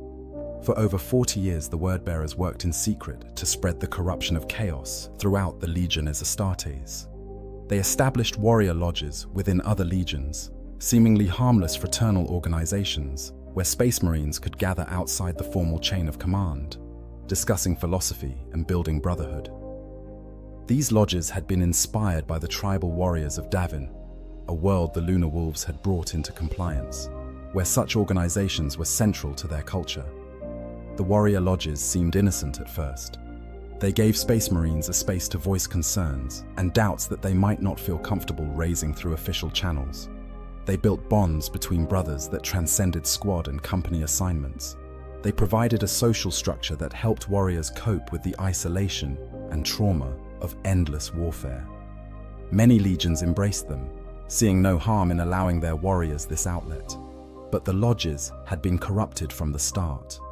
The word-bearers' chaplains, spread throughout the legions as part of the Warrior Lodge network, subtly guided the discussions in these gatherings. They planted seeds of doubt about the Emperor's vision, questions about what role the Space Marines would have in a peacetime Imperium, concerns about the Council of Terror and what it meant for the Legion's future. They never pushed too hard, never openly advocated rebellion, but they ensured that the doubts grew, that the questions multiplied, that the bonds of loyalty to the Emperor weakened, just slightly, year after year. Most crucially, the Warrior Lodges identified those Space Marines in each legion who were most loyal to the Imperium itself, most dedicated to the Emperor above their Primarch. These loyalists were carefully noted, their names recorded, their positions within the Legion documented. When the time came, when the heresy began, these loyal warriors would be the first to die, betrayed by their own brothers, eliminated before they could warn the Emperor of the treachery to come. But spreading doubt throughout the legions was only part of Lorgar's plan. His true goal was to corrupt the Primarchs themselves, to turn the Emperor's sons against their father. And the keystone of that plan was Horus. Lorgar understood that Horus was crucial. He was the War Master, the Emperor's most beloved son, the Primarch whom others looked up to and followed. If Horus fell, others would follow. His betrayal would shatter the Imperium more completely than any other Primarchs could. He was the linchpin that, if removed, would bring the entire structure crashing down. But Horus was also the most difficult target. He was utterly loyal to the Emperor, devoted to his father with a sincerity that appeared unshakable. He had no obvious weakness that could be exploited, no festering resentment like Mortarian's hatred of tyrants, no rage like Angron's, no paranoia like Kersey's. He was balanced, rational, dedicated. How could such a paragon be turned? Lorgar and Erebus crafted a plan of exquisite cunning. They could not simply present Horus with arguments and expect him to turn traitor. They needed to create circumstances that would break down his defenses, that would exploit weaknesses Horus himself did not know he possessed. They needed to bring him to the absolute brink of death, to a point where his spirit was vulnerable and could be plunged into the warp itself, where the Chaos Gods could work their corruption directly upon his soul. And they needed a weapon. Not just any weapon, but one specifically designed to harm a Primarch in ways that normal weapons could not. They needed something that would not just wound Horus's body, but would poison him, infect him, bring him so close to death that the only cure would be to accept the aid of chaos. They found that weapon in the Anathami, and in acquiring it, they set in motion the chain of events that would doom the Imperium. The Blade of Betrayal, the Anathami. The Anathami was no ordinary sword. It was a weapon crafted by the Kynabrach, an alien species of considerable sophistication, who had once been allies of an advanced human civilization called the Interrex. The Kynabrach understood chaos, or as they called it, chaos, and they knew how to forge weapons using the warp's power.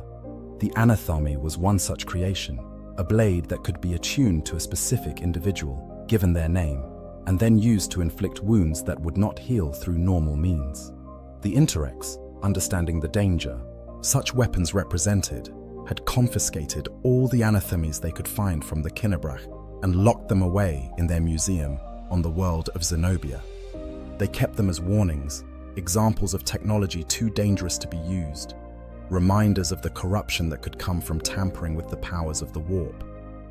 When the 63rd Expeditionary Fleet, commanded by Horus himself, made contact with the Interrex, it seemed like it might be the Great Crusade's greatest diplomatic triumph. The Interrex were an advanced human civilization, one that had survived the age of strife and maintained a stable society. Unlike most human worlds, which had regressed into barbarism or been enslaved by alien overlords, the Interrex had thrived. They even maintained peaceful relations with their alien neighbors, including the Kynabrach. The Interrex were willing to talk. They saw the Imperium as potential allies, though they were deeply concerned by the Imperium's xenocidal policies and its apparent ignorance of the threat posed by chaos. They tried to warn Horus about what they called chaos, about the entities that dwelt in the warp, and how they could corrupt even the most well-intentioned individuals. They showed the Imperial delegation their museum, including the locked vault where dangerous chaos artifacts were kept. Erebus, traveling with the fleet as a chaplain of the word-bearers, saw his opportunity. While the diplomatic talks continued, he broke into the museum and stole one of the anathames. He destroyed the hall in the process, making it look like a devastating act of vandalism. When the Interrex discovered the theft and the destruction, they immediately turned on the Imperial delegation, believing that the Imperium had been corrupted by chaos and had come to steal their most dangerous weapons. The battle that followed was tragic. The Interrex, who might have become valuable allies, were destroyed by the Lunar Wolves, who believed they had been unjustly attacked. The diplomatic mission ended in blood and fire, with an entire civilization wiped out, and Erebus quietly slipped away with the anathame, the weapon that would wound a Primarch.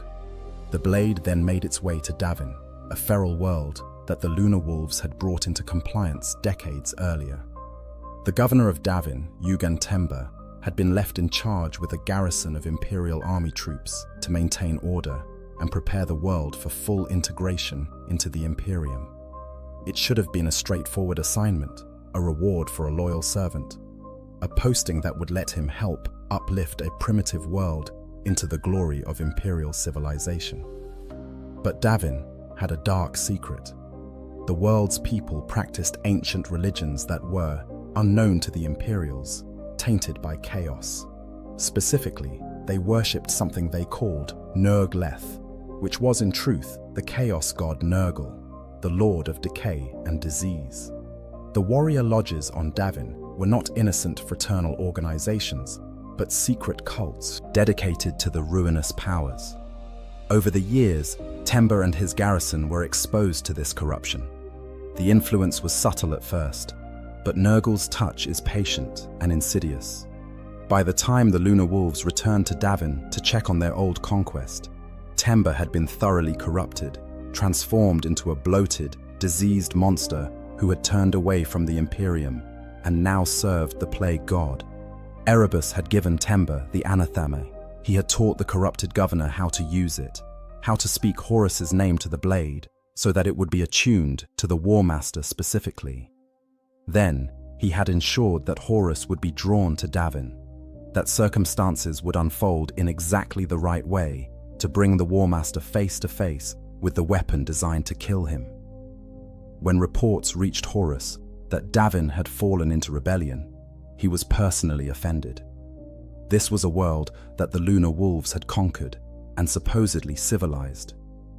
The fact that it had turned against the Imperium so completely was an insult to his legion's honor.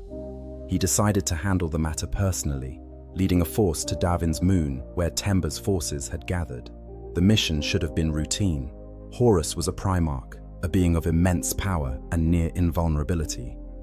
Temba, for all his corruption, was just a mortal man, even if he had been twisted by Nurgle's gifts. But Erebus had planned carefully, arranging circumstances so that Horus would be separated from the bulk of his forces, trapped in the wreckage of Temba's crashed starship, forced to face the corrupted governor in close combat. The battle was brief but catastrophic. Temba, driven by unnatural strength and speed that his bloated form should not have possessed, fought with desperate fury. Horus, disgusted by what his former ally had become, struck him down with contemptuous ease. But in the final moments, as Temba died, he managed to drive the anatheme through a gap in Horus's armor, stabbing the Primarch in the shoulder. It was a shallow wound, barely more than a scratch by the standards of what a Primarch could endure. Horus killed Temba immediately after and thought little of it. His superhuman physiology should have healed the injury within hours, leaving not even a scar. But the anathame was no ordinary blade, and the wound it inflicted was no ordinary injury. The blade had been attuned to Horus specifically. When it cut him, it did more than simply damage his flesh. It injected a poison directly into his system, a corruption that could not be purged by normal means. More than that, it created a connection between Horus's soul and the warp. A tether that would allow Chaos to reach directly into the War Master's spirit. Within hours, Horus collapsed. His Laraman cells, the specialized organs that normally clotted a Space Marine's wounds within seconds, were not functioning. Blood poured from the shoulder wound that refused to close. Fever racked his body as his enhanced immune system went into overdrive, trying to fight off an infection that was spiritual as much as physical. The apothecaries of the Sons of Horus tried everything in their arsenal, every medical technology the Imperium possessed, but nothing worked. Horus was dying.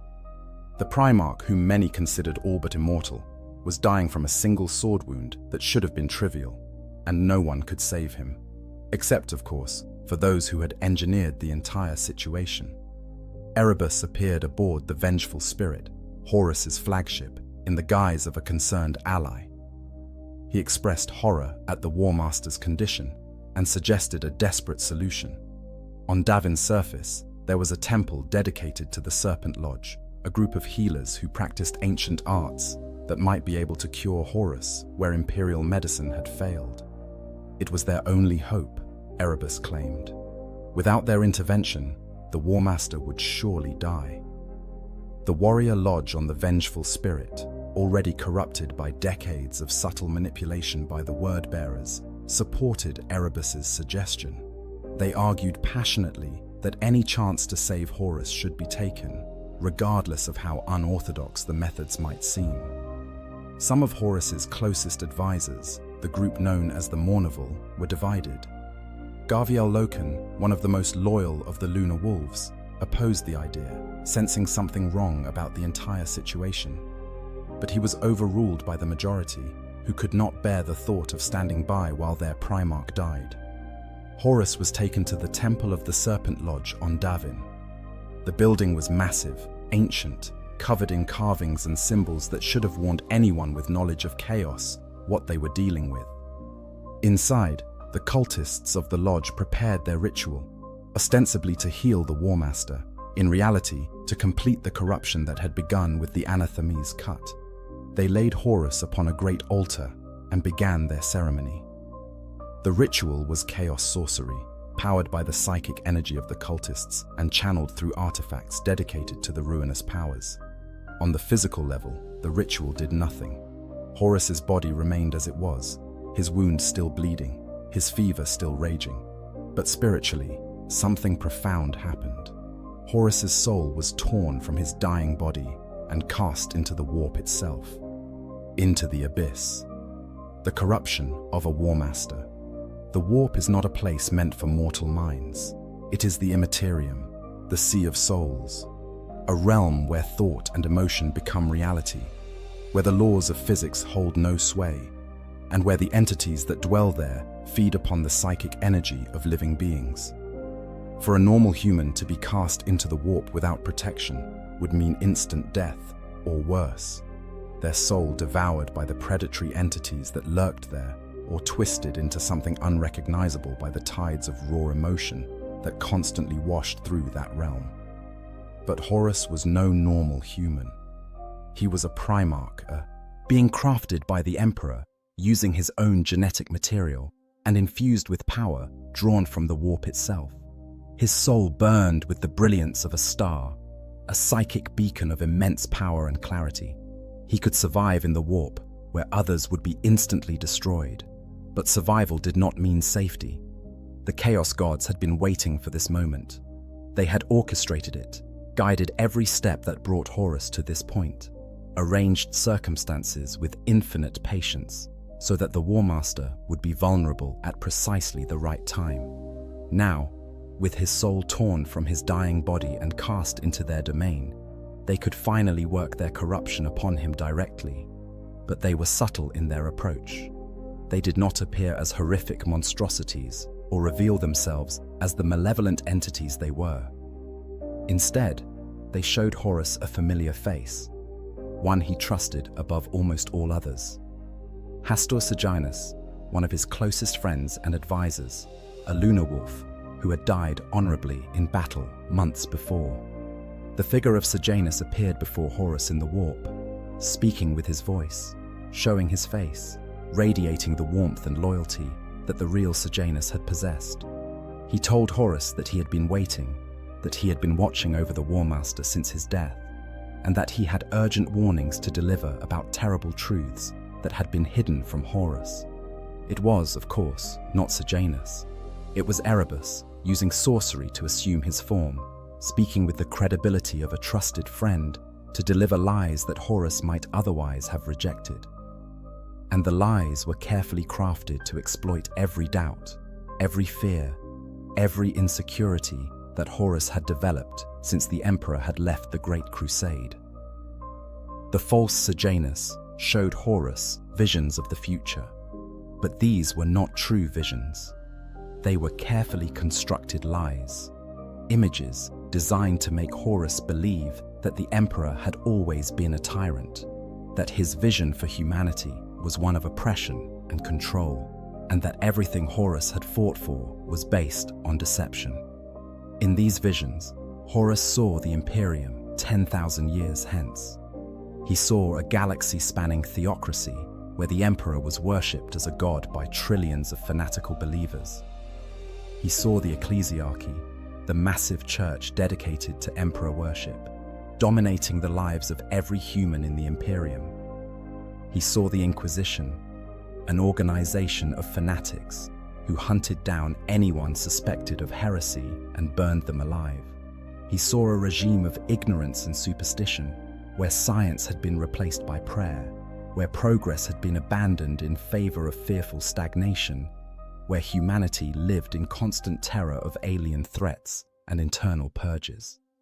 This was, of course, a vision of the actual future, the grim darkness of the 41st millennium. But what Horus was not told was that this future would only come to pass if he betrayed the Emperor. The theocratic nightmare he was being shown was the direct result of the Horus heresy, not something that would have happened anyway. The Chaos Gods were showing him the consequences of his own future actions and claiming they were inevitable, that this was always what the Emperor had intended. The false Sejanus explained that the Emperor had never wanted rational civilization or human progress. He had always intended to establish himself as a god, to be worshipped by all of humanity. The entire Great Crusade, all the talk about the imperial truth and freeing humanity from superstition, had been a lie to gain power. Once that power was secured, the Emperor would reveal his true intentions and establish himself as the deity at the center of a galactic religion. To support this claim, Horus was shown more visions. He saw the Emperor working in secret beneath the imperial palace on Terra, engaging in what looked like sorcery, using the same warp powers that he had forbidden others to use. This was the Webway project, of course, but Horus had no context to understand what he was seeing. To him, it looked like hypocrisy, the Emperor using the very powers he had declared forbidden. The false Sejanus explained that the Emperor had used warp sorcery to create the Primarchs themselves. This was true, though not in the way it was presented. The Emperor had indeed used knowledge of the warp and immense psychic power to forge his sons, but he had done so to create beings capable of leading humanity's expansion, not to enslave them. But to Horus, hearing this for the first time and seeing it presented as a dark secret, it seemed like confirmation that the Emperor had been lying about the nature of the warp all along. More damning visions followed. Horus saw the Council of Terra, that body of bureaucrats and administrators that had replaced the War Council. But instead of seeing it as an attempt at civilian governance, Horus saw it as evidence that the Emperor was casting aside the Primarchs, replacing his sons with lesser beings who would be easier to control. The false Sejanus whispered that the Primarchs were always meant to be temporary, tools to be used during the conquest, and then discarded once they were no longer needed. Horus saw visions of what would happen to the Space Marine legions once the Great Crusade was complete. He saw them disbanded, broken up into smaller chapters, scattered across the galaxy in permanent garrison duty, while the Council of Terra ruled the Imperium. He saw his legion reduced to peacekeepers, no longer the glorious conquerors they had been, watching while others reaped the benefits of what they had won through blood and sacrifice.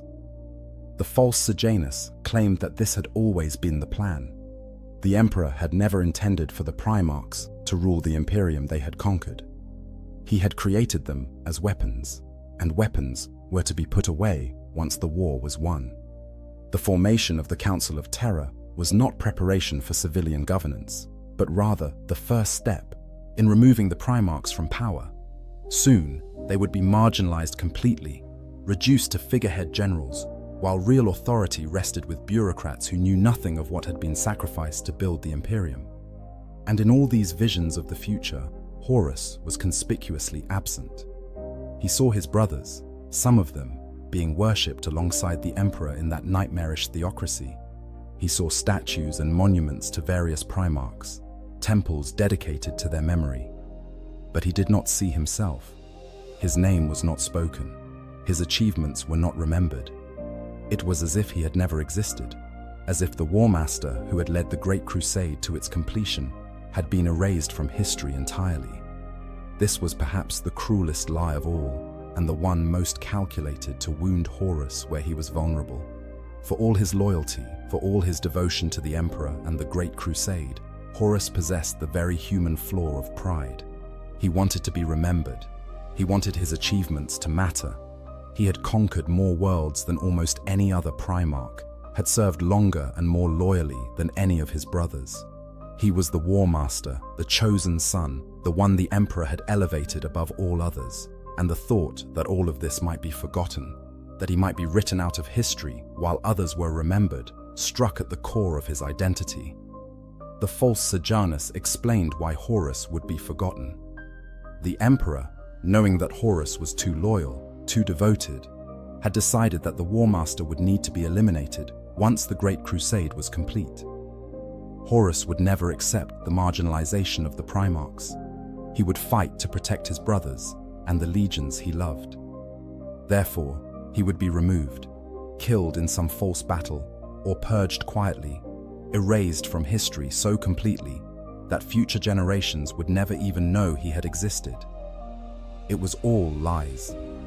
Every word was calculated to exploit Horus's insecurities, to play upon his fears, to transform his devotion into doubt and his loyalty into suspicion.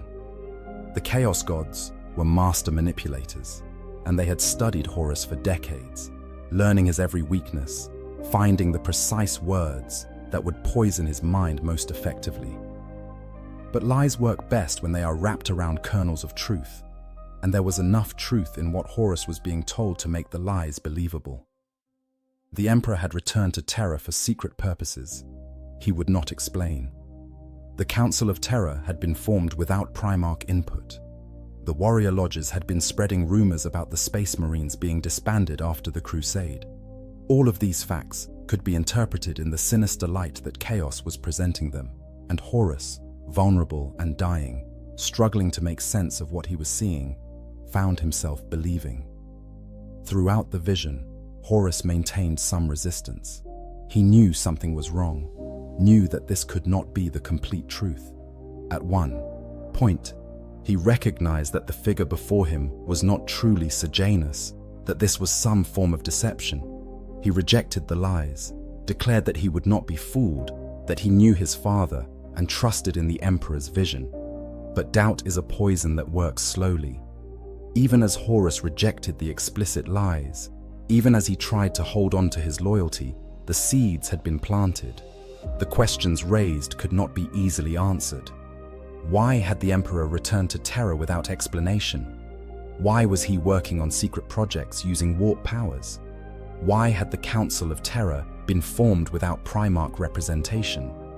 These were real questions that Horus had been struggling with for years, and the Chaos Gods had simply provided answers that played to his worst fears. Moreover, Horus was dying. His physical body lay on an altar on Davin, bleeding out from a wound that would not heal.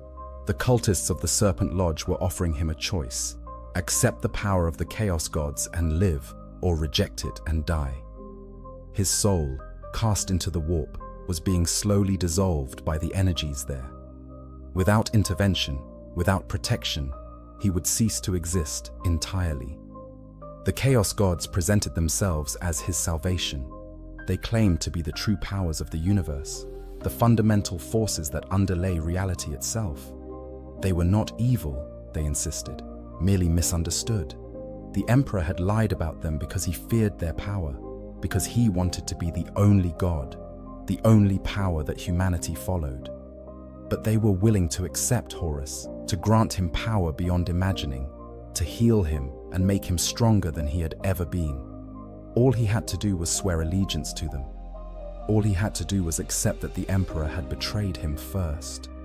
All he had to do was agree to help them overthrow the false tyrant and replace his regime of lies with something more honest, more worthy of the sacrifices that the Primarchs and their legions had made. In his weakened state, torn between dying and accepting this dark bargain, shown vision after vision of what he believed to be the truth, Horus made his choice. He accepted the offer. He swore himself to the service of chaos, believing that he was doing so to save humanity from the Emperor's tyranny, rather than to betray everything he had fought for. The moment he agreed, power flooded into him. The Chaos Gods, who had been patient for so long, finally claimed their prize. Horus's wound healed instantly. His physical body, lying on the altar in the Temple of the Serpent Lodge, sat up, restored to health beyond even his normal capabilities. His soul returned from the warp, but it did not return unchanged. It was tainted now, corrupted by chaos, bound to the ruinous powers by oaths he had sworn in a moment of weakness and confusion. When Horus opened his eyes, they were different. His warriors, gathered around him in joy at his miraculous recovery, did not immediately notice the change. He stood, spoke of his gratitude to the Serpent Lodge for saving him, and declared that he was ready to return to the crusade. On the surface, he seemed to be the same Horus they had always known. But something fundamental had changed. The War Master, who had loved the Emperor above all else, who had been loyal beyond question, who had never wavered in his devotion to his father's vision, was gone. In his place stood a being who believed he had discovered a terrible truth, that he had been betrayed by the one he trusted most, and that he had a responsibility to stop the Emperor's tyranny before it could consume all of humanity.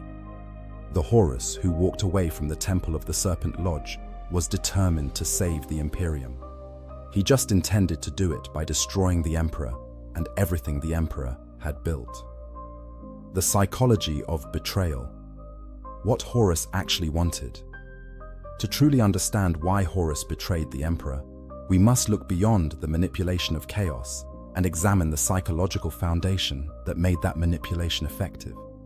The Chaos Gods could not have corrupted Horus if there were not already cracks in his loyalty, doubts buried so deep that perhaps even Horus himself was not consciously aware of them. The visions shown to him in the warp worked because they touched upon fears and insecurities that had always been present, simply waiting for the right catalyst to bring them to the surface. At the heart of Horus's fall was the question of his own identity and purpose. He had been created for a specific role, to lead the Great Crusade, to conquer the galaxy in the Emperor's name, to reunify humanity under a single banner.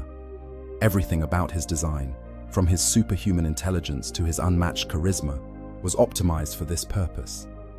He was a weapon, yes, but also a leader, a general, a visionary in his own right. He had been given enough autonomy to make strategic decisions, enough independence to shape how worlds were brought into compliance, enough authority to command even his brother Primarchs when the situation demanded it. But what would happen when the Great Crusade was over? This question haunted not just Horus, but all the Primarchs, though they dealt with it in different ways. Some, like Guilliman, were already building empires that could transition into peacetime prosperity. Others, like Angron, seemed to exist only for war and could not imagine any other purpose. Still others, like Mortarion, hoped that the end of the crusade would mean freedom to build the kinds of societies they believed in. For Horus, the question was particularly acute. because his entire identity was wrapped up in being the War Master. Without the Great Crusade, what was he? Would he become just another general, assigned to garrison duties and border patrols? Would he be expected to step aside gracefully while civilian administrators took control of the Imperium he had helped conquer? Would his role become ceremonial, a figurehead whose real power was stripped away? These fears were not unfounded. The formation of the Council of Terror suggested exactly such a future, where military leaders like the Primarchs would be subordinate to civilian authority. And while this might have been appropriate for running an interstellar empire, it represented a profound demotion for beings who had been created to lead, who had spent 2 centuries as the most powerful and respected individuals in human civilization. Horus wanted to matter. This basic human need drove much of his decision-making, even if he did not consciously acknowledge it. He needed to know that his sacrifices were meaningful, that his achievements would be remembered, that his service to the Emperor and to humanity was valued. The visions shown to him in the warp played perfectly upon this need, by suggesting that not only would he not be remembered, but he would be actively erased, removed from history as an inconvenient reminder of a more martial past. But there was something deeper driving Horus, something that perhaps even the Chaos Gods did not fully understand. He genuinely loved humanity. For all his pride and ambition, for all his desire for recognition and glory, Horus believed in the imperial dream. He had spent 2 centuries fighting to unite human civilization, bringing scattered colonies back into the fold, liberating worlds from alien oppression and warlord tyrants. He had seen the worst that could happen when humanity was divided, when Xenos predators hunted human worlds with impunity, when ignorance and superstition kept entire populations trapped in darkness. The Great Crusade had been about more than just conquest. It represented hope, the promise that humanity could rise above its fractured past and build something glorious. Horus believed in that promise. He believed in the vision of a united human civilization, free from alien threats, advancing through knowledge and reason toward a better future. That vision was worth fighting for.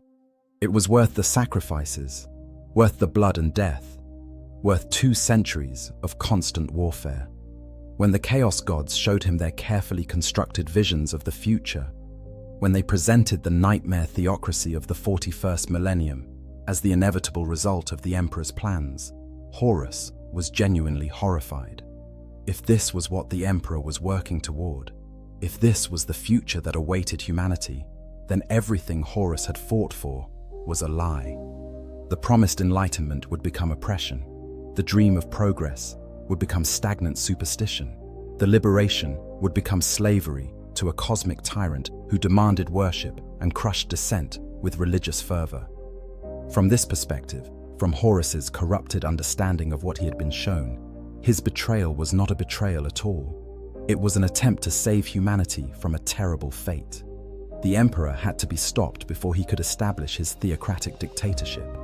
The vision of a rational, enlightened Imperium had to be preserved, even if that meant removing the Emperor from power.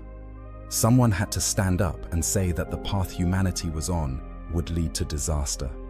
And if the Emperor would not listen to reason, then he would have to be removed by force. Of course, this was exactly backwards. The theocratic nightmare that Horus was shown would only come into existence because of his betrayal. If he had remained loyal, if the heresy had never happened, the Imperium might have become something far different, potentially closer to the enlightened civilization the Emperor actually envisioned. But corrupted by chaos, shown carefully selected and falsified visions, Horus could not see this. He believed he was acting to prevent catastrophe, not to cause it. This self-justification is crucial to understanding Horus's actions after he emerged from the Temple of the Serpent Lodge.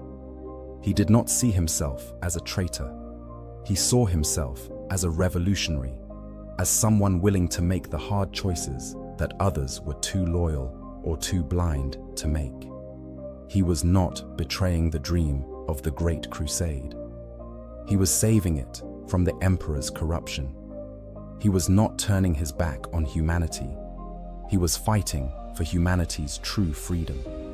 But beneath this rationalization, beneath the corruption that had poisoned his mind, there were other motives that Horus himself might not have fully acknowledged. The ambitious part of him, the prideful part that wanted glory and recognition, whispered that if the emperor had to be removed, then someone else would need to rule the Imperium. And who better than Horus himself, the war master who had commanded the Great Crusade to its completion, who had the loyalty of the legions and the respect of his brothers. If the emperor's vision was flawed, then Horus would provide a better one. He would build the Imperium as it should have been built all along. This was perhaps the greatest cruelty of his corruption. Horus believed he was acting altruistically, sacrificing his relationship with his father and risking everything for the good of humanity, when in truth, he was being manipulated into serving the very powers he thought he was fighting against. The Chaos Gods had convinced him that they were simply natural forces, fundamental aspects of the universe that had been demonized by the Emperor because he feared them. They had presented themselves as allies in his quest to build a better Imperium, offering power and support without revealing that their ultimate goal was the destruction of human civilization itself. The tragedy of Horus's fall was that it came from the same qualities that had made him great. His love for humanity, his desire to matter, his willingness to make hard choices, his belief that he could shape the future for the better, all of these aspects of his character were turned against him. The Chaos Gods understood that you cannot corrupt a purely evil being. They are already aligned with chaos. To truly damn a soul, you must twist virtue into vice, turn love into hate, make someone believe that the road to hell is paved with good intentions. Horus truly believed he was doing the right thing when he began his rebellion. He believed he was saving humanity from tyranny. He believed the Emperor had betrayed everything the Great Crusade stood for. And this belief, this conviction that he was acting righteously, would sustain him through the horrors to come, even as he committed atrocities that would have appalled the Horus who had served loyally for 2 centuries. The question of whether Horus's fall could have been prevented is one that scholars of the heresy have debated for 10 millennia. If the Emperor had shared his plans for the Webway project with Horus, would that have prevented the doubt that made him vulnerable? If the Council of Terror had included Primarch representation, would that have eased the fears about being cast aside? If someone had recognized Erebus's manipulation and exposed the Wordbearer's corruption before it spread throughout the legions, could the conspiracy have been stopped? Perhaps. But the Chaos Gods are patient, and they had woven a web with multiple redundancies. If one path to corrupting Horus had been blocked, they would have found another. They had been working toward this goal for decades, perhaps for centuries, planting seeds and arranging circumstances with infinite patience. The fall of a Primarch, especially this Primarch, was too important to leave to chance. What is certain is that by the time Horus walked out of the Temple of the Serpent Lodge, the Imperium's fate was sealed. The greatest civil war in human history was about to begin, and when it ended, the dream of the Great Crusade would lie in ruins. The Emperor would be entombed in the Golden Throne, barely clinging to a twilight existence between life and death, and humanity would be plunged into an age of darkness from which it has never recovered. All because the Emperor's most beloved son believed he was doing the right thing. The beginning of the end. After his recovery on Davin, Horus moved with shocking swiftness to transform his newfound convictions into action. The War Master, who had been utterly loyal to the Emperor just weeks before now, began carefully orchestrating the greatest betrayal in human history. But he was not reckless. Horus understood that a direct assault on Terra, a public declaration of rebellion, would fail. The Emperor was too powerful, the Imperial forces too numerous, the loyalty of most legions too strong. He needed allies, and he needed them to come to him willingly, believing, as he now believed, that the Emperor had to be stopped. Over the following months, Horus reached out to his brother Primarchs with careful, calculated arguments, tailored to each one's particular grievances and insecurities. To Mortarion, he spoke of tyrants and how the Emperor was becoming the very thing they had fought against. To Angron, he offered the promise of endless war and the freedom to unleash his rage without the Emperor's restrictions. To Fulgrim, he played upon perfectionist obsessions and the desire to achieve heights beyond what the Emperor would allow.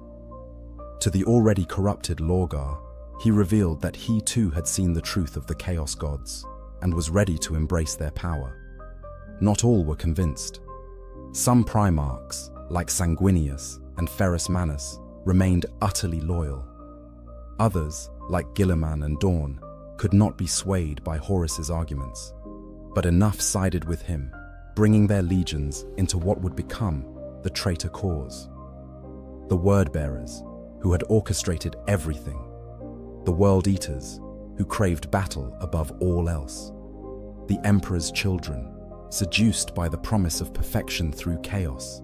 The Death Guard, convinced that the Emperor's vision was corrupt. And others, each for their own reasons, each believing they were doing what was necessary. But within each legion, not all warriors accepted their Primarch's turn to rebellion. Many Space Marines remained loyal to the Emperor, above even their gene fathers. These loyalists represented a problem for Horus. If his rebellion was to succeed, he could not allow these potential enemies to warn the Emperor or rally opposition from within. They had to be eliminated quietly before the heresy began in earnest. The solution was brutal and elegant. Horus declared his intention to bring the world of Istvan III into compliance. The planetary governor had supposedly declared independence from the Imperium, and the War Master was assembling forces to crush this rebellion. It was a routine operation, the kind of action that had been performed thousands of times during the Great Crusade. No one questioned it, but Horus sent only specific warriors to the surface, those from the Sons of Horus, World Eaters, Emperor's children, and Death Guard, who had remained loyal to the Emperor, who had not joined the warrior lodges, who could not be trusted to follow their Primarchs into rebellion. Under the guise of a standard planetary assault, he gathered all the potential dissidents in one place, isolated them from their fleets, and then betrayed them in the most horrific way imaginable. Virus bombs fell from orbit, unleashing a biological weapon called the Life Eater virus. It was one of the most terrible weapons in the Imperial arsenal, capable of consuming all biological matter on a planetary surface within hours. The Loyalist Space Marines on Istvan III fought desperately to survive, warned at the last moment by Saul Tarvitz of the Emperor's Children and Nathaniel Garrow of the Death Guard, who had discovered the plot and tried to save who they could. For months, the Loyalists held out against impossible odds, fighting not against Xenos or rebels, but against their own brothers who had turned traitor. Eventually, they were all killed, either in combat or by orbital bombardment when Horus grew tired of waiting. Their deaths marked the true beginning of the Horus heresy, the moment when there could be no turning back, when the Imperium was irreversibly divided into loyalist and traitor factions. The Emperor, distant on Terra and focused on the Webway project, did not learn of Horus's betrayal until it was far too late to stop what had been set in motion. By the time word reached him of what had happened at Istvan III, Horus had already begun the next phase of his plan, the drop site massacre at Istvan V, where he would destroy 3 entire loyalist legions in a single, treacherous ambush, dealing a blow from which the Imperium would never fully recover. The war that followed would rage across the galaxy for nearly a decade, consuming billions of lives, shattering the dream of the Great Crusade, and ultimately ending with both Horus and the Emperor mortally wounded in their final confrontation aboard the Vengeful Spirit.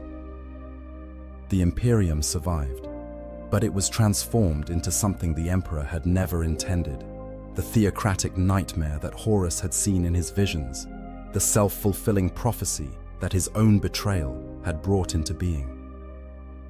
The terrible irony. Perhaps the cruelest aspect of Horus's betrayal is that everything he fought to prevent came to pass because of his actions, not despite them. The vision of a superstitious, theocratic imperium that the Chaos Gods showed him, The nightmare future where the emperor was worshipped as a god and humanity lived in ignorance and fear became reality because Horus rebelled. If Horus had remained loyal, if the heresy had never happened, the Imperium might have become something very different. The Emperor's Webway project might have succeeded, freeing humanity from dependence on the warp and ushering in an age of unprecedented progress. The Council of Terror might have developed into a genuine civilian government that brought prosperity and enlightenment to the Imperium's worlds. The Space Marine legions might have transitioned into peacekeeping forces, protecting humanity without dominating it. Instead, the heresy shattered everything. The Emperor, forced to remain on the Golden Throne to hold back the demons that threatened to pour through the broken Webway portal, could no longer guide humanity directly. The Imperium, traumatized by the betrayal of half the Space Marine legions, became paranoid and repressive, seeing potential traitors everywhere. The secular imperial truth, which had sought to free humanity from superstition, was replaced by the cult of the Emperor, which proclaimed him as the God Emperor and demanded religious devotion. Lorgar's book, the Lectitio Divinitatis, which had been written decades before the heresy to proclaim the Emperor's divinity, became the foundational text of this new faith. The very worship that the Emperor had rejected, that he had humiliated Lorgar for spreading, became the dominant belief system of the Imperium. Trillions of humans came to worship the Emperor as a god, despite him never wanting such worship, despite everything he had fought to prevent exactly this outcome. And Horus, who had rebelled to save humanity from this fate, became the architect of its creation. Every action he took to prevent the vision he had seen brought that vision closer to reality. It was a trap set by the Chaos Gods with exquisite cruelty, using Horus's love for humanity and his desire to do the right thing to damn humanity to 10,000 years of darkness. In the end, Horus did realize what he had become. When the Emperor finally confronted him aboard the Vengeful Spirit, when they faced each other in their final battle, Horus was fully possessed by the Chaos Gods, a vessel for their combined power. But in the last moments, when the Emperor struck him down with the power channeled through a shard of the very anathema that had first wounded him, there was a moment of clarity. Horus saw what he had done, understood the horror of his betrayal, recognized that he had been manipulated from the start. Whether he felt regret in those final moments, whether he understood that everything he had fought for had been a lie, remains unclear. The Emperor, seeing his beloved son finally freed from Chaos's grip, but knowing that the corruption ran too deep to be healed, obliterated Horus's soul completely, ensuring that not even the Chaos Gods could resurrect him. It was an act of mercy and necessity both, erasing Horus from existence so thoroughly that not even a ghost remained. Understanding the fall, the question, why did Horus betray the Emperor, has no single, simple answer. It was not one cause but a perfect storm of circumstances, each building upon the others until the weight became too much for even the greatest of Primarchs to bear. First, there was the Emperor's withdrawal from the Great Crusade and his refusal to explain why. This created doubt where none had existed before, making Horus question whether he truly had his father's trust, whether he truly understood the Emperor's vision, whether everything he had been fighting for was what he thought it was. The seeds of doubt were planted through this abandonment and silence. Second, there was the formation of the Council of Terror, which seemed to diminish the Primarchs just as the Great Crusade neared completion.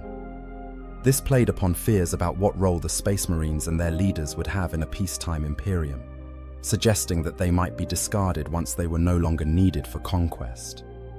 Third, there was the long conspiracy by Lorgar and the Wordbearers, spreading corruption through the warrior lodges, identifying and isolating loyalists who would have warned the Emperor, preparing the ground for rebellion decades before it actually began.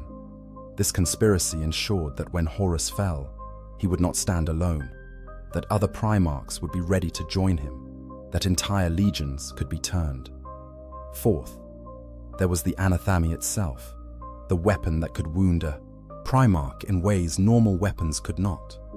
Without that blade, Horus would never have been brought to the brink of death, would never have been vulnerable enough to be cast into the warp and shown the visions that corrupted him. Fifth, there were the visions themselves, lies wrapped in truth, designed with perfect understanding of Horus's psychology to exploit his every insecurity, to transform his love for humanity into a weapon against the Emperor, to convince him that betrayal was actually loyalty, that destruction was actually salvation.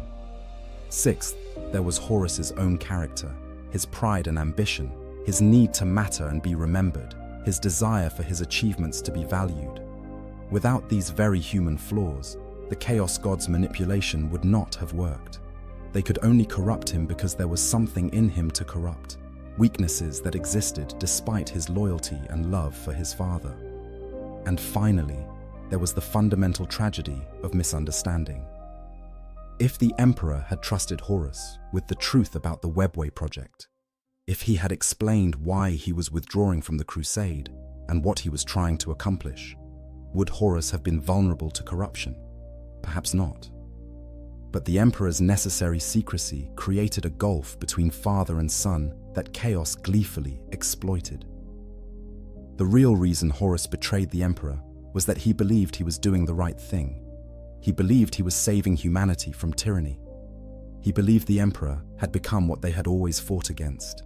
And by the time he realized the truth, it was far too late to undo the catastrophe he had unleashed. The legacy. 10,000 years later, the Imperium still bears the scars of Horus's betrayal. The Chaos Space Marines, the traitor legions who followed him into damnation, still wage war against the Imperium from the Eye of Terror and the scattered realms of chaos. They raid, they pillage, they corrupt, seeking to finish what Horus started and bring the Imperium to its knees. The Emperor sits upon the golden throne, neither truly alive nor dead, sustained by the sacrifice of 1,000 psykers every day. His mind stretched across the galaxy, maintaining the Astronomicon beacon that makes interstellar travel possible. He cannot speak, cannot move, cannot act directly to guide humanity as he once did. The cost of Horus's betrayal was the loss of the Emperor's direct leadership, and humanity has wandered in the darkness ever since. The Imperium Horus fought to prevent has come into being. It is a realm of superstition and fear, where innovation is suppressed, where the Inquisition hunts for traitors with fanatical zeal, where trillions worship the Emperor as a god despite him never wanting such worship.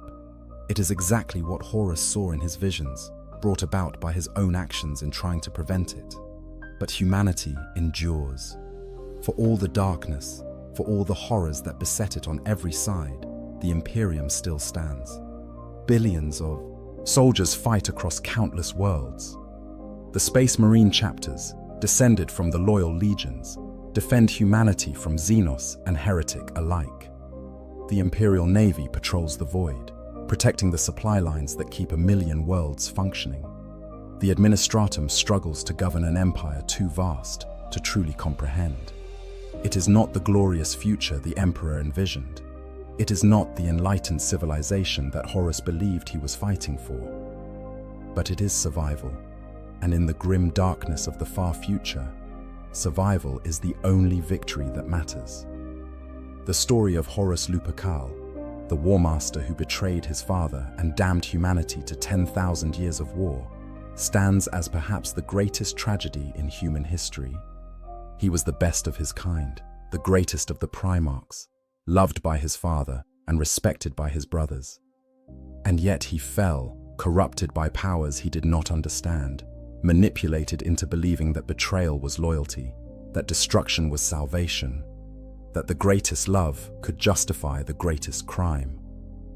In the end, Horus wanted what anyone might want: to matter, to be valued, to see his sacrifices acknowledged, to build something lasting that would make the universe better. But in his fall, he learned the cruelest lesson the Warhammer 40,000 universe has to teach. The road to hell is paved with good intentions, and sometimes the monsters we become are born from the heroes we once were. The Horus heresy reminds us that even the mightiest can fall, that corruption works not by attacking our weaknesses, but by twisting our strengths, that the greatest betrayals come not from our enemies, but from those we love most.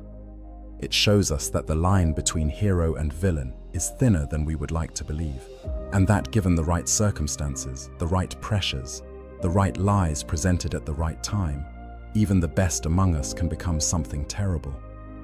This is why the Horus heresy remains the foundational event of the Warhammer 40,000 universe, why its consequences echo through 10 millennia, why its lessons still matter.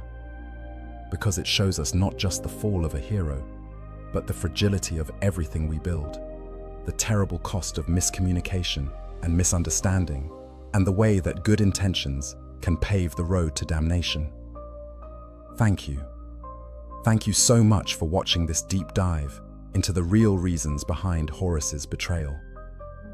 The Horus heresy is perhaps the most complex and tragic story in all of Warhammer 40k, and understanding why the Warmaster fell requires looking at so many interlocking factors, from the manipulation of chaos to the very human flaws that made that manipulation effective. If you enjoyed this exploration of Warhammer 40k lore, please hit that like button and subscribe to the channel for more deep dives into the grim darkness of the 41st millennium. Let me know in the comments what aspect of the heresy you'd like me to cover next. Should we explore the other traitor, Primarchs, and why they fell?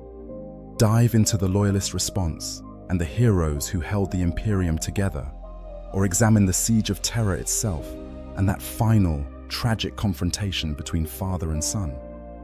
The lore of Warhammer 40k is deep and endlessly fascinating, and I'm here to bring you the most comprehensive looks at the stories that shape this incredible universe. Until next time, remember, in the grim darkness of the far future, there is only war, and it all began with one perfect son who believed he was doing the right thing. The most tragic stories in Warhammer 40k. In the grim darkness of the far future, there is only war.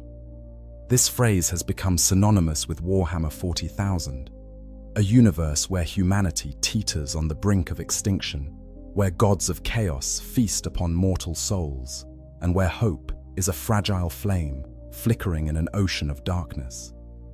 But beneath the endless battles, the towering war machines, and the cosmic horror, there beats a heart of profound tragedy. These are stories of individuals and civilizations ground beneath the wheel of fate, of heroes broken by their own virtues, and of victories that taste like ash in the mouth. Today, we're delving into the most heartbreaking tales that Warhammer 40,000 has to offer. These aren't just stories of death and destruction, though those elements are certainly present. These are narratives that explore the deepest wells of human suffering, the cruelest ironies of fate, and the terrible price of existence in a universe that seems designed to crush the spirit as thoroughly as it destroys the body. What makes a story truly tragic in this setting? It's not merely the scale of loss, though the numbers can be staggering. Entire worlds burn, billions die, and civilizations spanning millennia crumble into dust. But the real tragedy lies in the personal, in the moments where we see the humanity behind the helmets and the hope behind the battles. It's in the good intentions that pave roads to damnation, the sacrifices that prove meaningless, and the heroes who become the very monsters they swore to destroy. The tragedy of Warhammer 40,000 is that almost every story could have gone differently. The Imperium didn't have to become a xenophobic theocracy. The Primarchs didn't have to fall to chaos. Countless worlds didn't have to burn. But in a universe governed by malevolent gods and the mistakes of a godlike emperor, these tragedies were perhaps inevitable. They serve as cautionary tales about the dangers of pride, the seduction of power, and the cost of survival in an uncaring cosmos. As we journey through these tales of woe, remember that they're set against the backdrop of the 41st millennium, where life has become cheap and hope has become heresy, where the Imperium of Man, humanity's last great civilization, is a rotting corpse animated by fanaticism and fear, where every victory is Pyrrhic and every hero is broken. This is a universe that specializes in taking noble souls and twisting them until they're unrecognizable, in showing us what monsters we become when we're pushed to our absolute limits. Angron, the empath turned monster. Let us begin with perhaps the most viscerally tragic of all the Primarchs. Angron, the Red Angel, Primarch of the World Eaters Legion. His story is one of profound irony, for he was created to be something entirely different from what he became. The Emperor designed each Primarch with specific gifts, specific purposes, in his grand design for humanity. Angron's gift was empathy. Imagine that for a moment. In a universe of endless war, the Emperor created a being whose psychic power allowed him to absorb the suffering of others, to take their pain into himself and give them peace. Angron was meant to be a healer of sorts, a leader who could understand his warriors on the deepest possible level, who could shoulder their burdens and lead them forward unbowed by the weight of their collective trauma. But the Chaos Gods had other plans. When the infant Primarchs were scattered across the galaxy by the Dark Powers, Angron fell upon the world of Nuceria, a technologically advanced but morally bankrupt society where the wealthy elite entertained themselves with gladiatorial death matches. The child who should have grown to be an empathetic leader was instead enslaved, forced into the fighting pits, and subjected to one of the most heinous procedures in all of Warhammer lore, the implantation of the Butcher's Nails. The Butcher's Nails were archaeotech devices from the dark age of technology, cybernetic implants hammered into the skull and woven throughout the brain. Their purpose was simple and cruel, to amplify aggression while suppressing all other emotions. When the nails activated, they flooded the subject with overwhelming rage, turning even the most rational being into a frothing berserker. The only relief from the nails came through violence, through the spilling of blood. And the nails were always active. For Angron, this meant the death of everything he was meant to be. His gift of empathy was twisted and broken, replaced by an endless cycle of rage and pain. He could still feel the suffering of others, but now it only added to his own torment. Worse still, the nails were killing him slowly but surely, rewriting his brain, destroying the neural pathways that made him who he was. Even the Emperor, with all his power, could not remove them without killing Angron in the process. But before the Emperor found him, Angron made the most of his terrible situation. Despite the nails, despite the slavery, he became a leader among the gladiators. He used what remained of his empathic gifts to give his fellow slaves moments of peace, absorbing their pain so they could sleep without nightmares, even as it added to his own suffering. He led them in a rebellion, a desperate bid for freedom that took them to the mountains where they made their final stand. And this is where the tragedy deepens. As Angron and his gladiator family prepared to die fighting against impossible odds, as they stood together for one last moment of freedom and defiance, the Emperor arrived. The master of mankind, Angron's gene father, appeared in a flash of golden light and made a choice that would echo through millennia. He teleported Angron away, leaving his fellow gladiators to die alone on that mountain. Try to understand the magnitude of this betrayal. Angron had been a slave his entire life.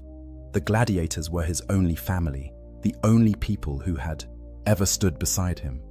They were prepared to die together, to make their last stand as free men and women. And in that moment of ultimate solidarity, Angron was ripped away, forced to watch from orbit as the people he loved were slaughtered to the last. The Emperor, who commanded armies that could have easily saved those gladiators, who commanded technology that could have freed an entire world, chose instead to claim only his son. When Angron came to consciousness aboard the Emperor's warship, he was broken in a way that could never be repaired. The Butcher's Nails were killing him, yes, but the psychological wound was deeper.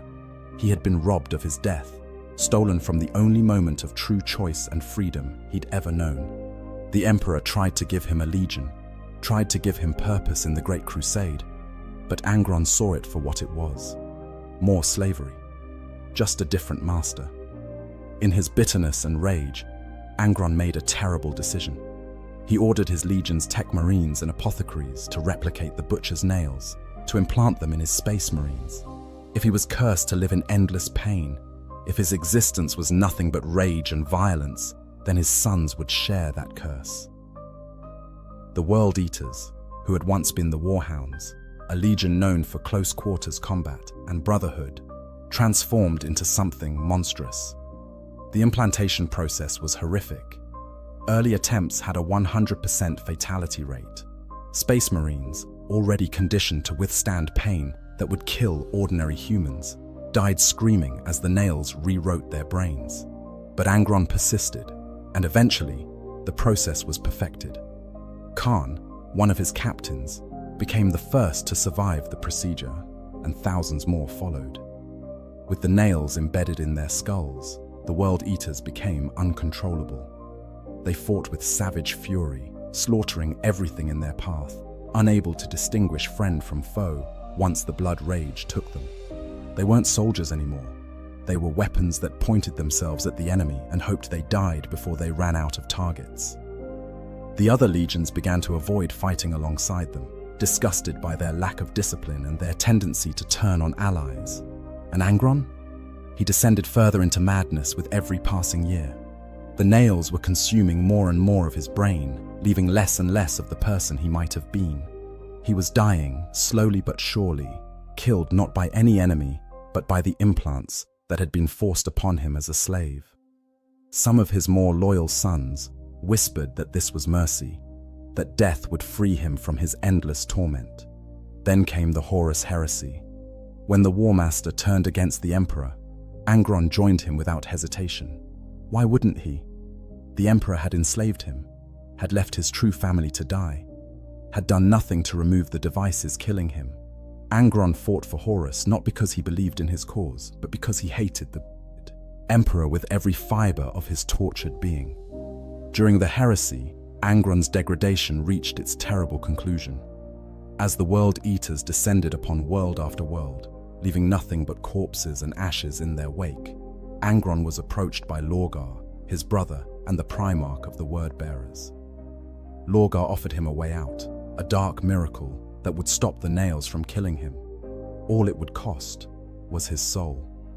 In the midst of battle, as Angron lay dying from the nails' latest assault on his brain, Lorgar enacted a ritual.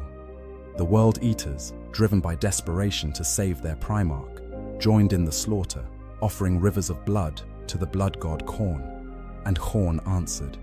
Angron was transformed into a daemon Primarch, a being of the warp-given form, immortal and unstoppable. The nails could no longer kill him, because he was no longer entirely real. But this wasn't salvation, it was damnation. The transformation stripped away the last vestiges of Angron's humanity. He became a creature of pure rage, a manifestation of violence for its own sake. The empath who could absorb others' pain became an engine of suffering, spreading agony wherever he walked. The warrior who had fought for freedom became a slave to Khorne, bound by chains forged from his own hatred. In the 10,000 years since the heresy, Angron has emerged from the warp periodically to lead his World Eaters in campaigns of pure destruction. He no longer fights for any cause, no longer holds any ideology. He exists only to kill, to spread blood and suffering across the stars. And somewhere, buried deep beneath the rage and the demon flesh, there might still be a fragment of the being who once took his comrades' pain upon himself so they could sleep peacefully. This is the tragedy of Angron. He was designed to be humanity's most compassionate leader, its greatest healer of psychological wounds. Instead, he became its most brutal killer, a monster who spreads pain instead of alleviating it. He didn't choose to be implanted with the butcher's nails. He didn't choose to watch his family die. He didn't choose to be transformed into a demon.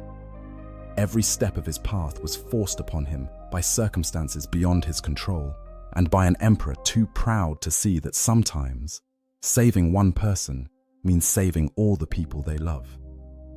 The bitter irony is that Angron was right. In his final moments of lucidity before becoming a demon, he accused the emperor of being nothing more than another slaver, another tyrant who saw people as tools to be used. And looking at his own fate, forced to serve first the emperor and then Khorne, never truly free even for a moment, it's hard to argue that he was wrong.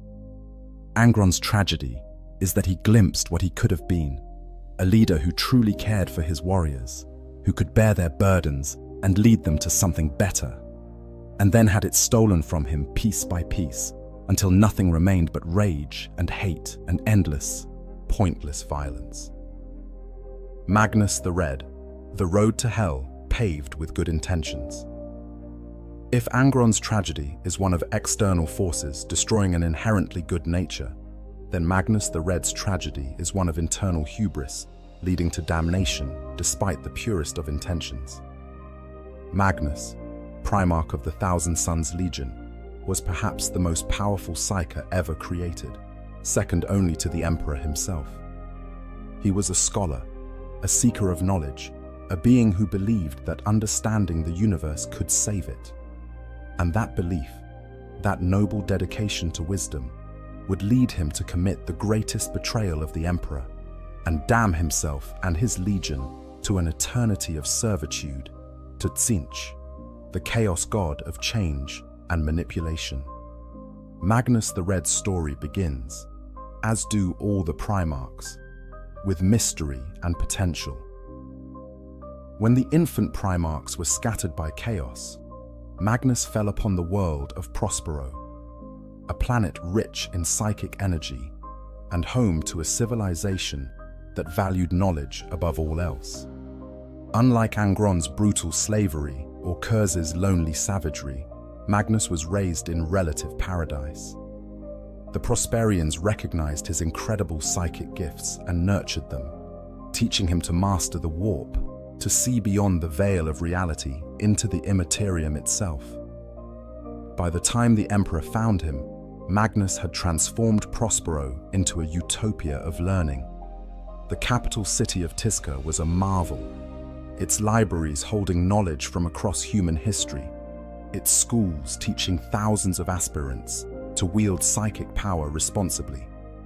Magnus and his Thousand Sons Legion became the Emperor's premier scholars and historians during the Great Crusade, recovering lost knowledge from dead civilizations and cataloging the wonders they encountered. But Magnus had a fatal flaw. He believed he could master anything, understand anything, control anything. This included the warp itself, that roiling dimension of psychic energy and emotion where the chaos gods held sway. The Emperor had forbidden deep research into the warp, understanding the dangers it posed. But Magnus, in his pride, believed he knew better. He thought that by understanding the warp thoroughly, he could protect humanity from it. He saw his father's prohibitions not as wisdom, but as fear, as an unwillingness to grasp the tools necessary for humanity's survival. This philosophical disagreement came to a head at the Council of Nicaea, a conclave called by the Emperor to address the growing concerns about psykers within the Space Marine legions. Many Primarchs had witnessed their warriors succumb to possession or mutation through reckless use of psychic powers. They argued for strict limitations or outright prohibition. Magnus defended the Librarius program with passion and eloquence, arguing that psykers properly trained and disciplined were essential to humanity's future.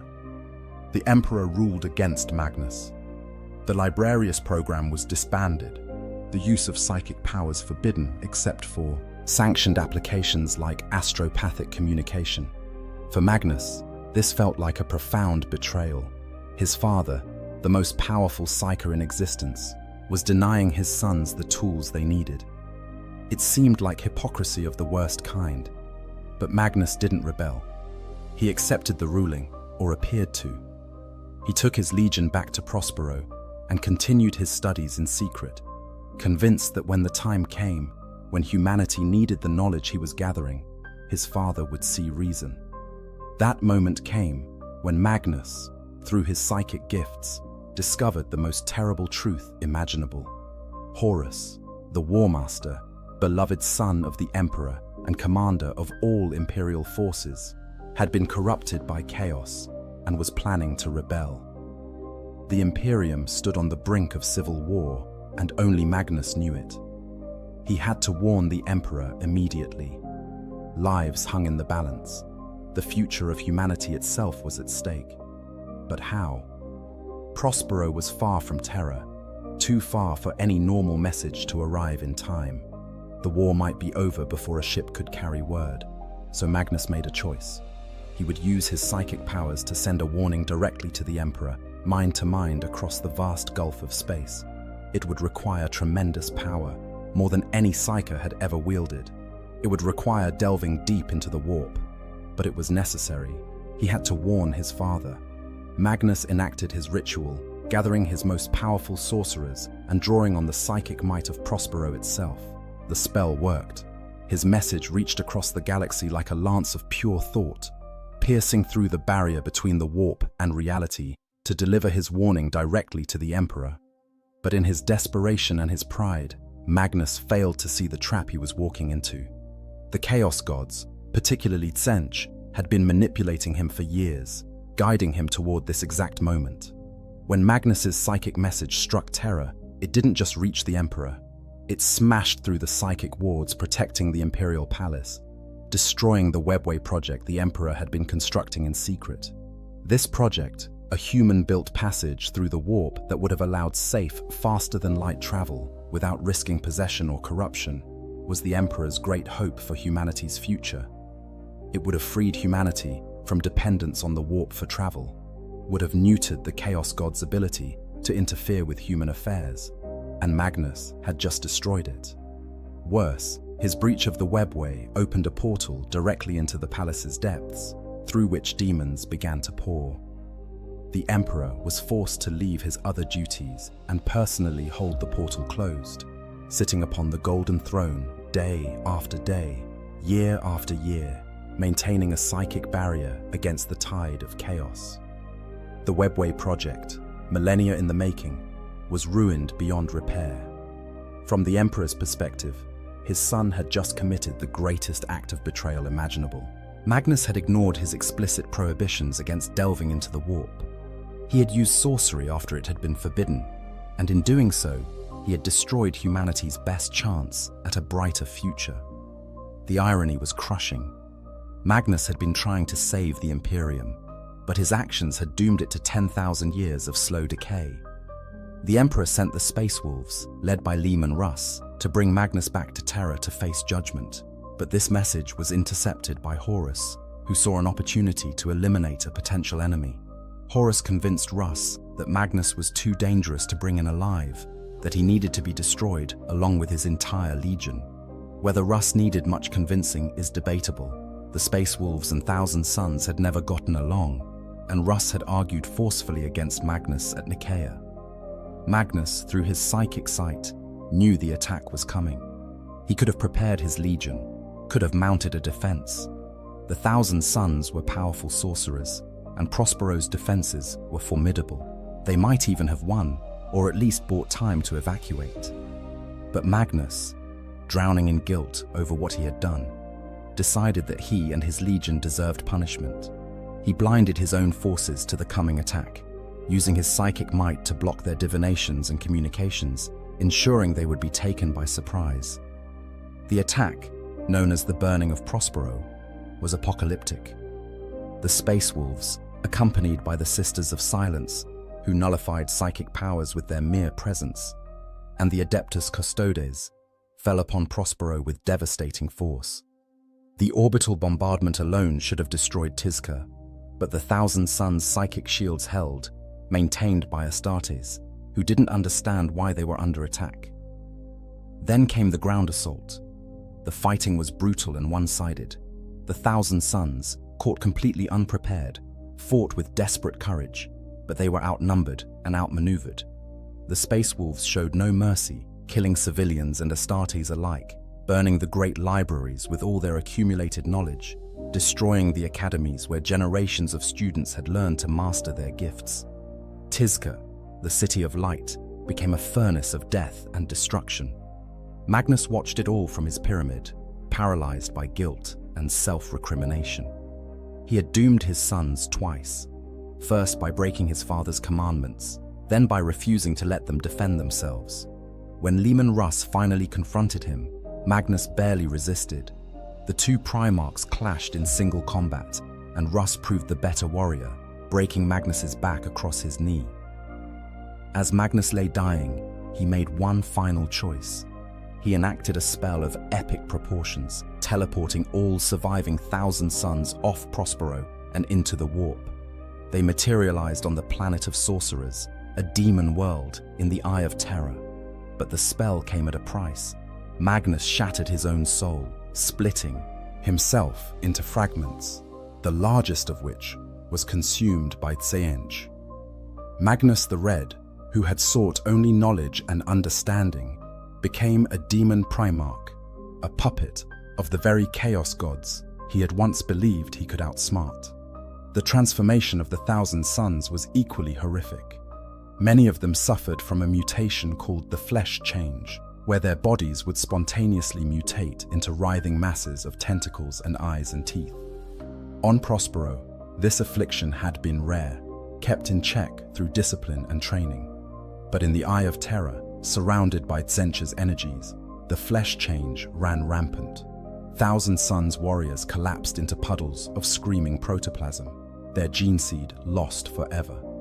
In desperation, Arzek Ahriman, Magnus's chief librarian, enacted a spell called the Rubric of Ahriman.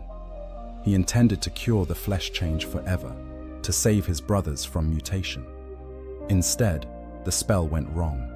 Those 1,000 Suns without psychic power were reduced to dust, their souls bound into their armor as mindless automatons. The Psykers were protected, but at the cost of watching most of their legion become empty suits of armor, animated by the fragments of tortured souls. Magnus, what remained of him, was broken, utterly. He had tried to be loyal. He had tried to save the Imperium. Every choice he'd made had been driven by good intentions and a genuine desire to help. And yet, through pride and ignorance and the subtle manipulations of Tzeentch, he had betrayed everything he loved. His father's greatest project lay in ruins. His homeworld was a lifeless rock. His legion was reduced to dust and demons, and he himself was no longer fully real, no longer fully his own person, but a fragment of a soul serving the changer of ways.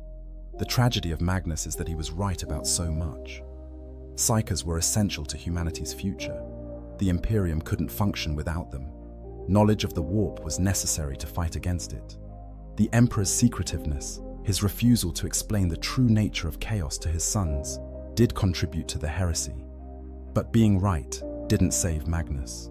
It didn't save his legion, his world, or his soul. In the grim darkness of the 41st millennium, sometimes being right just means you understand exactly why everything went wrong. 10,000 years later, Magnus the Red occasionally emerges from the Eye of Terror to lead the 1,000 Suns in war. He is powerful beyond measure, a demigod of sorcery who can unmake worlds with a thought. But he's also a slave, bound to Tzeentch's will, forced to enact the schemes of a god who finds his suffering amusing. The scholar who dreamed of elevating humanity has become a weapon pointed at it. The son who tried so desperately to warn his father has become one of the Imperium's most dangerous enemies. And perhaps the cruelest irony of all, if Magnus had simply ignored his discovery of Horus's treachery, if he had let the rebellion unfold, without trying to warn anyone, the damage might have been less severe. The webway would still exist. The Emperor wouldn't be chained to the Golden Throne. Prospero would still stand. By trying to save everything, Magnus destroyed it all. That's the essence of his tragedy, the futility of good intentions in a universe designed to punish them. The Istvan atrocities, when brothers become enemies. If individual tragedies can break your heart, then the events at Istvan break the very concept of brotherhood. Here, in the early days of the Horus heresy, we witness the transformation of the Emperor's grand vision into a nightmare of betrayal and fratricide. The Istvan system became the grave of countless Astartes who died at the hands of their own battle brothers. and the psychological scars it left shaped the entire course of the galactic civil war to come. The tragedy of Istvan actually began on Istvan III, a civilized world that had rebelled against imperial rule. The war master Horus, newly converted to chaos but not yet openly rebellious, was tasked with bringing the world back into compliance. He brought with him elements of 4 legions: his own sons of Horus, the World Eaters of Angron, the Death Guard of Mortarion, and the Emperor's Children of Fulgrim. To any observer, it seemed like a routine pacification, if anything involving Astartes could be called routine. But Horus had a problem. Not all of his warriors would follow him into rebellion. Many remained staunchly loyal to the Emperor, incorruptible in their devotion to the imperial truth. These loyal Astartes, if allowed to live, would oppose him when he finally revealed his treachery. They had to be eliminated, but in a way that wouldn't alert the wider Imperium to his plans. Istvan III provided the perfect opportunity. Horus carefully selected which warriors would form the first wave of the assault. Under the guise of honoring the most loyal warriors with the chance to spearhead the attack, he sent down precisely those Astartes he needed to eliminate. Captains who had voiced concerns about the Legion's direction, veterans who were too close to the old ways, Marines who had spoken too fondly of the Emperor. All of them were deployed to the planet's surface, to the capital city known as the Coral City. The assault went well initially. The loyalist Astartes fought with their usual effectiveness, driving deep into enemy territory, securing objectives, winning glory for their legions. They had no reason to suspect anything was wrong. These were their brothers at their backs, their own Primarchs in command. They trusted implicitly. Then Horus gave the order to commence the virus bombing. Life Eater virus is one of the most horrific weapons in the Imperium's arsenal. Upon release, it consumes all organic matter, reducing flesh to sludge in moments. The death it brings is excruciating, as victims feel their bodies literally dissolving around them. Worse, the decay of so much organic matter releases enormous amounts of flammable gas into the atmosphere. A single spark, which the bombardment provided, ignites this gas in planet-wide firestorms that can melt stone. The virus bombs fell on Istvan III while the loyalist Astartes were still fighting below. These were warriors in their full armor, trained to fight in any environment, but even they couldn't withstand Life Eater. Those caught in the open died screaming, their armor becoming their coffin as their bodies liquefied inside. Some managed to reach sealed shelters in time, but they had to listen to the screams of their battle brothers over the Vox as the virus consumed them. But some survived. 2 officers in particular, Saul Tarvitz of the Emperor's Children and Nathaniel Garrow of the Death Guard, uncovered the plot before the virus bombing began. Tarvitz managed to steal a Thunderhawk and race to the surface, warning as many warriors as he could to take shelter. Garrow commandeered the frigate Eisenstein and fled the system, racing to Terra to warn the Emperor of Horus's treachery. Thanks to their warnings, several thousand Astartes survived the initial bombardment, sheltering in bunkers and underground complexes. But survival came with the terrible knowledge that their own Primarchs had tried to kill them. Brothers they had fought beside for decades, perhaps centuries, had just attempted to murder them. The psychological trauma was immense. Never in the history of the Legionaries Astartes had such a betrayal occurred. It shattered something fundamental in those who survived. When Horus realized the Loyalists had survived, he was forced to deploy his traitor Astartes to finish the job. This led to a 3-month ground war in the ruins of the Coral City. Brother fighting brother. The sons of Horus killing sons of Horus.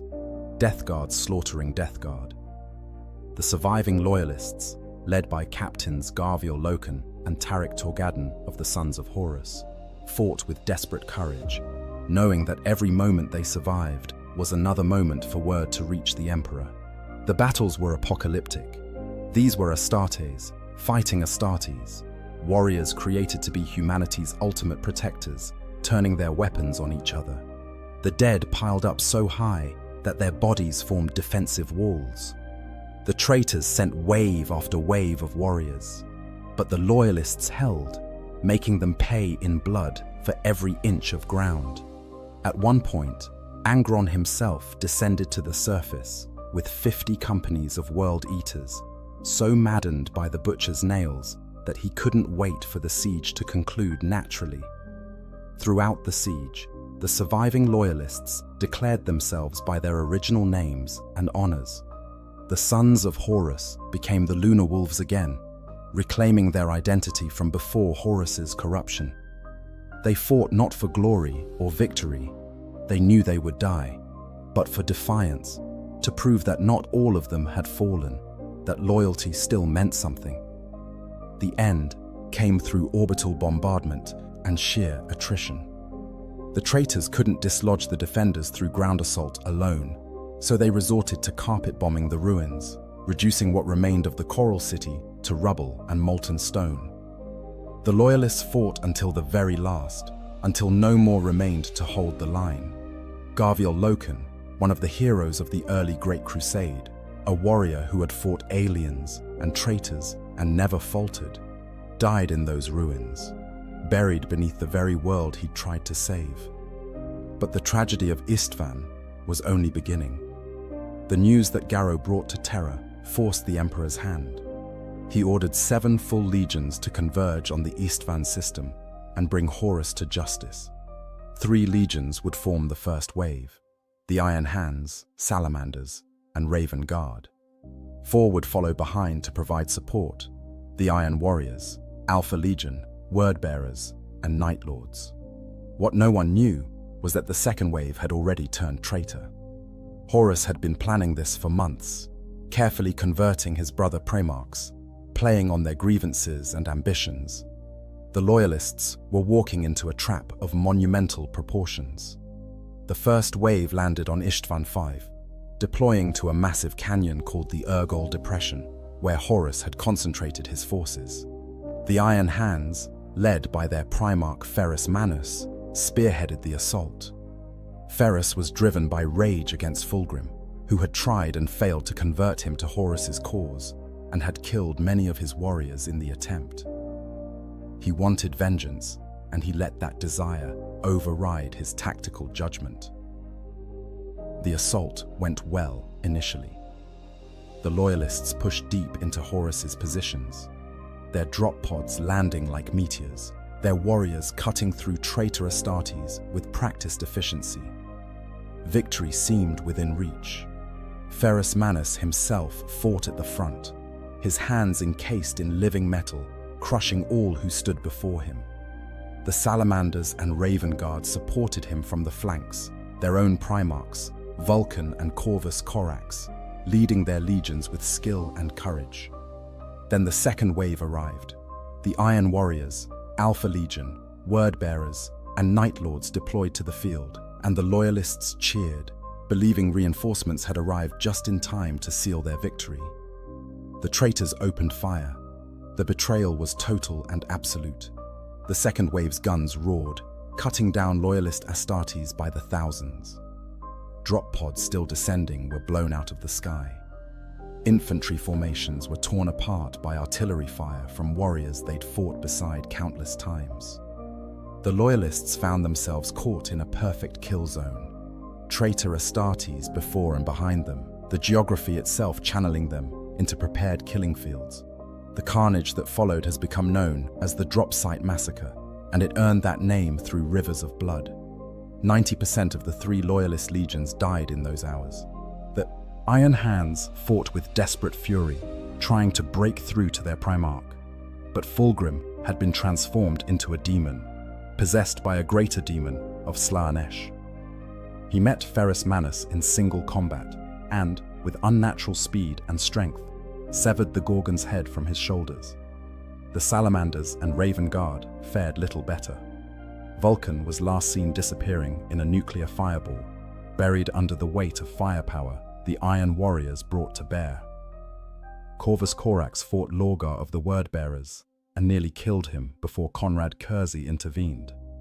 The few survivors scattered into the wastelands or managed to flee off-world, but they were broken forces. their legions shattered beyond repair for the duration of the heresy. The psychological impact of Istvan cannot be overstated. For the loyalists, it proved that they couldn't trust anyone, that even their brother Astartes might be corrupted, that the civil war would be far worse than anyone had imagined. For the traitors, it was a point of no return. They had massacred their brothers en masse, had committed an act so heinous that there could be no forgiveness, no way back to the Emperor's grace. From that point forward, the only path was through terror and the throne room itself. The drop site became a symbol of betrayal, a place where brotherhood died and was replaced by paranoia and hate. The surviving Astartes from those 3 legions became known as the Shattered Legions, and they spent the rest of the heresy waging a guerrilla war against the traitors, driven by grief and rage. Some of them, like the Iron Hand Shadrach Meduson, became legends in their own right, proving that even broken legions could still fight. But they were haunted by the memories of Istvan, by the moment when their own brothers had turned their guns on them and laughed while they died. The tragedy of Istvan is the tragedy of trust betrayed. These warriors had been forged into brotherhoods that transcended normal human bonds. They lived together, fought together, died together. They were literally brothers in a genetic sense, sharing gene seed derived from the same primarchs. And in a few short hours, that brotherhood was revealed as illusion, or worse, as a weapon that could be turned against them. Today, 10,000 years later, the site of the drop site massacre is still toxic, still haunted by the ghosts of the fallen. The loyalist chapters remember Istvan in their liturgies, speaking the names of the fallen to keep their memory alive. The traitor legions remember it too, some with pride, others with shame, but all of them marked forever by what they did on those black sands. It was the moment when the Horus heresy became truly terrible, when the scale of the betrayal became clear, when everyone understood that this wouldn't be a short war or a simple rebellion, but a conflict that would break the galaxy and leave scars that could never heal. Konrad Kurze, the prophet who carved justice in flesh. In the pantheon of tragic primarchs, Konrad Kurze, the Night Haunter, stands apart. Where Angron was broken by others and Magnus fell through pride, Kurze's tragedy was that he saw exactly what he would become and walked toward it anyway, convinced that his dark path was the only honest one. His story is one of isolation, madness, and the terrible price of unfiltered truth in a universe built on necessary lies. Kurze's tale begins not with family or community, but with absolute solitude. When his Primarch pod crashed through the surface of Nostromo and into the planet's core, the infant inside clawed his way up through kilometers of rock to emerge in the darkest depths of Nostromo Quintus, the planet's primary hive city. Unlike his brothers, who were found and raised by kings, warriors, or scholars, Kurze was utterly alone. He grew up in the sewers and underhives, competing with rats for scraps, learning that the only law was strength and the only mercy was death. Nostromo itself was a nightmare world. The planet orbited a dying sun, wrapped in perpetual darkness. Its people had adapted to this endless night, their eyes sensitive to even the faintest light. But this physical adaptation came with a spiritual darkness. Nostromo was ruled by corruption, by criminal gangs and aristocratic families who were often indistinguishable from one another. Murder was common, justice was a joke, and the people lived in constant fear of the predators, both human and otherwise, that stalked the shadows. The young Kurze witnessed all of this and was shaped by it. But unlike the criminals around him, who embraced the darkness and used it to their advantage, Kurze had a gift: precognitive visions. He could see the future, or rather, a future. And what he saw horrified him. He saw the crimes people would commit, the suffering they would cause, the slow decay of any attempt at civilization. These visions came unbidden, often overwhelming him at crucial moments, showing him death and betrayal. and the inevitable entropy of all things. In response to what he saw, Kersey made himself into something terrible, an avenging angel of the night, a creature of pure terror who hunted the predators. He began with small criminals, then moved to gang leaders, then to corrupt officials. His methods were brutal beyond measure. He didn't just kill, he mutilated. He displayed bodies. He made examples so horrific that the mere rumor of them caused criminals to flee the city. He broadcast his executions over every public screen, ensuring that everyone on Nostromo knew what awaited those who broke his laws. The Night Haunter, as people began to call him, didn't do this out of sadism, at least not initially. He did it because it worked. Crime rates plummeted. Murder became almost unheard of. People were so terrified of the Night Haunter that they policed themselves and each other. Peace came to Nostromo, the peace of the graveyard, as Kersey himself acknowledged. It was order built on fear, but it was order nonetheless. By the time the Emperor found him, Kersey had become the absolute ruler of Nostromo, a dictator whose word was law and whose displeasure meant death in the most horrible ways imaginable. When the Emperor's ship descended through the planet's perpetual night, Kersey knew immediately who had come. His visions had shown him this moment. He stood waiting at the end of the road to his palace, and as the Emperor approached, Kersey had a vision so powerful that he tried to claw his own eyes out. In that moment, he saw the fates of all his brothers and the fate of the Emperor himself. He saw the Horus heresy before it began. He saw terror burning, the Emperor entombed on a golden throne, half the Primarchs fallen to chaos. And he saw his own death, murdered by an assassin on a distant world, alone and abandoned by everyone he had ever known. The vision paralyzed him, and the Emperor had to stop him from blinding himself. What followed was one of the most chilling conversations in Imperial history. The Emperor claimed he had come to take Kersey home, to give him purpose. Kersey replied that this was not his name, that he was the Night Haunter, and that he knew exactly what the Emperor intended for him. There was no warmth in their reunion, no joy. Just a son who saw his father as another tyrant, and a father who saw a son too damaged to save, but too useful to abandon. The Emperor gave Kersey command of the 8th Legion, which became the Night Lords. Under Kersey's leadership, they became specialists in terror tactics, dropping onto worlds and making such brutal examples of the leaders that entire populations would surrender rather than resist. It was effective, horrifyingly so.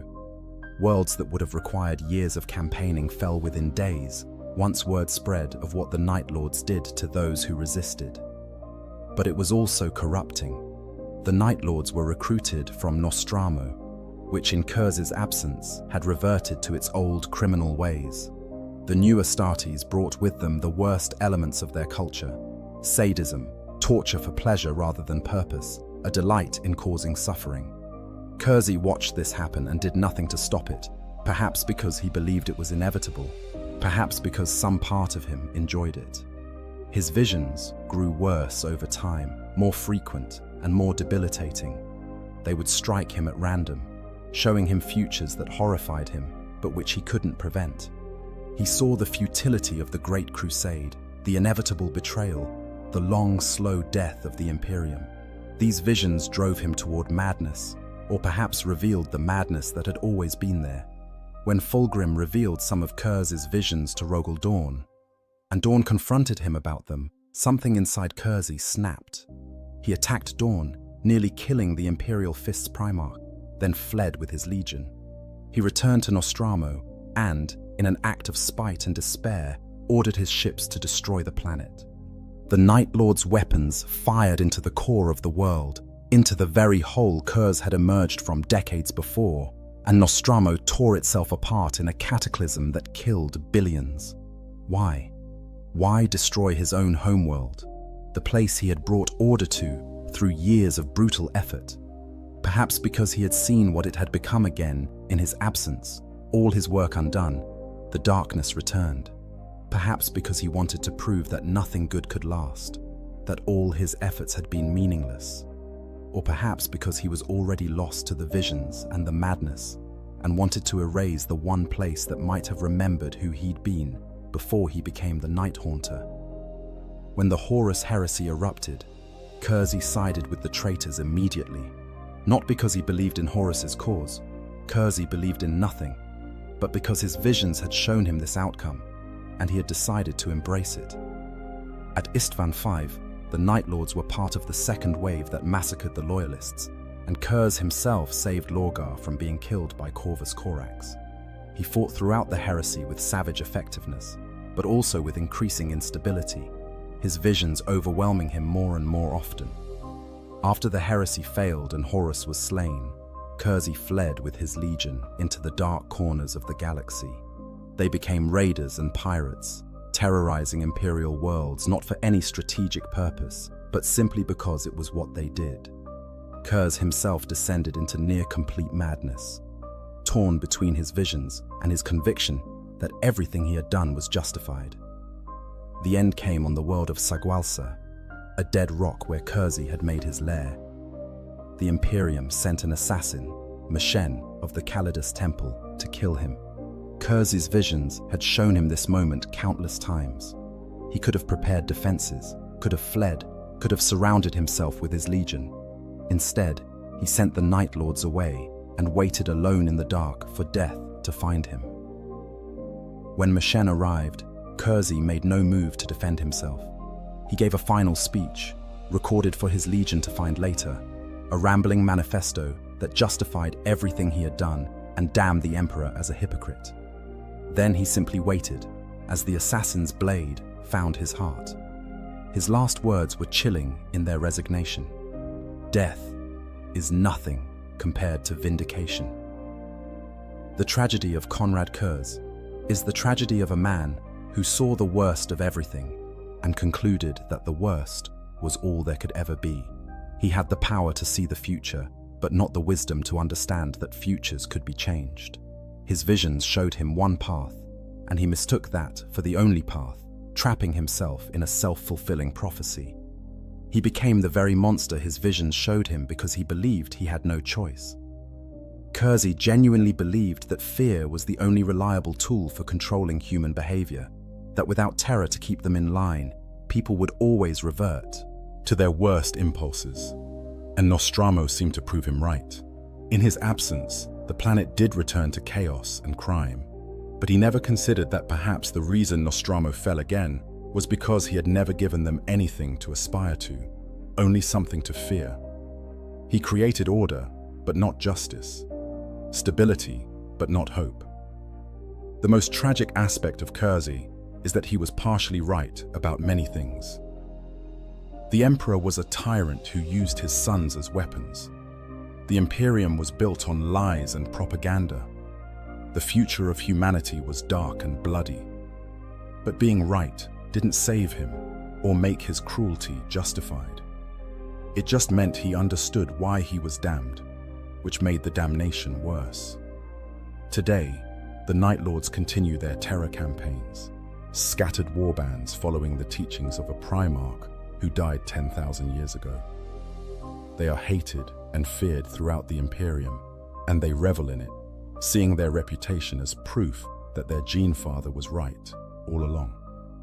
Somewhere in the warp, it's whispered that fragments of Kersey's soul still linger, bound to his legion, unable to find peace because he never believed peace was possible. The Night Haunter remains what he always was, a prophet of suffering, who made his own visions come true through his inability to imagine anything better. The Lamenters, cursed to suffer, refusing to break. If the Primarch's tragedies are those of individuals with godlike power, then the story of the Lamenters chapter is the tragedy of ordinary heroes ground down by cosmic bad luck and the indifference of an uncaring universe. They are a chapter that has endured more catastrophes, more betrayals, and more misfortune than any other, and yet they continue to fight, continue to protect the innocent, continue to embody the ideals of what the Astartes were meant to be. Their story is one of unending suffering and unbroken faith, and it might be the most heartbreaking of all. The Lamenters were born from the 21st Founding, an event that would come to be known universally as the Cursed Founding. In the early 36th millennium, the Adeptus Mechanicus decided to experiment with the gene seed used to create Space Marines, attempting to correct the various flaws that had accumulated over the millennia. They had good intentions, to create chapters free from the genetic defects that plagued many of the original legions.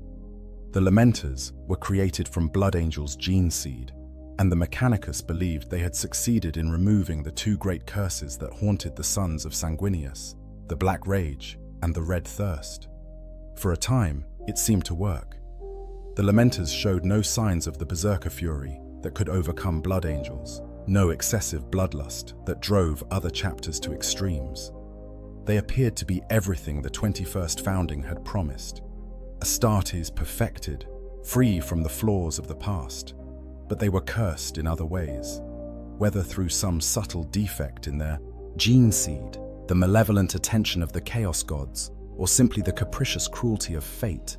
The Lamenters quickly proved to be the unluckiest chapter in the entire Imperium. Nothing went right for them. Simple missions became disasters. Allies abandoned them at critical moments. Equipment failed when they needed it most. They seemed to attract catastrophe, like a magnet attracts iron. What made this worse was the stigma attached to the 21st Founding. As the decades passed, it became clear that the Cursed Founding had produced more failures than successes. Many chapters created during this time fell to mutation, madness, or corruption. Some turned traitor, others simply died out, their gene seed too unstable to sustain a chapter. The Imperium began to view all chapters from the 21st Founding with suspicion, even those like the Lamenters who remained utterly loyal. The Lamenters found themselves shunned by other Astartes chapters. When they called for aid, it often didn't come. When they fought alongside other chapters, they were given the most dangerous assignments, the ones no one else wanted. This isolation hurt them in ways that had nothing to do with combat effectiveness. Space Marines are not solitary warriors. They depend on the brotherhood of their chapter and the wider community of Astartes. To be excluded from that brotherhood, to be treated as suspect and possibly tainted despite total loyalty, was a wound that never healed. Despite this, the Lamenters tried to serve faithfully. They took on missions that other chapters refused, defended worlds that were considered expendable, threw themselves into the most desperate situations because no one else would. They developed a reputation for compassion, unusual among Astartes, often going out of their way to minimize civilian casualties and protect Imperial citizens, even when it compromised their tactical position. In a galaxy where most Space Marines view ordinary humans as cannon fodder at best, the Lamenters actually cared about the people they were sworn to protect. This compassion would prove to be both their greatest virtue and a source of further tragedy. During the 39th millennium, the Lamenters were ordered to defend against the 9th Black Crusade, sent to the world of Corellia alongside the Mortifactors chapter. But the Mortifactors, superstitious and suspicious of the Cursed Founding, abandoned the Lamenters on the surface when the fighting grew intense. They simply left, taking their ships and leaving the Lamenters to face the Black Legion alone. A more pragmatic chapter might have abandoned Corellia's civilians and fought a fighting retreat to escape. The Lamenters refused. They stayed and fought a desperate defense against overwhelming odds, protecting the population, even though it cost them hundreds of battle brothers. They held the line until reinforcements arrived, and the civilians survived. But the chapter was crippled, its numbers severely depleted, its resources exhausted. This became a pattern. The Lamenters would be abandoned by allies, would face impossible odds, would win through courage and sacrifice, and would emerge victorious, but weaker, their numbers reduced, their equipment damaged. Other chapters who fought in similar circumstances often had reserves to draw on, supply lines that remained open, allies who could be trusted. The Lamenters had none of these advantages. They were alone. Then came the Badab War, perhaps the darkest chapter in the Lamenters' history. The conflict began when Lugft-Huron, chapter master of the Astral Claws, seceded from imperial control, forming a secessionist state in the Maelstrom Zone. Huron drew several chapters into his rebellion, including the Lamenters. But the Lamenters didn't join out of treachery or ambition. They joined because Huron had shown them kindness and brotherhood when other chapters had spurned them. For a chapter that had been rejected and isolated for so long, the bonds of friendship and mutual respect offered by Huron were precious beyond measure. When Huron rebelled, the Lamenters felt obligated to stand by him, not because they agreed with his cause, but because he had stood by them when no one else would. It was a decision born from loneliness and the desperate human need for belonging, and it would cost them dearly. Throughout the Badab War, the Lamenters fought as reluctant combatants. When faced with the Marines Errant, another chapter they had fought alongside during the Corinth Crusade, they refused to fire upon them, instead using intimidation and maneuvers to drive them off. They protected civilian convoys and tried to minimize the war's impact on innocent populations. They hoped, perhaps naively, that their loyalty to friendship would be understood, that their essential goodness would be recognized. It wasn't. The Imperium sent the Minotaurs chapter to deal with the Lamenters specifically. The Minotaurs, also from the cursed founding, but far more brutal and ruthless, tracked down the Lamenters' fortress monastery, the battle barge Mater Lacrimarum, the Mother of Tears, a name that in hindsight seems almost prophetic. The battle was savage and one-sided. The Lamenters were ambushed, outnumbered, and forced to surrender after losing most of their strength. By the end of the Badab War, the Lamenters chapter was reduced to little more than 300 battle brothers, a fraction of their original strength. A full-strength chapter numbers around 1,000 Astartes. The Lamenters were functionally extinct, unable to fulfill their duties, unable to defend themselves if attacked. Many expected them to be declared excommunicate traitoris and destroyed. Instead, the Imperium showed mercy, perhaps recognizing that the Lamenters' rebellion had been born from misplaced loyalty rather than corruption. They were declared penitent and sentenced to a 100-year crusade on the eastern fringe of the galaxy, fighting without support or resupply to prove their loyalty through suffering. For most chapters, this would have been a death sentence. For the Lamenters, it was just another day. The penitent crusade put the Lamenters directly in the path of Hive Fleet Kraken, one of the largest Tyranid swarm fleets ever encountered. With barely 300 warriors and limited resources, the Lamenters faced one of the most terrifying Xenos threats in the galaxy. They fought on world after world, each battle a desperate last stand, each victory bought with irreplaceable lives. On Malvolian, they faced waves of Tyranid bioforms that blotted out the sun. They held for weeks, buying time for the civilian population to evacuate, losing brothers with every hour that passed. On Devlin, they defended a hive city with a garrison that should have numbered thousands, not the few dozen they could spare. The Tyranids came in endless waves, and the Lamenters killed them by the millions, but there were always more. By the time other chapters arrived to help contain the Tyranid threat, the Lamenters were down to their last 3 companies, barely 200 warriors. They had fought Hive Fleet Kraken to a standstill through sheer stubborn courage, but the cost had been catastrophic. Their chapter serfs, their scout companies, their vehicles and equipment, all lost in battles that should have been impossible to survive. And yet, they survived. Against all odds, through luck that was somehow worse than having no luck at all, the Lamenters endured.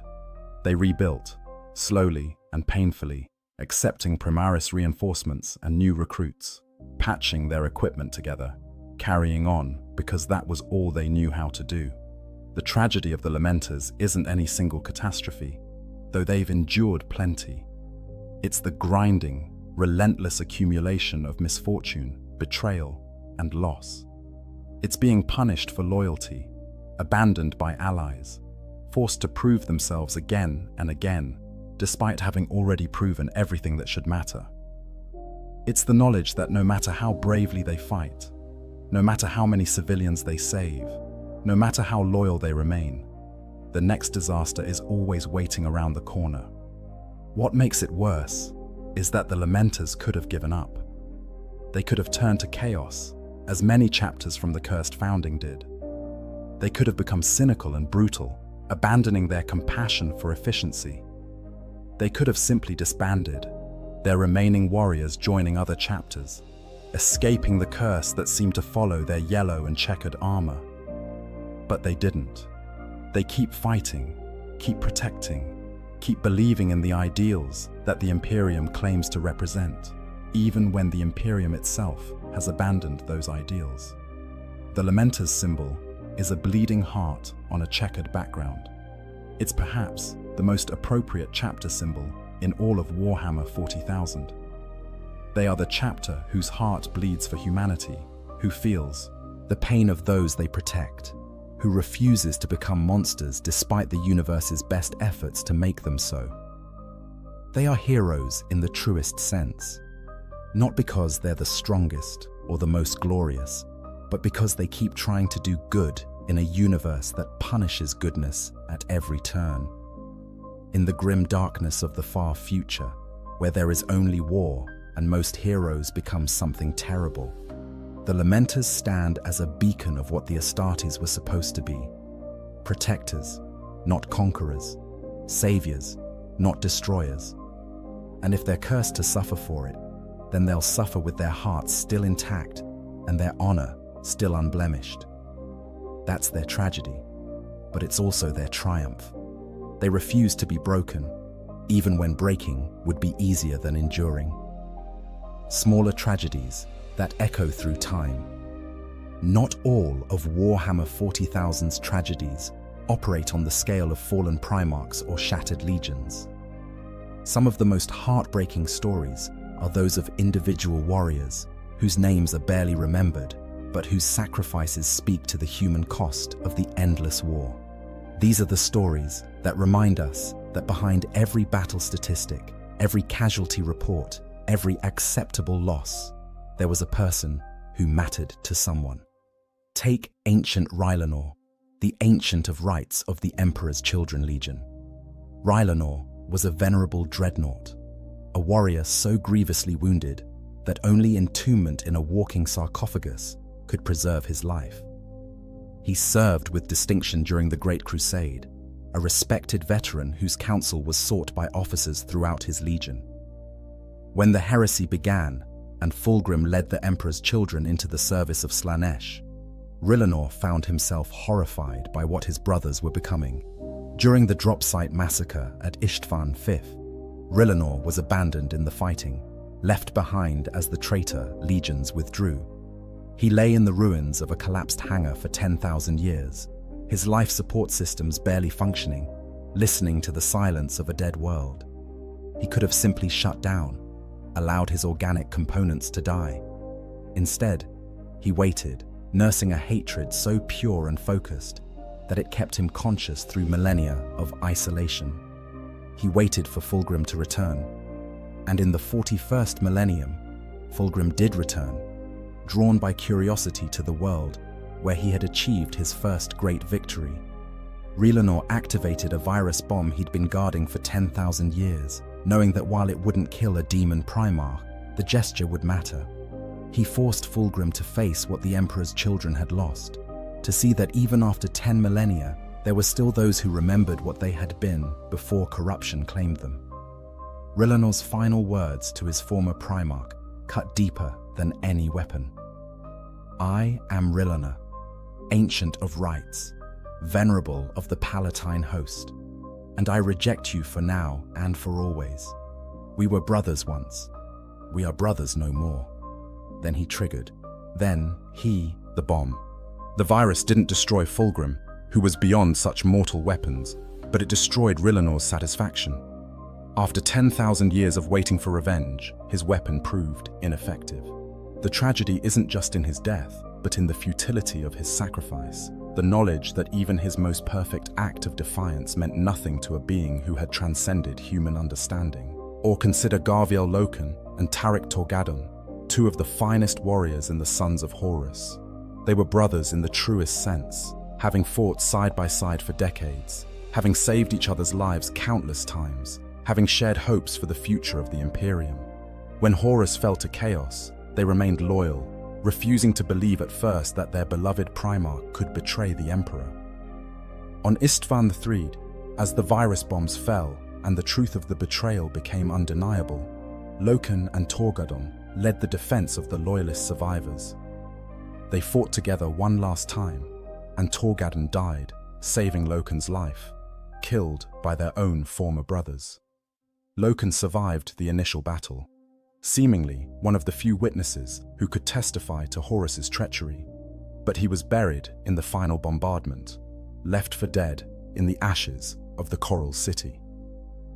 The tragedy of Loken and Torgadon isn't just their deaths or the betrayal they suffered. It's that they represented the best of what the Great Crusade could produce. Warriors who were intelligent, thoughtful, and genuinely idealistic about the future they were building. They believed in the imperial truth, in the unity of mankind, in the noble mission they had been given, and all of it was revealed as a lie, a pleasant fiction that had already rotted from within before they even realized the corruption was there. Then there's Barabbas Dantiok, an iron warrior who might have the most unjustly forgotten heroism in all the heresy.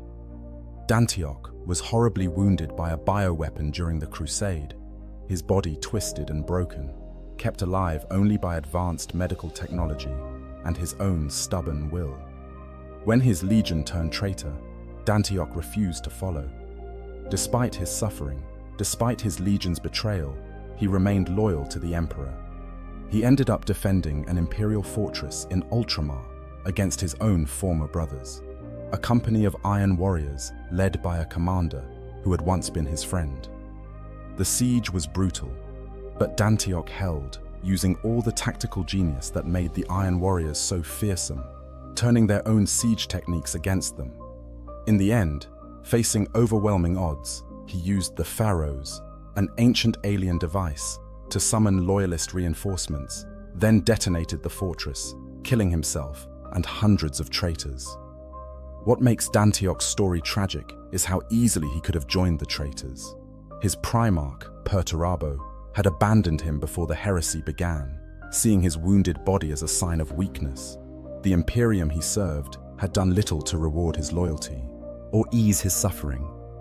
He had every reason to be bitter, every justification for rebellion, but he remained true to the oaths he'd sworn, chose the harder path because it was the right path, and died almost forgotten, his heroism overshadowed by the grander battles of the heresy. These stories matter because they show the personal cost of the great events that shaped the Imperium. Rylanner's 10,000-year wait in darkness. Torgadon's death saving a brother who couldn't save him in return. Dantiok's lonely stand against his own legion. These aren't the centerpieces of the Horus heresy, but they're the threads that make the tragedy real, that transform numbers and battles into human stories of loss and sacrifice. Every battle in Warhammer 40,000 has hundreds of these smaller tragedies embedded within it. The Space Marine who holds a position so his squad can retreat, knowing he won't survive. The Tech Priest who stays at his post to keep the shields running while the ship dies around him. The Imperial Guard sergeant who orders his troops forward, knowing they're marching to certain death, but hoping their sacrifice will matter. Most of these heroes die unmourned and unremembered. Their names aren't recorded in the great chronicles. Their deeds aren't celebrated in ceremonies or commemorated in monuments. They're just statistics in casualty reports, acceptable losses in the grinding mathematics of war. But each one of them was a person, with hopes and fears and people who cared about them. Each death diminished the Imperium in ways that can't be measured in strategic analyses. This is perhaps the deepest tragedy of Warhammer 40,000, that individual heroism has become meaningless in the face of the Imperium's immense scale. 10,000 heroes die defending a hive city, and the administratum simply notes that the city was held at acceptable cost. 1,000,000 guardsmen perish buying time for a single Space Marine chapter to escape, and it's considered a good trade. The mathematics of survival in the 41st millennium are brutal and utterly divorced from human compassion. And yet, people continue to be heroic anyway. They continue to sacrifice themselves for causes they know are probably hopeless, to protect people they know will probably die anyway, to stand against darkness they know will probably consume them. Not because they believe they'll be remembered or rewarded, but because they refuse to become the monsters that survival in this universe seems to demand. That refusal, that stubborn insistence on remaining human in an inhumane cosmos, might be the greatest tragedy of all, because it guarantees suffering while changing nothing. The greater tragedies, civilizations lost. Individual stories of suffering and sacrifice are heartbreaking, but they pale beside the cosmic-scale catastrophes that have reshaped entire civilizations. These are tragedies measured not in lives, but in entire species, not in battles, but in the death of cultures that spanned millions of years. They remind us that in Warhammer 40,000, entire ways of life can be extinguished, and the universe simply continues, indifferent to the magnitude of what's been lost. Perhaps the greatest of these civilization-ending tragedies is the fall of the Eldar. The Eldar, or Aeldari, were once the dominant species in the galaxy. Their empire spanned from one side of the Milky Way to the other. Their technology was so advanced as to seem like magic, and their understanding of the universe was profound. They were immortal, or as close to it as makes no difference. Each individual living thousands of years and reincarnating through the infinity circuits of their craft worlds upon death. But they became complacent in their power. With no external threats to challenge them, and technology that fulfilled every need, the Eldar turned inward, seeking ever more extreme experiences to stave off boredom. Their society became devoted to sensation and excess, to pushing every boundary and exploring every taboo. What began as art and philosophy devolved into hedonism and depravity. They tortured for entertainment, murdered for pleasure, created cults devoted to experiences so extreme that they broke the minds of those who pursued them. This wasn't just personal corruption, it was corruption on a civilization-wide scale. Billions upon billions of Eldar participated in the descent into excess, their psychic emanations bleeding into the warp.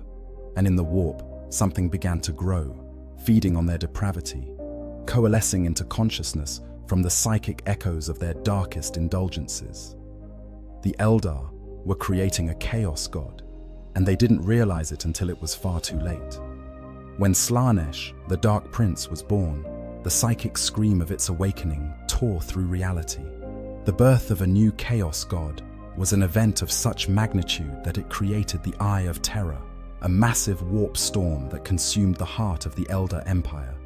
Billions of Eldar died in an instant, their souls ripped from their bodies to feed the newborn god. Planets were swallowed by the warp, entire star systems ceased to exist, and the proud empire that had stood for millions of years collapsed in a single catastrophic moment. Those Eldar who survived did so only because they were far from the empire's heart, or had taken precautions. The craft world Eldar had fled before the fall, sensing the danger and escaping on massive world ships. The Exodites had abandoned Eldar society millennia before, choosing a simpler life on maiden worlds.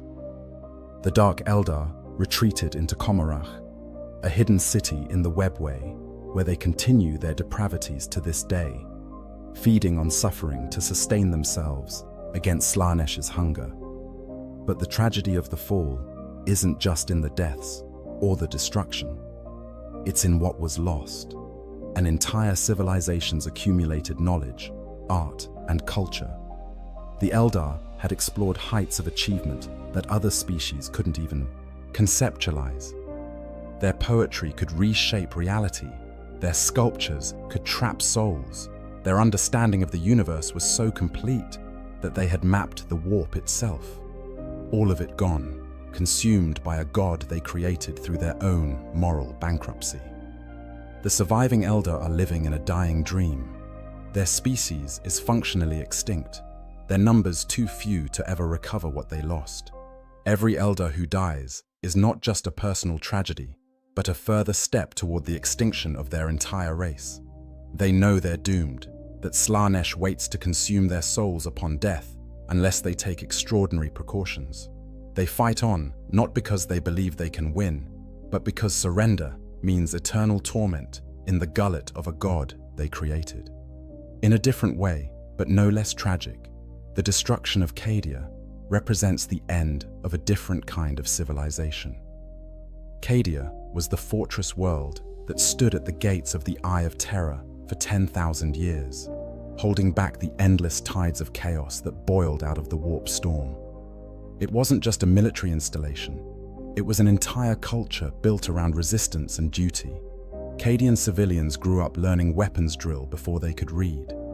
The planet's regiments were the finest the Imperial Guard had to offer, disciplined, well-equipped, and utterly unbreakable in their resolve. Cadian soldiers served throughout the galaxy, but they all knew that ultimately their purpose was to defend the gate, to stand between chaos and the wider Imperium, to die if necessary so that others could live. For 10 millennia, Cadia held. Chaos armies broke against its defenses like waves against a cliff. Demon invasions were repelled, traitor uprisings crushed, incursions from the Eye of Terror turned back time and again. The very stones of Cadia were said to be harder than steel, forged in the crucible of endless war. The phrase, "Cadia stands," became a rallying cry throughout the Imperium, a promise that no matter how dark the night became, there was one place that would never fall. Then came the 13th Black Crusade, Abaddon, the Despoiler's latest and most ambitious assault on the Imperium. This time, Abaddon brought not just armies, but weapons designed to break worlds. When his other assaults failed to take Cadia through military force, he resorted to a weapon of cosmic scale. He threw the Blackstone fortresses, ancient space stations of immense power, at the planet itself. The impact was catastrophic. Cadia, the unbreakable fortress world, shattered. The planet cracked open like an egg, its crust fracturing, its mantle exposed to the void. Billions died in the initial impact and the geological catastrophes that followed. The survivors fought on, even as their world died around them, defending evacuation ships and making last stands in collapsing cities. Castian Creed, the Lord General of Cadia, was last seen holding a position as the ground literally fell away beneath him. The Maisin. Fall of Cadia opened the Cicatrix Maledictum, the Great Rift, a massive warp storm that split the galaxy in two. Entire sectors were cut off from Imperial authority. Worlds that had been safe for millennia were suddenly exposed to demonic incursions. The careful balance that had held since the Horus Heresy was broken, and the Imperium was plunged into what would come to be called the Era Indomitus, a time of darkness unprecedented since the heresy itself. But the physical destruction of Cadia wasn't the only tragedy. What was lost was a culture, a way of life that had existed for 10,000 years.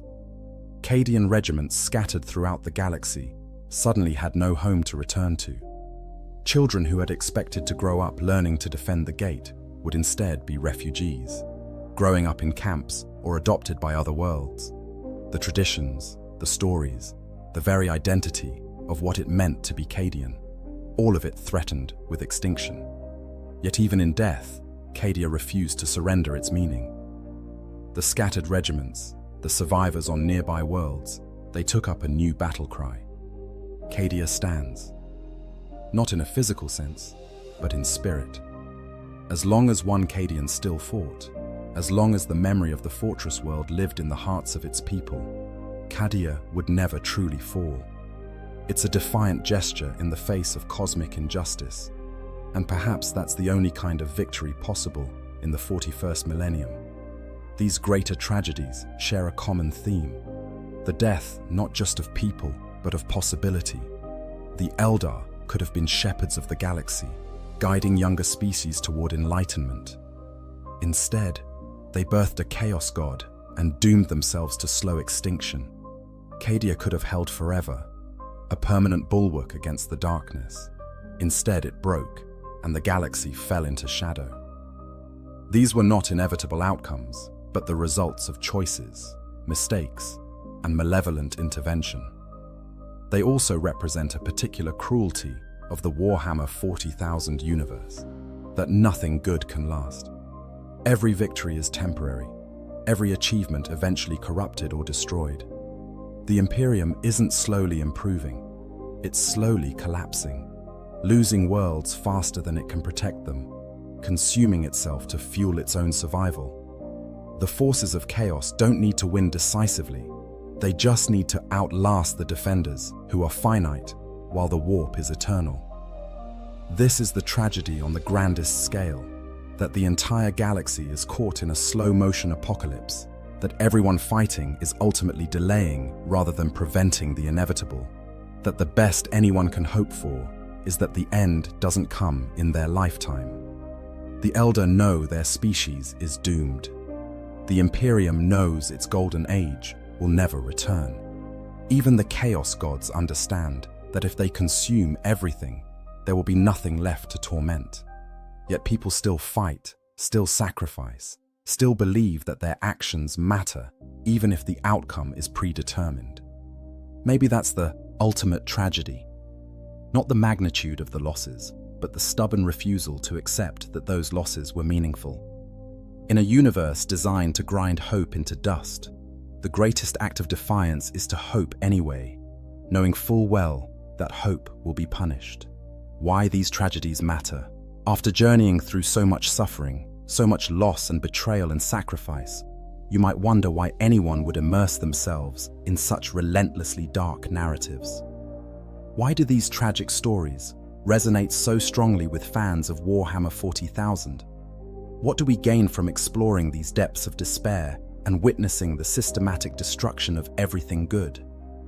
The answer lies in the human element that tragedy reveals. Warhammer 40,000 operates on a scale that should be incomprehensible. Battles involving billions of combatants, weapons that can destroy planets, conflicts that span entire sectors of the galaxy. These numbers are so vast that they lose meaning, becoming abstract statistics that fail to move us. But when we focus on individual stories of tragedy, when we see the personal cost of these cosmic conflicts, suddenly, the scale becomes real. We understand what it means for 1 billion people to die when we've seen how one person's death matters. Angron's tragedy teaches us about the destruction of potential, about how abuse and trauma can transform someone from a healer into a monster. His story is a warning about the long-term consequences of cruelty and the importance of saving not just individuals, but everyone they love. It's also a meditation on agency and the question of how much of our behavior is truly our choice when circumstances have shaped us so thoroughly. Magnus's fall illustrates the danger of hubris and the road to hell paved with good intentions. He genuinely wanted to help, genuinely believed he could control forces beyond his understanding, and in his pride, he destroyed the thing he most wanted to protect. His tragedy speaks to the human tendency to believe we're smarter than we are, to think that understanding something means we can control it. In our own lives, we might not be dealing with chaos gods and webway projects, but we've all made mistakes while trying to help, all pushed forward with plans that seemed brilliant until they fell apart. The tragedy of Istvan shows us the fragility of trust and the particular horror of betrayal by those closest to us. It's one thing to be defeated by an enemy, it's another entirely to be stabbed in the back by a brother. In a universe as hostile as Warhammer 40,000, where threats come from every direction, the breaking of brotherhood isn't just a personal tragedy, but an existential one. It forces everyone to operate in isolation, trusting no one, which makes them all weaker against external threats. The lesson is that betrayal doesn't just harm the betrayed, it poisons entire communities, making cooperation impossible and leaving everyone vulnerable. Konrad Kurzi's story is a meditation on determinism versus free will, on whether seeing a dark future means you're doomed to fulfill it. His tragedy is that he believed his visions showed him the only possible path, when in fact they showed him one possible path that he chose to walk. It's a cautionary tale about self-fulfilling prophecies and the danger of allowing fear to dictate our choices. Kersey could have fought against his visions, could have tried to create a better future, but he was convinced that struggle was meaningless, and in believing that, he made it true. The Lamenters exemplify perseverance in the face of impossible odds and the choice to remain good when goodness is punished. They show us that heroism isn't about winning or being celebrated. It's about doing the right thing, even when it costs you everything, and no one will thank you for it. In a universe that rewards cruelty and punishes compassion, they refuse to become cruel. That's not naivety. It's a profound act of resistance against a cosmos that wants to make monsters of everyone. These tragedies matter because they're mirrors, distorted and exaggerated perhaps, but mirrors nonetheless. We see in Angron's rage our own struggles with trauma and the fear of becoming our worst selves. We see in Magnus's hubris our own tendency to overestimate our capabilities and underestimate the consequences of our actions. We see in the Istvan betrayals the pain of broken trust in our own relationships. We see in Kersey's determinism our own struggles with feeling trapped by circumstances beyond our control. We see in the Lamenters our own efforts to maintain integrity when the world seems designed to break us. But there's something else these tragedies offer, a strange kind of hope. Not hope that things will get better, because in Warhammer 40,000 they probably won't, but hope in the sense of human resilience, the refusal to surrender even when surrender would be rational. Every tragic character we've discussed could have given up. They had reasons, justifications, more than enough suffering to excuse quitting. But they didn't.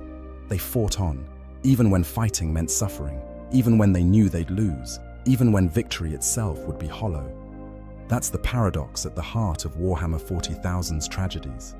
They're stories about futility and loss, about how nothing good lasts, and how the universe punishes hope. But they're also stories about people who refuse to accept futility, who keep fighting anyway, who maintain their humanity in the face of dehumanizing horror. The Imperium tells its citizens that the Emperor protects, that suffering has meaning, that sacrifice will be rewarded. These stories tell us something more honest and more profound. Suffering doesn't have meaning unless you give it meaning. And the only reward for sacrifice is the knowledge that you tried.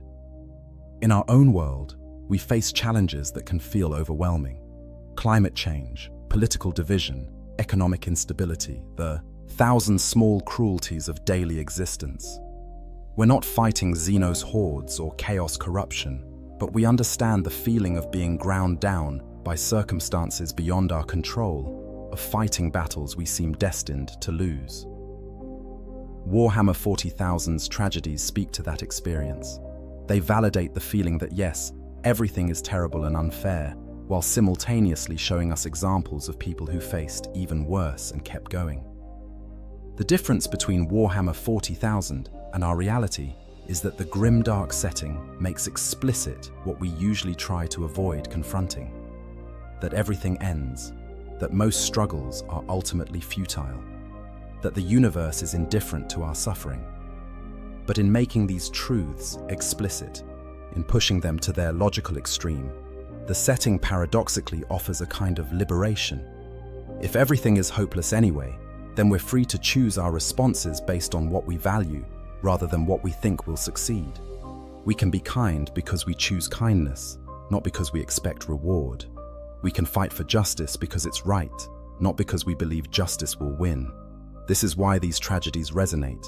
They're not just entertainment, though they certainly are that. They're not just catharsis, though they offer that too. They're explorations of how to maintain human values in a universe that seems designed to destroy them. They ask the question, when everything is darkness, what light will you carry? And more importantly, will you carry it even knowing it can't dispel the darkness, that it will probably get you killed, that no one may ever know you tried?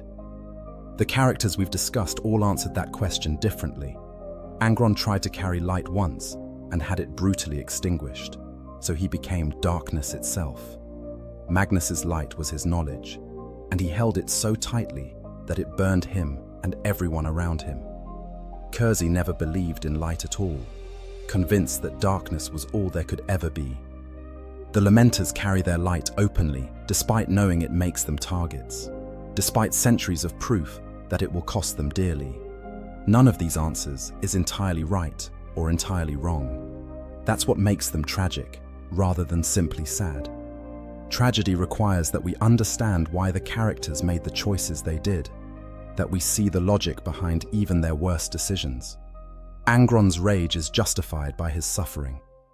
Magnus's pride grew from genuine brilliance. Kersey's nihilism was supported by visions that came true. The Lamenter's compassion leaves them vulnerable. Each approach has its cost, and in the world of Warhammer 40,000, those costs are always paid in full. So we return to these stories, these tragedies, not because we're masochists who enjoy suffering, but because they're honest. They don't promise that good will triumph, or that sacrifice will be rewarded, or that things will get better. They promise only that the struggle matters to those who struggle, that dignity can be maintained even in defeat, that how we respond to inevitable loss defines us more than the loss itself. In the grim darkness of the far future, there is only war. But in the stories of those who fight that war, in the tragedies of those who give everything for causes they know are doomed, there is something profoundly human. Something that transcends the setting's nihilism and speaks to our own struggles with meaning in an often meaningless universe. These characters suffer on a cosmic scale so that we can process our own suffering on a human scale. They fail so spectacularly that our own failures seem manageable by comparison. They endure so much that our own endurance seems possible. That's why these tragic stories matter. Not because they're hopeful in the traditional sense, but because they're honest about how hard hope is to maintain. And they show us examples of people who maintain it anyway. Not because they promise victory, but because they show us warriors who fight knowing victory is impossible and do it anyway. Not because suffering has inherent meaning, but because they demonstrate how people can create meaning from suffering through the choices they make in response to it. And maybe, just maybe, in seeing these characters refuse to surrender their humanity in the face of overwhelming darkness, we find inspiration to maintain our own humanity in the face of our own challenges. The scale is different, the stakes are different, but the essential choice is the same. Will we become monsters to survive? Or will we remain human and risk everything that costs us? Warhammer 40,000's tragic stories suggest that remaining human is worth it, even when it guarantees suffering, even when monsters seem to win, even when the universe itself appears to punish compassion and reward cruelty. Because in the end, the choice between remaining human and becoming a monster isn't about outcomes or success or survival. It's about who we choose to be, regardless of consequences. And that, perhaps, is the most tragic and most beautiful truth these stories have to offer.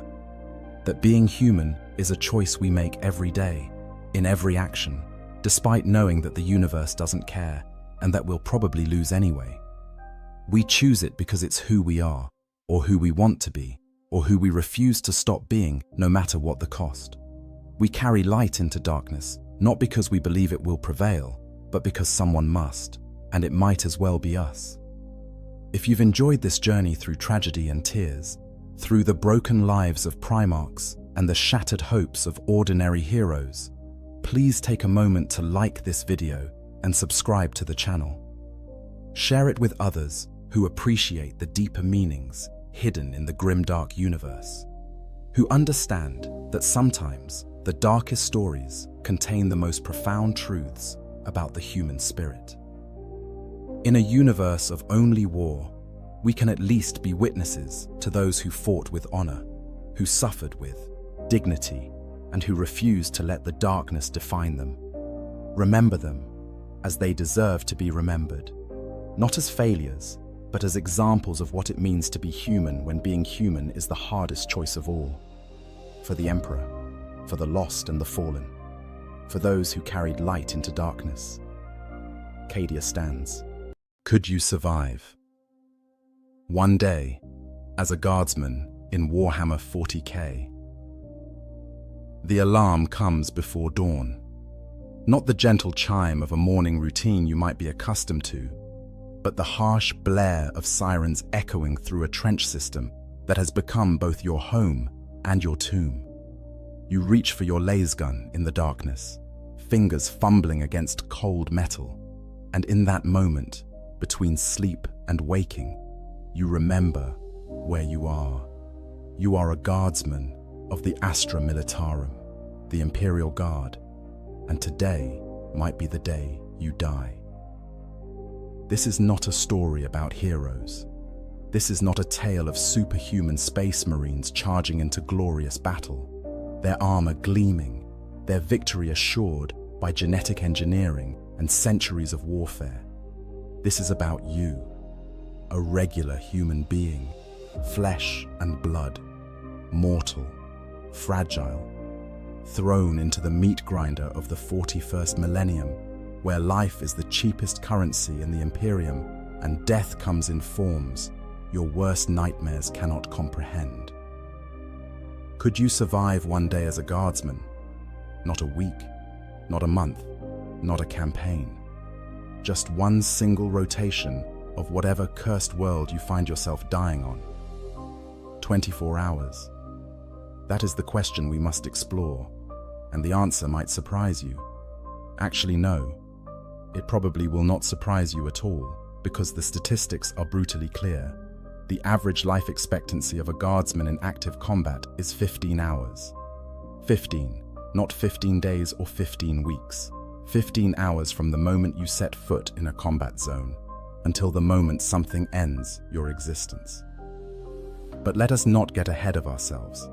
Let us walk through what a single day actually looks like for an Imperial Guardsman, from the moment consciousness returns, until either sleep claims you again, or something far more permanent does. Let us examine the reality of flak armor that might stop shrapnel, but offers little comfort against the weapons that will be pointed at you. Let us discuss the laser gun in your hands, nicknamed the flashlight by those who have never felt its power, yet knowing full well it is all that stands between you and things that were not meant to exist in a sane universe. This will not be pleasant. The 41st millennium is not pleasant. It is a time where there is only war, where humanity clings to existence through sheer stubborn refusal to die, where entire planets are considered acceptable losses, and where you, a single guardsman among billions, are a number in a casualty report that no one will ever read. So grip that laser gun tight. Check that your flak armor is properly fastened. Say whatever prayers you know to the God Emperor of mankind, because where you are going, faith might be the only thing that keeps your mind intact, even if it cannot keep your body whole. We are about to spend one day in the boots of an Imperial Guardsman, and if you survive to the end of this script, you will understand why the Guard is called the Hammer of the Emperor, and why that hammer is forged from human lives and tempered in blood.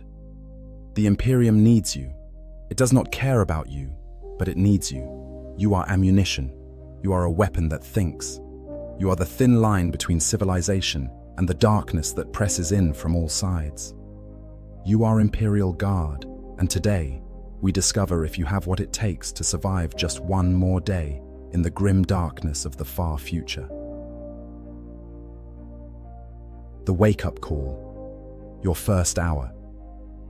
The sirens cut through your sleep like a knife through flesh, which is appropriate, because that is the metaphor that will define your existence for however long it lasts. You are in a dugout, carved into the side of a trench, sharing the space with 5 other members of your squad. The air smells of unwashed bodies, recycled fear, and the distinctive chemical tang of promethium from the burners that keep hypothermia at bay during the night cycles. Your name is on a metal identification tag around your neck. It contains your designation, your regiment, your company, and your unique munitorum number. In the Departamento Munitorum's vast archives, you exist as a data entry. One soldier among trillions. Your homeworld contributed you as part of its mandatory tithe to the Imperium. 10% of its military forces handed over to fight in wars on planets you will never return from. That was months ago, after 4 months of basic training that taught you which end of a laser gun to point at the enemy and how to dig a trench deep enough to survive an artillery barrage. You sit up, careful not to bang your head on the corrugated metal sheeting that serves as a ceiling. Around you, the other members of your squad are stirring. Corporal Hendricks, a veteran of 2 years, who might as well be ancient given the life expectancy statistics. Trooper Vashin, who still mumbles prayers in her sleep. Trooper Marks, who stopped talking 3 days ago after watching the entire 3rd Squad get vaporized by something none of you could identify. Trooper Chen, who joined your unit as a replacement last week after the previous occupant of his bunk was torn apart by Orc gunfire. And Trooper Dallas, the heavy weapons specialist, who sleeps with his hands on his Lascannon like it is a lover he cannot bear to part from. This is your family now, not by choice, but by necessity. You will live with these people, fight with these people, and quite possibly die with these people. The bonds formed in combat are stronger than anything you experienced in your previous life. That comfortable existence on whatever world spawned you, where the greatest concern was making quota at the manufactorum, or ensuring the crops came in before the seasonal rains. That life is over. It ended the moment you boarded the transport ship and left atmosphere, watching your home shrink to a dot and then vanish entirely as the vessel translated into the warp for the journey to wherever the Imperium decided your life would be spent. Your flak armor hangs on a hook driven into the trench wall. It is not much to look at. Multiple layers of ablative and impact-absorbent material, primarily ceramic, designed to deflect or absorb kinetic energy from weapon strikes. The standard issue includes a breastplate, shoulder pauldrons, knee plates, greaves, and a helmet. Yours shows the signs of use: scorch marks from near misses, scratches from shrapnel, a dent in the left shoulder where something impacted hard enough to leave you with a bruise that lasted 2 weeks but did not penetrate. Flak armor is not designed to stop everything. It cannot turn aside a bolt round from a Chaos Space Marine's weapon. It offers minimal protection against the hyper-velocity projectiles fired by Tau pulse rifles. It will not save you from the bioweapons of the Tyranids or the molecular disruption technology of the Necrons. What it can do, and what it is designed to do, is stop the most common threats you will face. Autogun rounds, shrapnel from artillery, glancing blows from blades, the claws of lesser Xenos breeds, against human rebels, against cultists armed with primitive weapons, against the weakest of the galaxy's threats. Flak armor turns you from a soft target into something that requires effort to kill. This is more significant than it might sound. The Astra Militarum does not primarily fight the nightmarish threats you have heard about in briefings. Those exist certainly, and you may encounter them, but the vast majority of your service will be against other humans, heretics who have turned from the Emperor's light, rebellious planetary governors and their forces, chaos cultists who have not yet fully transformed into the monsters they will become. Against these enemies, you are nearly invincible. Your flak armor will stop their bullets. Your laser gun will punch through their improvised defenses. You are military-grade equipment fighting against civilian-grade resistance. This is why flak armor is standard issue. This is why it is manufactured in such vast quantities that every guardsman can be equipped with it. Because against 80% of the threats the Imperium faces, it is sufficient. The problem, of course, is that other 20%. The Orcs with their brutal efficiency and numbers that match your own. The Tyranid swarms that adapt and evolve faster than you can change tactics. The Chaos forces that bring weapons that should not exist and tactics that defy sanity. Against these, your flak armor is little better than the t-shirt people joke about. But you wear it anyway, because some protection is better than none, and because the Emperor protects those who protect themselves. You pull on the armor, piece by piece. The routine is automatic now. Breastplate first, securing the straps across your chest and back. Pauldrons next, protecting your shoulders from overhead threats. The helmet goes on last, cutting your peripheral vision but adding that crucial layer between your skull and anything that might want to crack it open. The weight is familiar, approximately 15 kilograms, depending on the pattern and manufacturer. Not light, but distributed well enough that you can move, can run, can fight. Next to the armor hangs your most important possession, your lasgun. The M36 pattern lasgun, or perhaps the Cantrail pattern, or the Acatran pattern, or any of hundreds of variations produced across the million worlds of the Imperium. The exact model does not matter. What matters is that it works. It is a directed energy weapon that fires a focused beam of light capable of burning through flesh and bone, of igniting clothing, of blinding and maiming and killing with each trigger pull. The power pack holds enough charge for approximately 100 shots, though this varies depending on the power setting and the quality of the pack itself. You have heard the jokes: flashlight, laser pointer, glow stick. The veterans from other forces, the ones with better equipment, they mock the lasgun. But you know the truth because you have seen what it does.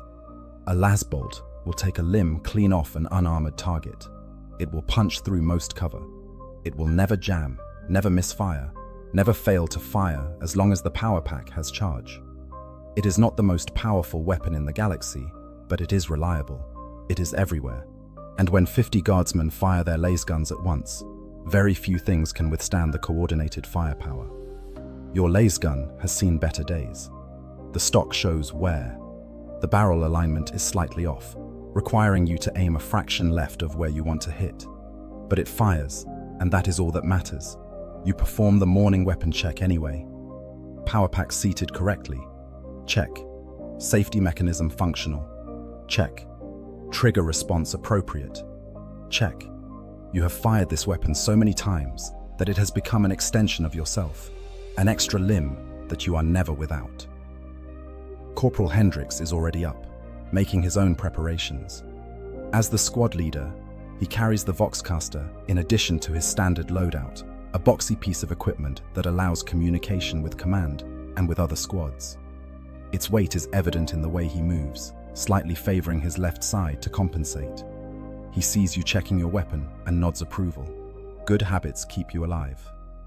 Trooper Dallas is assembling his Lascannon, the heavy weapon that gives your squad its armor-killing capability. It is a beast of a thing, requiring 2 people to carry and operate effectively. But what it does to enemy tanks makes the effort worthwhile. The focused laser beam can punch through ceramite plating, can gut a vehicle from end to end, can turn an armored target into a blazing wreck in a single shot. Dallas treats it with the reverence it deserves. The others are preparing as well.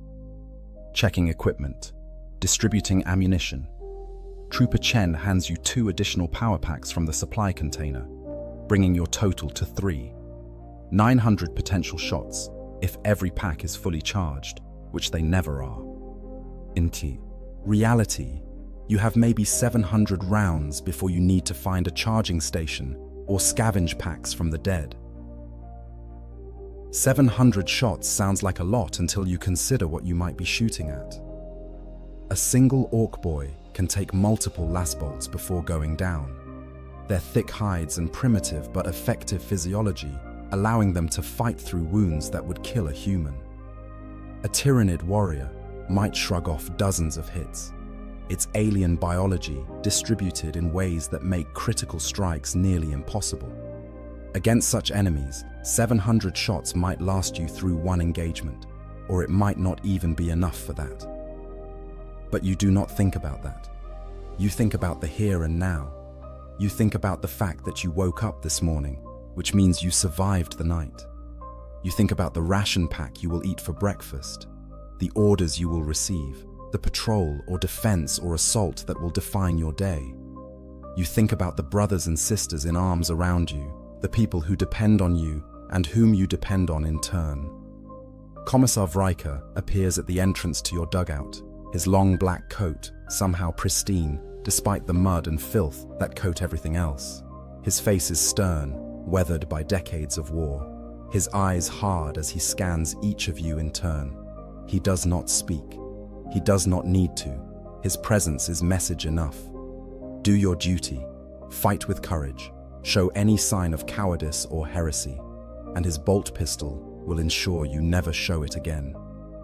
The Commissar moves on, continuing his inspection of the other squads in your platoon. You release a breath you did not realize you were holding. Everyone in the guard has heard stories about commissars executing soldiers for the smallest infractions. The veteran next to you in the trench who cracked under the pressure of endless artillery bombardment and started babbling about running away, shot through the head. The lieutenant who suggested a tactical withdrawal in the face of overwhelming enemy numbers, executed for cowardice.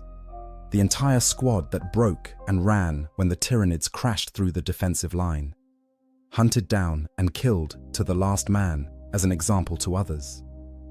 These stories are true, all of them. The commissariat exists to maintain discipline and morale through fear and enforcement. A commissar has absolute authority to execute anyone, regardless of rank, for failure to do their duty. This seems harsh. It is harsh, but it works. When you know that running means certain death from your own commissar, when you understand that the only way forward is through the enemy, when the choice is between a chance of survival in combat or guaranteed execution for cowardice, most soldiers choose to fight. You are not brave, you are terrified, but you will do your duty because the alternative is worse, and because somewhere deep inside, beneath the fear and exhaustion and growing cynicism, you still believe that what you are doing matters. The Imperium must survive. Humanity must endure. And if your life is the price of that survival, then so be it. Corporal Hendricks gestures for the squad to gather. Morning briefing time. The orders have come down from command, filtered through the Vox network, transmitted from Lieutenant Khan, who received them from Captain Rostov, who received them from Colonel Gaines, who received them from some general whose name you will never know and whose face you will never see. Today, your squad will man the forward observation post designated Tango 7. 12-hour shift. You will watch for enemy movement. You will call in artillery strikes if targets present themselves. You will hold the position against any attack. Standard duty, routine, which means it is both the safest and most dangerous assignment possible, because in the Guard, the routine is what kills you when you least expect it. Breakfast in hell, rations and reality. The canteen area is a widened section of trench where someone, at some point in the past, thought soldiers might benefit from having a place to eat together. Rough benches have been carved into the trench walls. A field kitchen has been established in a reinforced dugout, where the regimental cooks work their dubious magic with whatever supplies the Munitorum has seen fit to deliver. You join the queue, mess tin in hand. The metal container is battered and dented, your name scratched into its side in case of dispute over ownership. Ahead of you, guardsmen from other squads shuffle forward, each receiving their morning ration with the practiced efficiency of a system that has been feeding armies for 10,000 years. The cook, a grizzled man missing 2 fingers on his left hand from a cooking accident involving an explosive stove malfunction, ladles a grey sludge into your mess tin. This is nutrient gruel, officially designated as standard issue ration for Astra Militarum regiments. The tin it came from, now empty and discarded in the waste pile, boasted a shelf life of 160 years and a flavor labeled as Gartha roast chicken, though you have eaten enough of these rations to know that the flavor designation is aspirational at best. The gruel is grey. It is always grey, regardless of what flavor the tin claims to contain. The consistency is somewhere between porridge and paste, thick enough to stick to your mess tin, but thin enough to pour sluggishly when you tilt the container. It smells of nothing in particular, which is actually preferable to some of the rations you have encountered that smell actively hostile. According to the warning label on the tin, which the cook has recited so many times he can quote it from memory, this gruel contains all the nutritional requirements for a fighting member of the Astra Militarum. It will keep you alive. It will keep you functional.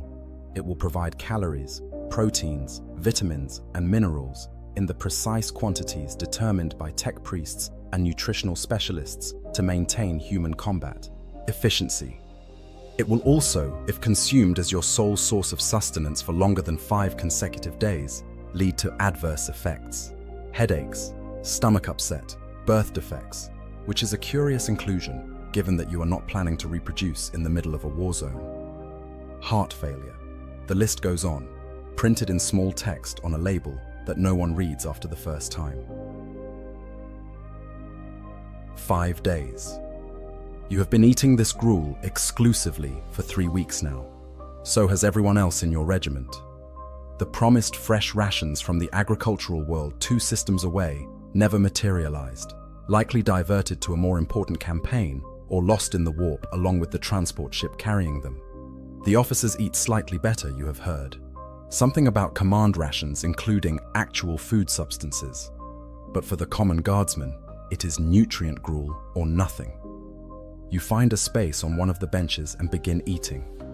The taste is indescribable, not because it is strongly flavored, but because it barely has any flavor at all. The manufacturers claim this ration contains chicken, but you could just as easily believe it contains recycled boot leather or processed algae, or the ground-up remains of rations past their expiration date. The texture is wrong. Food should not feel like this. Food should have character, variation, something to engage your senses. But this is not food. This is fuel. This is the Imperium's way of keeping its war machine running. You are a component in that machine, and components require maintenance. And this grey sludge is your maintenance schedule delivered in semi-solid form.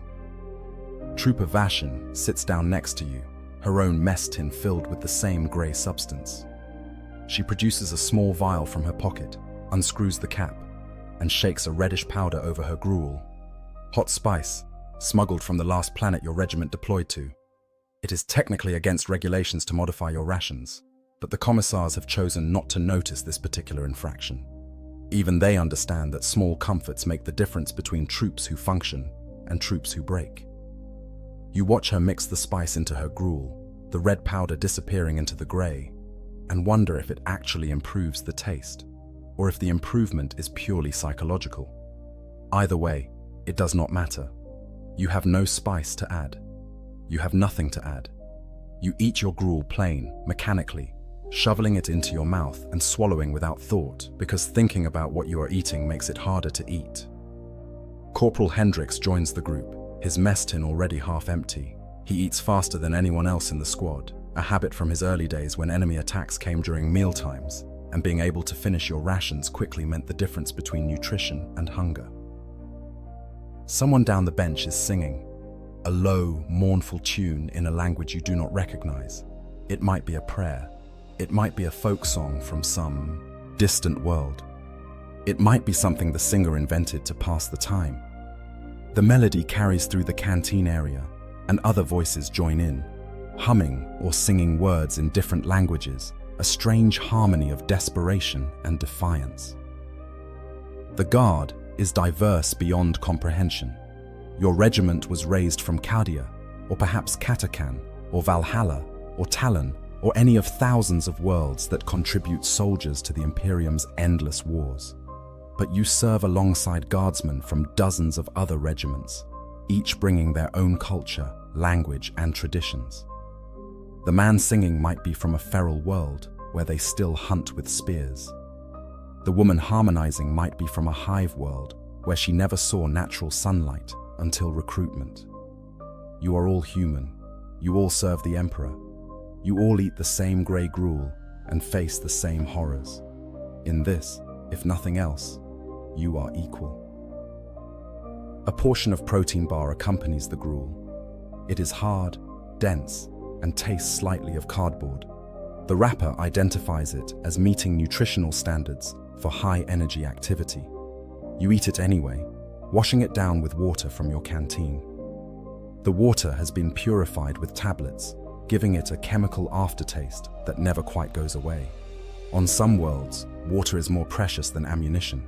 On others, it flows freely, but is contaminated with things that will kill you faster than enemy fire.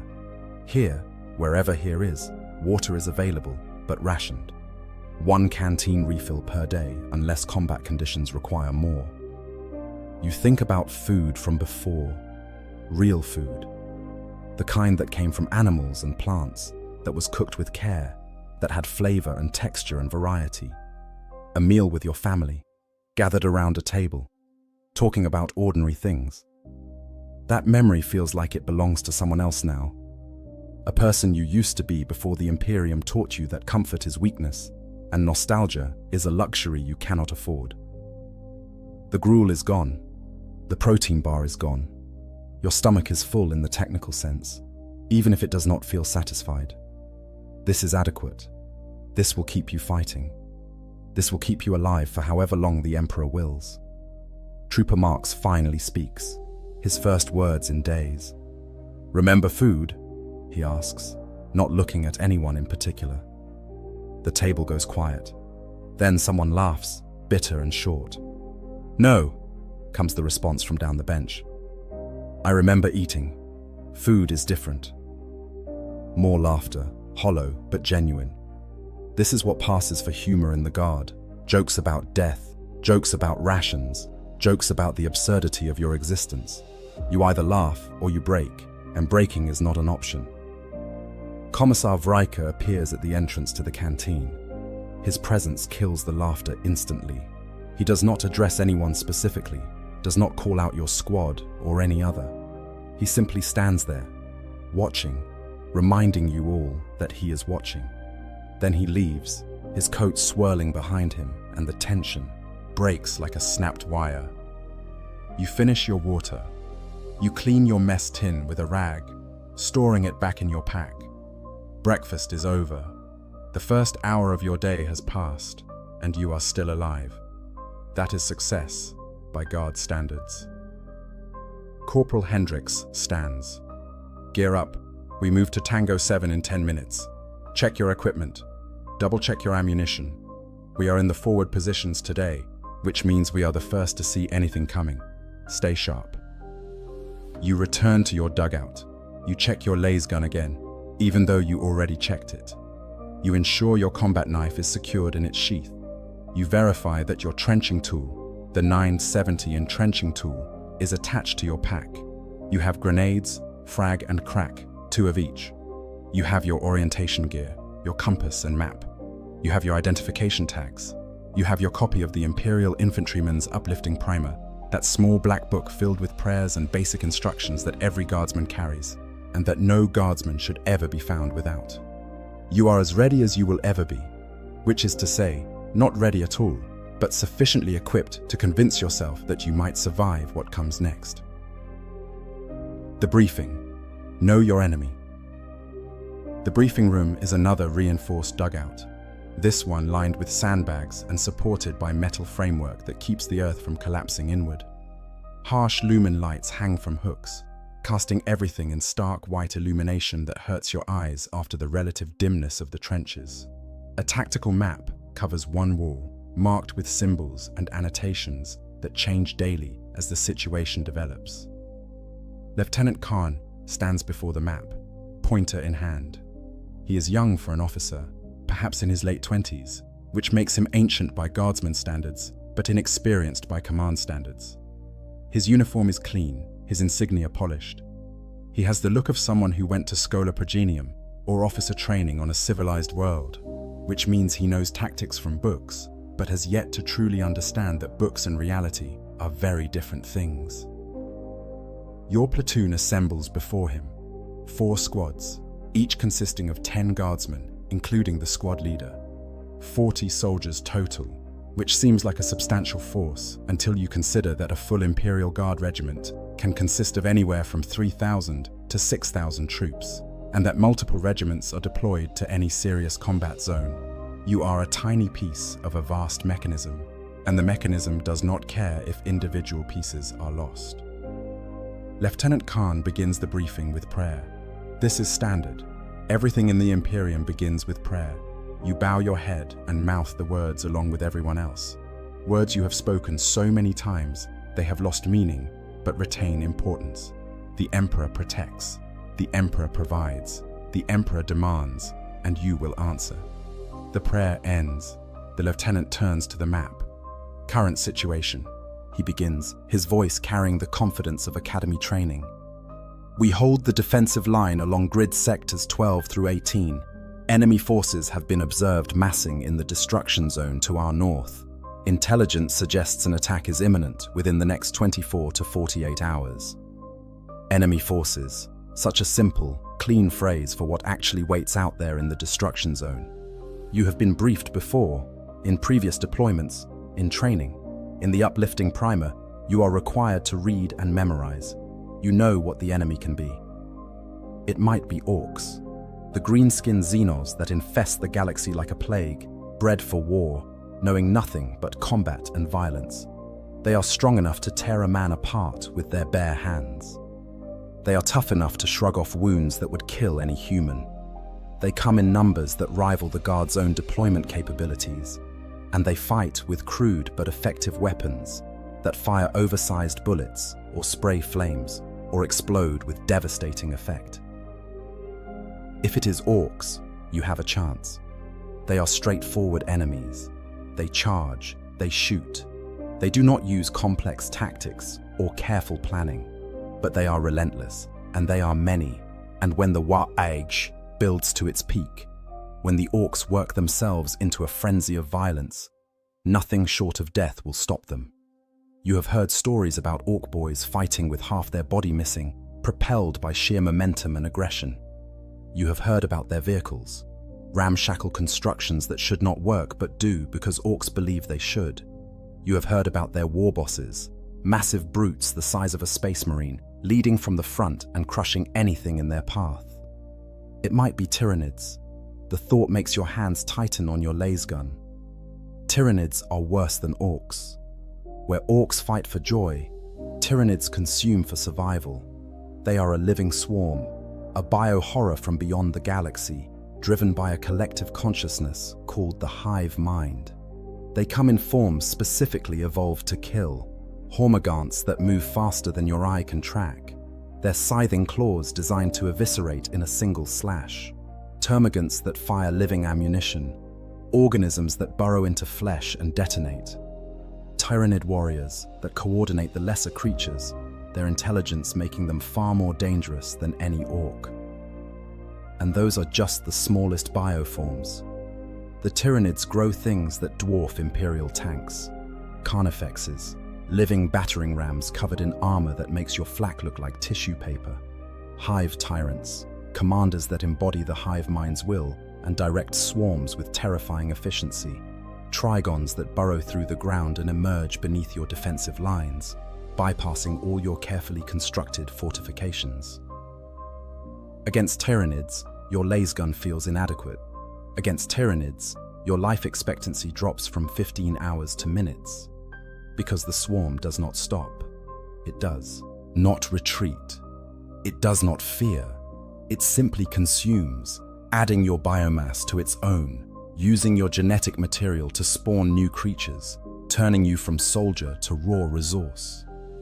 It might be chaos. That is the enemy no one wants to name directly, the enemy that the commissars watch for among your own ranks. Chaos is corruption. Chaos is what happens when humans turn from the Emperor's light and embrace powers that promise strength and give only damnation. Chaos cultists might look human, but they worship the ruinous powers, entities from the warp that should not be named, should not be thought about, should not exist in any sane universe. Chaos brings mutations. It brings demons. It brings chaos, space marines, the traitor legions who betrayed the Emperor 10,000 years ago and have been fighting the Imperium ever since. A single Chaos Space Marine can slaughter an entire squad of guardsmen. They wear power armor that your laser gun cannot penetrate. They wield bolters that fire explosive ammunition. They have fought for millennia, accumulating skill and experience that makes them nearly impossible to kill with conventional weapons. If it is chaos, your orders will be simple. Do not listen to their words. Do not look directly at their symbols. Report any unusual behavior from your fellow soldiers. Fight until you die, because corruption is worse than death, and mercy is execution before the taint can spread. It might be other humans, rebels, insurrectionists, heretics who have turned against the Imperium for whatever reason seems justified in their misguided minds. Against humans, you have the advantage. Your equipment is better. Your training is superior. Your faith is unshakable. But humans are clever. They know tactics. They understand how the Guard operates, because they were likely Guard themselves before rebellion took them. They will use terrain. They will set ambushes. They will fight with the desperation of those who know there is no surrender, no mercy, only death or victory. Lieutenant Khan continues his briefing. Intelligence indicates Orc presence. Scout reports confirm greenskin activity. Heavy vehicles detected. Expect armor support during their assault. Artillery has been ranged on likely approach vectors. Your responsibility is to hold your assigned positions, call in enemy coordinates, and eliminate targets of opportunity. Remember your training. Follow your orders. The Emperor protects. The Emperor protects. You have heard that phrase so many times it has become meaningless. The Emperor does not protect. The Emperor demands. He demands your service. He demands your sacrifice. He demands your life, if necessary, and it is frequently necessary. The Emperor is not a shield. He is a sword, and you are being wielded. But you do not say this. You do not think this too loudly. The Commissar is watching. Faith must be maintained. Doubt is heresy. Heresy is death. The briefing ends with assigned duties. Your squad, designated 1st Squad of 3rd Platoon, will man forward observation.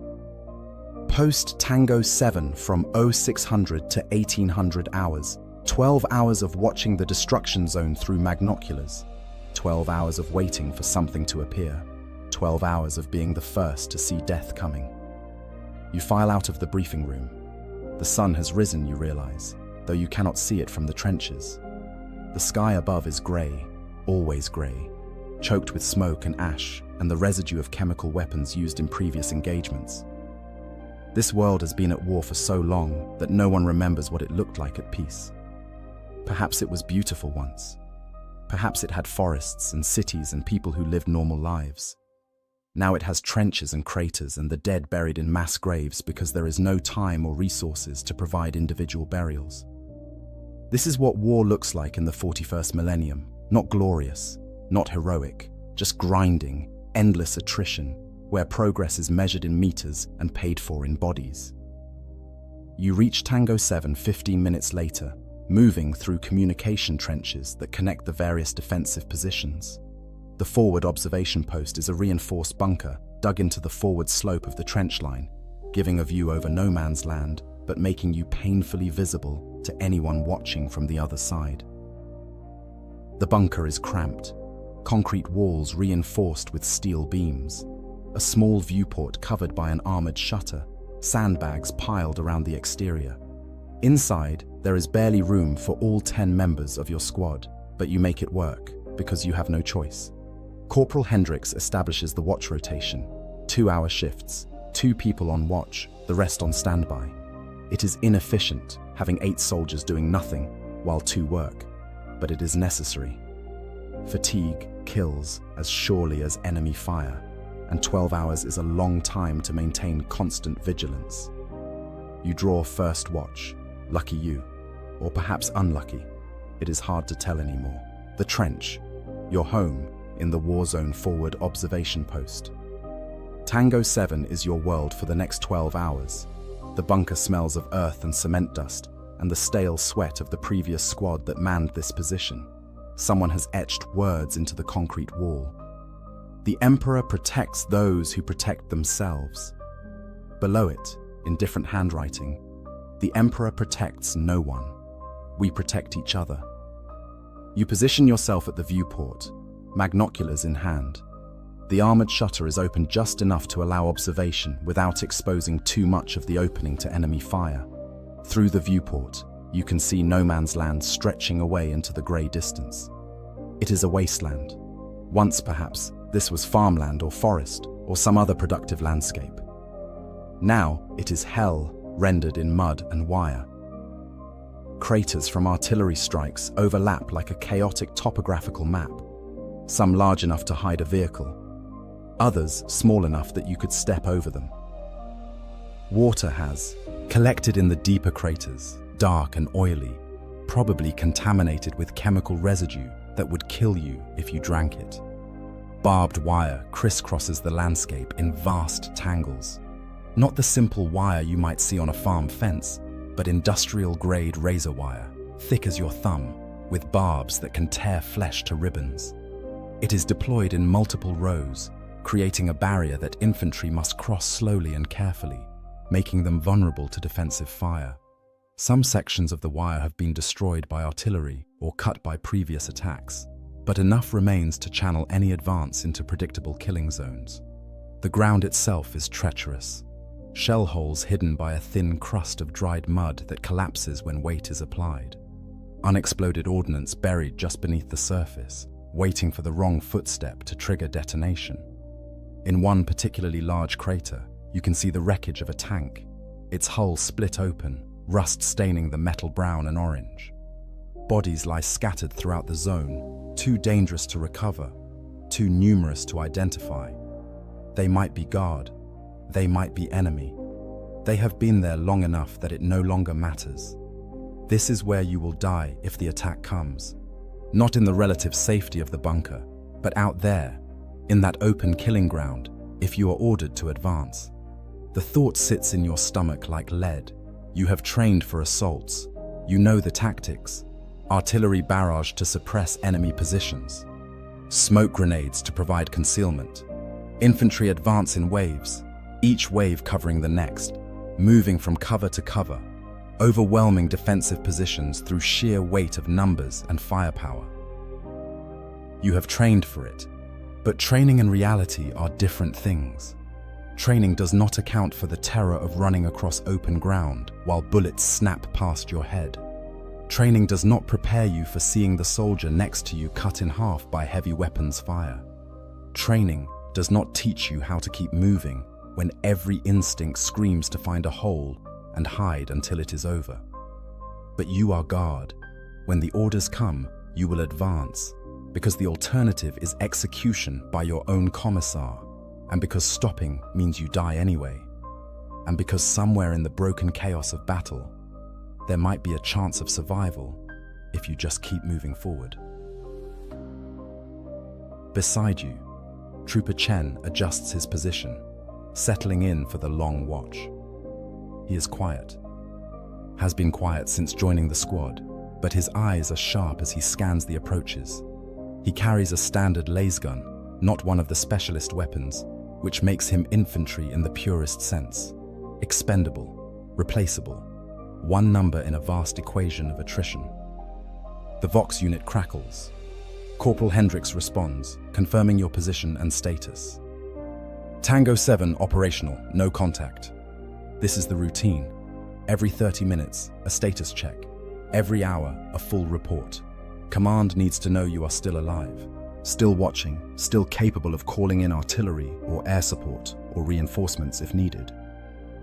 The Vox is your lifeline to the broader military machine, but it is also a leash that keeps you tethered to your post no matter what is happening around you. Time passes with the terrible slowness that only watch duty produces. Your eyes scan the same terrain over and over, looking for any change, any sign of movement. Your mind tries to wander, but you force it back to the present. Inattention is death. Missing that one detail, that flicker of motion, that shape that does not belong, could mean missing the enemy's approach until it is too late. An hour passes. Nothing. The landscape remains still, broken only by wind pushing ash across the mud. You wonder if anything lives out there, in that dead zone. Rats, probably. They survive everything. You have seen them in the trenches, bold as you please, feeding on whatever they can find. Some are larger than you would expect, grown fat on the abundant food supply that comes from war. 2 hours. Chen is relieved by Trooper Marks. You remain on watch, because Hendrix trusts your eyes more than most. A compliment that carries weight in a squad where trust is earned in blood. Marks takes the second viewport position, his hand steady on his laser gun, despite the 1,000-meter stare he has developed. The trench system behind you is a miniature city. Communication trenches connect the forward positions to the support trenches, which connect to the reserve trenches, which connect to the supply dumps and command posts and medical stations that keep the entire operation functioning. You are at the furthest extension of this system, the front line, the place where the Imperium meets its enemies in direct confrontation. Below your position, carved deeper into the earth, are the dugouts where soldiers sleep and eat and try to maintain sanity. Some are merely holes with canvas coverings. Others are more elaborate, reinforced with wood or metal scavenging, containing bunks and small stoves, and whatever personal items soldiers manage to acquire. Officers have better accommodations, naturally, but even they live in conditions that would horrify anyone from a civilized world. The trenches are designed for defense. The forward wall, the parapet, is higher and thicker than the rear wall, the parados. This protects against fire from the front while still allowing defenders to shoot at attackers. Fire steps are cut into the forward wall, allowing soldiers to stand at a height where they can shoot over the parapet. Traverses, zigzag sections that break the trench into segments, prevent enemy fire from enfilading the entire trench line if they breach a section. But trenches are also prisons. Once you enter the trench system, you rarely leave it except to attack or be rotated to the rear. You live in earth walls that weep moisture, under skies you can barely see, in mud that cakes everything and never fully dries. The walls can collapse during artillery bombardment, burying soldiers alive. Water accumulates in the trench floors, creating muck that can pull boots off feet and breed disease. Trench foot is a constant threat. The condition occurs when feet are wet for extended periods, causing tissue damage that can lead to amputation if severe enough. You change your socks daily when dry socks are available and try to keep your feet as dry as possible. But it is a losing battle. Many soldiers develop minor cases that leave them in constant pain, but not severe enough to warrant medical evacuation. Diseases spread rapidly in trench conditions: dysentery from contaminated water or food, respiratory infections from the damp cold, lice infestations that drive men mad with itching. The regiment's medical officer does what he can, but resources are limited and priorities must be established. If you can fight, you fight. If you cannot fight but might recover, you receive treatment. If you cannot fight and will not recover, you receive the Emperor's mercy, and your gear is redistributed to someone who can use it. The psychological impact of trench warfare is harder to quantify, but no less real. You are always below ground level, always looking up at walls of earth, always aware that you are in a hole that could become your grave. The sounds are constant. Artillery fire, even from your own guns, creates a thunder that never stops. The crack of laser guns during firefights, the screams of the wounded, the whistle of incoming shells. Your ears ring continuously. Sleep comes in fragments, interrupted by alerts or attacks or nightmares that make sleep worse than waking. And yet, you adapt.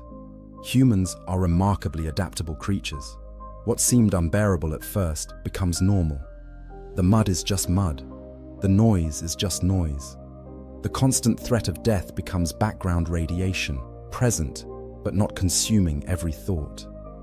You find small pleasures, a dry spot to sleep, a hot meal, even if it is nutrient gruel, a moment of laughter with your squad mates. These things matter more than you would have believed possible. 3 hours into your watch, you see movement. It is subtle, a flicker at the edge of your vision, barely noticeable. You focus the magnoculars on the location, adjusting the magnification. There. Something moved behind that pile of rubble, 700 meters out. You watch, barely breathing, waiting for confirmation. There it is again. Green, definitely green. Orc skin is unmistakable once you have seen it. that particular shade of green that does not occur in nature except in fungi, which is appropriate because orcs are essentially mobile fungal organisms, though calling them that does not do justice to their combat capabilities. You key the Vox. Tango 7 to command. Contact, grid 3769. Single target, possibly scout. Orc suspected. The Vox crackles. Command acknowledges, maintain observation. Artillery on standby. Update on further movement. One orc, probably. A scout, checking approaches, evaluating defenses. Behind it, somewhere in the wastes, there will be more. Many more. If the intelligence reports are accurate, there is an entire building out there. Thousands of orcs preparing for an assault that will come like a green tide, violent and unstoppable until enough of them die that the rest lose interest or run out of targets. You settle in to watch. This is what a guardsman does. This is what a guardsman is. A watcher, a holder of ground, a defender of a line drawn in the dirt, maintained by blood and stubbornness and faith in the Imperium's inevitable victory. The day is only 4 hours old, 8 hours remain, and somewhere out in the destruction zone, an enemy is preparing to kill you. The waiting game. Psychological warfare. Hour 5. The Orc Scout has disappeared, but you know it is still out there. Orcs are surprisingly good at moving unseen when they want to be, using rubble and craters for cover, their green skin blending with the muddy landscape better than you would expect. The knowledge that you are being watched, evaluated, studied by an enemy intelligence is deeply unsettling. The waiting is worse than combat. During combat, there is no time to think. You react, you shoot, you move, you survive or you do not. But it happens fast enough that fear does not have time to paralyze. During the waiting, fear has all the time in the world to work its way into your mind, to paint pictures of what might happen, to show you all the ways you can die. You imagine the attack. You have seen footage from previous engagements, grainy picked captures that show what an orc assault looks like. They come in a mass, hundreds or thousands of them, bellowing their war cries, firing wildly, relying on momentum and numbers to carry them through defensive fire. Their weapons are crude but effective. Shooters that spray bullets in every direction.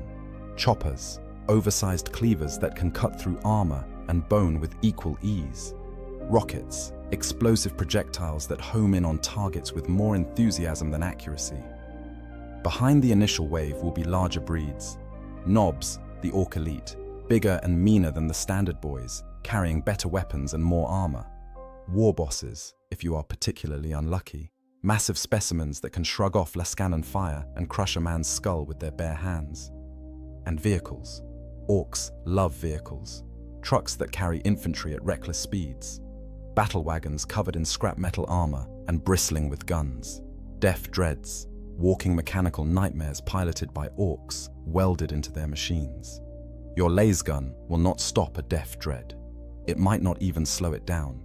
That is what the Lascanon is for, why Trooper Dallas treats his weapon like a holy relic. But one Lascanon against potentially dozens of vehicles is not reassuring mathematics. You think about running. The thought comes unbidden, unwanted. Just drop your laser gun, climb out of the bunker, run toward the rear until you are far away from the front line. It is a fantasy, nothing more. You would not make it 50 meters before someone shot you, either the enemy or your own commissar. Running is not an option. Running is death. So you stay. You watch the grey landscape through the viewport. You control your breathing, keep your hands steady, maintain the discipline that training beat into you. Corporal Hendricks appears beside you, offering a water canteen. You drink, grateful for the distraction. The water is warm, chemically treated, but it wets your throat. See anything? He asks, though he can see the same landscape you can. The scout moved north, probably reporting back. We will know soon. Hendricks nods. He has been through this before, multiple times. His survival is statistical anomaly, luck mixed with skill, mixed with just enough caution to avoid the stupidly dangerous situations. But even veterans die. Experience increases your odds, but does not guarantee anything. How are you holding up? He asks the question quietly so the others cannot hear. Fine, Corporal. Good. Keep watching. They will come today or tomorrow. Intelligence is usually right about timing. He moves away, checking on the other squad members, performing the small maintenance tasks that keep a unit functional. Leadership in the Guard is not about grand speeches or heroic gestures. It is about remembering to distribute rations, ensuring everyone has ammunition, making sure that when the time comes to fight, your soldiers are ready because you did the boring, unglamorous work of preparation. Hour 6. Still nothing. The Vox reports from other positions. Contact at Papa 3, suppressed by artillery. Movement at Romeo 9, no engagement. Tango 7 maintains observation. The entire front line is active with reports, a constant flow of information that paints a picture of enemy probing, testing defenses, looking for weaknesses to exploit. You are eating a ration bar, forcing yourself to chew and swallow, even though you have no appetite when the enemy appears. Not the lone scout, this is different. Through the magnoculars, you see the horizon shimmer, not heat distortion, movement, massive movement. The orcs are forming up, their entire force visible as they prepare for the assault. You can make out individual mobs, groups of boys clustering around their leaders. You can see vehicles, dozens of them, their engines sending black smoke into the already polluted sky. Contact! You report into the Vox, not bothering to hide the tension in your voice. Multiple targets, grid 3-7 full sector, enemy formation, strength estimated regiment plus. Vehicles confirmed. Repeat, vehicles confirmed. The Vox traffic explodes. Every other observation post is reporting the same thing. The orcs are attacking along the entire line. This is not a probe. This is the assault intelligence predicted. This is what you have been waiting for, what you have been dreading. Hendricks grabs the Vox handset.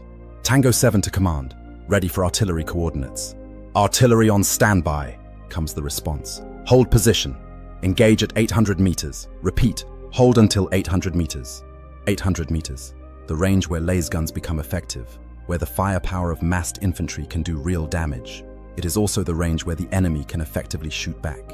You are going to sit here in this bunker and watch them come and wait until they are close enough that you can see their faces before you start killing them.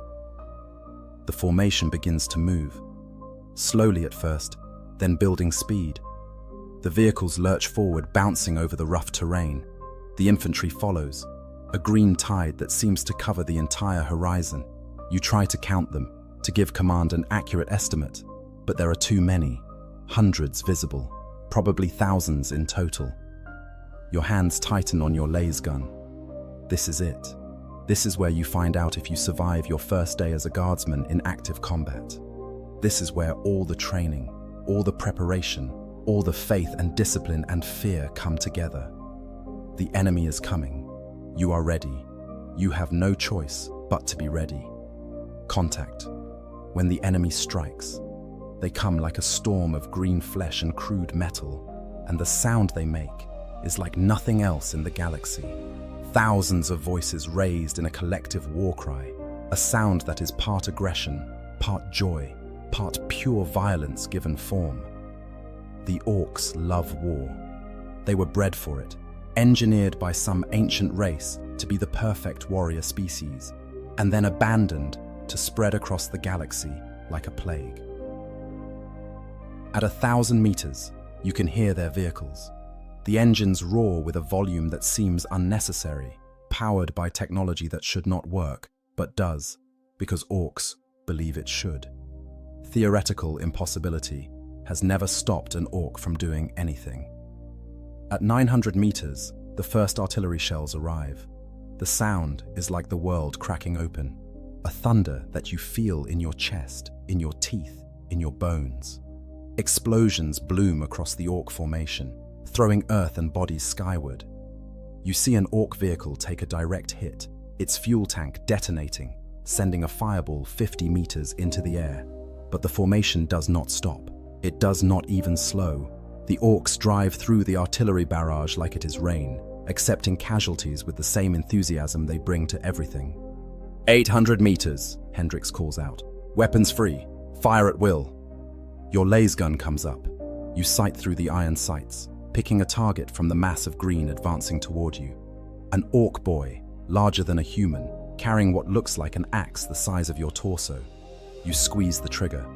The laser gun fires with its distinctive crack hiss, the sound of superheated air along the beam's path. The last bolt hits the orc in the chest, burning a hole through whatever crude armor it wears. The orc staggers, but it does not fall. It roars, finding you somehow in the chaos and charges faster. You fire again. 3 more shots, each one hitting, before the orc finally goes down. 3 shots to kill 1 target, and there are hundreds more behind it. The bunker fills with the sound of laser guns firing. 10 soldiers, 10 weapons, creating a volume of fire that is impressive in its own right. Last bolts lance out across no man's land, cutting through the enemy formation. You see orcs fall, dozens of them, maybe hundreds across the entire front line, as every guard position opens fire simultaneously. But they keep coming. 700 meters, 600. The orcs are firing back now. Bullets slam into the bunker's armor, creating a sound like metal rain. The viewport is small, designed to minimize exposure, but you can hear rounds hitting all around it, searching for the gap, searching for flesh. Trooper Dallas opens fire with the Lascannon. The weapon's discharge is like a thunderclap, a focused beam of coherent light that cuts across the battlefield and punches through an orc vehicle. The vehicle explodes, spectacular and deadly, killing the crew and the infantry riding on its hull. Dallas does not wait to admire his work. He is already tracking another target, firing again, adding another destroyed vehicle to his tally. But there are too many vehicles, too many orcs. The math is simple and brutal. You can kill 10 orcs and 100 more take their place. You can destroy 5 vehicles and 20 more keep advancing. The guard wins through attrition, but attrition works both ways, and in this moment, you are the one being attrited. 500 meters, the order comes through the Vox. All units, prepare for close assault. Fix bayonets. The Emperor protects. Fix bayonets. The words carry a weight that is hard to describe. Your bayonet is a 30-centimeter blade that attaches to the underside of your laser gun barrel, turning your rifle into a spear. It is the oldest weapon in human history, refined across thousands of years, effective in every era, because sometimes war comes down to 2 people trying to kill each other with sharpened steel. You fix the bayonet with hands that are steadier than you expected. Around you, the rest of the squad does the same.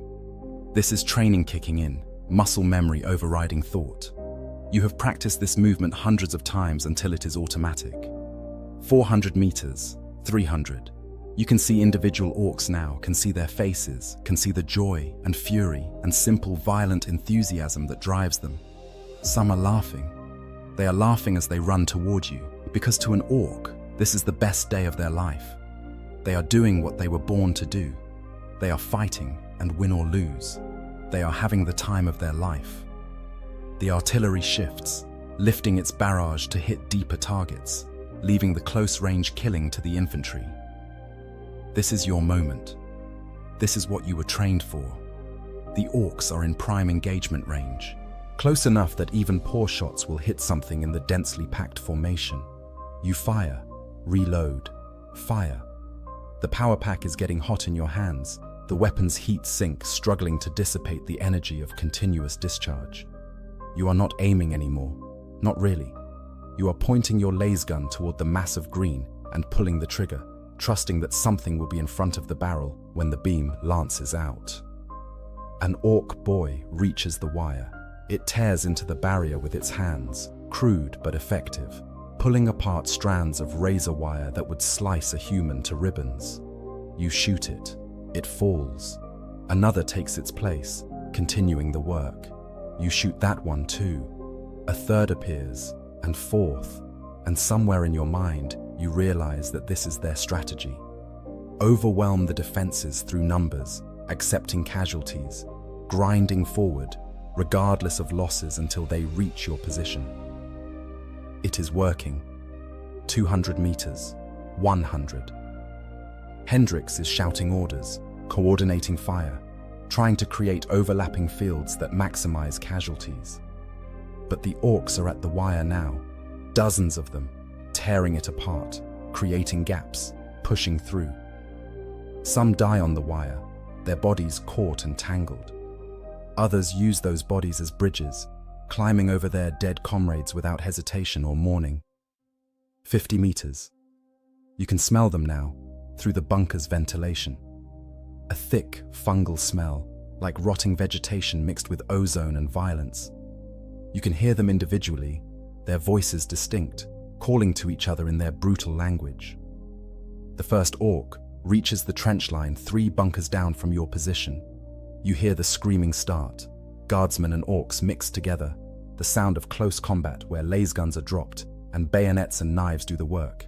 You hear the crack of a bolt pistol, Commissar Vriker fighting alongside the soldiers, doing his duty not by executing cowards, but by killing the enemy. "Hold position," Hendrix bellows. "Tango 7 holds. We hold."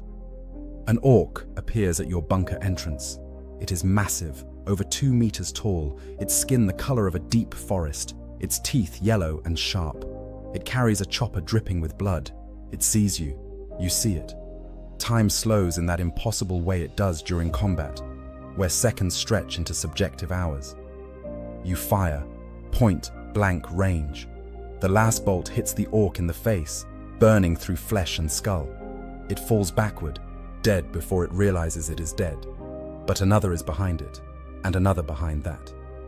Hendrix throws a grenade. Frag, not crack.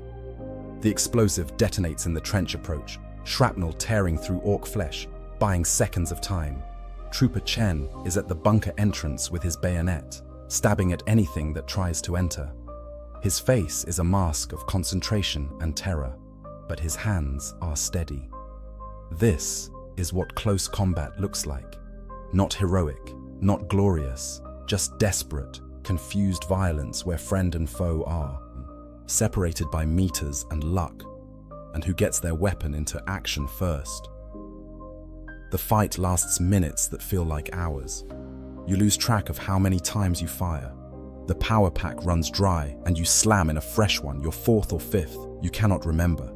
Your hands are shaking, your heart is hammering so hard you can feel it in your throat.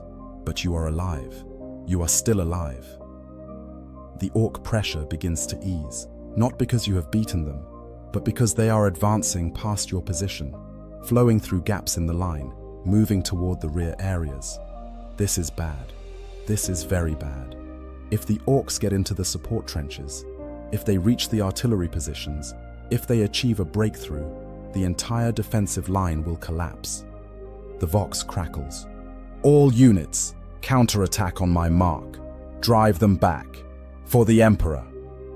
Counterattack. The word is simple, but the reality is anything but. You are going to leave the relative safety of the bunker. You are going to go into the trenches. You are going to advance into close combat with orcs, who are bigger, stronger, and more enthusiastic about violence than any sane person should be. But you do it, because the order came, because the squad is moving, because Hendrix is leading, and you follow where he leads. Because stopping means death, and advancing might mean survival, and even a slim chance is better than none. You emerge from the bunker into hell made manifest. The trenches are packed with bodies, guard and orc, living and dead, all tangled together in the narrow confines. Smoke fills the air from burning equipment. Blood slicks the duckboards, making footing treacherous. The sound is overwhelming, a cacophony of gunfire and screaming and explosions. You advance. Bayonet forward, laser gun ready. An orc appears around the trench traverse. You fire, hit its center mass, and keep moving before it has finished falling. Muscle memory and training. Move and shoot. Shoot and move. Never stop moving, because stopping makes you a target. Trooper Vashin is beside you, her face spattered with blood that might be hers or might be someone else's. Trooper Marks is on your other side, his expression blank, functioning on autopilot. The squad moves as a unit, a single organism with multiple limbs, coordinated by shared purpose and desperate need. An orc charges you directly. No tactics, no finesse, just pure momentum and a chopper raised overhead. You shoot it twice. It keeps coming. You drop your laser gun, letting it hang from its sling, and brace the bayonet. The orc impales itself on the blade, its own momentum driving the steel deep into its gut. It grasps the rifle barrel, trying to pull the weapon away even as it dies. You fire point blank, the last bolt burning through its body from the inside. It finally falls, taking your bayonet with it. You draw your combat knife.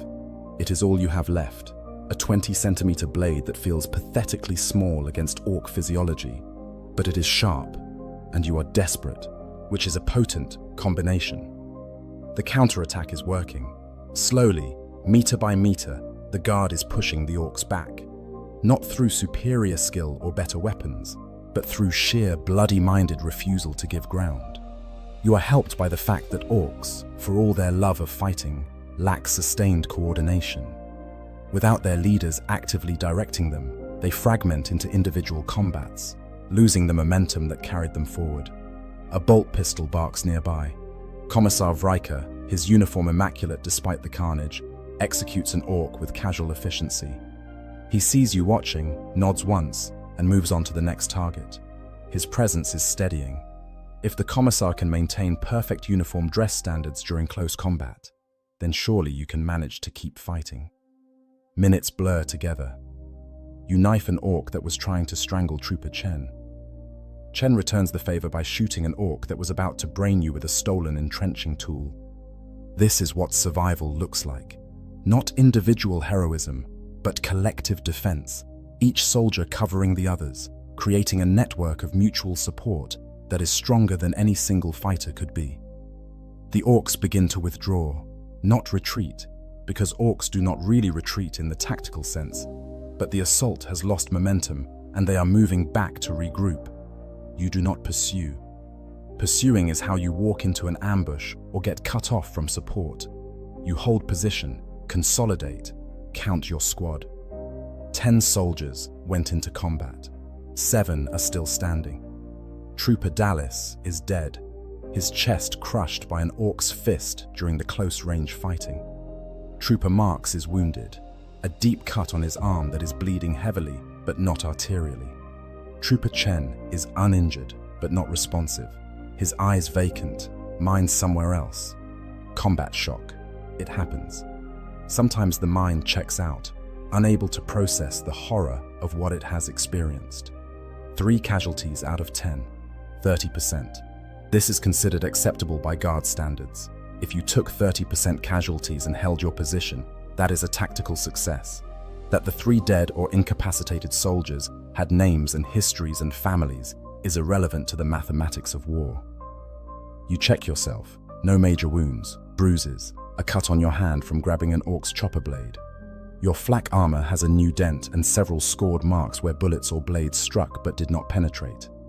Your laser gun is intact, though the bayonet is still embedded in an orc corpse and will require retrieval. You are alive. After your first major engagement, after close combat with orcs, after violence that will haunt your dreams for however long you survive, you are alive. That is success. That is victory. That is all you can ask for. The day is not over. You have been in combat for less than an hour, though it felt like days. The sun is still up, somewhere behind the smoke and ash. Your shift at Tango 7 is not complete. The war continues. You clean your weapons. You redistribute ammunition. You help bandage Marks's arm, applying pressure and a field dressing until the medics can reach him.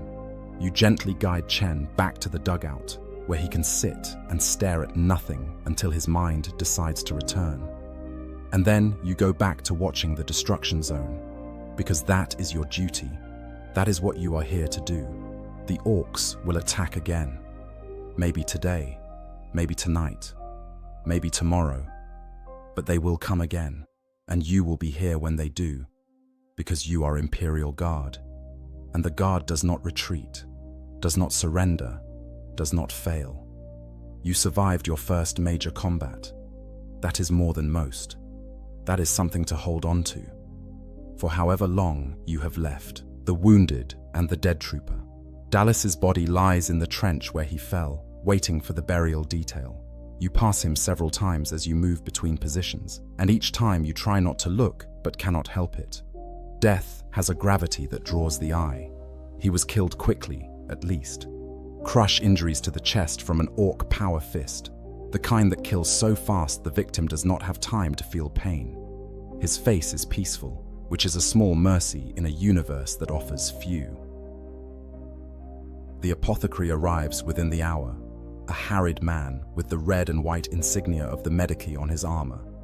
He examines Dallas briefly, confirms death, and then does something that appears brutal, but is standard procedure. He extracts the soldier's gene seed. No, wait. Dallas was not a space marine. There is no gene seed to extract. You were thinking of something else, some propaganda vid you watched during training. Regular guardsmen do not have gene seed. They have identification tags, which the apothecary removes, along with anything of value. The laser gun, still functional. The combat knife, the flak armor, damaged but repairable. These will be redistributed to replacements, the steady stream of new soldiers that flow into the guard to replace losses. Dallas himself will be buried in a mass grave with the other casualties from today's engagement. There will be no individual marker. There will be no ceremony beyond a brief prayer. His family, if they are still alive on whatever world spawned him, will receive a martyrdom certificate, a piece of paper that says he died in service to the emperor and that his sacrifice will never be forgotten. This is a lie, of course. His sacrifice will be forgotten within a week, his name lost among the millions who die each day in the Imperium's endless wars. But you will remember him, at least for a while. You will remember that he was good with the Lascanon, that he never complained about the rations, that he once told a joke so filthy that even Commissar Vriker smiled. These memories will fade eventually, ground down by the accumulation of other deaths, other comrades lost. But for now, you remember. Trooper Marks is luckier. The medics have patched his arm, declaring the wound serious. Enough for evacuation to the rear, but not life-threatening. He will spend weeks in a medical facility recovering and then be sent back to combat because the guard needs every soldier it can get. He looks relieved as they lead him away, guilty for feeling relief, but unable to suppress it. He is leaving the front line. He is escaping, even if only temporarily. You envy him. Trooper Chen is another matter. Physical wounds can be treated, but mental wounds are harder to address. He sits in the dugout, responsive to direct orders but otherwise absent. He will eat if you put food in front of him. He will sleep when told to sleep. But the person who was Chen, who had opinions and feelings and reactions, is gone. Whether that person will return is unknowable. The Commissar visits, observes Chen for several minutes, and makes notes in a small book he carries. This should terrify you. The Commissar documenting mental states is never a good sign. But Vriker surprises you by simply nodding and leaving. Perhaps he recognizes that Chen is not a coward, but a casualty, and shooting casualties serves no purpose. Or perhaps he is saving his ammunition for more blatant failures of duty. You do not ask. The medics establish a casualty collection point in the support trench, a wider section where the wounded can be gathered for treatment and evacuation. You pass it on your way to retrieve your bayonet from the orc corpse, and what you see there will stay with you forever. Dozens of wounded. Some are conscious and screaming. Some are unconscious, mercifully. Some are somewhere in between, moaning or muttering prayers, or calling for mothers who are light years away. The medics work with brutal efficiency, triaging according to a system that has been refined over millennia of war. Priority 1. Wounded, who can be saved and return to combat effectiveness. These receive immediate treatment. Priority 2. Wounded who can be saved but will require extended recovery. These receive treatment after Priority 1 is addressed. Priority 3, wounded, who cannot be saved. These receive pain management, which usually means a stim injection that eases their passing. You watch a medic mark a soldier as Priority 3. The soldier is missing both legs, the stumps inadequately cauterized, blood pooling beneath him despite the medic's efforts. He is conscious. He understands what the marking means. He does not protest. He accepts the stim injection, thanks the medic with shocking courtesy given the circumstances, and closes his eyes. You do not know if he was from your regiment. You do not recognize the uniform beneath the blood and dirt. It does not matter. He is guard. He did his duty. He died doing it. This is the most that any soldier can hope for. You retrieve your bayonet from the orc corpse, a task that requires both hands and significant force. The blade went deep, driven by the orc's own momentum and your desperate strength. Pulling it free is difficult, made worse by the fact that orc physiology includes redundant internal structures that seem designed to trap weapons. But eventually the blade comes loose, slick with alien blood that is darker than human blood and smells like spoiled vegetation. You clean the blade on the orc's clothing because using your own uniform for the purpose seems wrong, and because orc textile materials are rough enough to scrub away the blood. Then you reattach the bayonet to your laser gun, completing the weapon system that kept you alive during the fighting. The orcs lost heavily. Their bodies litter the destruction zone, hundreds visible from your position, probably thousands across the entire engagement front. But they do not collect their dead. Orc biology does not work that way. The bodies will decompose rapidly, releasing spores that will eventually grow into new orcs, if not properly destroyed. This means that every battlefield where orcs fight becomes a potential breeding ground for future orc infestations. The Guard has protocols for this. After combat, when positions are secure, flamer teams will move through the area, burning every orc corpse they can find. It is a dirty job, requiring soldiers to go into the destruction zone, into the killing ground, to handle bodies that might not be entirely dead. Orcs are notoriously difficult to kill completely, and many corpses are merely unconscious, waiting to recover enough to start fighting again. You volunteer for burn detail, not because you want to, but because it needs to be done, and refusing would mark you as someone who avoids the hard jobs. Corporal Hendricks raises an eyebrow at your volunteering, but does not question it. You are detailed along with a squad from 2nd Platoon, under the command of a sergeant you do not know. The work is exactly as horrible as you imagined. The flamers do their job efficiently, the promethium burning at temperatures that reduce orc bodies to ash and bone fragments. But the smell is overwhelming, a combination of burning flesh and fungal spores and chemical propellant that makes your eyes water even through your rebreather. Some of the orcs are not dead. They lurch to their feet as you approach, driven by reflexes that persist even after fatal injuries. The flamer teams deal with them, quick bursts of flame that end any resistance. No one takes chances.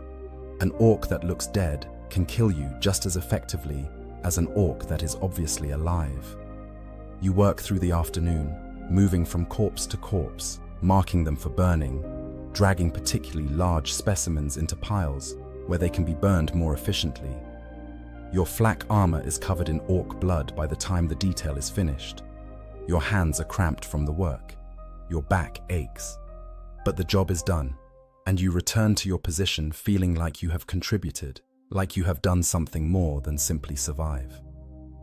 The sun is setting when you finally make it back to Tango 7. The bunker is being manned by 3rd Squad, giving your unit a brief respite. You return to the dugout, strip off your fouled armor, and attempt to clean it with water from your canteen and a rag that is not much cleaner than the armor itself. Trooper Vashin helps, working on your pauldrons while you address the breastplate. Neither of you speak. There is nothing to say that has not been said 1,000 times by soldiers in every war in human history. You did what you had to do. You survived. Tomorrow you will do it again. or you will not, and the war will continue regardless. The evening ration is the same grey gruel as breakfast. It tastes like victory, which is to say it tastes like nothing, but you are alive to eat it, and that is sufficient. Night falls, darkness and dread. Darkness comes slowly to a war zone, the transition from day to night made gradual by the constant fires burning across the battlefield. Somewhere an ammunition dump is ablaze, sending bright orange flames hundreds of meters into the sky. Artillery creates its own illumination, the flash of firing and the explosions of impact providing brief moments of stark visibility against the darkness. You are back at Tango 7 for the night shift, a rotation that technically gives you 8 hours of rest, but in practice means you catch sleep in 2-hour increments between alerts and duties. Night combat is different from day combat. During the day, you can see what is coming. During the night, every sound becomes potentially threatening. Every shadow might conceal an enemy. Every moment of quiet might precede an attack. The night vision devices issued to guard units are older pattern equipment, bulky and sometimes unreliable, amplifying ambient light to make the darkness navigable. You adjust yours, the twin eyepieces fitting uncomfortably against your face, and the world becomes a greenish landscape of varying shades. It is better than natural darkness, but still inadequate compared to the sophisticated equipment Space Marines or elite stormtroopers might use. Through the viewport, you can see the destruction zone as a series of shapes and shadows. The craters are dark pits. The wire shows as thin lines stretching across the green field. Movement is impossible to miss, but determining what is moving requires closer observation. Something is moving. You focus on the location, watching. There, low and fast. Too small to be an orc, too deliberate to be an animal. You report it on the Vox, whispering because noise carries in the night. Possible scout, grid 378, movement at ground level. The response is immediate. Acknowledged. Observe only. Do not engage unless threatened. Do not engage. The order makes tactical sense. Giving away your position by shooting at a scout achieves nothing except alerting the enemy to your location. Better to watch, to gather information, to let them think their scouts are undetected. But letting an enemy move freely near your position requires discipline that goes against every survival instinct. You want to shoot it, whatever it is. You want to eliminate the threat before it can report back or call down artillery or do whatever hostile intent it has come to accomplish. But you do not shoot, you watch. The shape moves closer. 50 meters, 30, 20. Close enough now that you can identify it through the night vision. Gretchen, orc, slave species, small and nasty, used for scouting and sabotage. It is carrying something, a bulky object that could be explosives or a Vox unit or any number of things. Gretchen confirmed, you report. Carrying equipment, unknown purpose. Continue observation. The Gretchen reaches the wire. It does not try to cross. Instead, it begins working on something, its small hands busy with the object it carried. You cannot see details, but the activity is suspicious enough. Target is tampering with wire. Possible demolition. Snipers are engaging. Maintain position. Somewhere in the darkness, a sharpshooter is lining up a shot. You cannot see them, cannot hear them, but you trust they are there because command said so. The Gretchen continues working, unaware or uncaring that it has been spotted. The shot, when it comes, is nearly silent. A las beam, tightly focused, barely visible. The Gretchen drops, dead, before it realizes what happened. The object it was working on, whatever it was, lies abandoned. Target eliminated. Tango 7, send a team to retrieve the device. This is your night. Corporal Hendricks selects you and Trooper Chen, who has recovered enough functionality to follow orders, to go into the destruction zone and retrieve whatever the Gretchen was planting. You do not want to do this. Everything in your body screams that going into the destruction zone at night, when visibility is poor and enemies could be anywhere, is suicide. But orders are orders, and refusing is not an option. You and Chen slip over the trench wall, moving low and slow, every sense straining. The distance is only 30 meters, but feels like kilometers. Every shadow could hide an orc. Every sound could be the prelude to an ambush. Your night vision turns the world green, but it cannot tell you what is waiting in the shadows. You reach the Gretchen's body. The device it was working on is a crude mine, orc-made, consisting of an explosive charge with a pressure trigger. It is not sophisticated, but it does not need to be. Step on it, and it detonates, killing or maiming anyone in the immediate vicinity. The Gretchen was planting it in the wire, creating a hazard for any guard patrol or assault that tried to move through the area. Chen secures the mine while you provide cover, your lasgun sweeping the darkness, ready to fire at anything that moves. Nothing moves. The seconds stretch into minutes as Chen works, disconnecting the trigger, making the mine safe for transport. He is not an engineer, but basic mine disposal is part of guard training, skills that every soldier must have because enemy mines do not wait for experts to deal with them. The mine secure, you begin the journey back. 30 meters, slow, quiet, every muscle tense. Halfway back, you hear something. A grunt, orc vocal patterns, unmistakable once heard. You freeze. Chen freezes. The sound is close, perhaps 10 meters, perhaps 5. It is impossible to tell distance in the dark. The night vision shows shapes moving. Multiple shapes. Orcs, at least 3. Patrolling or scouting or just wandering because orcs have limited attention spans and following orders is not their strength. They have not seen you yet, camouflaged by stillness and the debris-scattered landscape. You signal Chen. Down. Stay down. Do not move. He understands, flattening himself against the ground, the mine clutched to his chest. You do the same, trusting your flak armor to blend with the mud and broken ground. The orcs pass within 5 meters. You can smell them, that distinctive fungal scent. You can hear them muttering to each other in their guttural language, a conversation about something you could not translate, even if you wanted to. They are not actively searching, just moving through the area, but if they stumble across you, if one happens to look in your direction, the night will end in violence. They pass. You give it 30 seconds, then a minute, then 2, before moving again, slowly, carefully. Your heart is hammering so hard you are sure the sound will give you away, but of course it cannot. The human heart is not that loud. You reach the trench.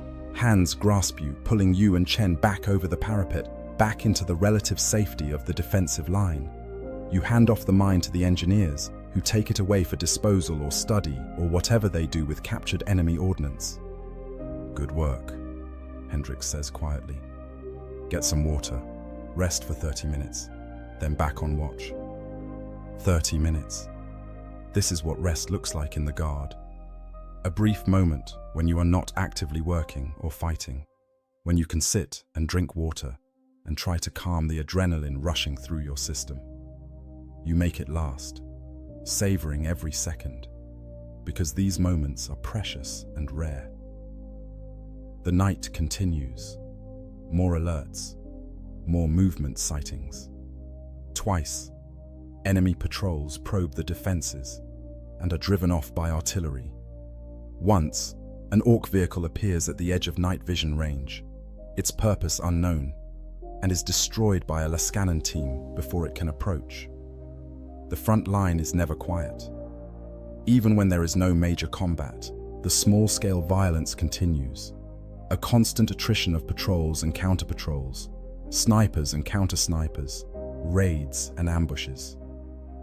You think about the people back home, on whatever world you came from, who have no idea this is happening.